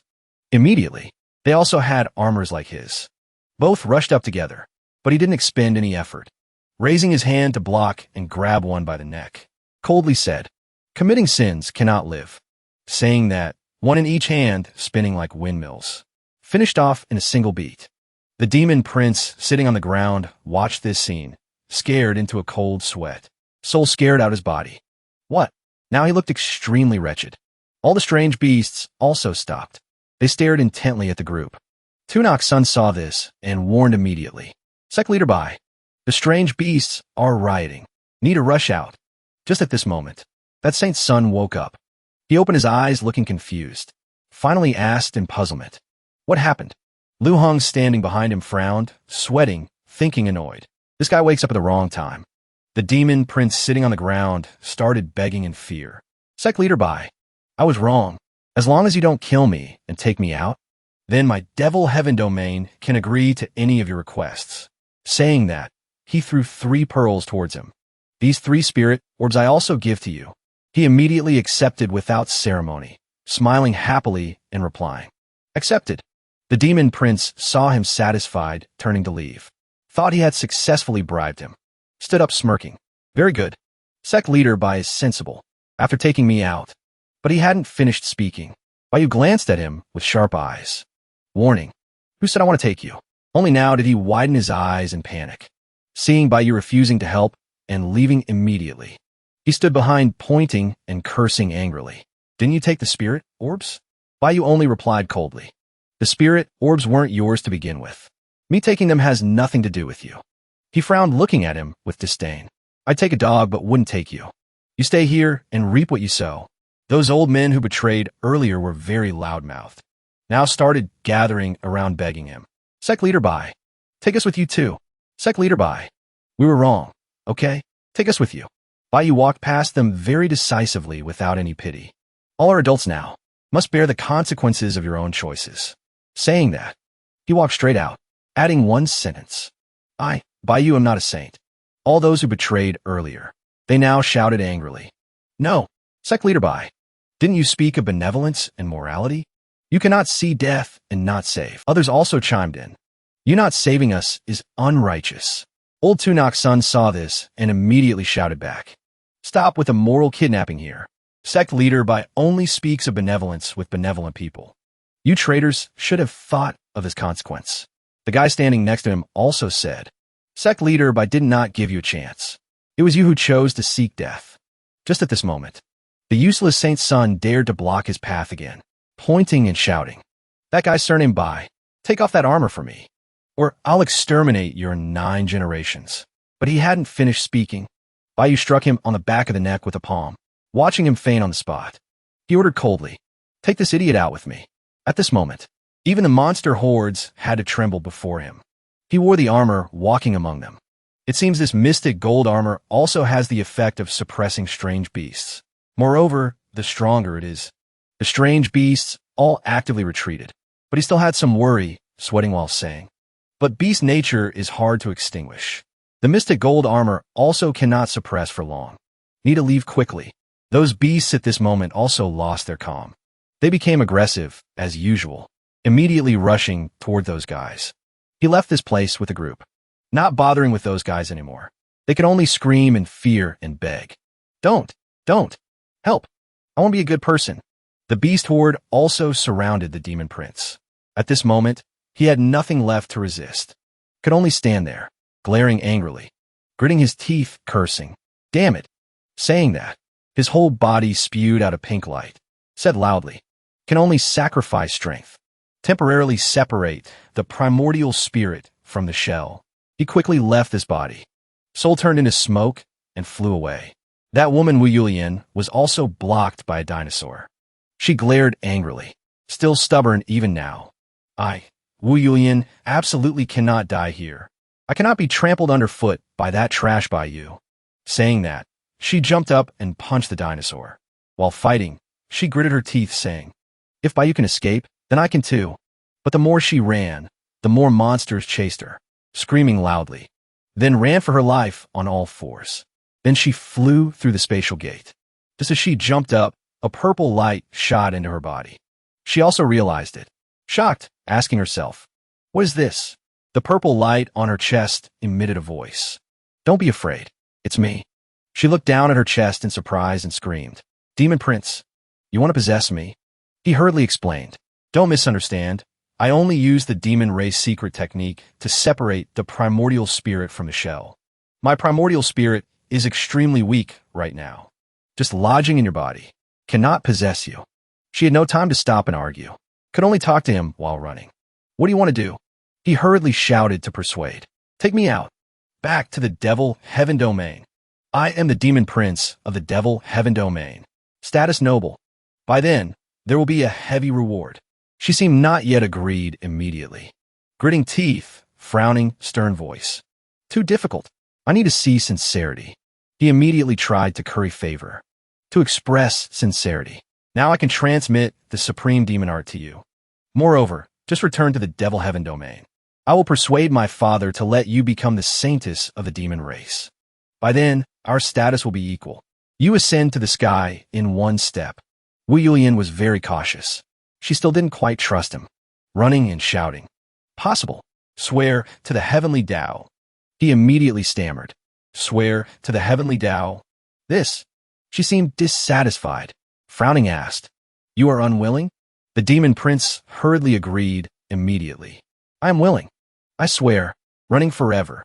Running forever. Finally she escaped out. She was breathless now. Exhausted. Resting hands on knees, finalizing with him. Oath to the heavenly Tao is done.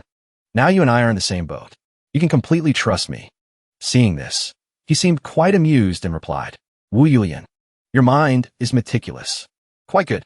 This demon prince hasn't met such a cruel and decisive woman in a long time. Someone like you is a born villain. Her eyes glared in anger. Gritting teeth, bitterly said, now we return to the chaotic era, evil sect first. Stabilize, then I'll find an opportunity to take you back to the Devil Heaven Domain. By you and the group were finally about to get out of here. Only a large gate away. Looking at the gate in front. Extremely beautiful. Majestic.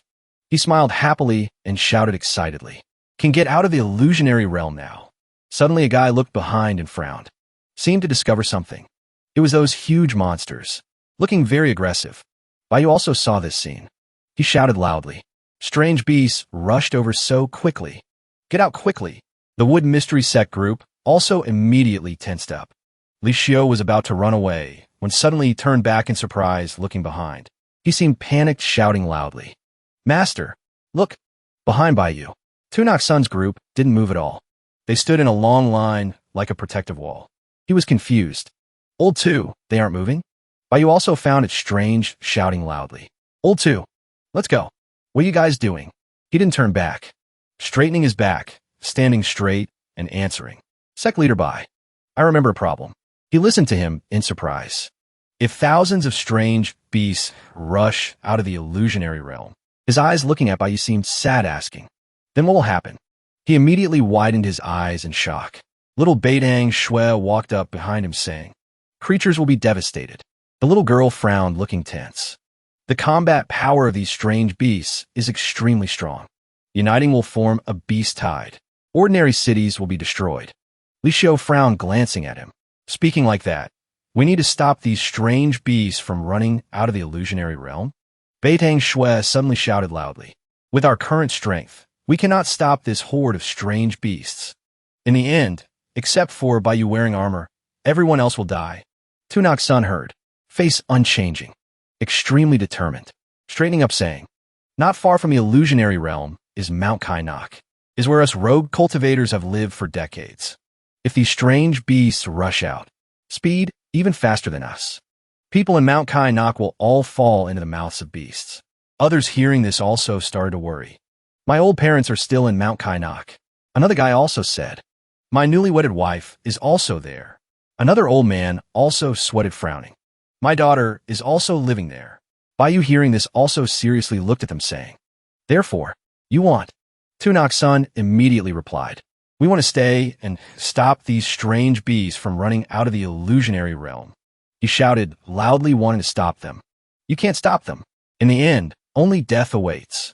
But Tunok's son determined not to listen, saying, if there's only death, then die. His eyes were teary, a bit sad, but also very resolute. I old too have no ideals. People I admire are also very few. Thinking of past events, he said, the first person is the master of the heavenly court in the past.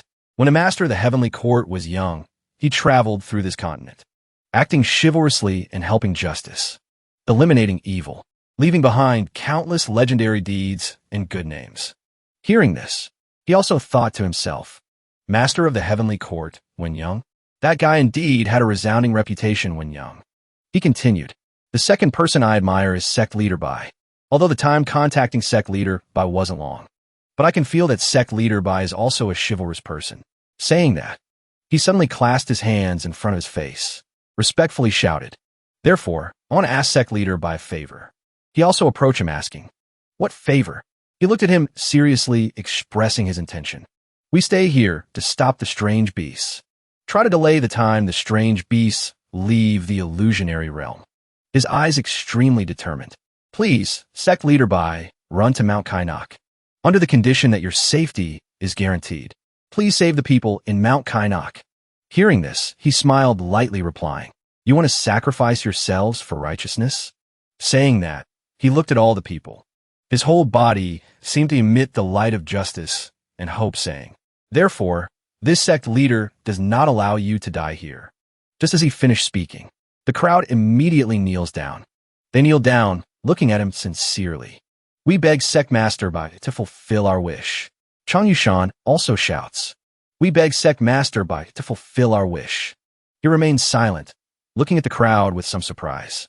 But he still keeps his original intention, decisively refusing. I will not grant your request. Chang Yushan frowns in surprise. Hesitantly, Sect Master Bai, you. He looks at the people kneeling before him, replying directly. Loose cultivators like you today have made this Sect Master. He smiles with satisfaction, deciding. Therefore, Sect Master Bai has decided to stay with you all. Hearing this, Chang Yushan hurriedly shouts. Sect Master Bai, that won't do. Your future is boundless. While our lives are cheap, no need to die here with us. Bayu chuckles softly and asks, D? Who said that? He points his thumb at himself confidently. Today, this Sect Master will lead you to exterminate all the mutated beasts here. The others hearing this are all bewildered and incredulous. Exterminate the mutated beasts? Impossible. He is the main character after all. Why would it be impossible? He then affirms, I ask you, this Sect Master can exterminate those mutated beasts. Do you believe it? They immediately fall silent, glancing at each other with some confusion. None of them dare to answer immediately. Just then, an arm is raised. It is Chang Yushan. He stands up, raising his arm and says, Sect Master Bai. His righteousness reaches the sky. His word carries the weight of 9 tripods. I believe, seeing this, the others now dare to follow suit. Although the time we've interacted with Sect Master Bai is not long, but we believe in Sect Master Bai. Sect Master Bai is not an arrogant person. The others also chime in. We also believe. Saying that, Chang Yushan shouts clearly, Sect Master Bai, whatever you say to do, I will follow.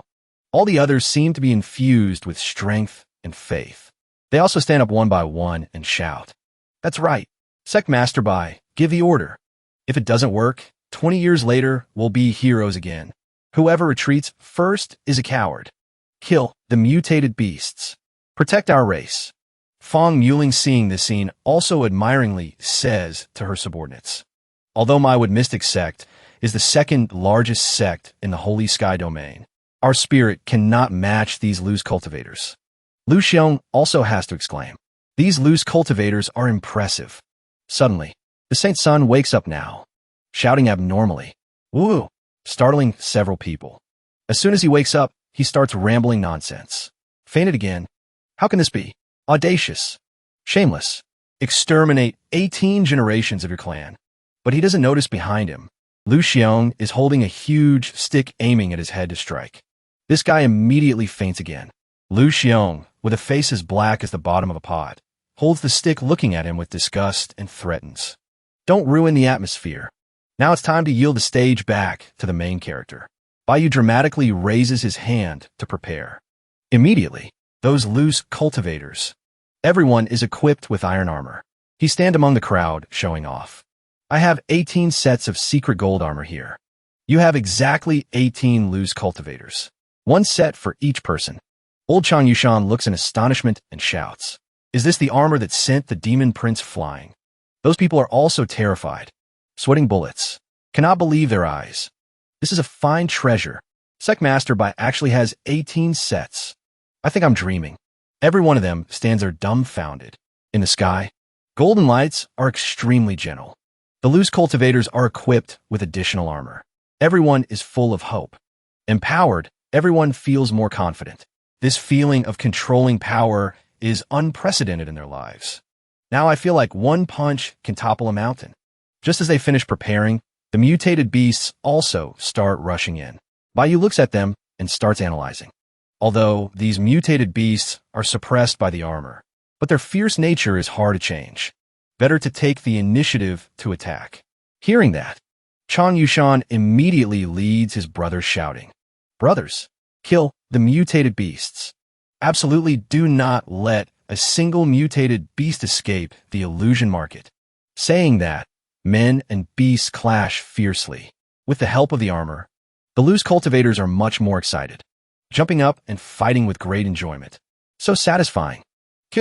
Killing these mutated beasts is like chopping melons and vegetables. He puts his hands on his hips, glaring at the crowd. Everyone don't just stand there staring. Hearing that, Fong Muling immediately shouts, disciples of Wood Mystic Sect, prepare.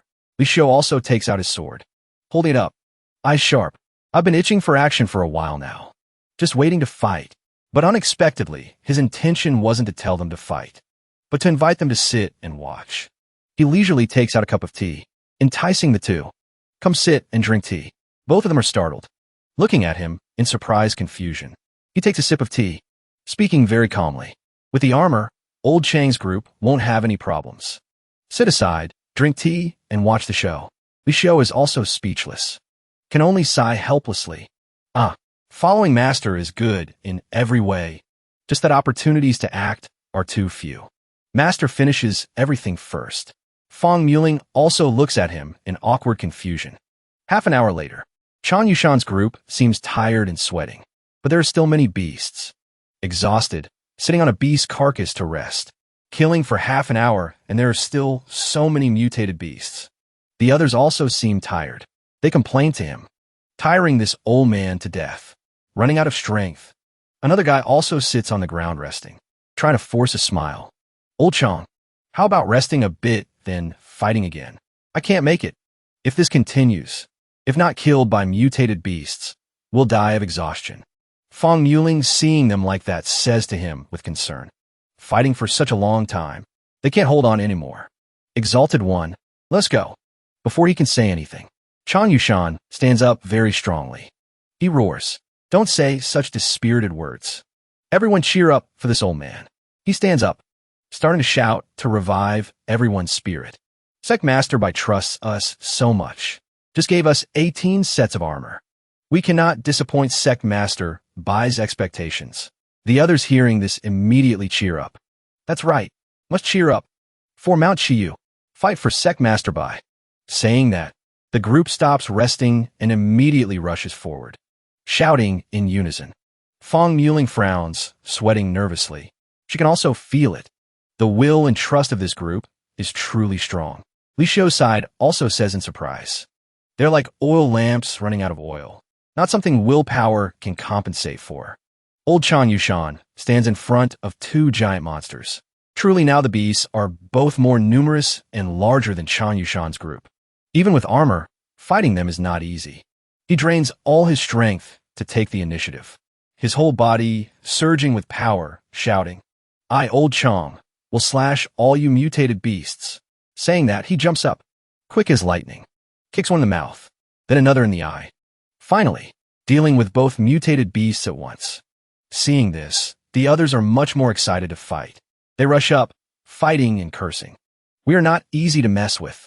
We can absolutely persist to the end. Break for me. Fong Muling suddenly shouts in surprise. What happened? Why are these loose cultivators suddenly full of strength? Li Xiu also watches wide-eyed. Clearly the lamps were running out of oil. Suddenly boiling with blood again? How'd they do that? Bai Yu stand watching with arms crossed. It seems this is a bit beyond his expectation. He looks at them and says, breaking through the limit? It seems loose cultivators like Old Chong are not as simple as they look. Before long, the mutated beasts have been beaten down dead on the ground by the loose cultivators. In the blink of an eye, not a single one survived. Chan Yushan's group is now somewhat relieved. We won, exterminated all the mutated beasts. They kneel on the ground resting, complaining. Tired this old man to death. Another guy also says, so tired. If not for the magical armor, 100 lives wouldn't be enough for the mutated beasts to eat. Fong Muling stands behind looking at them like that. She is stunned in disbelief. These people really did it. Over 10,000 mutated beasts were all exterminated by them. Bai Yu is very happy. He walks behind Old Chan Yushan, smiling happily and prays. Old Chan, your feats today have saved thousands of humans. Boundless merit. The old man suddenly tenses up, eyes serious, saying nothing. Suddenly, he kneels straight down on the ground. His action surprises Bai Yu greatly. Unconsciously stepping back. Old Chong, what are you? Not just Old Chong. Other loose cultivators also kneel down one by one. They kneel in a row very seriously. Chang Yushan, leading them, says clearly, that we could do these things is all thanks to Sect Master Bai's gift. We all owe Sect Master Bai life. Our lives are now Sect Master Bai's. Hope Sect Master Bai can tell us how to repay you. He looks at this group, frowning in response. This Sect Master never thought of letting you repay. But the crowd clamors. Hope the Sect Master gives us a chance to repay. Hope the Sect Master gives a chance. Seeing that, he shakes a finger, signaling disagreement. Since it's like this, I have a proposal. The old man immediately replies. Sect Master Bai, please speak. Whatever it is, we agree. Bai Yu smiles happily. He raises a finger and shouts. Speaking seriously, this Sect Master invites you 18 to join the White Jade Sect. Become the 18 Sect Guardians of the White Jade Sect. Those guys hearing this, every one of them is shocked, sweating, shouting in disbelief. What? Join the White Jade Sect? This is something they never thought of. Unexpectedly, he lets them repay in this way. He smiles, extending his hand forward and saying, do you mind? If it's awkward, consider this Sect Master never said this. Chang Yushan, as if afraid he would change his mind, hurriedly shouts, we are willing.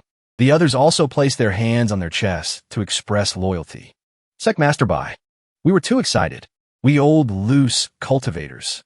Low aptitude, bullied and discarded by others. No sect was willing to accept us. Another side also says, Sect Master, by letting us join, is a huge honor. How can we not be willing? Several people clasp their hands and bow their heads, shouting in unison. We are all willing. Greetings, Sect Master.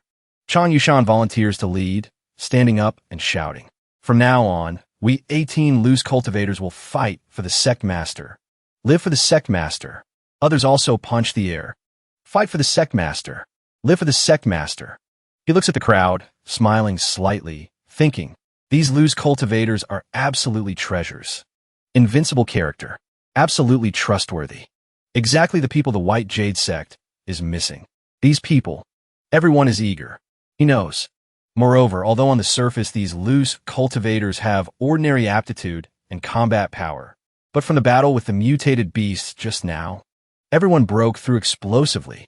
It can be certain that these people are absolutely not simple. There must be something hidden behind this. On another side, the Saint's son is lying spread-eagled, fainted on the ground. His eyes move a little, like struggling, seems about to wake up again. He sits up, rubbing his head, grinding his teeth angrily. Outrageous. Someone knocked me out again. Now that I'm awake, I must exterminate 81 generations of your clan. Lu Xiong behind him starts secretly raising the stick, aiming at his head again. Then, without a word, he acts quickly and neatly. After a thud sound, the Saint's son faints again. It seems until they get out of here, he is not allowed to wake up. Lu Xiong is still annoyed, frustrated, frowning, and cursing. No eyes to see. Is this the time for you to wake up? Even fainting and waking up is not allowed. They continue on their way. The road ahead is full of sand and mountains. They still walk together one by one. Fong Yuling looks at the group and says, "Didn't expect so many things to happen in one illusion market." Finally out, Baiyu turns back to look at the group. "You wait for me ahead." Here now only his people remain. One asks, "Sect Master, how to deal with this Saint's son?" He looks at him, then at the Saint's son. "Too many people, it's complicated. It's inconvenient for me to lay a deadly hand on the Saint's son. Wait until he wakes up." "You." Just then, a creepy scream rings out, startling them. He frowns angrily, cursing. This guy is truly tenacious. Waking up again, but this time is a bit different. His two eyes have no clarity left. Dazed, laughing foolishly. He, unexpectedly. Seeing him, he shouts, "Father, are you my father?" He also can't handle this stupidity. Hurriedly dodging, exclaiming in surprise. Seems like he was beaten stupid. He clings tightly to his arm like a child, shouting coquettishly, "Father, your child wants to eat blood buns. All mine. I want it all." He frowns, speechless, cursing. Was this Saint's son beaten silly after a few hits? Lu Xiong shrugs helplessly. Seems really beaten stupid. He even offers a plan. "Sect leader, should we just kill him?" Baiyu glanced around warily. Immediately refused. "No. Too many people, it's complicated. If the Saint's son dies, the Sacred Heaven Sect will easily suspect the White Jade Sect." Lu Heng glanced at the Saint's son, who looked like an idiot, waving his hands crazily behind them. Panicked, then taking him back. Like taking an idiot back. Isn't easy to explain either. Baiyu smiled smugly. "Don't worry, I have a way." Saying that, a golden armor suddenly appeared. He looked at it, jaw dropping in surprise. This is the armor the demon prince wore earlier. Baiyu smiled slightly, instructing him. "Dedicate this armor to the sacred sect. It's enough to avoid punishment for the Saint's son turning into an idiot. As for why the Saint's son became an idiot, blame it on the chaotic era evil sect and the devil heaven domain." Lu Heng frowned, sweating as he looked at him. He knew. This armor is extremely precious. The Sacred Heaven Sect will definitely value it. I can take it back. Not only avoid punishment, but also gain great merit. Baiyu looked at him seriously. "Lu Heng, you must use every means in the Sacred Heaven Sect to climb up. Grasp stronger power." Hearing this, he asked in panic, "Sect leader, do you want to replace the Sacred Heaven Sect?" Baiyu replied, "The Sacred Heaven Sect is the ruler of the Sacred Heaven domain, doing many things that disappoint people. Even if it's not me, sooner or later, it'll be taken over by other great domains. As a person of the Sacred Heaven domain, we need to prepare in advance." He immediately agreed. "Understood. Whatever Sect Leader Bai says, I will do." He thought, Sect Leader Bai is absolutely a capable big shot. Being appreciated by Sect Leader Bai is the greatest opportunity of my, Lu Heng's life. The sky was getting dark. Two people suddenly appeared in front of him. One guy said, unexpectedly, "So many things happened in the illusionary realm. Truly terrifying." Lu Yuan looked at the fan in his hand and said, "Those who could escape the illusionary realm this time are all related to the sect leader. The sect leader's strength allows him to enter and exit the illusionary realm freely. This immortal's blessed land is truly immeasurable." Tunok's son suddenly walked up from behind, smiling. "Sect leader, since we have joined the White Jade Sect, this return, we will move everyone from Mount Kai Nok to Haiyuan City." Baiyu turned back to look at him and replied, "I'll go with you. This sect leader hasn't been to Mount Kai Nok yet. A bit curious." The next morning, the road ahead was full of sand and dust, looking very barren. Ahead was a blazing red volcano.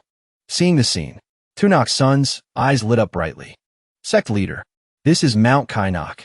Baiyu widened his eyes in surprise and asked, this is Mount Kainok? In front is an erupting volcano. It's all fire and smoke. Doesn't look like a place people can live. Li Xiu also looked up, asking in surprise. What's wrong? Why is the volcano shaking and spewing fire? Tunok's son looked up at the volcano, spewing fire violently, calmly reassured everyone. No need to panic. His eyes lit up, firmly said, Mount Kainok is often like this, occasionally spewing fire and earthquakes. We are all used to it, talking about natural disasters as something used to without any fear. Don't know whether to praise these people for being brave or not. By you seeing a volcano for the first time without fear like this. His face also turned pale, sweating, a bit scared. This is a damn volcano. Moreover, a volcano that can erupt at any time. Actually, the volcano here looks scary, but this place is very peaceful. He led by you to a village. Sect leader. Ahead is the camp where we live. Just then, a child ran over. Face beaming, shouting, Uncle Two is back. Hug. But contrary to the child's delighted and happy face, Tunok's son, seeing this child, felt like being struck by lightning. Immediately panicked. Face purple, backing away. Voice trembling slightly. Thatch Tien, don't come over. People around seeing the child immediately panicked, backing away to both sides, shouting loudly. Quickly run away. Thatch Tien, stop running. Stop. Only Baiyu's group didn't understand what was happening, standing still. At this moment, Yang Jianfeng, with a blooming smile, ran up to catch the child, even turned back to say to everyone, such a cute chubby kid. Afraid of what? If you don't hug, I will. But unexpectedly, as soon as the child touched his chest, immediately he felt like being hit by a buffalo. Stomach hurt badly. Whole body pushed backward, painful enough to spit blood. Eyes roll back. The child's strength could knock him flying past Baiyu, making everyone terrified. Baiyu looked back in bewilderment, pale face asking in confusion. What happened? At this moment, the child ran towards Li Xiu. Hug. He immediately dodged backward, but too late. As soon as the child touched him, he was also knocked backward. Tunok's son's group looked at this scene awkwardly, all sweating profusely. Speechless, the child continued to walk around others. Baiyu looked at this scene wide-eyed, exclaiming, I knew this would be the result. At this moment, the child ran towards him, arms spread out. One thing a hoke. He immediately went on high alert. Luckily reacted quickly, tensing up, using the black tortoise body technique, just as the child touched him. Although having used body technique when the child touched, he also had a frown, trying hard to steady his body. But even so, still pushed back a distance by the child. Anyway, only he could hug the kid without getting hurt. He held the kid in his arms, sighing in relief. Finally hugged. Yang Jianfeng was now kneeling on the ground in pain, asking in confusion, where does a 2-year-old get such great strength? I feel like being hit by a giant beast. Hearing that, he also immediately turned to ask Tunok's son, Old Two, what is this about? He realized, this child Thatch Tien is not normal.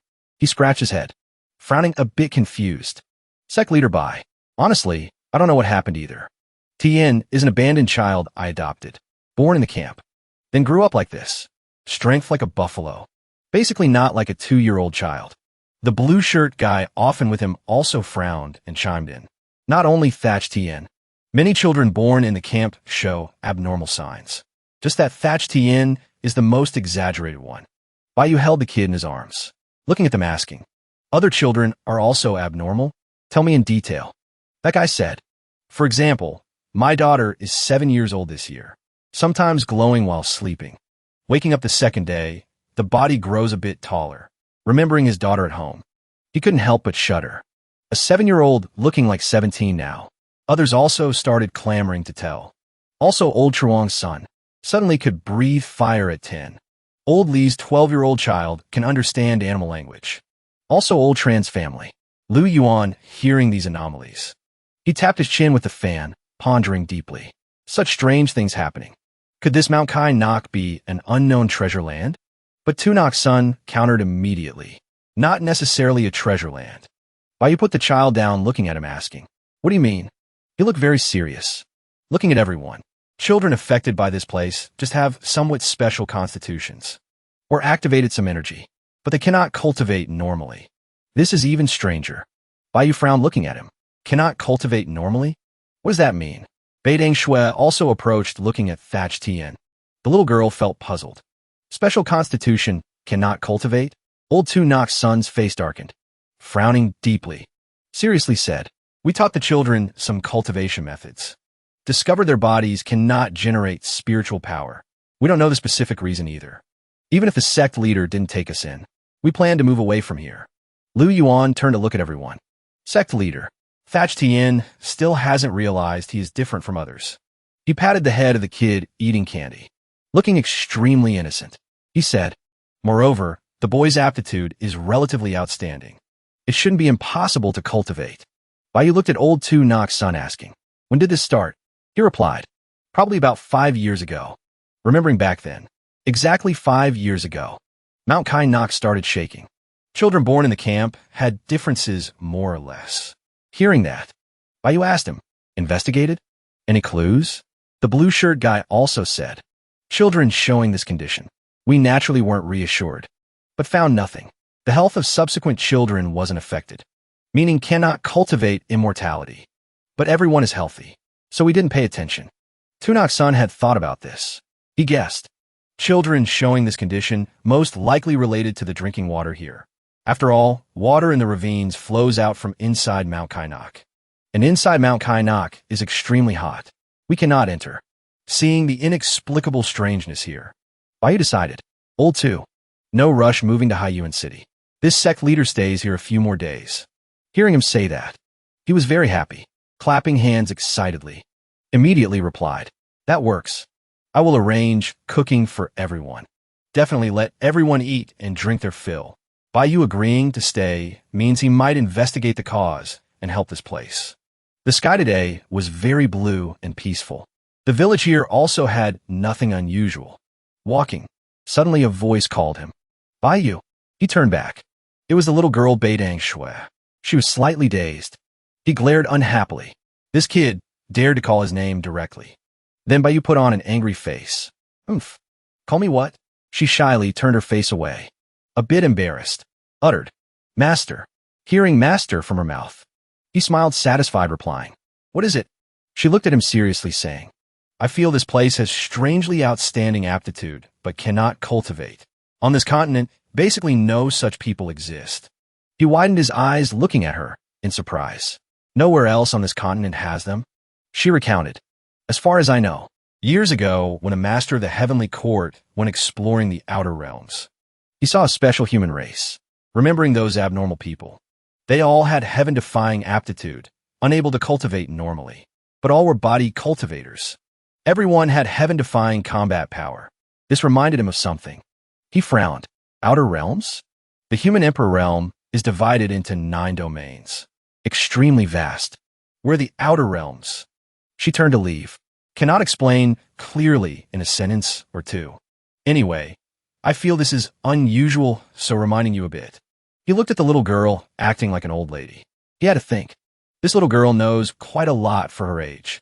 Suddenly, he called her. Right. Beidang Shui. Master has something to give you, making her freeze. Immediately, a golden armor appeared in front. He looked at her dotingly, thinking.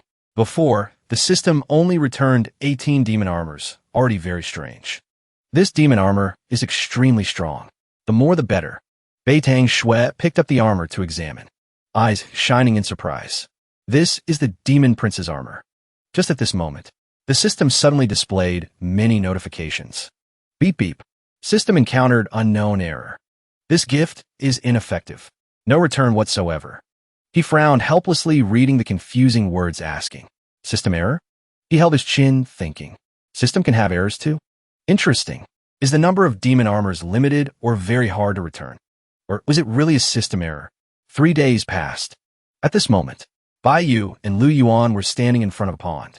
He sat down, scooped up river water to check. Sect leader.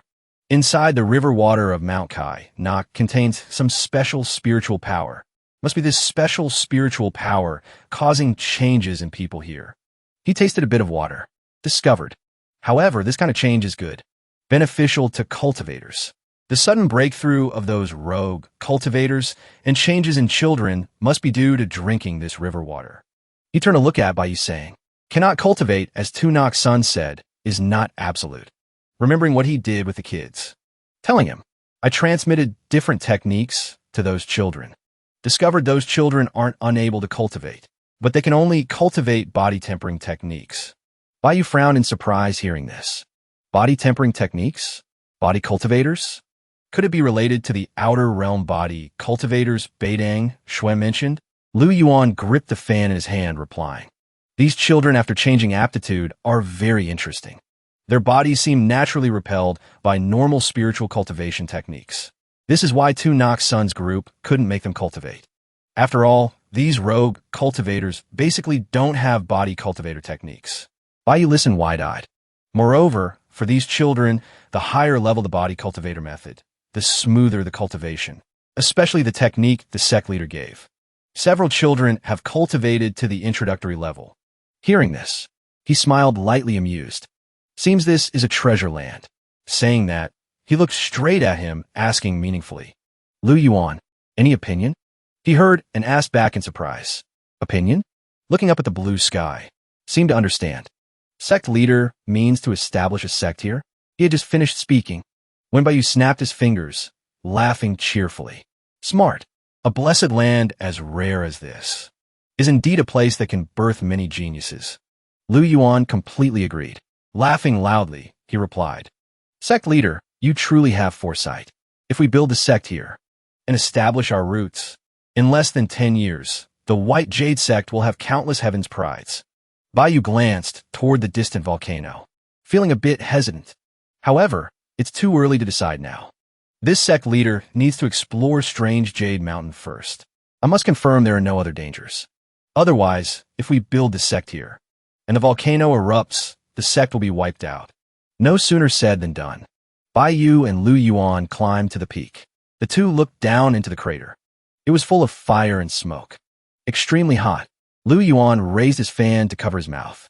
Frowning and sweating profusely, he was a bit tense. It's this hot just at the entrance.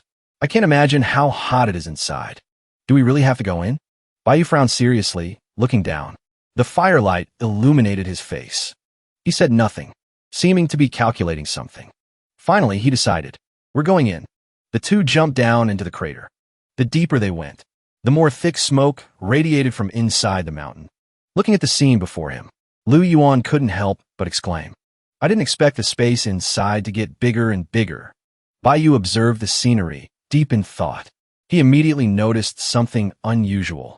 This strange Jade Mountain isn't a true volcano. There is no magma at the bottom, just fire and smoke everywhere. Baiyu furrowed his brows. He stared wide-eyed and said, there's no boiling lava here, yet it's extremely hot. So what is the heat source? Suddenly, he saw a yellow flower glowing in the distance ahead. He asked in surprise, what is that? The two approached the flower to take a look.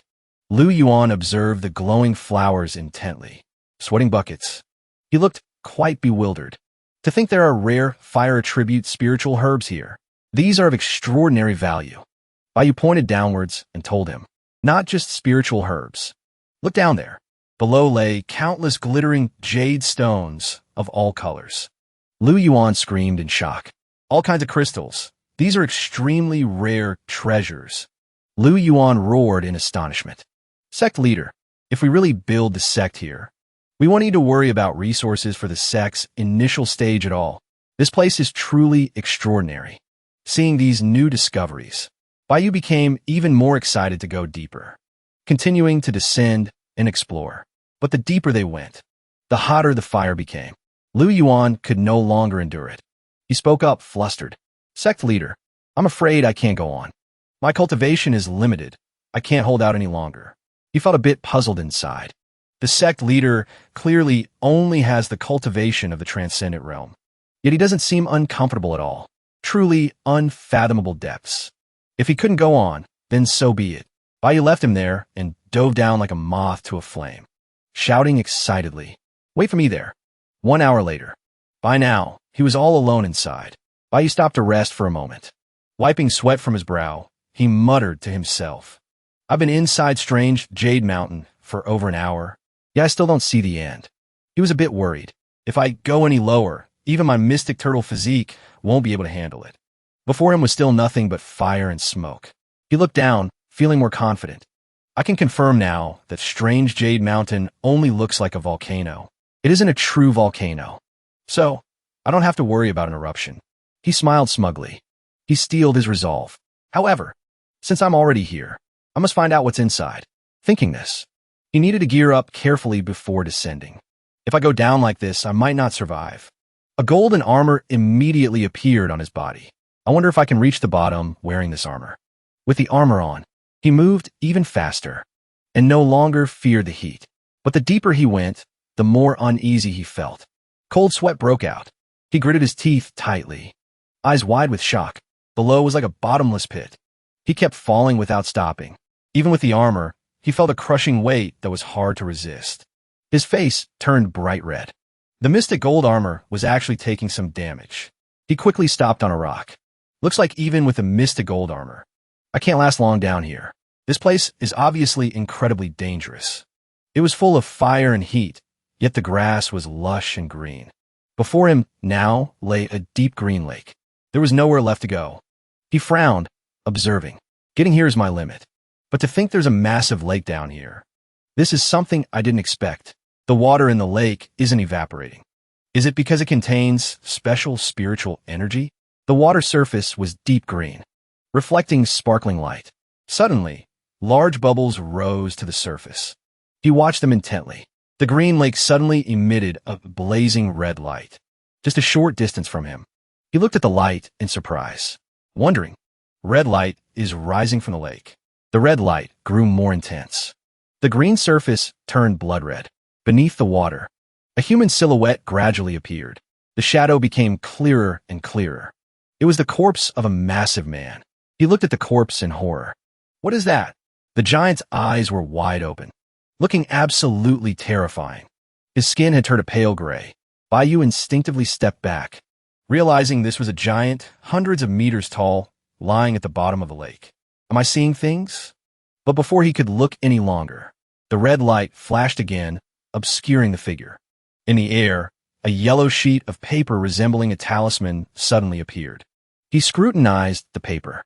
That is something that just came out of the giant. He immediately dug his feet into the ground and leaped up, quickly snatching the talisman, hooting loudly. I'm risking it all. Touching the talisman subjected him to an immense invisible pressure. His whole body felt it. That red light is terrifying. Even a mystic gold armor almost couldn't withstand it. He gripped the talisman tightly in his hand, looking at it closely, seeing it was still intact in his grasp. He laughed excitedly and shouted, "Got it!" Bubbles rose from the lake again. The water turned redder and redder. Sensing something wrong, he gritted his teeth, alarmed. Not good. The red light shot powerfully into the sky.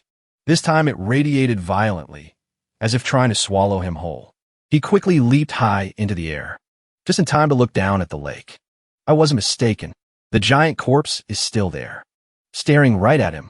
He confirmed it. There really is a giant at the bottom of the lake. His body is covered in talismans.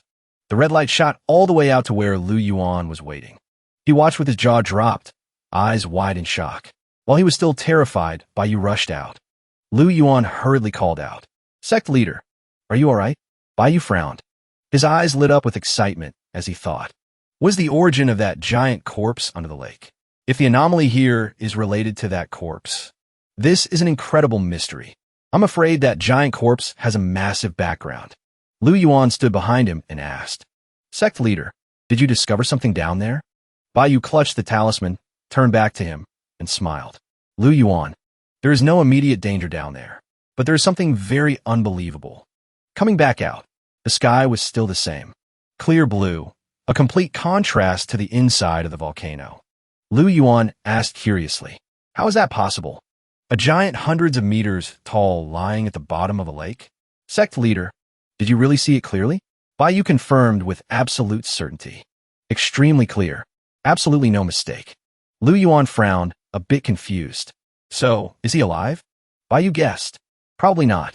Baiyu shared his thoughts with him. "However, with my current cultivation, I couldn't get close enough to the corpse to inspect it, so I can't be 100% sure. The more Lu Yuan heard, the more bewildered he became. This was truly an unprecedented anomaly. He said, "This event is too shocking. I, Lu Yuan, have seen and known much, but I'm indescribably shocked. Sect leader, do you want to postpone establishing the sect here?" Why you needed more time to think this through carefully, so he decided, let's put the sect establishment on hold until I can thoroughly investigate that giant situation. Then we'll decide. Although they couldn't build the sect here yet, he thought of something else. However, the river water here can be transported to High Yuan City. Let the disciples with lower aptitude under the White Jade sect use it.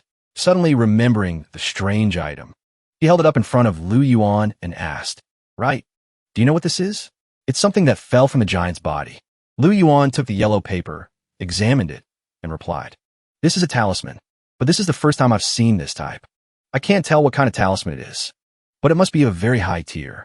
He held the talisman and examined it closely, filled with curiosity. Meanwhile, deep in the forest, the woman, Wu Yulian, was running like the wind. Her feet barely touched the ground.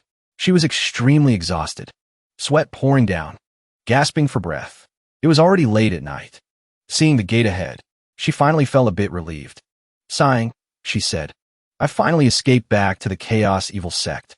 The demon inside her shouted, "Wu Yulian, I sense that your evil sect has an extraordinarily powerful figure. I will go dormant to avoid detection. Hurry up and take me back to the heavenly demon domain. That place is the stage where you can truly shine." The woman listened and simply replied, "Don't worry." Right at that moment, a purple vortex appeared in the sky. The vortex grew larger and swooped down near her. At the same time, an eerie voice shouted, "Wu Yulian, come to the Great Hall immediately."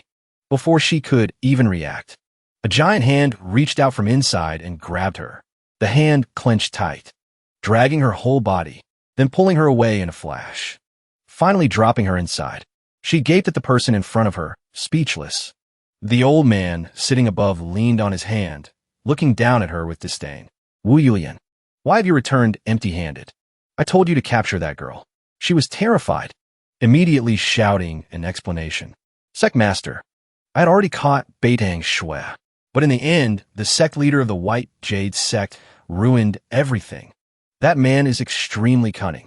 He even obtained a supreme treasure in the illusory market. I was no match for him." Hearing this, the old man cursed in anger. The tiny White Jade sect, they don't know their place. He stood up abruptly. "This sect master cannot wait any longer. I must capture Beitang Shui immediately." The old man raised his hand forward, with a villainous face. "Pass down the order. The entire Chaos Evil sect is to prepare. In 3 days, we march on High Yuan City. Capture only Beitang Shui. Leave no one else alive." She immediately clasped her hands and bowed. Yes, she thought gleefully to herself. By you, with the entire Chaos Evil sect mobilizing. Let's see how you survive this time. A large white bird soared through the sky. It was a winged horse, pulling a wooden carriage. Inside was Bai Yu's group. Beitang Shui was also sitting in the carriage. She looked down, watching the scenery. Her eyes were hazy and furrowed, looking somewhat melancholic, as if deep in thought. Bai Yu noticed the girl's expression. He patted her head and asked, "What are you looking at so blankly?" She turned to him and replied, "There's a village not far ahead. It's where I once stayed to hide from the Chaos Evil sect pursuit. I made a friend there. She helped me. I want to visit her." Unexpectedly, Bai Yu didn't even need to think. He smiled cheerfully and agreed immediately. "Then let's go visit. We're in no rush anyway." It seemed he truly pampered her. Suddenly remembering the strange item, he held up the talisman in front of her and asked, "Beitang Shui, have you ever seen this talisman?" He thought to himself, this girl is knowledgeable. She might actually know what this is. Upon seeing the talisman, she startled and shouted in panic, "What? This is..." Just as he guessed, the kid seemed to really know this thing. He frowned and asked, "Why are you so surprised? Do you know this talisman?" She indeed knew it very well. She held the talisman, breaking into a sweat. This is the legendary instant kill talisman. Both he and Lu Yuan widened their eyes and exclaimed, "Instant kill talisman? That's the first time I've heard of such a talisman." Could it be that using this talisman guarantees a one-hit kill? She couldn't take her eyes off the talisman as she replied. That's right. Using this talisman indeed has the effect of a guaranteed instant kill. Even high-realm experts cannot escape death. Hearing this, Baiyu rubbed his chin with interest. To think this world has such a domineering talisman. This reminded him of the scenes he saw at the mountain. The giant at the bottom of the volcano's lake was covered in these talismans. Did someone plaster him with instant kill talismans to prevent him from reviving? Unexpectedly, the girl clutched the talisman tight, turned to him, and said coquettishly, "Give it to me." Seeing this, he laughed cheerfully. Surprised, he teased her. "This is the first time you've actively asked your master for something." She put on a cute act. The instant kill talisman is rare. Only the talisman emperor of old could craft it. After the talisman emperor disappeared, the instant kill talisman also went extinct. Despite her emphasizing its rarity, he replied nonchalantly, "If you want it, master gives it to you." His answer shocked her so much her eyes went white. She gaped at him in amazement and admiration, thinking to herself, this master is truly generous. In the cultivation world, no matter how close a master and disciple are, I have never seen such generosity. The instant kill talisman is a life-saving treasure. Her favorability toward him was increasing by the second. Beidang Shui looked at the talisman and smiled secretly. This Baiyu has earned 1% of Empress Ming Shui's approval. With this instant kill talisman, even if I encounter the chaos evil sect master, I can protect myself. So generous, yet only received 1% recognition. This girl is truly stingy. Just at this moment, the system announced, "You gifted your disciple the God-killing talisman. Activated 1000X return, received 1,000 talismans." He read it and was overjoyed, shouted in delight. 1,000 God-killing talismans. Struck it rich. Baiyu immediately rubbed his chin, calculating. This time, the God-killing talisman only returned in quantity. Is it because the God-killing talisman is already the highest grade talisman? Or is the God-killing talisman the system's return limit? While he was still calculating, the system displayed another notification. He read it and frowned, resting his hand on his head, thinking, the 10 return chances for gifting Beidang Shui have also been used up. Looks like I need to go out more. For the system to find my third disciple. The horse landed in a village. Beidang Shui happily led the way. We're here, but the village scenery today was extremely quiet. The little girl looked around while walking, saying in surprise, "Strange. Normally, the village is very lively. Why is it so quiet today?" The further she walked, the more she felt something was wrong. Looking at everything suspiciously, suddenly her eyes widened. Freezing, she said, "What?" Several corpses were hanging from the trees. There were many corpses both on the trees and on the ground. Looking at them, their faces turned pale. Baiyu immediately shouted, "Something happened. Quickly go in and check." Beidang Shui rushed inside as if flying, extremely worried, calling loudly, "Kai Dai!" She ran while thinking in panic. Who on earth was it? Her eyes were full of fear, sweating profusely, silently praying, "Kai Dai, please don't let anything happen to you." At this moment, a sword slashed off the head of an old man with white hair and beard. Kai Dai saw this scene, crying and running in, calling loudly, "Father!" But the old man had been killed and fell to the ground. Seeing her arrive, a guy holding a sword raised it, smiling cunningly. "This girl isn't bad. This old master will play first." His comrade hurriedly reminded, "Don't delay anymore. Killing this whole village is enough to refine a blood bun." Recently, the entire chaotic era evil sect has been mobilized. We must return quickly. Kill quickly. The other side heard this and replied angrily, "Ugh, ruin the mood. If that's the case, this guy's ghost blade is leaving." Kai Dai on the ground said nothing. Seeing them act, her tears streamed down as she cursed. "Beasts, you won't die peacefully." The other side slashed once without caring.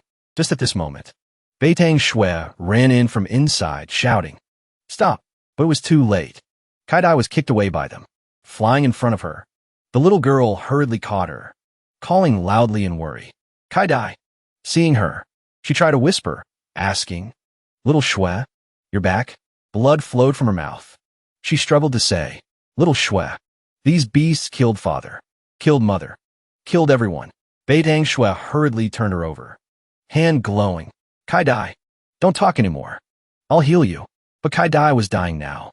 She gritted her teeth, squeezing out each word. Little Shui, ignore me. Run quickly.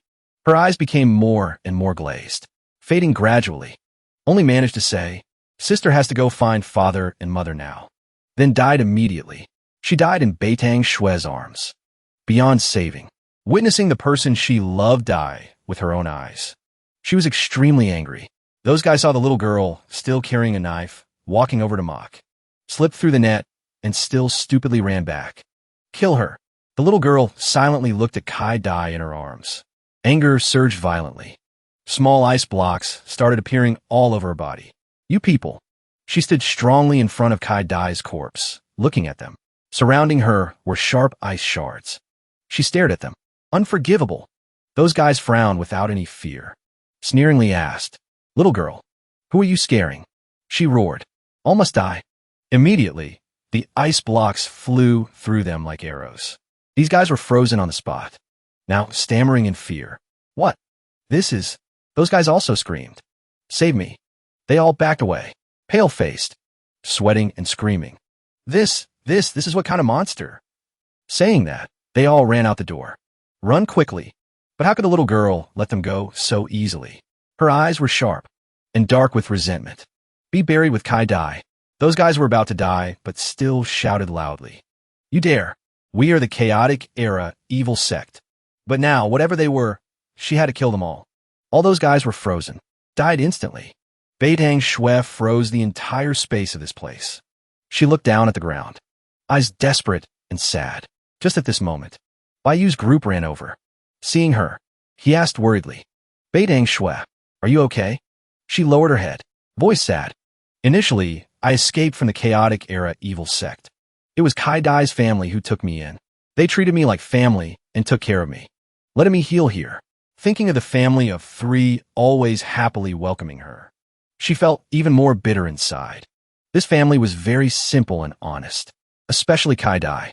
Timid and very kind, treated me as a younger sister and took care of me for a long time. The days with them were so beautiful. He looked at her intently, listening. After the injury healed, I was afraid the chaotic era evil sect would find and implicate them, so I chose to leave. Unexpectedly. In the end, they still died at the hands of the chaotic era evil sect. Bayu looked at her, comforting. This cannot be blamed on you. Thinking of those corpses, he said, I checked. After the villagers here died, their blood was drained. Probably the chaotic era evil sect is using them to refine something. Not related to you. But she had completely lost hope of salvation. Her face darkened. Whether related or not is not important anymore. Her fists clenched tight, trembling with anger. Tears flowing helplessly. She made up her mind. Now, I want to go avenge Kai Dai. He asked, you want to go to the chaotic era evil sect? She coldly walked past him. Master, although I think you are not qualified to be my master, but no matter what, you're also a good person. She just walked straight. This trip, don't know if I'll live or die. This is the last time I call you. He immediately spoke up to stop her. Wait. She still walked away decisively. No need to persuade me. My mind is made up. He frowned, a bit annoyed, shouting loudly. Stop. He said decisively. I'm going with you. His words made her freeze. Momentarily surprised, turning back to look at him, she gritted her teeth. You. The little girl was very stubborn. Walking on again. No. I don't want to implicate you. Bayu replied calmly. I am your master. Your business is also my business. She turned back abruptly, preparing to argue. He had arrived by her side at some point, patting her head, seriously saying, no need to persuade me. My mind is made up. The sky today was still the same. Clear but sad. He looked at the three people, Li Xiu, Lu Yuan, Yang Jianfeng, and said, you guys go back first. He and the little girl stepped onto the carriage. He said, I and Beitang Shui are going to do something. Lu Yuan smiled happily. Thinking he was joking, asked, Sect leader, need me to go with you? He replied decisively, no need. Li Xiu was also very surprised. Master, where are you and junior sister going?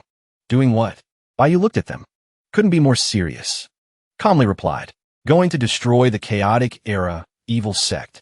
He said this sentence lightly, as if going to the market. Those guys heard it and didn't even realize. still smiling foolishly. Such a small matter, like destroying the chaotic era evil sect, requires the sect leader to act personally. But before they finished speaking, immediately froze. Face stiffened, eyes wide in confusion, then couldn't hold back, screaming in horror. Huh, going to destroy the chaotic era evil sect. Sect leader, are you serious? He replied, of course serious, then flew away out of sight, not giving them a chance to say another sentence. At this moment, in another place, he and Beitang Shui arrived. The two hid under the grass talking. She turned to him.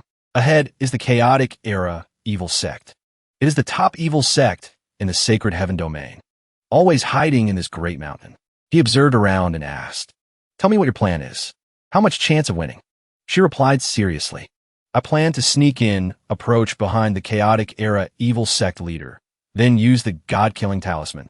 When it kill him, finished speaking, her voice suddenly dropped. Frowning, a bit confused. Chance of winning? If without the god-killing talisman, chance of winning is 0. With this top-grade talisman, the chance of winning can reach 20%. He turned to her, a bit teasing.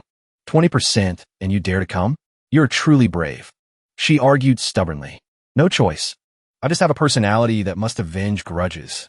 If I can't take revenge, I'll become a vengeful ghost. Seeing the girl only had a lot of guts. Hearing that, he turned to look at her. Stated a plan. Actually, no need to be so troublesome. Master has a simpler way. She asked curiously. What way? He smiled confidently, looking inside. Directly barge in. He finished speaking, and she sweated profusely. Disbelievingly asked back. Huh? Barge in? Is that any different from seeking death? Truly worthy of being her master. She was already reckless. He was even more reckless. The little girl couldn't do anything but follow him.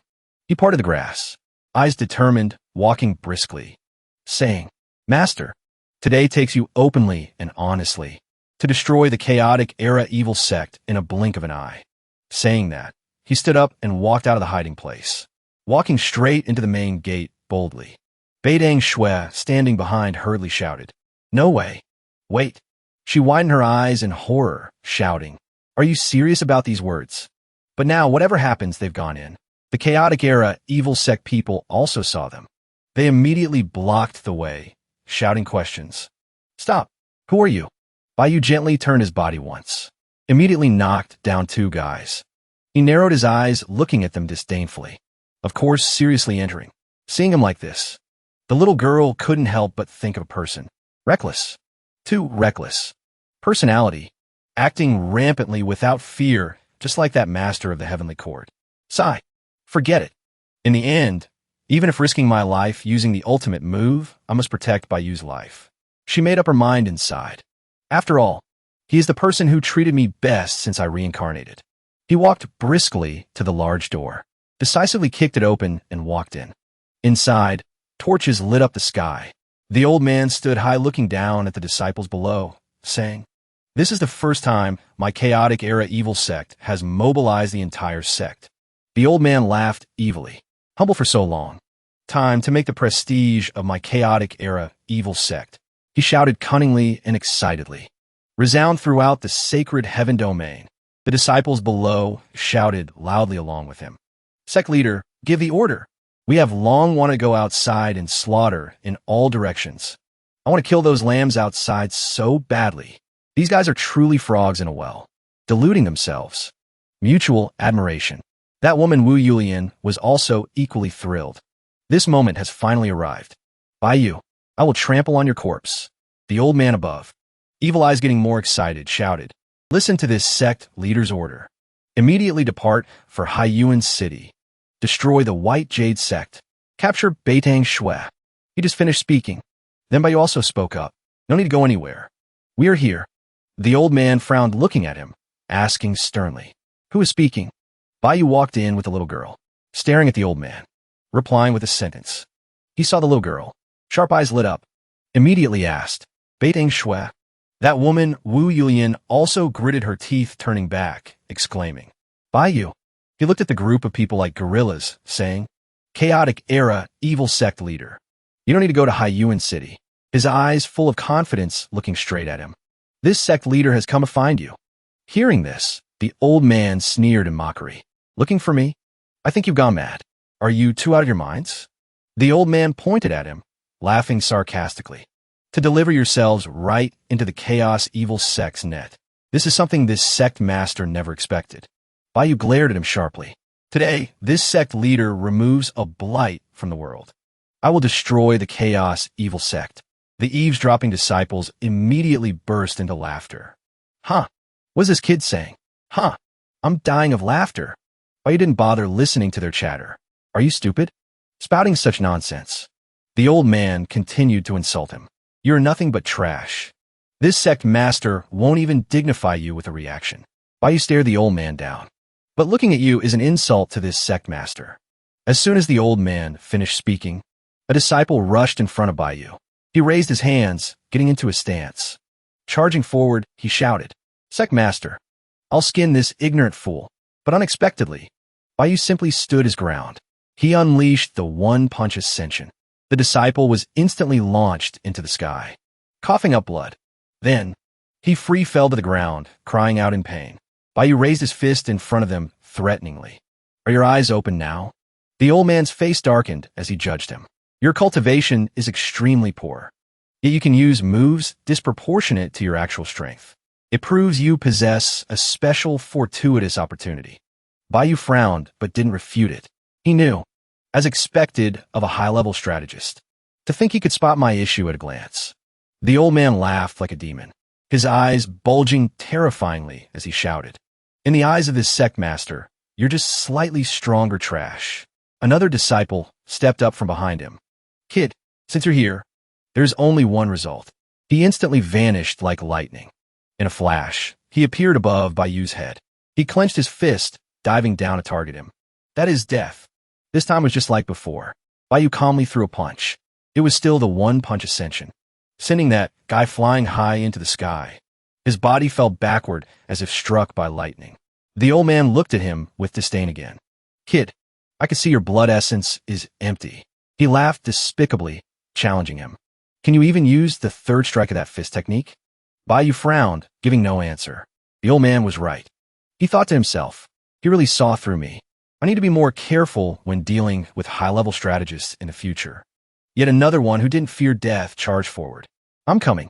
Bayu raised his hand and called out to the girl. Beidang Shui, help me. She immediately spewed ice toward the attacker, shouting, Absolute zero. He was frozen instantly, unable to move a muscle.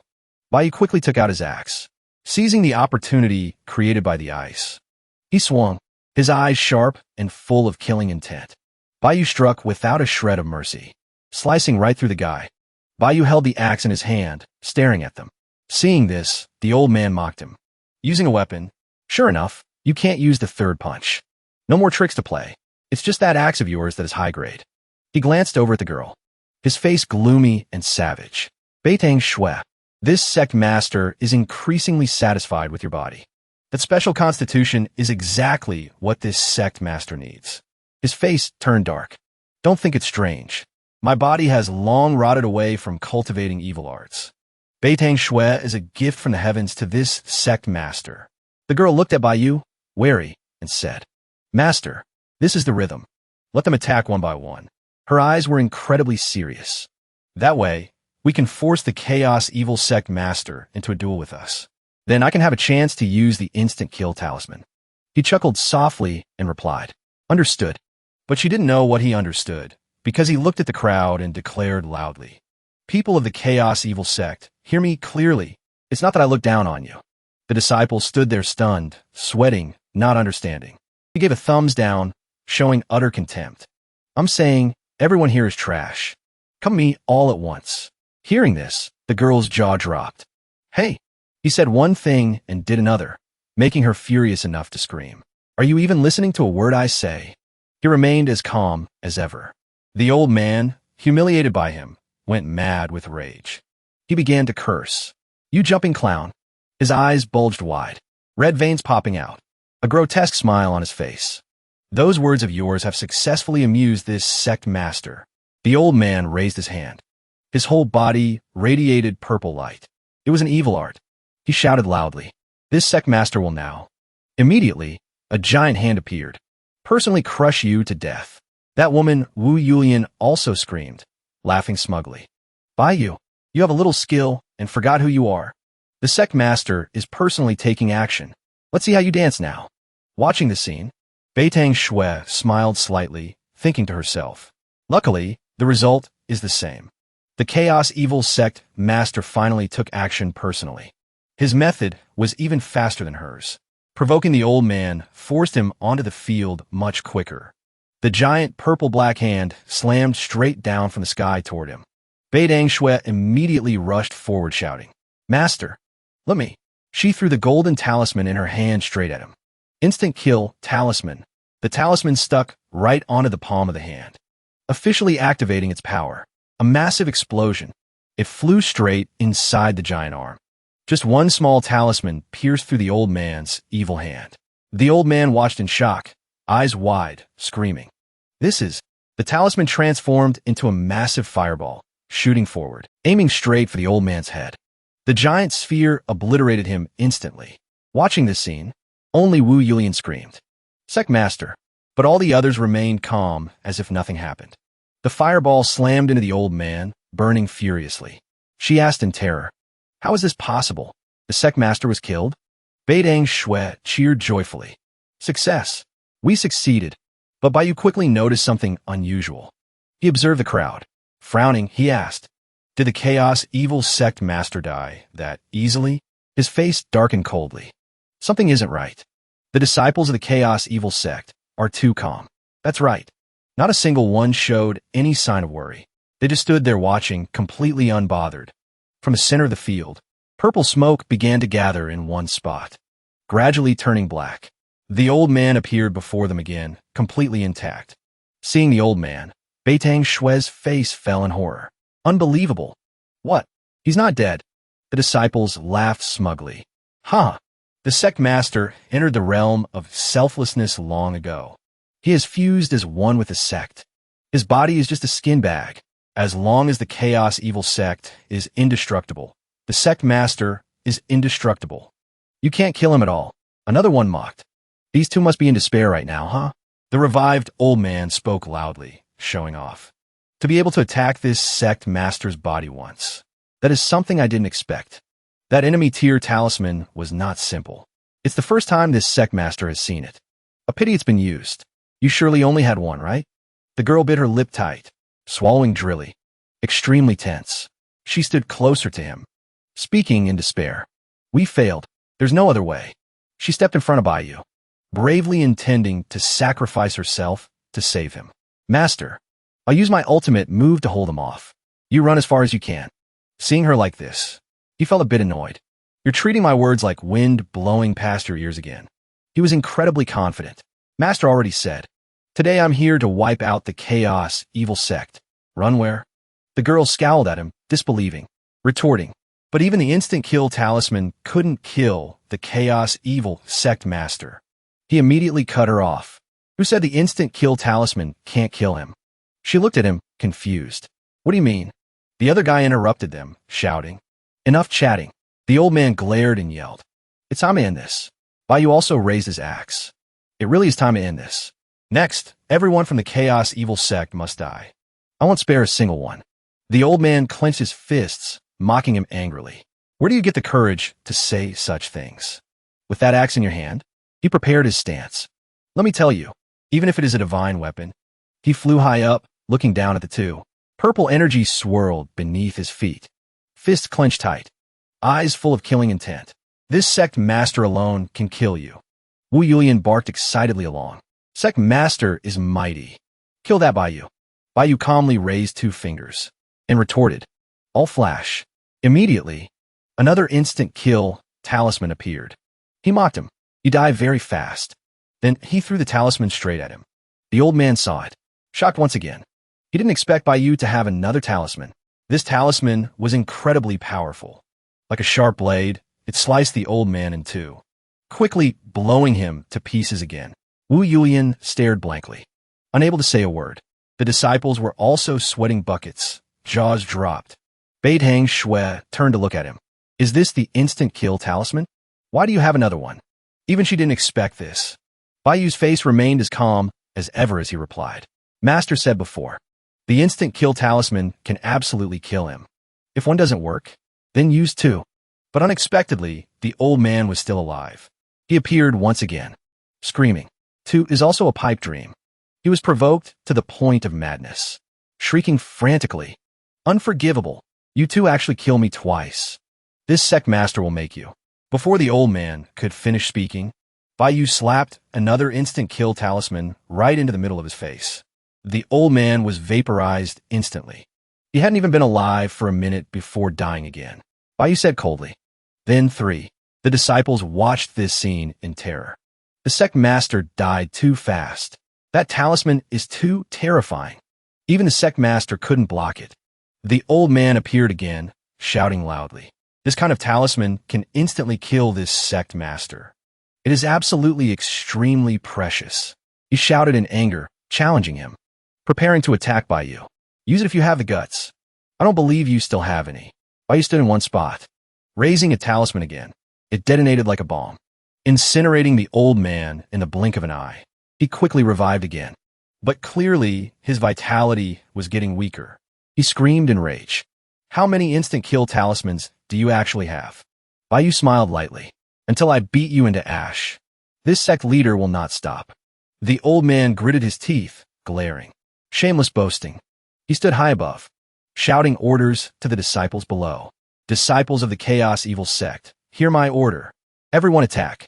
The disciples gritted their teeth, getting into position. Isn't attacking just courting death? But disobeying the Sect master means a fate worse than death. How dare they not attack? Perhaps a guy is just bluffing. He probably doesn't have any instant kill talismans left. They clamored, surrounding the two, each one shouting something. I don't believe you still have instant kill talismans. If you're so good, use one on me. Another shouted. Think carefully. We are just ordinary disciples. It's not worth using them on us. Attack together. Even if this kid has many instant kill talismans, he can't kill us all. They were just loudmouthed. In reality, every one of them was terrified. Beidang Shui frowned, advising him nervously. Master, don't be reckless. The instant kill talisman can only be used to deal with the Chaos Evil Sect master. Don't waste them on ordinary disciples. But Baiyu didn't agree. He replied, the entire Chaos Evil Sect has committed heinous crimes. His eyes flashed with killing intent. I absolutely won't spare a single one. Today, no one gets to live. Hearing this, the girl's eyes widened in shock. Kill everyone. That's too unrealistic. The old man had retreated to the back, laughing smugly. Now, over 1,000 disciples of my Chaos Evil Sect are attacking together. Let's see how many your instant kill talismans can handle. The old man no longer dared to rush in alone to get beaten like before. Getting beaten so many times made him a bit smarter. Baiyu didn't reply. He just waved his hand. Immediately, thousands of talismans flew into the air. He stood there posing like a tycoon throwing money around, laughing. You watch and see how many I can handle. The old man's eyes nearly popped out his head in terror. He was about to die of a heart attack. The Chaos Evil Sect disciples were even more terrified. They froze completely. The old man looked at the talismans hovering, ready to blow everyone away, and screamed. What the hell? Wu Yulian couldn't smile anymore either. Sweating in fear. Absolutely impossible. Those are all instant kill talismans. Beitang Shui also rubbed her eyes in astonishment, not believing her own eyes. Where did all these instant kill talismans come from? Could it be that Master is the Imperial Father's biological son? No, forget being a biological son. Even the Imperial Father wouldn't have this many instant kill talismans. Some disciples were quick on their feet and turned to run. How are we supposed to fight this? Another shouted. Fight! You're overthinking it. Run. Baiyu stood coldly, watching them running around in chaos, his eyes gleaming with killing intent. He said just one word. Immediately, the burning talismans rained down on their heads. The old man broke out in a cold sweat, watching with hollow eyes. Thousands of talismans fell like nuclear bombs, sweeping through the area. Their screams rang out in despair. No, spare my life. Forgive me. I'm willing to serve you like an ox or a horse. This whole place was in chaos, nothing left standing. Beitang Shui stood next to him and said, this wave not only annihilated all disciples of the chaotic era evil sect, Even the chaotic era evil sect itself has been leveled to the ground. The old man watched helplessly, unable to save anything. He roared in indignation. "Kid, stop right there." But he only managed to shout one sentence before he was completely wiped out. Blown to smithereens, nothing left. The entire chaotic era evil sect collapsed. People died. My home, nothing is intact. He was left with only a remnant head, gritting his teeth tightly. I'm not reconciled. This time, the old man's body was smashed, leaving only a head floating. This sect leader cultivated for thousands of years just to condense the evil god's soul. Why die at the hands of nobody? Why you looked at him coldly, firmly unforgiving. Think of the innocent people you harmed. You will understand. The old man sweated profusely, only now feeling afraid. Bayou, sect leader Bai, spare my life. I can work my life for you. But Bayou decisively replied, no need. His eyes glared sharply, full of vengeance. Just go to hell with peace of mind. The old man was too scared to say a word. Even this remnant soul of his was shattered by a kick from Bayou, screaming in terror. No. Around the two of them now, no one from the chaotic era evil sect remained. The little girl breathed a sigh of relief. It's over. Looking at the sunken ground, smoke and dust rising. No trace of anyone left. He was satisfied. Following master means victory. Bayou glanced at her and asked, how does it feel? The little girl smiled happily. Never felt like this before. Must say she was extremely happy. Over the moon. Finally destroyed the longtime enemy. He patted her head to comfort her, lowered himself to her eye level, smiled, and said, in the future, if there's danger, don't act alone. You have a master. Suddenly his eyes widened in surprise. Unexpectedly, she actively hugged him tightly. She closed her eyes tightly, buried her head in his neck, and whispered, Master, thank you. Over 1,000 god-killing talismans are too precious. No one has ever paid such a price for me. He responded with touched joy. You are my disciple. If Master isn't good to you, who else should I be good to? Only the two of them remained in this place. Beitang Shue's voice rang out. Master. The little girl spread her arms towards him, begging. Give me more god-killing talismans. The little girl smiled excitedly, thinking to herself, to use later when meeting the Heavenly Fire Empress. Although the god-killing talisman can't kill a special existence like her, but will cause her significant trouble. Seeing her beg, he scratched his head in confusion. All gone. She didn't expect him to use them all at once like that. Disbelieving for a moment, frowning and questioning. Don't joke. Just now you used over 1,000 of them. Bayou scratched his head shyly. Really all gone. Master used them all in one go. Hearing this, Beitang Shui turned to stone on the spot. Used them all. Her face darkened, a bit annoyed. Why didn't you keep some? He hurriedly explained. Because it was cool. She frowned angrily at him, but couldn't do anything. Finally walked away, shouting, Spendthrift. Master is a spendthrift. You are even more wasteful than the master of the heavenly court. Suddenly, behind the two, a pale purple smoke appeared. He glared in that direction. Didn't pay attention just now. Was Wu Yulian also killed? That person probably couldn't survive. Anyway, I wasted them like that. The god-killing talismans exploded the chaotic era evil sect indiscriminately once over. The chaotic era evil sect is now just a pile of ruins and dust. Seeing nothing left, the two decisively left. The two didn't know that. Just as they left, a hand emerged from the ground.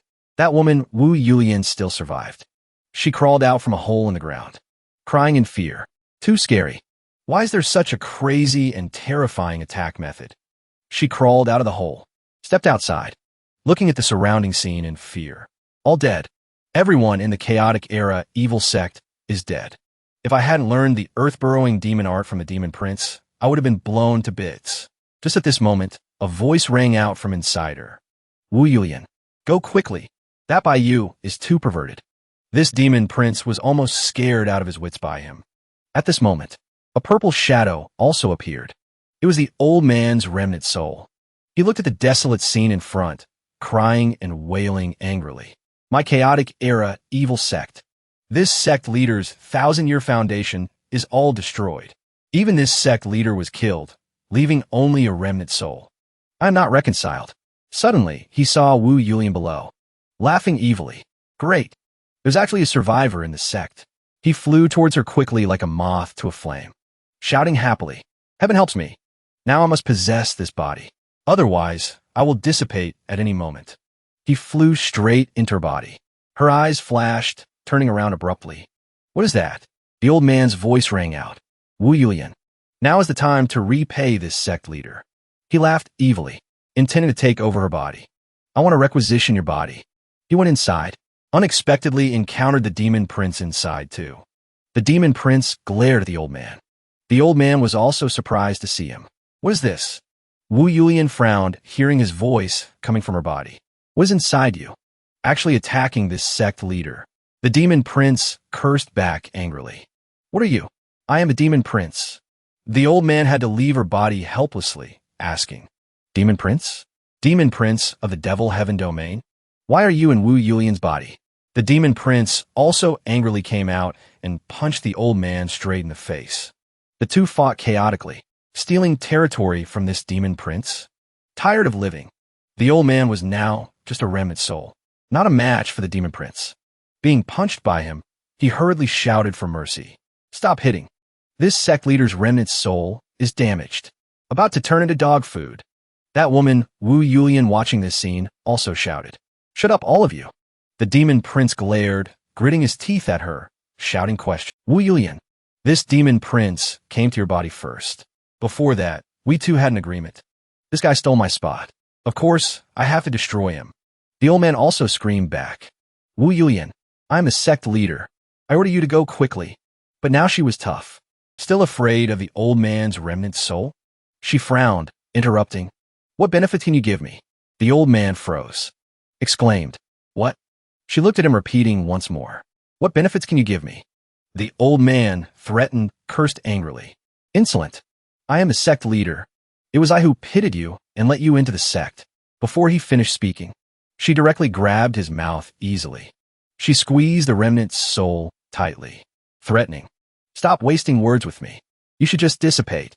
The old man hurriedly begged for mercy, knowing his place, now not like before anymore, shouting to beg, Don't, I am useful." Seeing that, she let go. He twisted his remnant soul, saying, "I can teach you the shortcut evil god soul cultivation method. Besides, I cultivated for thousands of years. Whatever you need, I can help you." She saw was useful, so agreed. Possible, but she was also very cunning, glaring at the old man. "Then swear to the heavenly Tao." The cunning old man heard this and screeched immediately. Attitude refused. "This, not necessary, right? This sect leader keeps his word." Seeing that, she replied decisively, "I should still kill you then." The old man had no choice but to accept. I swear now." So in her body now, there were two evil souls, the demon prince and this old man. She clearly felt her own change. "By you. Although I don't understand why you became stronger. But because of you, I, Wu Yulian, am also becoming stronger. Thinking back to my past self? Truly stupid. Current me is walking on the path to the heavens."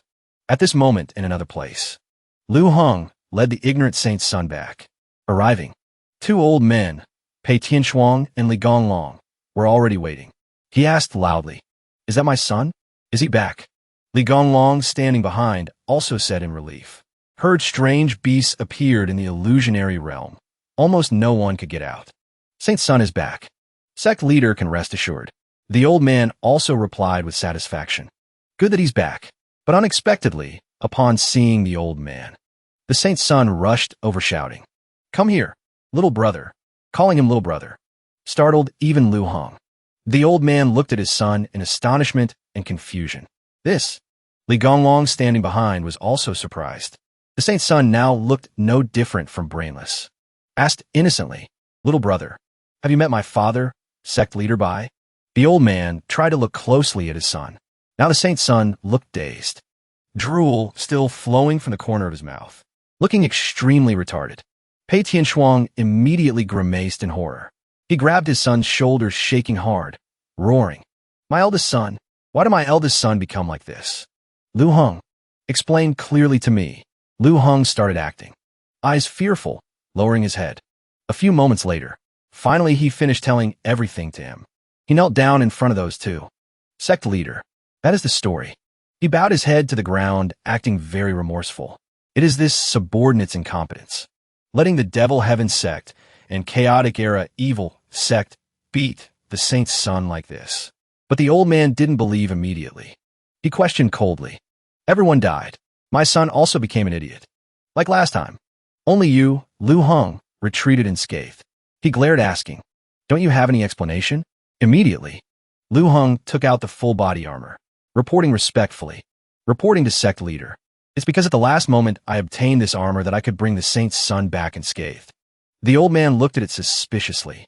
Armor? Saying that, he suddenly attacked him with a move. This Sect leader wants to see if there's anything special. But whatever move he used, Lu Heng blocked it without getting hurt at all. Seeing this scene, old Li Gonglong, standing there watching, was also surprised. Gently blocking the Sect leader's strike like that. Moreover, the armor wasn't damaged at all. This is a good treasure. Lu Heng saw the fish had taken the bait. Continued acting. Persuading the two old men. Sect leader. This armor is extremely miraculous. Can increase a person's combat power significantly. Almost can make an ordinary cultivator immediately become an expert suppressing a region. The old man, seeing the armor was so good, changed his tone, looking at him. Lu Heng. Seems this Sect leader blamed you wrongly. He clasped his hands behind his back, walking in front of him. This time you have the merit of bringing back this armor. From now on you are promoted to direct disciple. Hearing that, he immediately clasped his hands, shouting boldly, "Thank you, Sect leader." He even acted deeply hypocritical, saying, "Sect leader, I and the Saint's son are of one mind." Close his limbs. Lu Heng pretended to ask. The Saint's son was harmed by the Devil Heaven domain and Chaotic Era Evil Sect like this. I really can't tolerate it. When can we go for revenge? Different from the angry look earlier. The old man seemed a bit hesitant, replying, "The Devil Heaven domain is extremely powerful, always having ambitions to seize my sacred heaven domain. This matter must be planned long-term. As for the Chaotic Era Evil Sect, this Sect leader didn't expect them to be so bold. This Sect leader still has to investigate a bit, see if there's anything suspicious." Old Li Gonglong, hearing this, couldn't help but shout indignantly, "Sect leader, what is there to doubt? That bunch could kill my son. And beat your son, stupid. Why not just directly send troops to destroy the Chaotic Era Evil Sect?" But he insisted not to listen. Only said, "You guys go down first." He stood clasping hands behind his back. Firmly said, "This Sect leader must check my eldest son first. See if he can recover." The other two had to leave. Couldn't say anything more. Lu Heng looked towards Pei Tianxuang, asking, a bit puzzled, "Elderly, why do I feel the Sect leader's attitude towards the Chaotic Era Evil Sect is a bit wrong? Whenever encountering issues related to the Evil Sect, the Sect leader always avoids the heavy and seeks the light." Seeing him puzzled, old Li Gonglong also agreed. This elder also feels something is wrong. Maybe the Sect leader has concerns. But he also quickly frowned, seriously reminding him, "Lu Heng, now you're a direct disciple. Status increased a lot. Words must be cautious. Must not discuss the Sect leader presumptuously." He hurriedly bowed his head. Yes. In the room, old Pei Tianxuang and his precious son. He tried to hold his son steady, wailing in pain. "A good son. Why become stupid like this?" Gritting his teeth in anger. "No matter what, father will definitely cure you." Who knew? The Saint's son got angry, shouting, asking, "What are you looking at?" He said sternly, "Son, I am your father." The stupid Saint's son immediately grabbed his collar, shouting curses. "My father is Sect leader by. Try looking at me again." The old man, grabbed by his beard and hurt by his crazy son, was in agony. He couldn't do anything but turn and walk away. Sigh.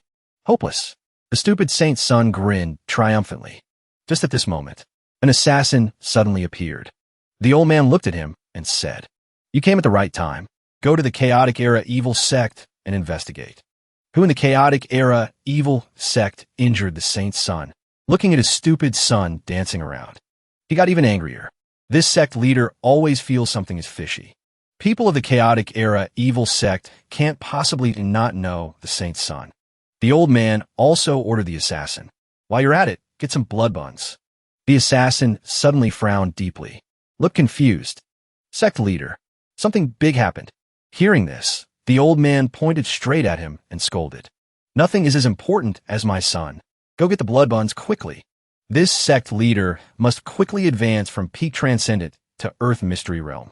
To heal my son, The assassin named Ling Huli frowned, trying to speak. Sect leader. He reported a piece of news to the old man. The chaotic era evil sect has been destroyed. Old Pei Tianshuang widened his eyes in horror. What? Impossible. He couldn't stay calm, shouting. In the sacred heaven domain, besides my sacred heaven sect, who can destroy the chaotic era evil sect? Even the Wood Mystery sect can't do it. Not to mention the chaotic era evil sect leader practices evil arts. Extremely hard to kill. Ling Huli also frowned, tensely replying. Absolutely accurate. I saw with my own eyes the chaotic era evil sect being leveled to the ground. Everyone is dead. The old man was extremely stubborn, refusing to believe it. This sect leader still doesn't dare to believe it. I must go see for myself. He went there immediately, looking at the empty land in front of him. Only now could he believe it. Jaw dropped, eyes wide in horror. The chaotic era evil sect has really been leveled. Old Pei Tianshuang gritted his teeth, asking angrily, who exactly did this? Who could do this? Ling Huli turned and replied, the sacred heaven domain doesn't have experts of this level. Looking at the desolate scene, he guessed, could it be someone from outside the human emperor realm? Like the heavenly court? Endless demon domain? Or endless sea domain? The old man was so angry veins popped out, ordering, investigate. Investigate this matter clearly for me. The other side turned and obediently replied, yes. What to do next? Without the chaotic era evil sect providing blood bonds, the matter of the sect leader breaking through realms. The old man turned his back and replied coldly, the sacred heaven domain has internal chaos and external threats. I am a master of domain. Must think for the safety of the sacred heaven domain. The old man's eyes shone with determination. For the sacred heaven domain, this sect leader can do anything. Meanwhile, on the other side, Tunok Sun's group, Lu Yuan was sitting around the tea table. Old Yang Jianfeng frowned and said, let me confirm one more time. I didn't mishear. The sect leader went to destroy the chaotic era evil sect? Lu Yuan looked at him and calmly replied, you didn't mishear. Everyone heard it. Tunok Sun couldn't sit still either. He frowned. The chaotic era evil sect is the biggest evil sect in the sacred heaven domain. Not inferior to the sacred heaven sect at all. Sect leader Bai and one other person went to destroy their entire sect. It's more or less a bit reckless.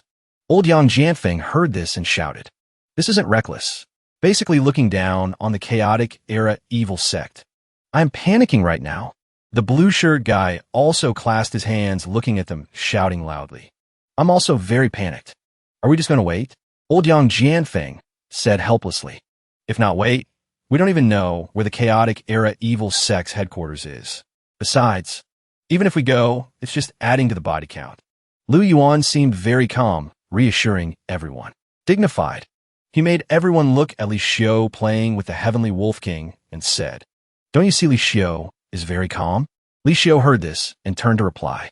I was thinking if master dies, how should I increase my cultivation quickly to avenge him? He was joking, but these words made the people sitting at the table dumbfounded and speechless. No one could say a word. The atmosphere remained tense, depressed. Someone sighed. The golden wolf heavenly king looked at them thinking, in this king's heart, there isn't a ripple, even a bit wanting to laugh. Do you guys still not understand the expert's power? Destroying the chaotic era evil sect is as easy as turning a hand. Just finish thinking right on time. Baiyu walked into the courtyard. He saw everyone waiting for him. Happily raised his hand to greet. I'm back. Seeing him, everyone ran out to welcome him. Sect leader. Sect leader is back. Lu Yuan looked at him in surprise. Sect leader, are you okay? He smiled, looking at him, asking, do you think the sect leader is okay? Hearing that, he grinned. It's good that you're okay. He even thought, the sect leader's appearance when he left and now is no different. Must have thought it through and didn't go to destroy the chaotic era evil sect anymore. Thinking so, he turned back, smiling at him to comfort. The chaotic era evil sect is a big sect after all. There will still be chances later. But before he finished speaking, Baiyu interrupted. The chaotic era evil sect is destroyed. He froze, sweating profusely, jaw dropping to the ground, eyes wide. What? Destroyed? Seeing his appearance, Baiyu couldn't help but cover his mouth. What's so surprising? Keep your mouth shut or a bug will fly in. Li Xiu sweated, looking at the little girl Beidang Shui, Junior's sister. How did Master destroy the chaotic era, evil sect? The little girl calmly looked up at him, replying, very simple. Wave his hand and destroyed it.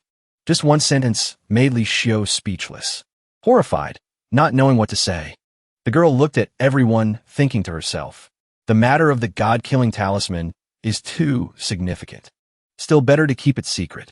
Old Yang Jianfeng, standing nearby, also heard it. His face darkened, gritting his teeth, tightly muttering. Wave his hand. Tunok's son's group cried, tears streaming down. We were short-sighted. From now on in my heart, the sect leader is a god. 1 month later, a turtle was swimming underwater. Looking closely, there were several houses on the turtle's back. There were even green trees. This was precisely a giant turtle. In the houses on its back, 2 guys were standing there. One was the third prince of the Sea Dragon King. He frowned, looking at the blue sea, asking, where's ahead? The old man standing next to him. General Seahorse looked at the 2 guards in front, replying, reporting to third prince. Ahead is the sacred heaven domain of the human emperor realm. It is the last stop of this worldwide waterway patrol. The other side heard and said, after patrolling this place, have to return to the Dragon King Palace. Frowning, looking at the scenery ahead. The sacred heaven domain of the human emperor realm is a desolate, poor, remote place.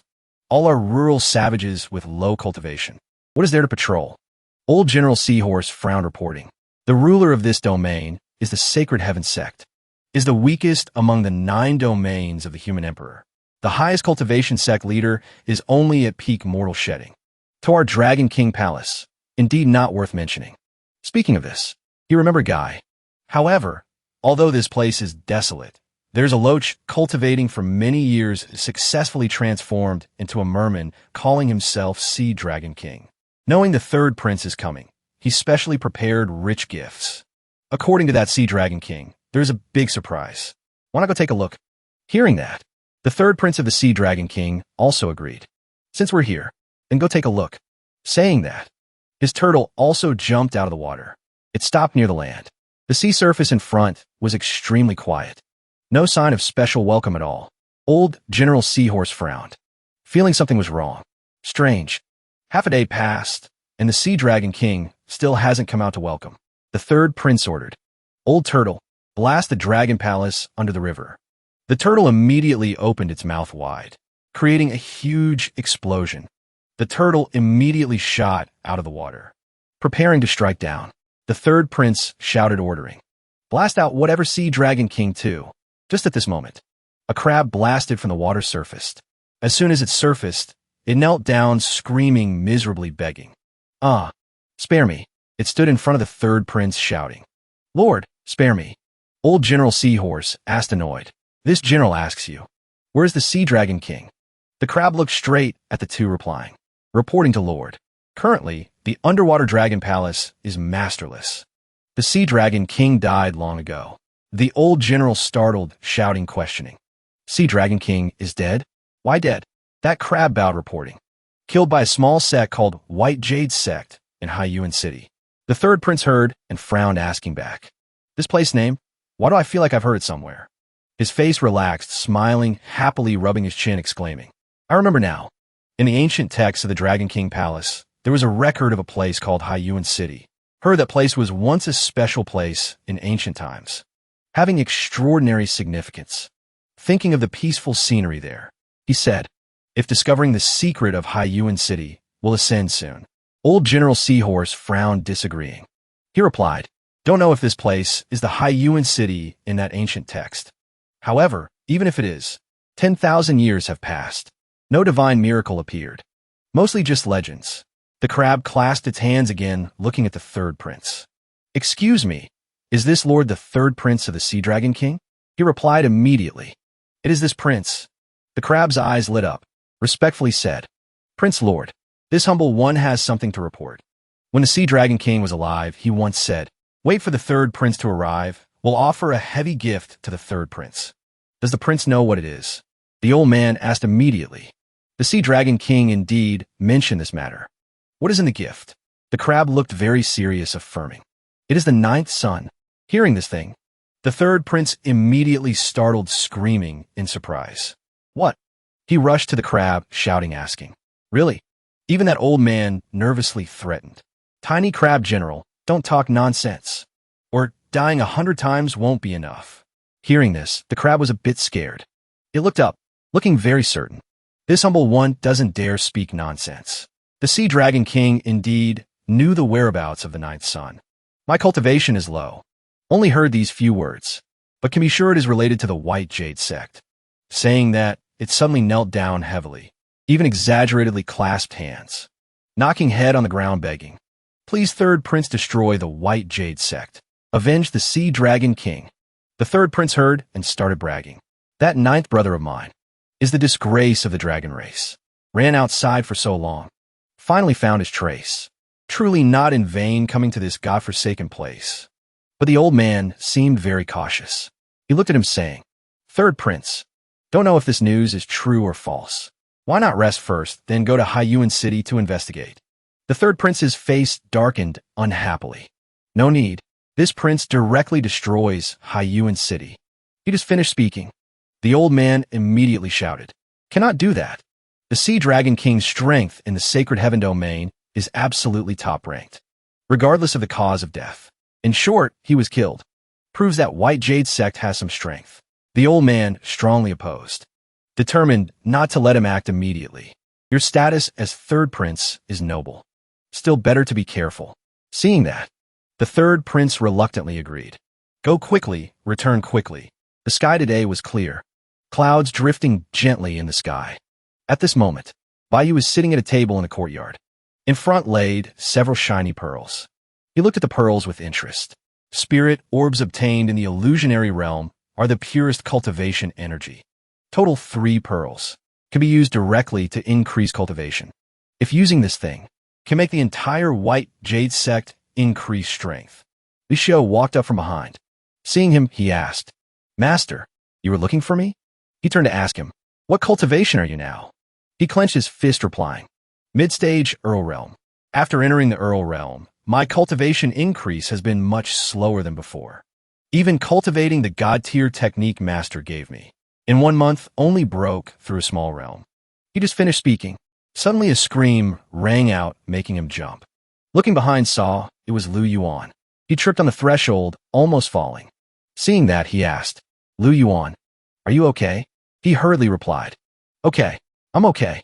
Outwardly trying to appear calm, but inside he was extremely tense.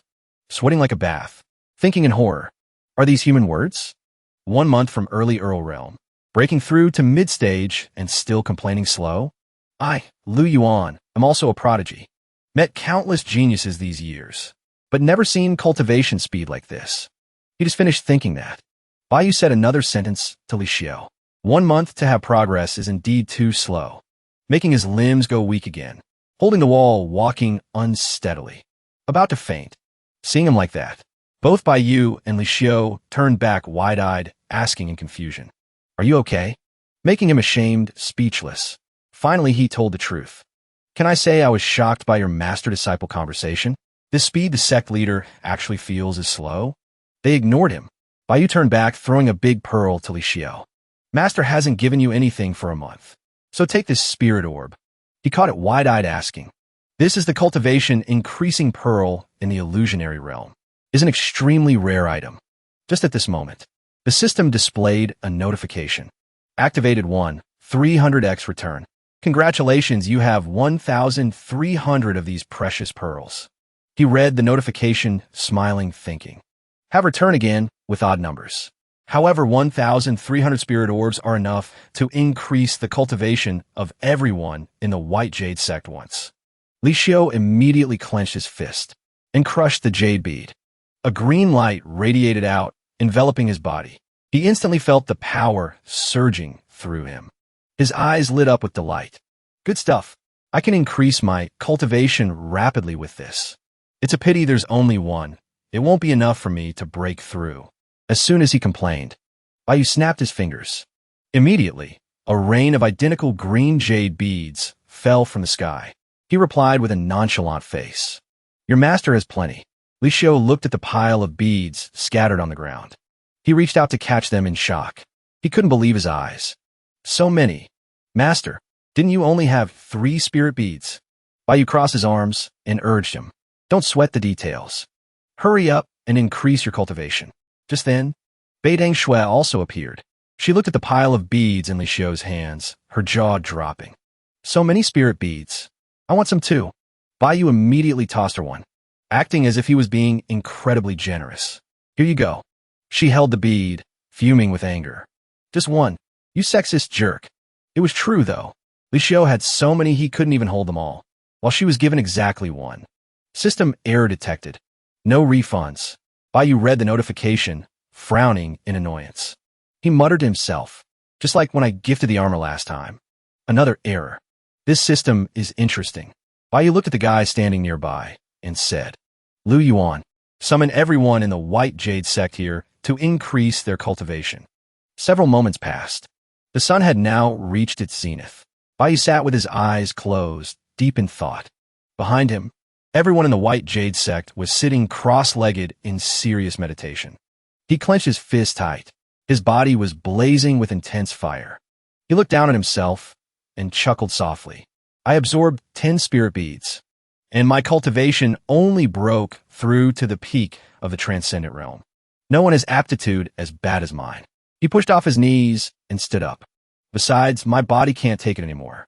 I can't force myself to absorb any more spirit beads. He looked over at Tang Yushan. The man's whole body was engulfed in roaring flames. It was clear his power had increased significantly. Bai Yu realized, this sect leader is actually the one with the worst aptitude in the White Jade Sect. Even a loose cultivator like Old Tang absorbed more than me. Looking at Li Xiu and Beitang Shui, he whispered to himself, you all just focus on cultivating. This sect leader will stand guard for you. Outside the White Jade Sect, a figure appeared. The visitor at the main gate was the old seahorse general. He frowned, looking at the place, involuntarily sneering. This is the White Jade Sect. It's so shabby. The crab walking with him also asked, how could such a tiny sect kill the Flood Dragon King? Is it just a share name? Could there be a mistake? Just then, an old woman walked up. Seeing her, he glared and demanded, human, I ask you, how many White Jade sects are there in Haiyuan City? The old woman showed no fear, asking back with wide eyes, are you seafood? Hearing this, he froze on the spot, deeply offended. The crab immediately shouted, audacious. Do you know what you were saying? You dare insult our Dragon King Palace. The old woman laughed and replied, I didn't mean to insult you. I purely feel that you look delicious. Last time, a lot fell from the sky on a Haiyuan City, but they were all river seafood. People couldn't pick them all up. We ate for 3 whole days. The seahorse general was both humiliated and furious. He didn't dare raise his voice anymore. He had to ask again politely, what nonsense is this? This general asks you, is this the White Jade Sect? Is the sect leader named Bai Yu? The old woman immediately raised an eyebrow and replied, you're talking about Bai Yu? That kid is here. The crab cut in and asked, so it is the White Jade Sect. I ask you, how is the strength of the White Jade Sect? She looked at the two in front of her and answered, young people these days, dreaming too big. What strength? The sect has been in decline for years. More than a dozen sects, big and small, on this street have practically closed down. I told him to find a proper job, but he wouldn't listen. Hearing this, the two froze in place, staring blankly, helplessly exclaiming, what in the world? At that moment, Bai Yu opened the main gate, walked out, and called, Aunt Wong, I'm not that bad. The old woman stuck to her opinion. Bai Yu replied dejectedly, am I really not that bad? When you were starving, I even gave you steamed buns. Seeing him, the two monsters immediately shouted, are you Bai Yu? He raised a hand to stop them, speaking disdainfully, you guys wait a moment. I have to prove my strength to Aunt Wong first. Saying that, he walked up to the old woman. Hands on his hips, he asked loudly, Aunt Wong, I have steamed buns now. How many do you want? The old woman maintained her attitude, acting challenging. How many do you have? He smiled softly, answering confidently, as many as you want, I have. The old woman wasn't backing down either, replying instantly, however many you have, I'll take them all. Saying that, she held her basket and walked past him arrogantly. Your Aunt Wong has seen plenty of storms. I've seen more seafood than you've seen steam buns. If you're so capable, bring out 1,000 buns right now. Then I'll believe you have strength. Hearing this, Bai Yu immediately turned around. He snapped his fingers. A glittering rainbow light appeared. Suddenly, Thousands of steamed buns rained down all around. He shouted, "Then watch this." She held an armful of buns. Her eyes lit up as she gave him a thumbs up. So many buns. Not bad. Baiyu has a future. I consider you the #1 figure in High Yuan City. Aunt Wong gives you a like. The old monster watched the scene unfolding. His face changed color. This is the performance of a sect leader. Are you kidding me? The crab couldn't believe it either, shouting, "Taking out a few buns counts as strength. Is this a joke?" Having settled things with Aunt Wong, Baiyu approached them. "You three, I am the sect leader of the White Jade Sect. What business do you have with me?" The Seahorse General looked at him and replied, "I see your cultivation is only at the Transcendent Realm. Is that correct?" Baiyu frowned, annoyed. "To be precise, it's the peak Transcendent Realm." The old man stared at him silently for a while. Finally, he turned his back and left arrogantly. "Let's go." The crab turned back to look at him, confused. "General, we're just leaving? Aren't we going to destroy him?" The old man replied, "The third prince is still waiting." His eyes glinted with malice. He enjoys watching humans struggle in the face of death. Let the third prince handle it himself. The crab seemed stubborn. "Shouldn't we go in and check? What if there are experts hiding inside the White Jade Sect?" The old man immediately glared at them unhappily. The sect leader is the one with the highest cultivation in a sect. If the White Jade Sect leader is of this pathetic caliber, with such trash cultivation, how high can the inner disciples possibly be? Saying that, he left decisively, adding a few more scornful remarks. What expert would be willing to stay in this place? I was being too cautious. If I had known earlier, I should have just listened to the third prince and destroyed. The old woman stood behind Baiyu. Her eyes lit up. She looked at him eagerly and asked, "Baiyu, when can you let Aunt Wong eat seafood again?" He smiled smugly, his gaze profound. He didn't answer immediately, watching their retreating figures. He replied confidently, "Don't worry, Aunt Wong. It's coming soon." Hearing this, she was visibly delighted, speaking as she walked away. "With buns like these, I'm going to share them with Old Manly. High Yuan City hasn't been peaceful lately. If a disaster strikes, at least we won't worry about having no food to eat." He silently watched the old woman leave. Looking at her, he suddenly felt strange. This Aunt Wong is an old neighbor. Why does she seem so odd today? Meanwhile, the group was riding a massive turtle. A voice rang out, "Third Prince." That is exactly the situation. The general clenched his fists, frowning. That White Jade Sect is just a disorderly mob. The third prince clasped his hands behind his back, looking at the old man. So they're just jumping clowns. Fitting for the status of the ninth brother. Trash finding trash. He frowned smugly. "Move out. Destroy High Yuan City." The sky today was very clear. The crowd below looked up at the sky in commotion. A massive turtle had appeared in the sky. Everyone asked each other in panic, "What is that?" "That turtle is huge, and it can fly," the old woman said as she walked down. Old Manly still wants to catch seafood himself. Doing it yourself is exhausting. Isn't eating for free much better? The giant turtle flew straight toward the White Jade Sect. Baiyu had also seen it. He frowned, smiling scornfully. As expected, they've come. First time dealing with enemies from outside the saintly sky domain. Seems they are related to dogs. That turtle looks ferocious too. He stood still in front of the White Jade Sect gate, watching them, his face unchanging. All three, including the third prince, appeared. The old seahorse general stood beside him, frowning irritably. "Third prince, ahead is the White Jade Sect." Baiyu immediately stepped out to block these arrogant figures. The third prince stepped forward and asked, "Do you know who I am?" Baiyu looked at him calmly. "You are definitely not my son." Hearing this, the old man immediately shouted at him. "Impudent! You dare speak to the third prince like that?" Baiyu glared back at them without a shred of fear.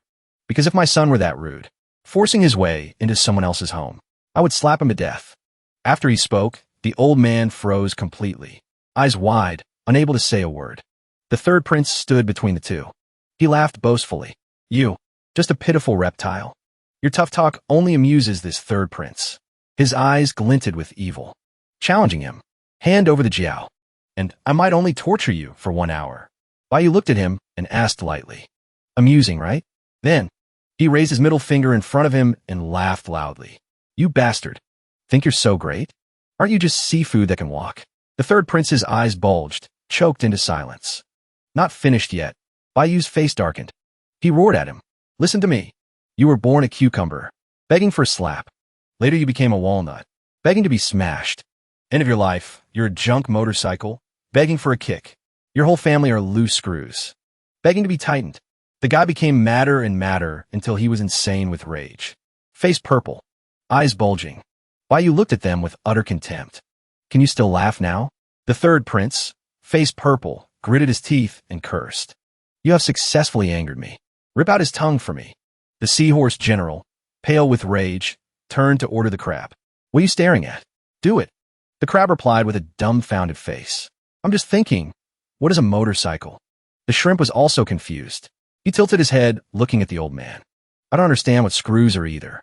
Unable to endure it, the old man slapped them both. Go rip out that brat's tongue. Beaten back to reality, they immediately jumped up and charged at Baiyu, disrespecting the third prince. Even dying 100 times isn't enough to atone for your crime. Baiyu raised the sword in his hand. He delivered a sharp, decisive slash downwards, shouting, Slice! The two shrimp soldiers and crab generals were cut down instantly, rolling on the ground. Both the old man and the third prince were astonished. The old man shouted, Divine weapon! It's actually a divine weapon. Third prince, it seems his trip to Haiyuan City will yield a significant harvest. Hearing this, greed rose within him. He replied with delight. For someone like you to use a divine weapon is a waste of a heavenly treasure. The massive turtle hovered above his head. He stood majestically, issuing orders. Blitzkrieg, quick battle, quick victory. From the turtle's head, thousands of silver lights flew out. They transformed into small blue catfish, teeth sharp as needles. These creatures held spears and pikes, charging at Baiyu in unison. One of them even shouted, Kid, we are the subordinates of the Sea Dragon King's third prince. They introduced themselves to intimidate him, so you can die knowing who killed you. Baiyu looked at this swarm with an amusing association. Vajra-headed fish? This sect leader thinks you look more like fish-head crackers. Just then, inside the White Jade sect, a brilliant golden light shot up into the sky. The third prince watched, sweating, feeling a bit of fear. Someone is breaking through. From the roof of the gate, Tang Yushan appeared, towering alongside his comrades. Seeing them appear, Baiyu smiled happily. Not bad. Looks like everyone broke through. Cultivation has increased quite a bit. Old Tang Yushan shouted loudly and seriously. It is all thanks to the sect leader. Old Yi and I both broke through to the ennoblement realm. The rest are all at the transcendent realm. Tang Yushan's eyes shone with determined anger. Sect leader, these shrimp soldiers and crab generals dare to disrespect you. Leave them to us. Hearing this, the third prince frowned in anger. He immediately turned around, glaring and shouting at the old man. Didn't you say the strongest person in the White Jade sect was only at the transcendent realm?